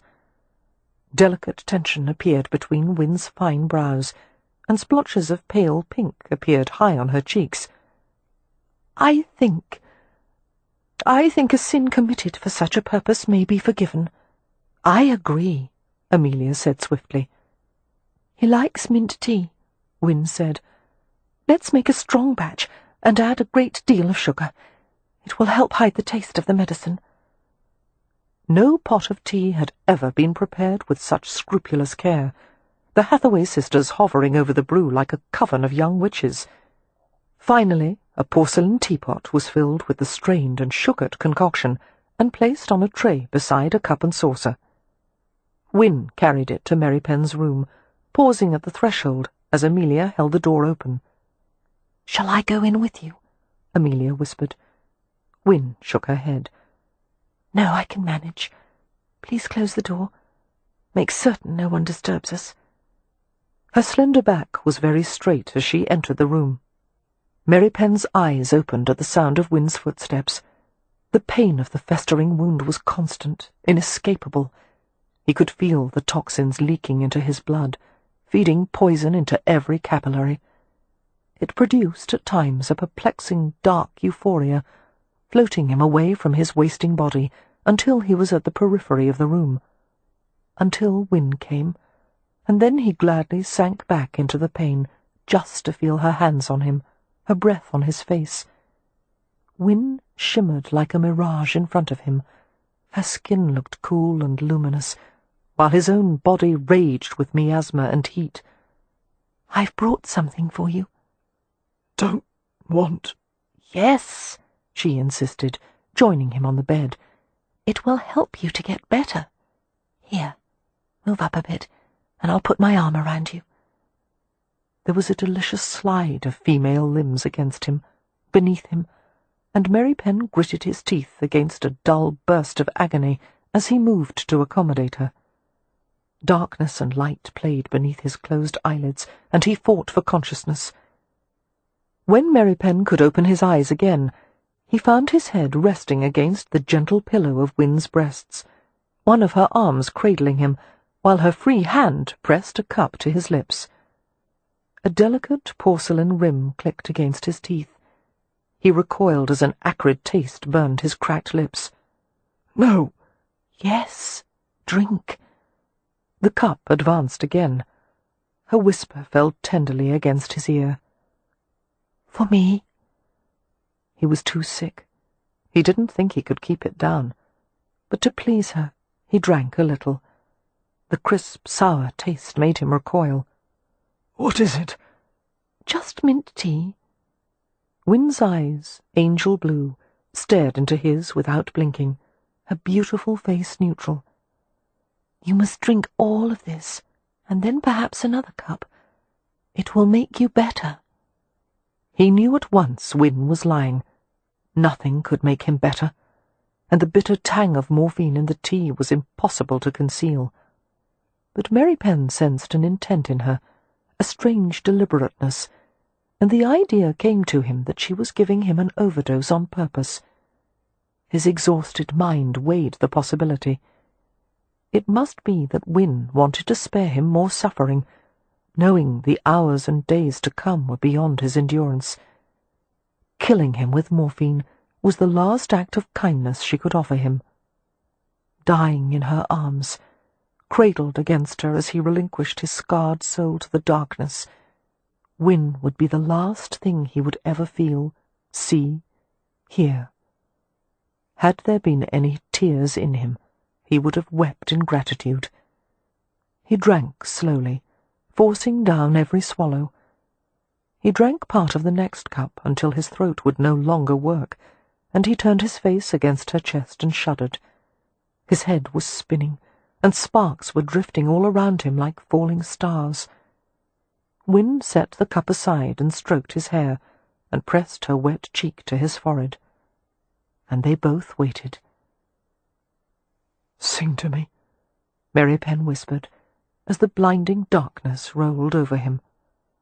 Wynne continued to stroke his head as she crooned a lullaby.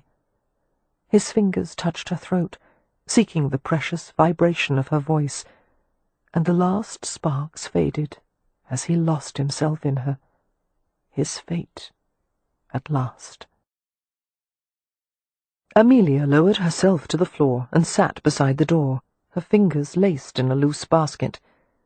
She heard Wynne's tender murmurs, a few rasping words from Mary Penn, a long silence, and then Wynne's voice, singing gently, humming, the tones so true and lovely that Amelia felt a fragile peace steal over her. Eventually, the angelic sound faded, and there was more quiet. After an hour had passed, Amelia, whose nerves had been stretched to the limit, stood and stretched her cramped limbs. She opened the door with extreme care. Wynne was easing from the bed, tugging the bedclothes over Mary Penn's prone form. "Did he take it?" Amelia whispered, approaching her.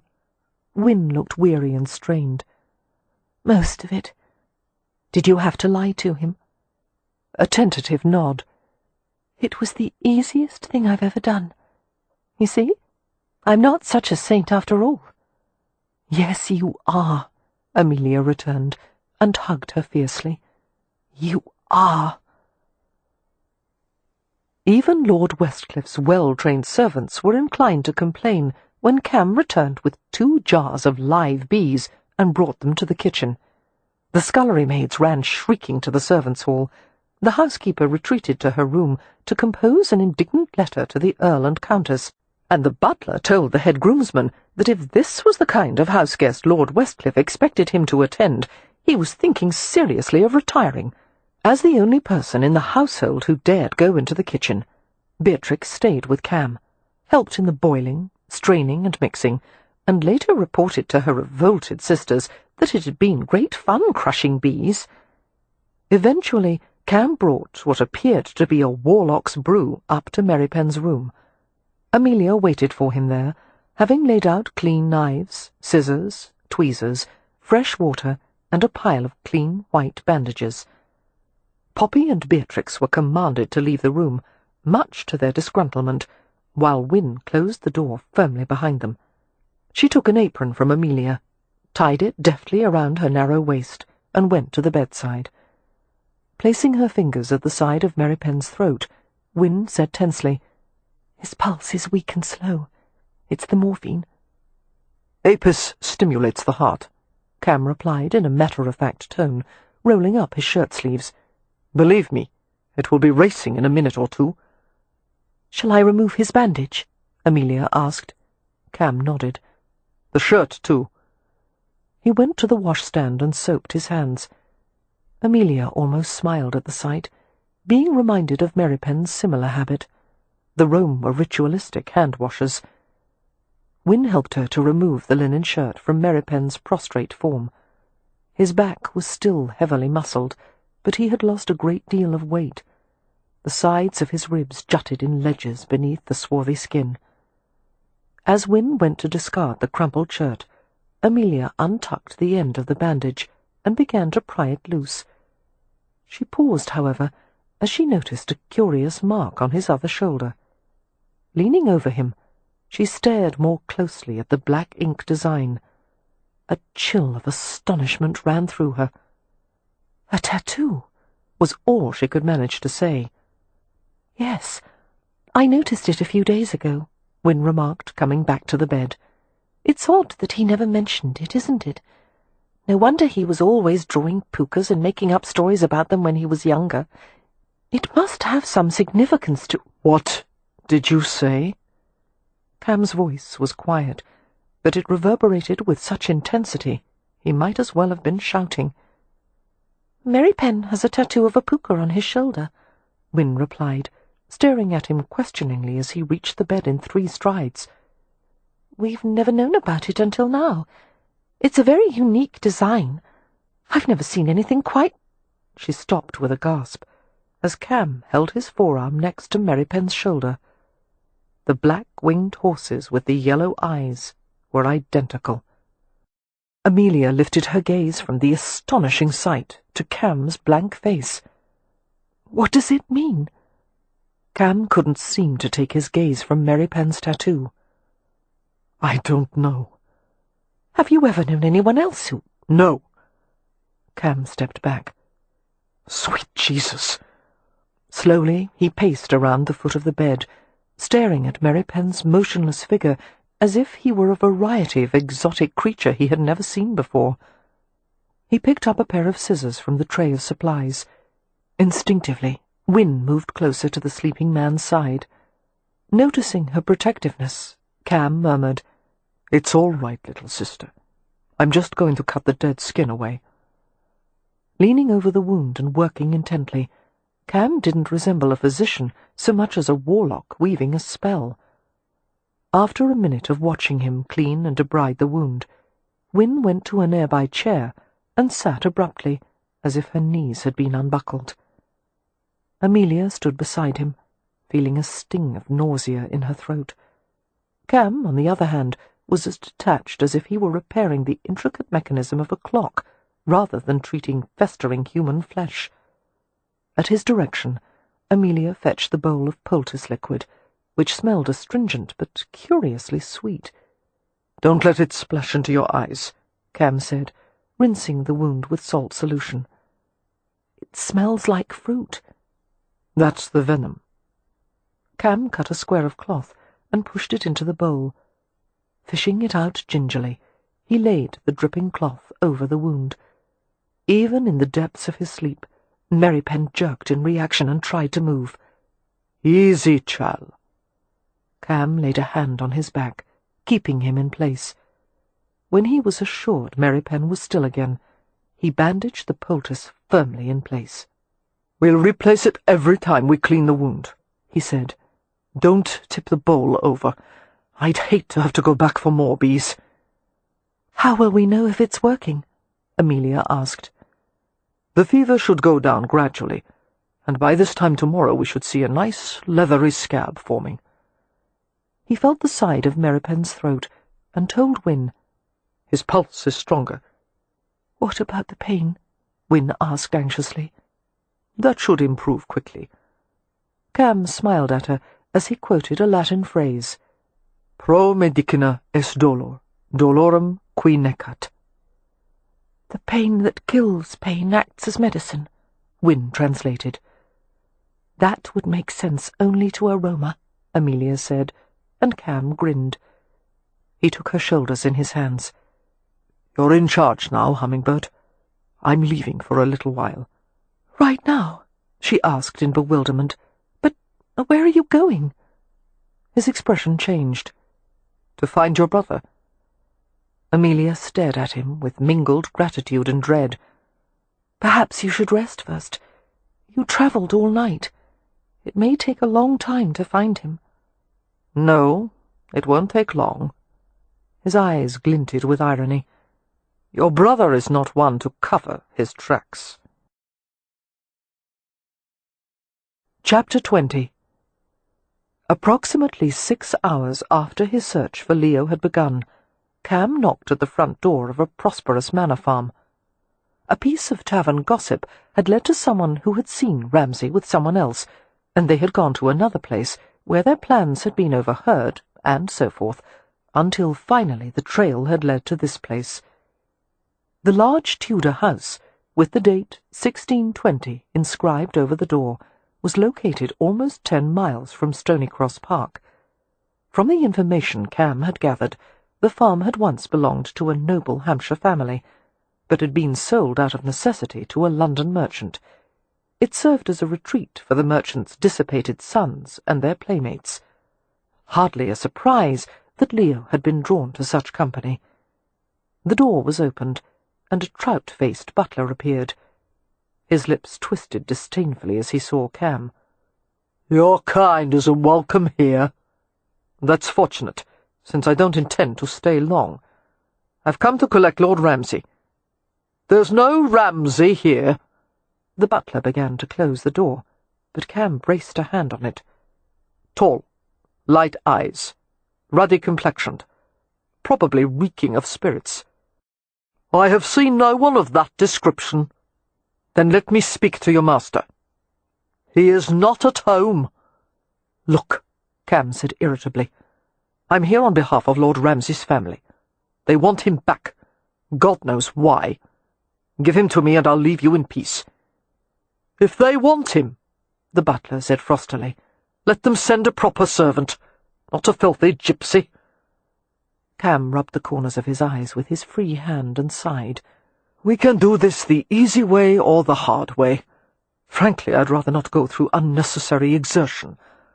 All I ask is that you allow me 5 minutes to find the bastard and take him off your hands. Begone with you!"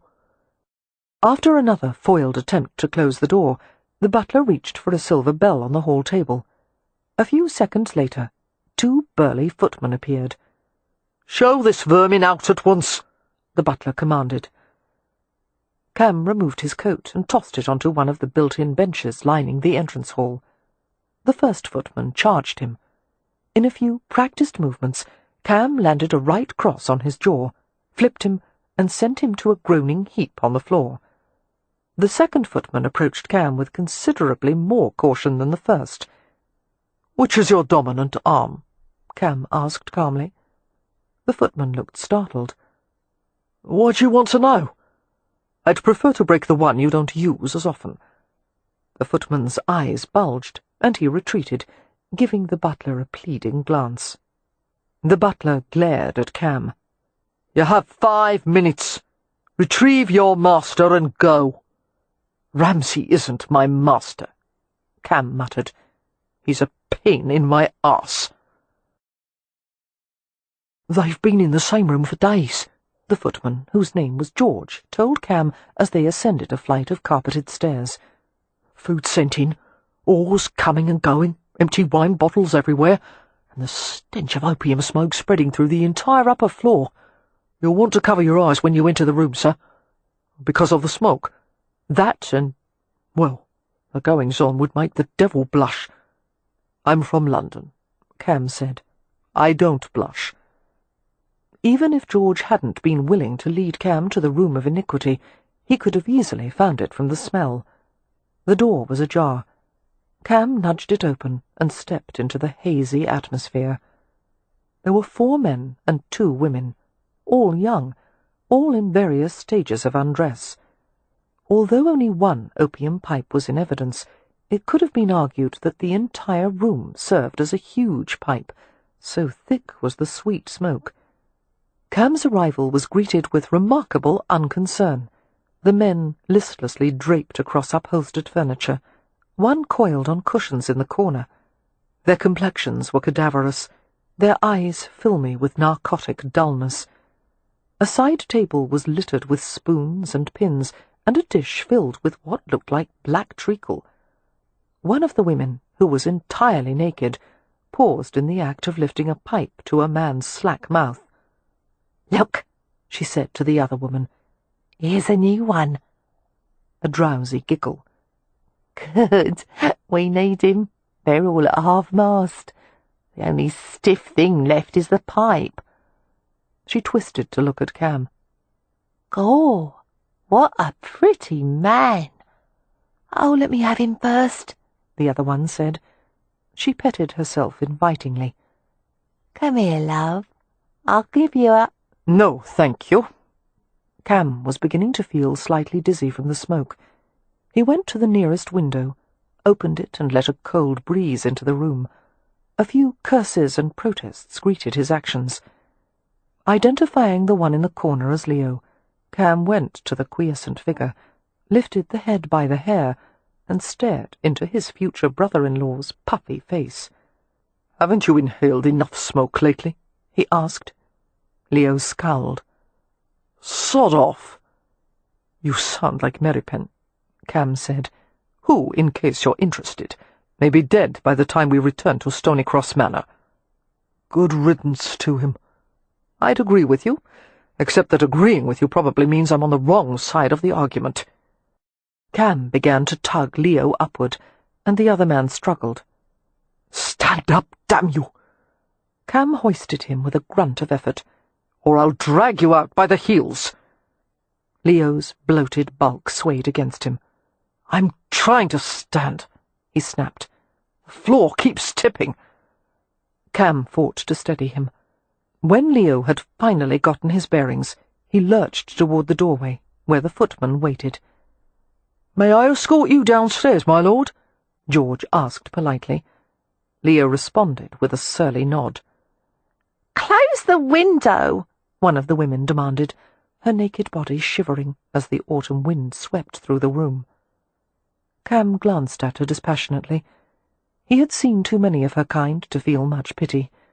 There were thousands of them in London, round-faced country wenches, just pretty enough to attract the attention of men who promised, took, and discarded without conscience. "You should try some fresh air," he advised, reaching for a discarded lap blanket beside the settee. "It promotes clear thinking." "What do I need to do that for?" she asked sourly. Cam grinned. "Good point." He draped the blanket over her shivering white body. "Still, you should take some deep breaths." He bent to pat her pale cheek gently. "And leave this place as soon as you're able. Don't waste yourself on these bastards."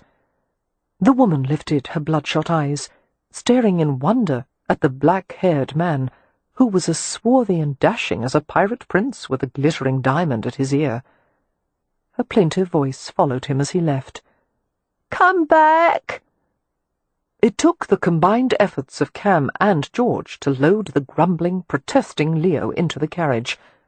"It's like hauling 5 sacks of potatoes all at once," the footman said breathlessly, pushing Leo's foot safely inside the vehicle. "The potatoes would be quieter," Cam said. He tossed the footman a gold sovereign. George caught it in mid-air and beamed at him. "Thank you, sir. And may I say you're a gentleman, sir, even if you are a gypsy." Cam's smile turned wry, and he climbed into the carriage after Leo. They started back to Stony Cross Manor in silence. "Do you need to stop?" Cam asked midway through the trip, seeing that Leo's face had turned from white to green. Leo shook his head morosely.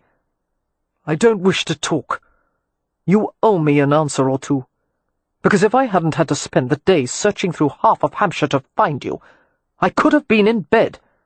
With your sister, he thought, but instead said, "Sleeping." Those curiously light eyes turned toward him, the colour of icicles when blue twilight shone through them. Unusual eyes.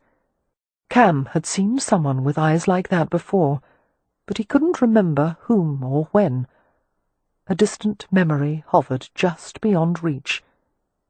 "What do you want to know?" Leo asked. "Why do you bear Merrypen such ill will? Is it his charming disposition, or the fact that he's a Roma? Or is it because he was taken in by your parents and raised as one of you? None of that.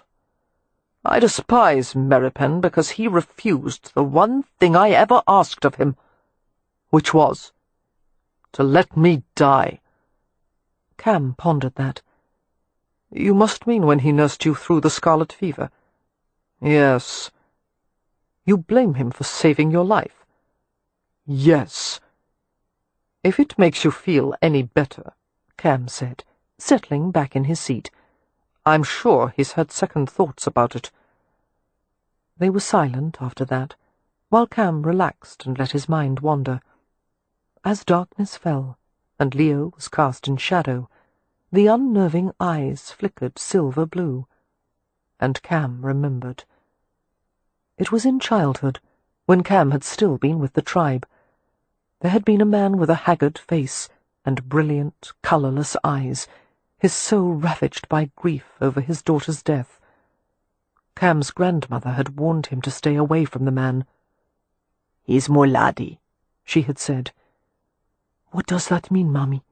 Cam had asked, clinging anxiously to her warm hand, which was comfortingly gnarled and tough, like the buttressing roots of ancient trees.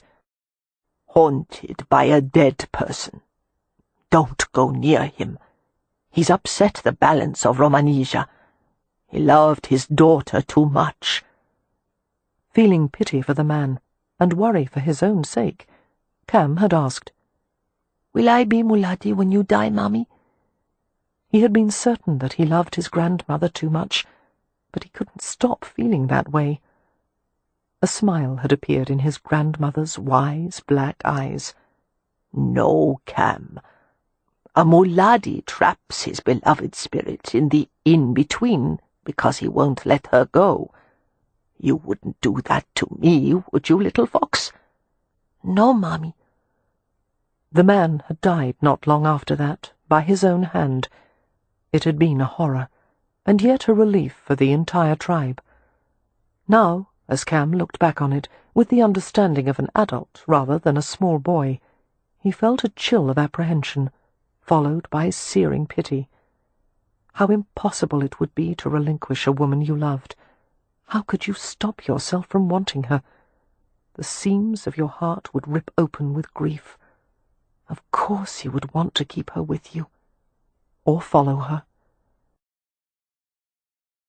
As Cam entered the manor with the unrepentant prodigal at his side, Amelia and Beatrix hurried toward them, the former frowning, the latter smiling.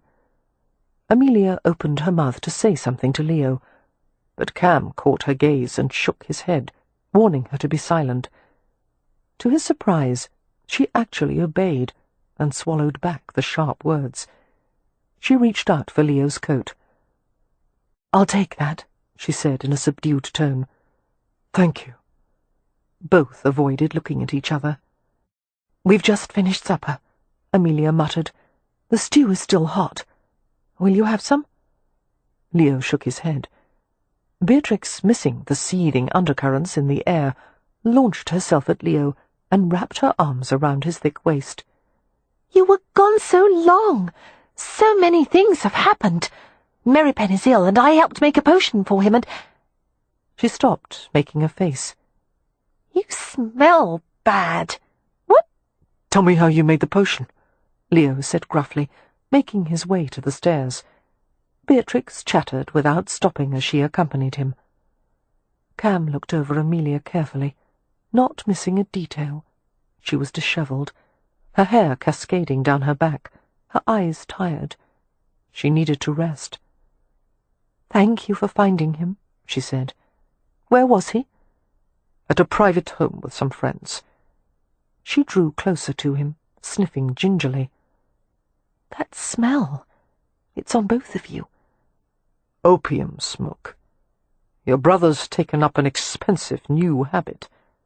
"We couldn't afford the old ones," Amelia scowled, her foot beginning a restless staccato beneath her skirts.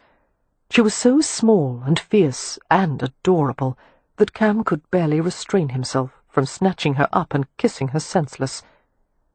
"The only reason I didn't murder him just now," Amelia continued, "is because he looked too numb to feel it. But when he sobers, I'm going to—" "How is Merripen?" Cam interrupted, running a gentle hand from her shoulder to her elbow. The tapping stopped. "Still feverish, but better. Wind's with him. We changed his poultice. The wound looks slightly less disgusting than before. Is that a good sign?" "It's a good sign." Her concerned gaze chased over him. "Shall I get you something to eat?" Smiling, Cam shook his head. "Not before I have a good, thorough wash." There were many things they needed to discuss, but it could all wait. "Go to bed, Monisha. You look weary." "So do you," Amelia said, standing on her toes. Cam held very still as she pressed her lips to his cheek. "Will you come to me tonight?" "No." He took her in his arms. "You need to sleep more than you need my groping and fondling." She flushed a little and leaned harder against him. "I don't mind your groping and fondling." Cam laughed. "What a testament to my love-making skills." "Come to me," she whispered. "Hold me while we sleep." "Hummingbird," he returned, his lips brushing her brow. "If I hold you, I don't trust myself not to make love to you. So we'll sleep in separate beds." He looked down at her with a smile. "Just for tonight." It took 3 soapings and rinsings for Cam to remove the taint of opium from his skin and hair. After toweling his hair dry, he donned a black silk robe and walked through the darkened hallway to his room. It was storming outside, the rain and thunder sweeping in on an easterly, battering the windows and roof. The hearth in his room had been replenished, the blaze shedding warmth and light. Cam's eyes narrowed in curiosity as he saw a small shape beneath the covers. Amelia's head lifted from the pillow. "I'm cold," she said, as if that were a perfectly reasonable explanation for her presence. "My bed is no warmer than yours." Cam approached her slowly, trying not to feel like a predator, trying to ignore the heat that had ignited in his blood. His body went hard beneath the black silk, all his muscles tightening in anticipation. "It would be if you were in it," she said. Her hair fell over her shoulders in dark ripples down to her hips. Sitting close beside her, Cam touched one of the shining locks, following it over her chest, the tip of her breast, down to the end. Amelia drew in a quick breath. He wondered if her nipples were hard beneath the white gown, if the blush on her face had spread to the skin he couldn't see. Restraining his urgent need, Cam held still as she reached out to him with hesitant fingers, stroking the black silk that covered his shoulders. She rose to her knees and impulsively kissed his ear, the one with the diamond stud, and touched the damp, slightly curling locks of his hair. "You're not like any man I've ever known," she said.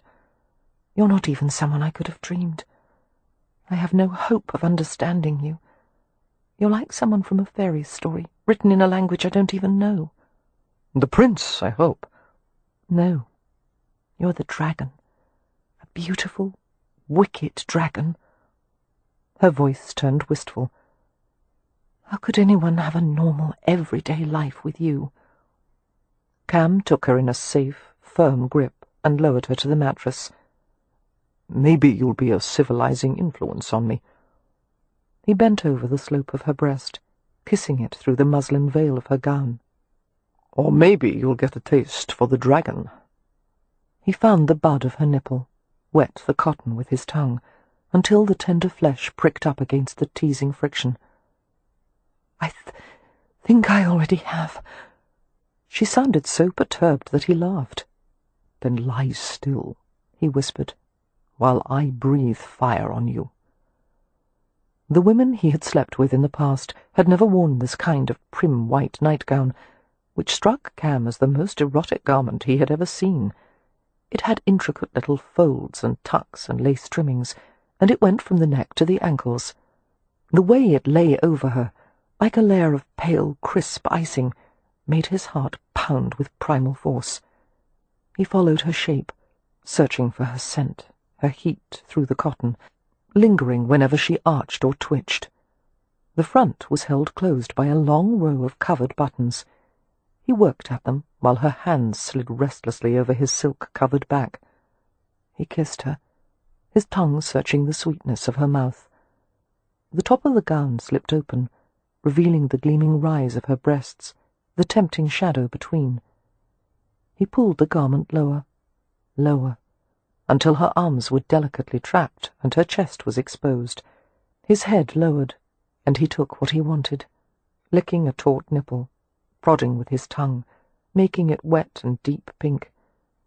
Amelia sighed deeply, her eyes half closed, her body lifting helplessly as he bent to her other breast. Cam's breathing turned ragged as he pulled the gown lower, freeing her arms, exposing the curves of her hips and stomach. He spread his hands over her body, his fingers and palms translating heat into sensation. He kissed her navel, the ticklish skin around it, the place where the crisp, curly hair started. Her legs tautened against him, caught beneath his weight. Moving upward, he straddled her body. He took the signet ring off, the one she had refused before, and held it out to her. "You can have what you want," he said, "but first give me what I want."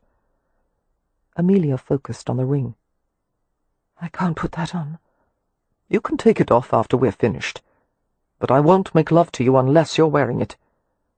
"You're being absurd." "You're being stubborn." Cam leaned over her, bracing his forearms on either side of her, kissing her sulky mouth. "Just for tonight," he whispered. "Wear my ring, Amelia, and I'll give you as much pleasure as you can bear." He kissed her throat, his hips shunting gently against her. She gasped at the feel of him, hard and swollen behind the black silk. His mouth travelled slowly up to her ear. "I'll enter you, fill you, and then I'll hold you still and quiet in my arms. I won't move. I won't let you move either. I'll wait until I feel you throbbing around me. I'll follow that rhythm deep in your body, that sweet pulse. I won't stop until you weep and shiver and cry out for more, and I'll give it to you, as long and deep and hard as you want. Take my ring, love." His mouth descended to hers in a smouldering kiss. "Take me." Fitting himself against her soft cleft, he felt her heat seep through the robe, wetness and silk stretched tightly between them. Her small hand touched his, fingers unfolding like night-blooming flowers, and she let him slide the ring back on. Cam stripped her naked and laid her back into his discarded robe, her skin startling white in the glimmering pool of black. He kissed her everywhere, the crooks of her elbows, the backs of her knees, every curve and hollow of the smooth, feminine territory. She wrapped herself around him, her mouth innocently inquiring as she kissed every part of him she could reach. He made her lie still as he kissed between her thighs, cupping her hips with his hands, while the scent of her lit an explosion of fire inside him. He licked into the tenderness, teasing her, sucking lightly until she groaned with every breath, and reached down to his head, urging him upward with imploring fingers.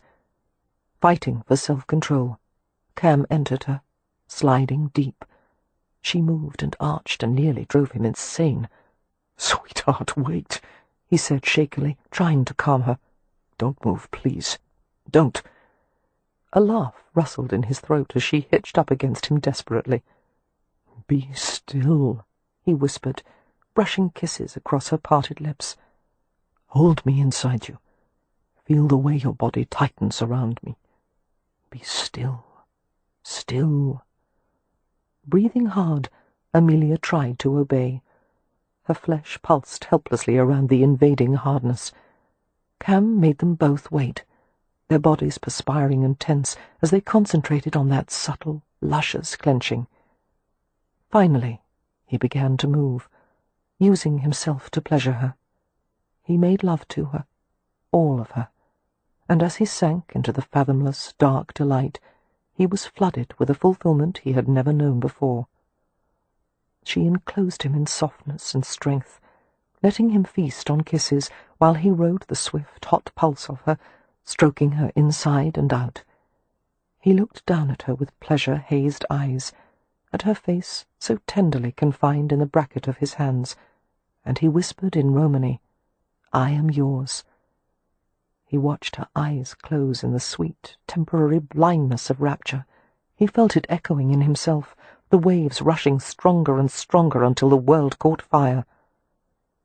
Afterward, they lay tumbled side by side, like the survivors of a shipwreck, stunned in the wake of a storm.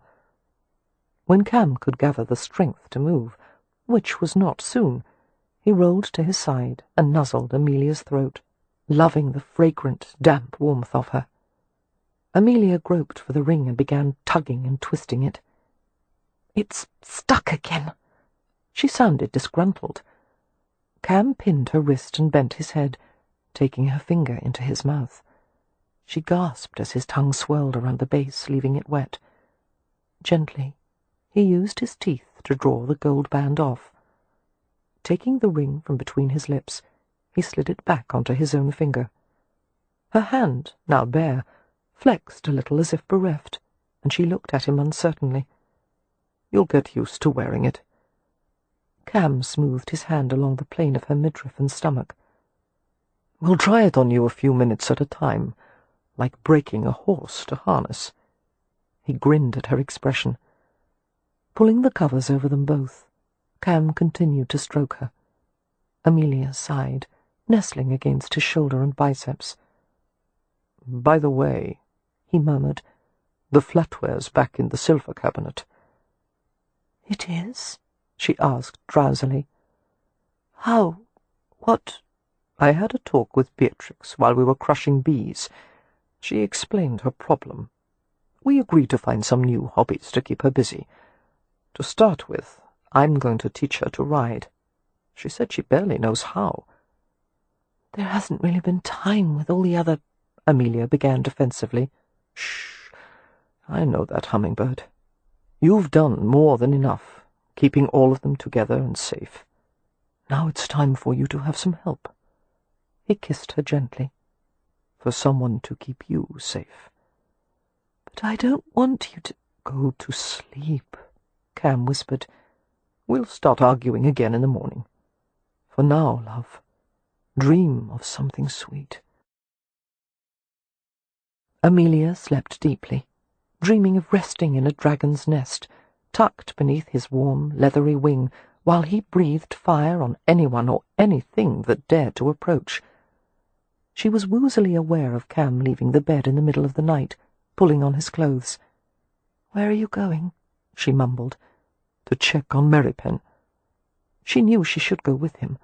She was concerned about Merrypen, but as she tried to sit up, she was reeling with exhaustion, stupefied with it.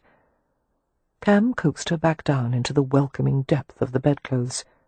She fell asleep again, stirring only when he returned to stretch out beside her and gather her in his arms.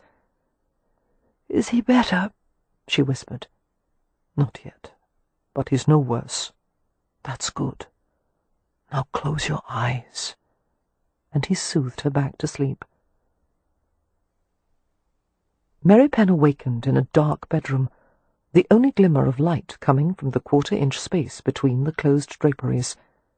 That one sliver was brilliant with the whiteness of midday. His head ached viciously. His tongue seemed twice its normal size, dry and swollen in his mouth.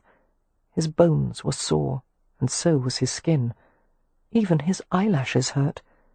In fact, he had undergone some strange reversal in which everything hurt except his wounded shoulder, which glowed with an almost pleasant warmth.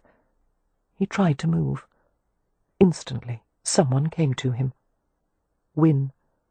Cool, frail, sweet-smelling, a lovely spirit in the darkness.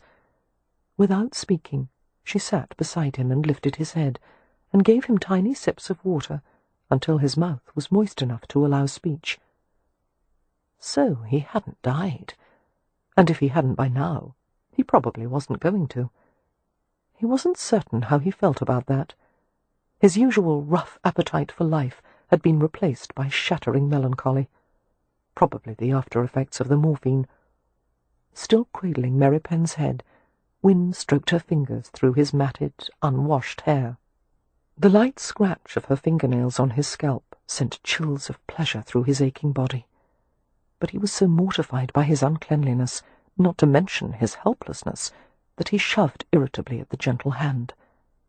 "I must be in hell," he muttered. Wynne smiled down at him with a tenderness he found unbearable. "You wouldn't see me in hell, would you?" "In my version, yes." Her smile turned quizzical, faded, and she laid his head carefully back on the bed. Wynne would be featured prominently in Mary Penn's hell.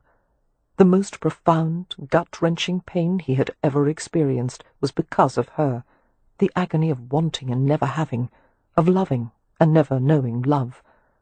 And now it appeared he was going to endure more of it, which would have made him hate her, if he didn't worship her so. Bending over him, Wynne touched the bandage on his shoulder, beginning to untuck the end. "No," Mary Penn said harshly, moving away from her.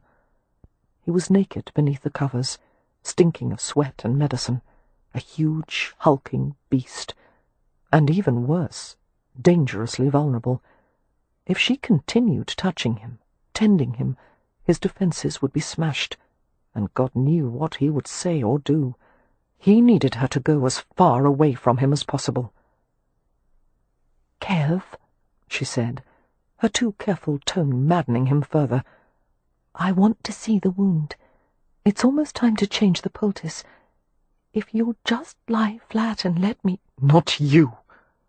Lie flat, as if that were even possible, with the roaring erection that had sprung to life as soon as she had touched him.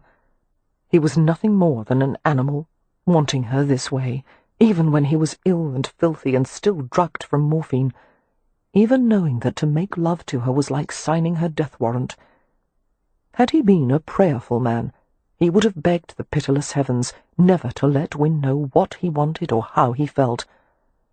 A long moment passed before Wynne asked in a perfectly normal tone, "Who do you want to change the poultice, then?" "Anyone." Mary Penn kept his eyes closed. "Anyone but you." He had no idea what Wynne's thoughts were, as the silence became heavy and prolonged. His ears pricked at the sound of her skirt swishing. The thought of fabric moving and swirling around her slender legs caused every hair on his body to rise. "All right, then," she said in a matter-of-fact tone as she reached the door. "I'll send someone else as soon as possible." Mary Penn moved his hand to the place on the mattress where she had sat, his fingers splayed wide, and he fought to close his heart, which contained too many secrets, and therefore could never be shut all the way. Descending the grand staircase carefully, Wynne saw Cam Rohan coming up. She felt a spasm of nerves in her stomach. Wynne had always felt a bit twittery around unfamiliar men, and she wasn't quite certain what to make of this one. Rohan had assumed a position of influence over her family with astonishing speed. He had stolen her older sister's heart with such adroitness that she didn't even seem to know it yet. Like Mary Penn, Rohan was a big, virile male, and like Mary Penn, he was a roamer, but he was so much easier with it, infinitely more comfortable in his own skin. Rohan was smooth and prepossessing, whereas Mary Penn was secretive and brooding. But for all Rowan's charm, there was a subtle edge of danger about him, a sense that he was acquainted with a side of life the sheltered Hathaways had never been exposed to. He was a man who harboured secrets, like Mary Penn. Those identical tattoos had caused Wynne to wonder at the connection between the two men, and she thought she might know what it was, even if neither of them did. She stopped with a timid smile as they met on the stairs. "Mr. Rowan." "Miss Winifred." Rowan's unnerving, golden gaze moved across her white face. She was still upset from her encounter with Merrypen. She could feel the colour burning across the crests of her cheeks. "He's awake, I take it?" Rowan said, reading her expression far too accurately. Strange. Not even Amelia could guess at her thoughts so well. "He's cross with me for tricking him into drinking the tea with morphine." "I suspect he would forgive you anything," Rowan replied. Wynne rested her hand on the balcony railing and looked over the edge absently. She had the curious feeling of wanting, needing to communicate to this friendly stranger, and yet having no idea what she wanted to say. Rowan waited in companionable silence, in no apparent hurry to go anywhere. She liked his company. Having long been accustomed to Merrypen's brusqueness and Leo's self-destructiveness, she thought it was rather nice to be in the presence of such a level-headed man. "You saved Merrypen's life," she ventured. "He's going to get well." Rowan watched her intently. "You care for him?" "Oh, yes, we all do," Wynne said too quickly, and paused. Words gathered and flew inside her as if they had wings. The effort to hold them back was exhausting. She was suddenly glassy-eyed with frustration and desolation, thinking of the man upstairs and the untraversable distance that was always, always between them. "I want to get well too," she burst out. I want... She closed her mouth and thought, "Good Lord, how must I sound to him?" Feeling chagrin at her loss of self-control, she passed a hand over her face and rubbed her temples. But Rowan seemed to understand, and mercifully there was no pity in his gaze. The honesty in his voice comforted her immeasurably. "I think you will, little sister." She shook her head as she confessed, "I want it so much. I'm afraid to hope." "Never be afraid to hope," Rowan said gently. "It's the only way to begin." Chapter 21. Amelia was at a loss to understand how she could have slept until after luncheon, as if she were an upper-class lady from London. She could only attribute it to Cam, whose mere presence in the house caused her to relax. It was as if her mind automatically handed over all worries and cares to him, allowing her to sleep like an infant. She didn't like it. She didn't want to depend on him, and yet she couldn't seem to stop it from happening. Dressing smartly in a chocolate-coloured gown with pink velvet trim, she went to visit Merrypen, whose surliness didn't dampen her joy in his recovery. Upon going downstairs, she was told by the housekeeper that a trio of gentlemen had just arrived from London, and Mr. Rowan was meeting with them in the library. Amelia guessed that one of them must be the architect Cam had sent for. Curious about the visitors, she went to the library and paused at the doorway. The masculine voices stopped. There were men grouped around the library table, 2 seated, 2 leaning casually against it, and another, Leo, lurking in the corner. The men all rose, except for Leo, who merely shifted in his chair, as if the courtesy were too much effort to be bothered with. Cam was dressed with his usual dishevelled elegance, well-tailored clothes, but a conspicuous lack of a cravat. Approaching Amelia, he took one of her hands. He raised it to his lips and pressed a lingering kiss to the backs of her fingers in a territorial gesture not likely to be lost on the other men. "Miss Hathaway." Cam's tone was polite, while a heathen glint danced in his eyes. "Your timing is perfect. Some gentlemen have arrived to discuss the restoration of the Ramsay estate. Allow me to introduce them." Amelia exchanged bows with the men. A master builder named Dashiell Frost, who appeared to be in his late 30s, his younger brother Christopher, and their assistant, Mr. Francis Barksby. Frost Brothers was a well-known firm. Dashiell Frost had gained a sterling reputation as the builder of the Rutledge Hotel several years earlier, and subsequently carried out private and public projects all over England. He had established a prosperous firm, with the relatively new concept of employing all his subcontractors internally, rather than hiring outside workers and craftsmen. By keeping all his employees under one roof, Frost maintained an unusually high degree of control over his projects. Dashiell Frost was a large-framed, beefy man with a neatly trimmed beard, warm brown eyes, and a ready smile. One could easily imagine him in his early days as a carpenter's apprentice, hammer in hand. Amelia liked him immediately. Her heart sank a little, however, when she was introduced to the younger brother, and realized who he was. Christopher Frost had studied architecture at the same time Leo had, when they had both been articled to the London architect, Rowland Temple. Amelia had never met Frost, but Leo had talked about him a great deal on his visits home. In those days, a friendly rivalry had developed between the apprentices. They had gone to pubs with other young architects, debating how to interpret classic styles with modern flourishes, and which buildings would stand the test of time.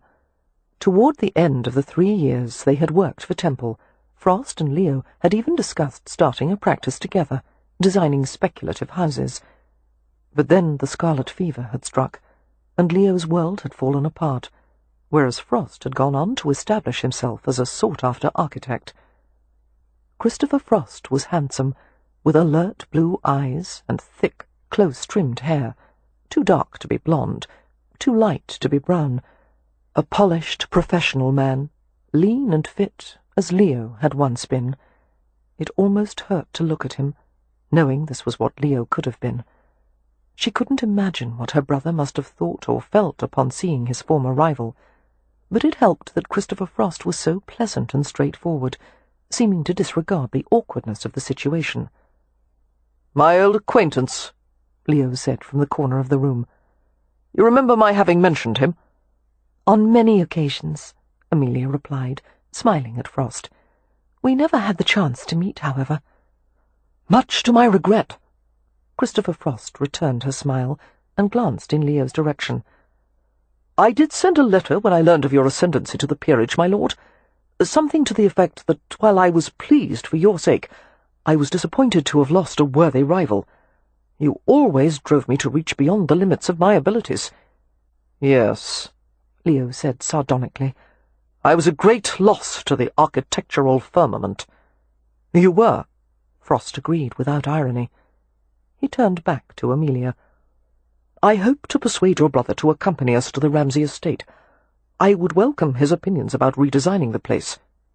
"I've given up opinions," Leo said. "Hardly anyone ever agrees with them, and if someone does, it's proof he has no judgment whatsoever."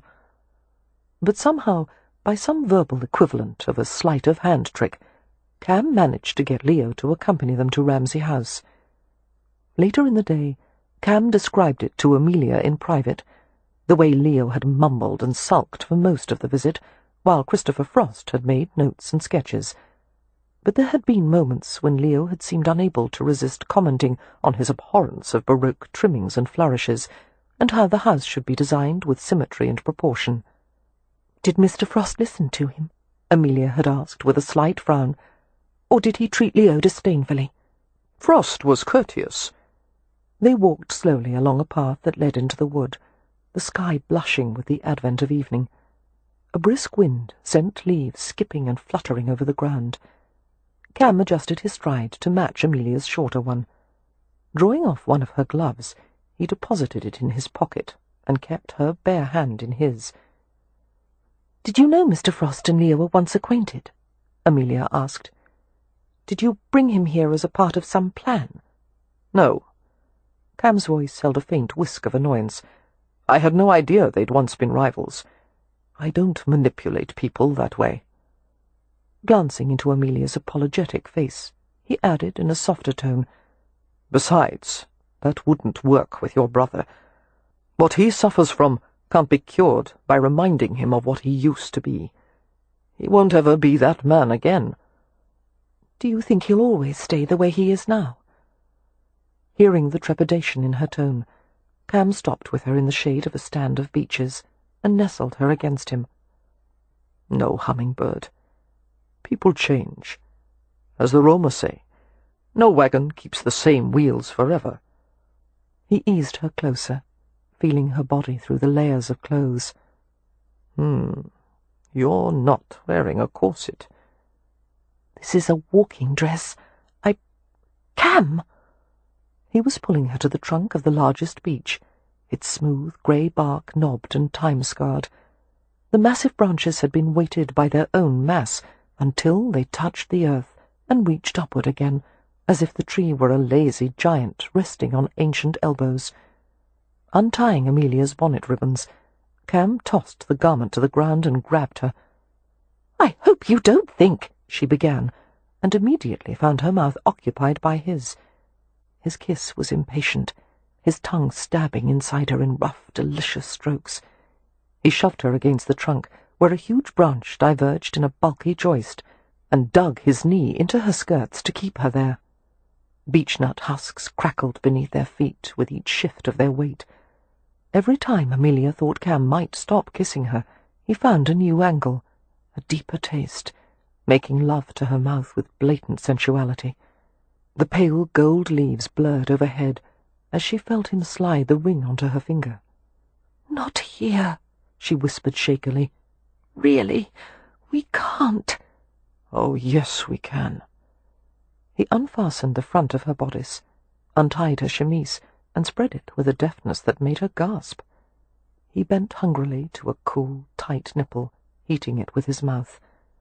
Every intimacy that occurred between them bound them closer together, and he knew it. "Cam," she moaned, quivering as he kissed her other breast, biting tenderly at the tip. "Not here. This is the perfect place." He kissed his way up the taut column of her neck. "We're no more and no less than any wild creature in the wood." He rubbed a smile into the pulse of her throat. "You'll just have to get into the spirit of things." Taking her hand, he pulled it to the straining hardness of his sex.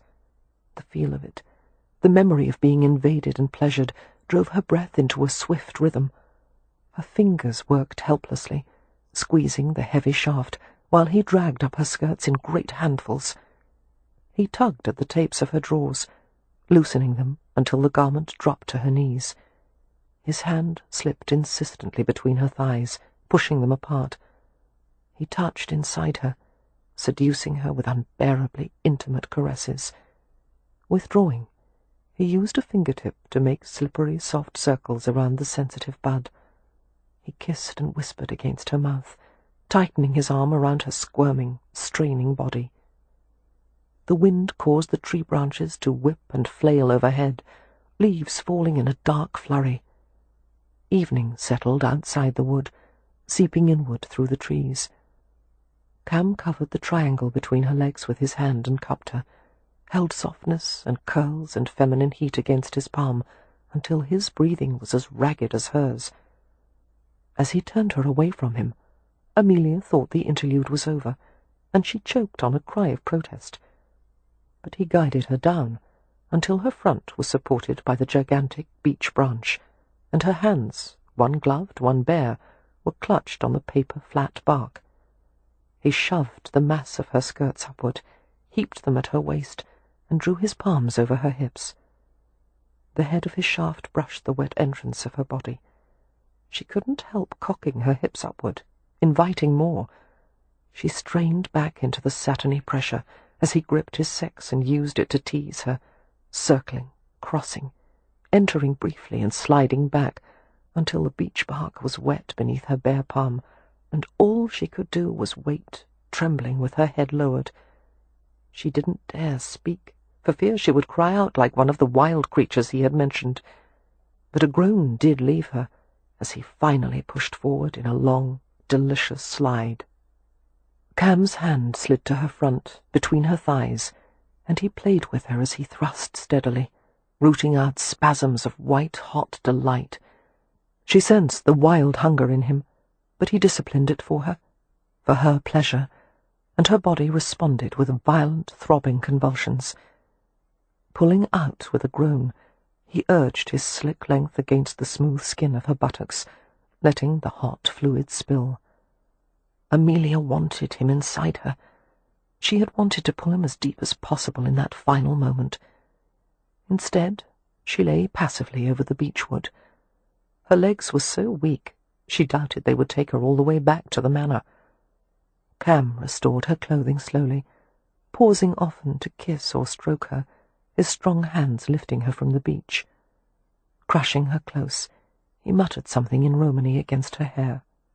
Another spell to bind her, she thought hazily, her cheek pressed to his smooth, hard chest. Nevertheless, she pulled the ring off and held it up to him. Cam didn't want to take it. He hesitated for a full half-minute, staring at the signet ring with narrowed eyes. Finally, he spread his fingers and let her slide it on.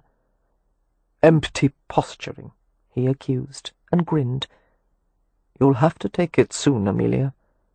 A dragon has only so much patience." The Frost brothers stayed in Hampshire one more day, visiting Ramsay House to make additional sketches of the structure and the surrounding land. Their assistant would take initial survey measurements and gather information. At the Frosts' invitation, Amelia accompanied them, pleased by the opportunity to watch them work. Cam, meanwhile, was forced to remain at the manor to meet with an estate manager, Mr. Gerald Pym. The manager worked for a Portsmouth firm that held a long-standing contract to supervise the Ramsay estate.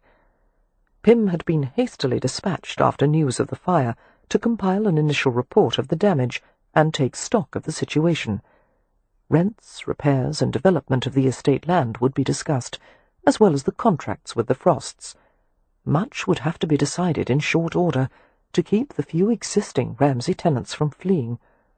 Hopefully, in the future, with good management, more tenants might be attracted to the estate, providing badly needed income for the Hathaways. All of that was conditional, of course, on how long Leo would remain alive. Since meeting with Mr. Pym was the responsibility of the current Lord Ramsay, Cam bullied Leo into attending the meeting with him. Not because Leo would have anything sensible to contribute, but merely as a symbolic gesture. "Besides," Cam had told Amelia grimly, "if I have to be bored witless talking about Gadjo affairs, there's no reason Leo should be spared." He had swept a proprietary glance over her, taking in the green wool walking dress and fur-trimmed black cloak. "I shouldn't let you go with the Frosts," he said with a scowl. "You'll be the only woman there. I don't like it." "Oh, it's all very circumspect. They're both gentlemen, and I'm—" "Spoken for," he had said curtly. "By me." Her heart beat a little faster, and she looked away from him uneasily. "I'm not—" "You're mine. I want them to know it." She had stiffened at his tone. "I belong to no one." Closing the doorway with his foot, Cam had taken hold of her. She had blinked, unable to read his expression. He didn't look angry, precisely, but his eyes were hard, and his grip was a shade too tight to be comfortable. "Mine," he repeated, his voice soft in a way that caused the back of her neck to prickle. "Even though you're afraid to admit it." "I'm not." Amelia was discomfited, feeling the intensity of his stare even when she averted her face. "Cam, please. They'll be waiting in the entrance hall." "Let them wait." He held her against the door, one hand coming to her chin to lift her face up. "You're afraid because you know that when you fall in love with someone, you'll give him everything you have. You think you'll be taken advantage of, that your love won't be returned in equal measure, that if the worst happens, you'll end up like Leo." His hand had left her chin, and she felt him touch her, as a blind man might explore a marble statue, fingertips trailing gently over her forehead, nose, closed eyes, lips. "I can't promise you a perfect life, but I can promise that no matter what happens, I'll give you everything I have. We'll be together, you inside me inside you." Goosebumps had risen all over her. She shivered and breathed as if she'd just emerged from deep underwater. "Cam, let me go." And he had, eventually, but only after a few scalding minutes of holding her against the door, while he had reached beneath her cloak with importunate hands. He had kissed her as if he could breathe her in. Fierce kisses, angry ones, teasingly articulate ones, soft, enticing ones, kisses to light bonfires and fill the sky and hold the stars aloft. When Cam finally relented and eased her away from the door to open it, he said one word in her scarlet ear before she fled. The word went down to the marrow of her bones. "Tonight." Walking around the charred, ragged exterior of Ramsay House, Amelia talked animatedly with Christopher Frost, asking about his past projects, his ambitions, and whether there were difficulties in working with one's older brother. "We knock heads quite often, I'm afraid," Frost replied, squinting against the afternoon sun. He glanced at the figure of his older brother, who stood with Mr. Barksby as they took a survey measurement. A quick grin illuminated his face. "We both hate to compromise. I accuse him of being set in his ways, and he accuses me of architectural arrogance. The pity of it is, we're both right." Amelia laughed. "But the job gets done." "Yes. We're inspired to reach a compromise by the necessity of paying the bills. Here, take my arm. The ground is uneven." His arm was firm and steady beneath her gloved hand. She felt a rush of liking for him. "I'm very glad you came to Hampshire, Mr. Frost.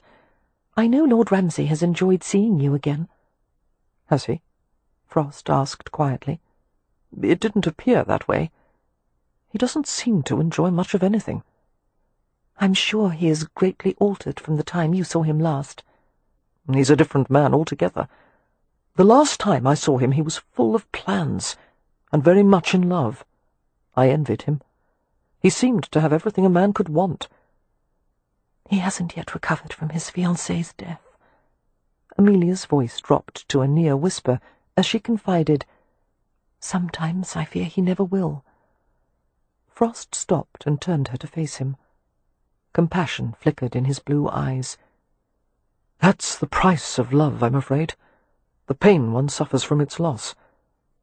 I'm not convinced it's worth it. Perhaps, if one must love, one should do so in moderation." That sounded sensible, but as Amelia opened her mouth to agree, the words stuck in her throat, and what finally came out was an unsteady laugh, and the observation, "Unfortunately, the Hathaways are not a moderate sort of people." Frost's gaze travelled over her. "You are, however. Leo always spoke of you as such." Not long ago, Amelia would have been pleased by such an observation. She had always considered herself to be a steady, practical, self-controlled woman. But lately she had realized she wasn't exactly the person she had always thought she was. "Moderation in love," she mused aloud. "It's not something that would inspire a poet, is it?" Frost chuckled. "A poet's view of the world would make for an uncomfortable life, wouldn't it? Everyone at the mercy of his or her passions, all of us tearing our hair out for the sake of love." "Or riding off at midnight," Amelia said. "Living out one's dreams and fantasies." "Exactly. It has the makings of disaster." "Or romance," she said, hoping he didn't notice the slight catch in her voice. He laughed. "Spoken like a woman." Amelia laughed along with him. "Yes, Mr. Frost. I'll confess that I am not immune to the idea of romance. I hope that doesn't lessen your opinion of me." "Not in the slightest. In fact," his voice gentled, "I hope that I'll be able to spend some time with you over the next few months. You are a charming and lovely woman." "Thank you," Amelia said, the colour in her cheeks rising. But as she stared at the well-dressed, sophisticated gentleman before her, the embodiment of all she had once admired in a man, her mind summoned the image of a handsome face, with wicked golden eyes, and the mouth of a fallen angel, his head silhouetted against a sky flooded with midnight stars. Exotic, unpredictable, a man who would never be quite tame. You inside me inside you. "I hope we may be friends," she heard herself say, "but I have an understanding with Mr. Rohan." I was afraid that might be the case. I noticed the way he looks at you. He gives a definite impression of wanting you all to himself. Christopher Frost smiled ruefully. One can hardly blame him. Flattered, uncertain how to reply, Amelia returned her attention to the house. She was not accustomed to men making such comments about her. Her gaze travelled along the uneven roof-line. The house looked so shipwrecked, so weary, the windows like wounds in the side of a fallen beast. The windows... She saw movement in one of them, a shimmer, something that looked like a tangle of moonbeams and shadows. A face! She must have made a sound, for Christopher Frost looked at her closely, and his gaze followed hers to the house. "What is it?" he asked at once. "I thought—" She found herself clutching a fold of his sleeve like a frightened child. Her thoughts were in chaos. "I thought I saw someone at the window." Perhaps it was Barksby. But Mr. Barksby was coming round the corner of the house, and the face had been at a second-floor window. "Shall I go in to have a look?" Frost asked quietly, his eyes narrowed with concern. "No," she said at once, managing a shallow smile. She let go of his sleeve. "It must have been a curtain moving. I'm sure no one is there." After the Frosts and Mr. Barksby had departed for London, Cam returned to the study with Mr. Pym to discuss a few last items of business.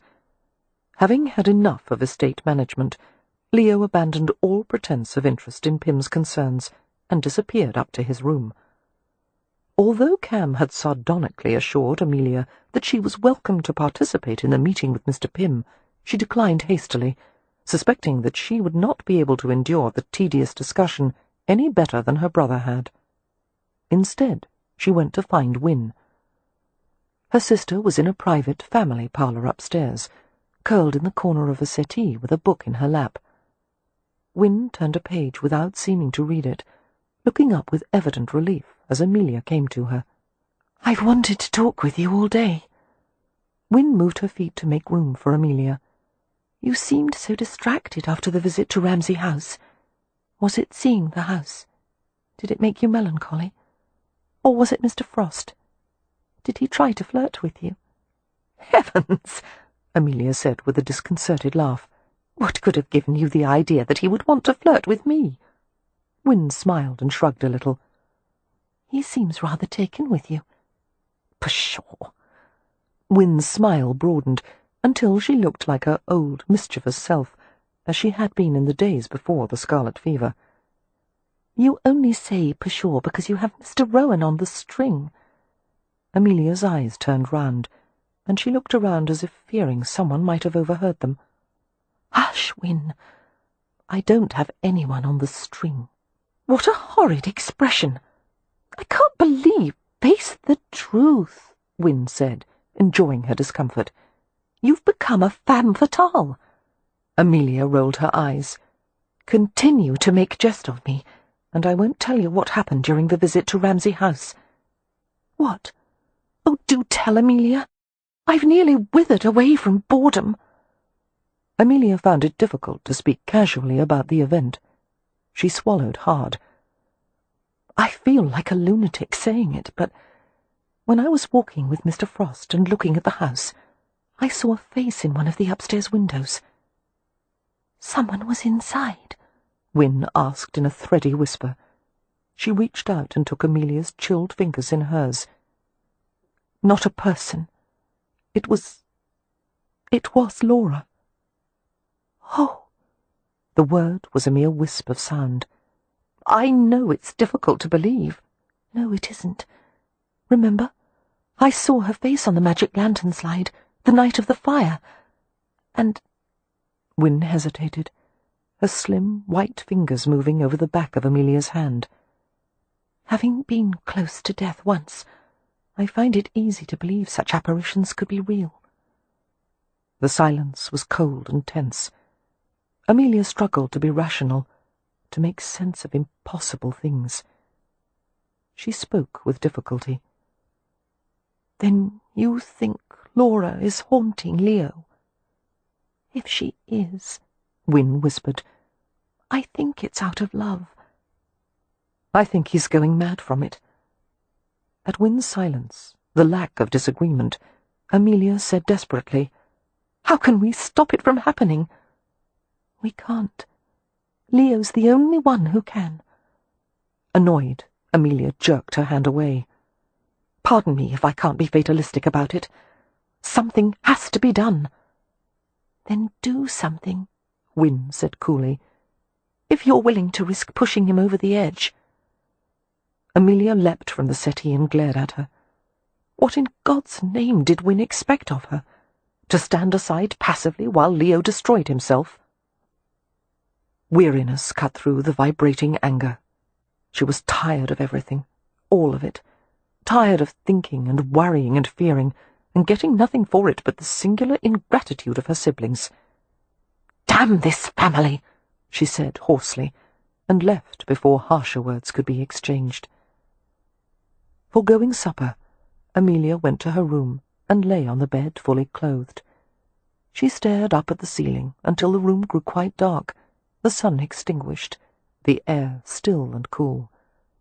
She closed her eyes, and when she opened them again, the room was filled with impenetrable blackness. There was movement around her, beside her, and she started and put her hand out. She encountered warm, human flesh, an arm lightly covered with hair, a strong wrist. "Cam," she whispered. Relaxing, she felt the smooth gold band at the base of his thumb. Cam undressed her slowly, one garment at a time, and she accepted his ministrations in a dreamlike silence. The troubled feeling in her chest eased as sensations rose and blossomed. He found her mouth and licked it open, kissing her fully. She lifted her arms to the dark, gorgeous creature over her, the powerful, flowing strength of him covering her. With every breath he took, his chest slid against the stiff tips of her breasts, the light friction eliciting muted cries from her throat. His mouth broke from hers, exploring her shoulders and chest, with hot, open kisses, as if he were intent on tasting every part of her. He caressed her stomach with the backs of his fingers, teased his thumb around the rim of her navel, his hands clever and sublimely gentle. He had not entered her yet, but she already felt him at the center of her, the pulse, the heat. You inside me. She reached for him blindly, her limbs folding around him. He resisted with a silken laugh, playing, stretching her limbs out and spreading her wide beneath him. His mouth dragged over her, sucking and teasing, and between her thighs she went utterly wet. He touched her with his tongue, delving with the tip, until he found the sensitive place that throbbed so exquisitely. The muscles in his arms bulged as he slid them beneath her legs, making a cradle of her hips. She struggled a little, not in protest but supplication, shivering with each swirl and glide of his tongue. Dazed and aching, she felt herself lifted in the darkness, his hands arranging her, closing on her legs. He made her kneel over him, pulling her hips down, pushing them back and forth in a gentle rhythm. His mouth was on her again, and she groaned helplessly as she was rubbed repeatedly across the heat and wetness and the tender flicking tongue. His teasing fingers slid inside her, and she began to pant with ecstasy, sensation wrapping around on itself. A knock at the door shattered the voluptuous atmosphere. "Oh, God!" Amelia whispered, freezing. The knock repeated, more urgent this time, along with Poppy's muffled voice. "Poppy!" Amelia called out weakly. "Can't it wait?" "No." Amelia clambered off Cam, her nerves throbbing viciously at the abrupt halt to their love-making. Cam rolled to his stomach and uttered a soft curse, his fingers digging into the bedclothes. Lurching around the room as if she were on the deck of a tossing ship, Amelia managed to find her robe. She pulled it on and fastened a few random buttons down the front. She went to the door and opened it a mere 2 inches. "What is it, Poppy? It's the middle of the night." "I know," Poppy said anxiously, finding it difficult to meet her gaze. "I wouldn't have. It's just I didn't know what to do. I had a bad dream, a terrible nightmare about Leo, and it seemed so real. I couldn't go back to sleep until I made certain he was all right.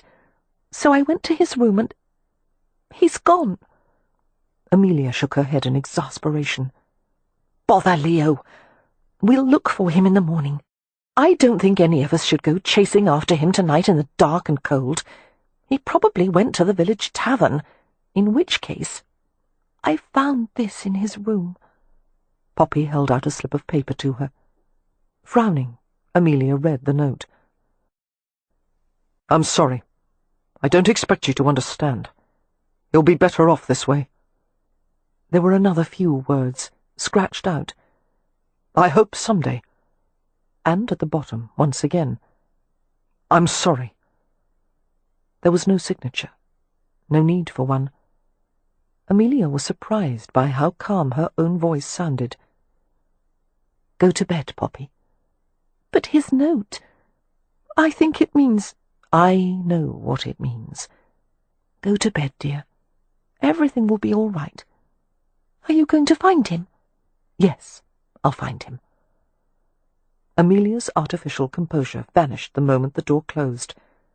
Cam was already yanking on his clothes, tugging his boots on, while Amelia lit the bedside lamp. She gave the note to him with trembling fingers. "It's not an empty gesture." She found it hard to breathe. "He means to do it. He may have already—" "Where is he most likely to go?" Cam interrupted. "Somewhere on the estate?"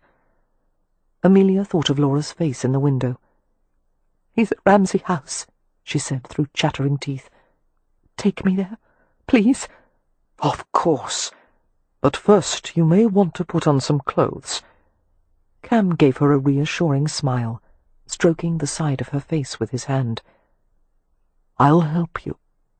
"Any man," she muttered, "who wanted to marry into the Hathaway family after this should be shut away in an institution." "Marriage is an institution," he said reasonably, retrieving her gown from the floor. They rode to Ramsay House on Cam's horse, Puka, whose long, stretching canter covered ground at near frightening speed. It all seemed part of another nightmare, the rushing darkness and gnawing cold, the feeling of hurtling forward beyond her control. But there was Cam's hard, steadfast form at her back, one arm locking her securely in place. She feared what they would find at Ramsay House. If the worst had already happened, she would have to accept it. But she was not alone. She was with a man who seemed to understand the very warp and weft of her soul. As they approached the house, they saw Leo's horse grazing disconsolately over patches of grass and gorse. It was a welcome sight. Leo was here, and they wouldn't have to go scouring through Hampshire to find him.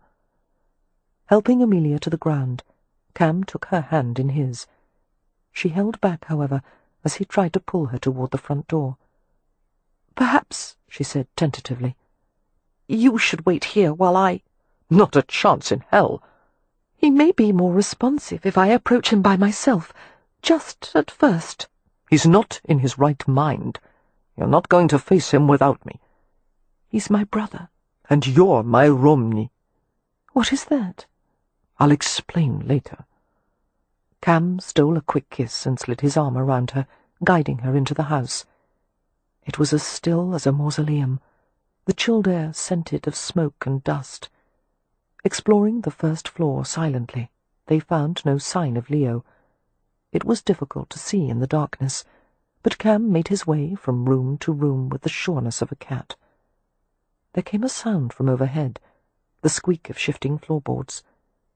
Amelia felt a quake of nervousness, and, at the same time, relief. She hastened toward the stairs. Cam checked her, his hand tightening on her arm. Understanding that he wanted her to go slowly, she forced herself to relax. They went to the staircase, Cam leading the way, testing each step before allowing Amelia to follow him. Accumulated grit scraped beneath their quiet feet. As they ascended, the air turned colder, and colder still, driving needles into her bones. It was an unholy chill, too bitter and ghastly to have come from a temporal source, a coldness that dried her lips and made her teeth ache. Her hand tightened inside Cam's, and she kept as close to him as possible without tripping him. A feeble, frosted glow came from a room near the end of an upstairs hallway. Amelia made a sound of distress as she realized where the lamplight was coming from. "The bee room." "Bees don't fly at night," Cam murmured, his hand coming to the back of her neck, sliding across her nape. The warmth of his palm brought her frozen nerves to life. "But if you'd rather wait here—" "No." Summoning her courage, Amelia squared her shoulders and went with him down the hall. How like Leo, perverse wretch that he was, to hole up in a place that scared her witless. They paused at the open doorway, Cam partially blocking Amelia from view as he assessed the situation. Leo was sitting in the corner, one leg bent, the other stretched out. A lamp had been set beside him. He held a pistol loosely in one hand, resting it across his thigh. Amelia wouldn't have thought a man contemplating suicide would have appeared so relaxed. A ruined man in a ruined house. The room was closed, the windows latched shut, but a slow, raw breeze circled the room. Leo's colour was bone white, his eyes unnaturally bright in his calm face. Every line of his body spoke of weary resignation. "Don't bring her in here," he said quietly. "Leo."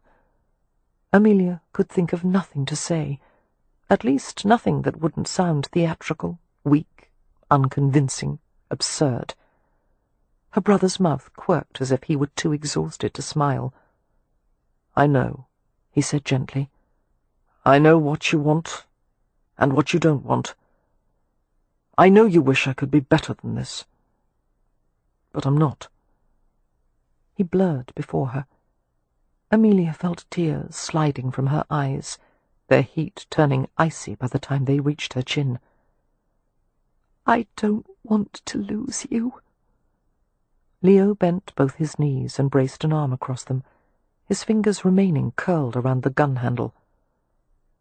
"I'm not your brother, Amelia. Not anymore. I changed when Laura died." "I still want you." "No one gets what they want," Leo muttered. "Not now." Cam watched her brother intently. "I could try to persuade you to set the gun aside, but even if I stopped you this time, one can't keep a man alive when he doesn't want to be." "True," Leo said. Cam seated himself on the floor a few yards away from Leo. His posture was easy and loose-limbed. He stared at Leo, not with concern, but a sort of detached contemplation, as if he were focusing on some mathematical equation. "You're being haunted, my Frau?" he asked. The room grew even colder, if that were possible, the windows rattling, the lamplight flickering. Alarmed by the taut vibrations in the air, the sense that an unseen presence was circling them, Amelia went to Cam and sank down to the floor behind him, huddling against his back. "Because I want her to," Leo said. "Even if it's bad for both of you?" came the gentle query. "Yes. I should have died when she did. I never wanted to be left behind." Leo shook his head, his eyes light-splintered and bleak. "You don't know what it's like.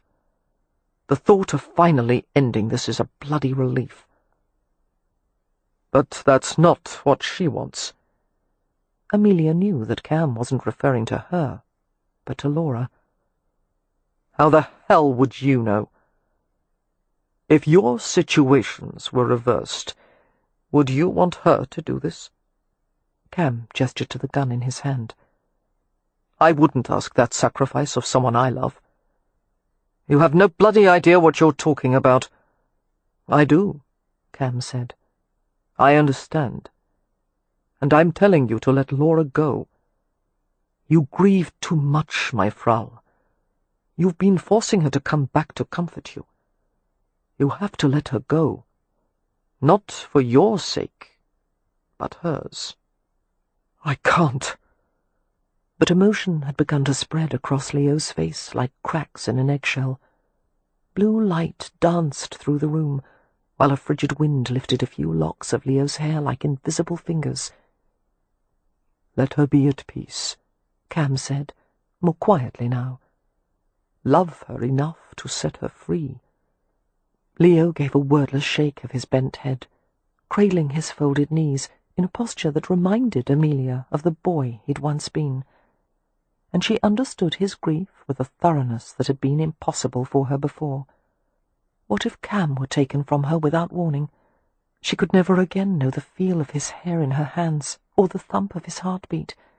No consummation of all she had begun to feel, the promises, smiles, tears, hopes, all ripped from her grasp, forever. How much she would miss. How much could never be replaced by anyone else. Aching with compassion, she watched as Cam moved to her brother. Leo hid his face and jerked a hand up, fingers spread, palm facing out in a broken, helpless gesture. He made a choked noise and shook his head again. The lamp blew out, and a pane of glass shattered, while a freezing blast of air swept around them. Energy crackled through the room, tiny snaps of light appearing around them. You can do it for her, Cam said, putting his arms around her brother in the way he might have comforted a lost child. You can. Leo began to cry harder, each breath a burst of angry despair. Amelia was afraid for him. She had never seen him at the mercy of his own emotions, not even when Laura had died.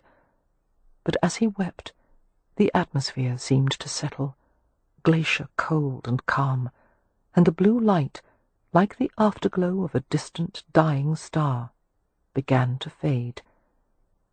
There was a quiet drone of wings, a few bees venturing from the hive, then flying back to settle for the night. Cam was murmuring something now, holding Leo in a firm, protective grasp. He spoke in Romany, the words drifting into the thinning air. A promise, a compact, offered to a fading, formless spirit. Until the room was warm again, and all that was left were 3 people sitting among shattered glass and a discarded weapon in the shadows. She's gone, Cam said softly. Leo nodded, his face hidden. He was damaged, but still alive. Broken, but not beyond the hope of repair. And reconciled to life, at last. Chapter 22. After they had taken Leo back to Stony Cross Manor and put him to bed, Amelia stood outside his room with Cam. She couldn't quite look at him. Her emotions were brimming so high and strong, it took all her strength to contain them. "I'm going to Poppy's room to tell her he's all right," she whispered. Cam nodded, silent and severely distracted. Their fingers tangled briefly. They parted company, and Amelia went to find her sister. Poppy was in bed, lying on her side, her eyes fully open. "You found Leo?" she murmured as Amelia came to her. "Yes, dear." "Is he— He's fine, I think." Amelia sat on the edge of the mattress and smiled down at her. "I think he'll be better from now on." "Like the old Leo?" "No, never that. but there's a chance he'll be a bit saner than he's been for the past year. Poppy yawned. That's something, I suppose. Amelia, will you get grumpy if I ask a question? I'm too tired to be grumpy. Ask away. Are you going to marry Mr. Rohan? The question filled Amelia with dizzying delight.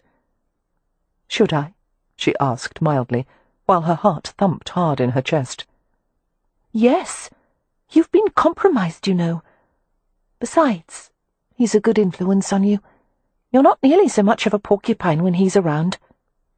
Delightful child, Amelia observed to the room in general, and grinned at her sister. I'll tell you in the morning, dear. Go to sleep. She walked through the sombre stillness of the hallway, feeling as nervous as a bride as she went to find Cam. It was time to be open, honest, trusting as she had never been before, not even in their most intimate moments. Her heartbeat was forceful and sure, resounding everywhere, even in the tips of her fingers and toes. But Cam wasn't waiting in her room, as she had hoped he would be. Uncertainty and yearning rose inside her, driving the pace of her restless feet. She went to his room, where lamplight seeped through the fissure of the partially opened door. Cam was sitting on the bed, still clothed. His head was lowered, hands braced on his knees, in the posture of a man who was deep in thought. He glanced up as she came into the room and closed the door. "What's the matter, love?" he asked softly, reading her expression. Amelia approached him hesitantly. I'm afraid you won't let me have what I want. His slow smile robbed her of breath. I have yet to refuse you anything. I'm not likely to start now. Amelia stopped before him, her skirts crowded between his parted knees. The clean, salty, evergreen scent of him drifted to her nostrils. I have a proposition for you, she said, trying for a businesslike tone. A very sensible one. You see, she paused to clear her throat. I've been thinking about your problem. What problem? Cam played lightly with the folds of her skirts, watching her face alertly. Your good luck curse. I know how to get rid of it. You should marry into a family with very, very bad luck. A family with expensive problems, and then you won't have to be embarrassed about having so much money, because it will flow out nearly as fast as it comes in. Very sensible. Cam took her shaking hand in his, pressed it between his warm palms, and touched his foot to her rapidly tapping one. Hummingbird, he whispered, you don't have to be nervous with me. Gathering her courage, she blurted out, I want your ring. I want never to take it off again. I want to be your Romney forever. She paused with a quick, abashed smile. Whatever that is. My bride. My wife. Amelia froze in a moment of throat-clenching delight as she felt him slide the gold ring onto her finger, easing it to the base. When we were with Leo tonight, she said scratchily, I finally, truly understood how he felt about losing Laura. He told me once that I couldn't understand unless I had loved someone that way. He was right. And tonight, as I watched you with him, I knew what I would think at the very last moment of my life. His thumb smoothed over the tender surface of her knuckle. Yes, love. I would think, she continued unsteadily, oh, if I could have just one more day with Cam, I would fit a lifetime in those few hours. Not necessary, he assured her gently. Statistically speaking, we'll have at least 10,000-15,000 days to spend together. I don't want to be apart from you for even one of them. Cam cupped her small, serious face in his hands, his thumb skimming the trace of tears beneath her eyes. His gaze caressed her. Are we to live in sin, love? Or will you finally agree to marry me? Yes. Yes, I'll marry you. Although I still can't promise to obey you. Cam laughed quietly. "We'll manage around that, if you'll at least promise to love me." Amelia gripped his wrists, his pulse steady and strong beneath her fingertips. "Oh, I do love you. You're—" "I love you more." "My fate. You're everything I—" She would have said more if he had not pulled her head to his, kissing her with hard, thrilling pressure. They undressed with haste, tugging at each other's clothes with a clumsiness wrought of desire and fervour. When at last their skin was laid bare, Cam's urgency eased. His hand smoothed over her with deliberate slowness, every caress dismantling her, spreading her, bringing tremors of pleasure to the surface. His features were austerely beautiful as he rolled her to her back, his mouth lowered to her breasts, his hands cupping and lifting the rounded flesh, tongue and teeth gently navigating the tips. Amelia moaned his name, acceding helplessly as he rose to kneel between her legs. His hand closed over her hips, lifting and bracing them on his spread thighs. Cam watched her, his eyes flashing demon fire as he stroked her, toying with the intricate wet folds of her sex. She reached for him, needing his weight on her, unable to pull him down. All she could do was whimper and arch as he filled her with his fingers, his thumb making light, wicked swirls, his thighs solid beneath her straining hips. Her breath hissed between her teeth, while her hands clenched around handfuls of the bed linens. His fingers slid away from her, leaving her shuddering as her body closed in vain around the emptiness. But then he was pushing into her, a wet, heavy slide that filled her completely. She gasped and held still, arched high against the tickling caress of his fingers, while he thrust over and over. "Come inside me," she begged hoarsely, as the heat and rhythm and sensation of him swept through her. "I want to feel you inside me when you finish. Don't pull away, please, don't!" The words flattened into a long moan as release exploded and surged, white fire filling her. Cam bent over her, driving hard and steady, his breath coming in hot strikes against her face and throat. He stared into her dazed eyes, taking fierce satisfaction in the sight of her pleasure. His hands clipped beneath her skull, cradling her head as he kissed her. He buried a vehement groan into the sweet depths of her mouth, and let his pleasure spin out inside her. Cuddling her afterward, Cam traced lazy patterns on her back and shoulders. Amelia rested on him, enjoying the steady lift and fall of his breathing. "After the wedding," he murmured, "I may take you away with me for a little while." "Where?" she asked readily, turning to press her lips against the hard satin surface of his chest. "To look for my tribe." "You've already found your tribe." She hitched a leg intimately over his hips. "It's called the Hathaways." A chuckle vibrated in his chest. "My Romany tribe, then. It's been too many years. I'd like to find out if my grandmother is still alive." He paused. "And I want to ask some questions." "About what?" Drawing her hand to his forearm, Cam pressed it over his tattoo. "This." Thinking of Merrypen's identical tattoo, and the strange, impossible coincidence of it, Amelia frowned in curiosity. "What kind of connection might there be between you and Merrypen?" "I have no idea." Cam smiled ruefully. "God help me. I'm half afraid to find out." "Whatever it is," she said, "we'll trust in fate." Cam smiled and kissed her. "So you believe in fate now?" "And luck," Amelia said, her hand tightening on his arm. "And magic, and mystery. Because, as any sensible woman knows—" She had to pause as he kissed her again. "Some things," another impassioned kiss, and another, "are written in the stars." We hope you have enjoyed our presentation of Mine Till Midnight by Lisa Kleypas. Copyright 2007 by Lisa Kleypas. Read by Rosalind Landor. Directed by John Baker. Performance copyright 2009 by Brilliance Audio. All rights reserved.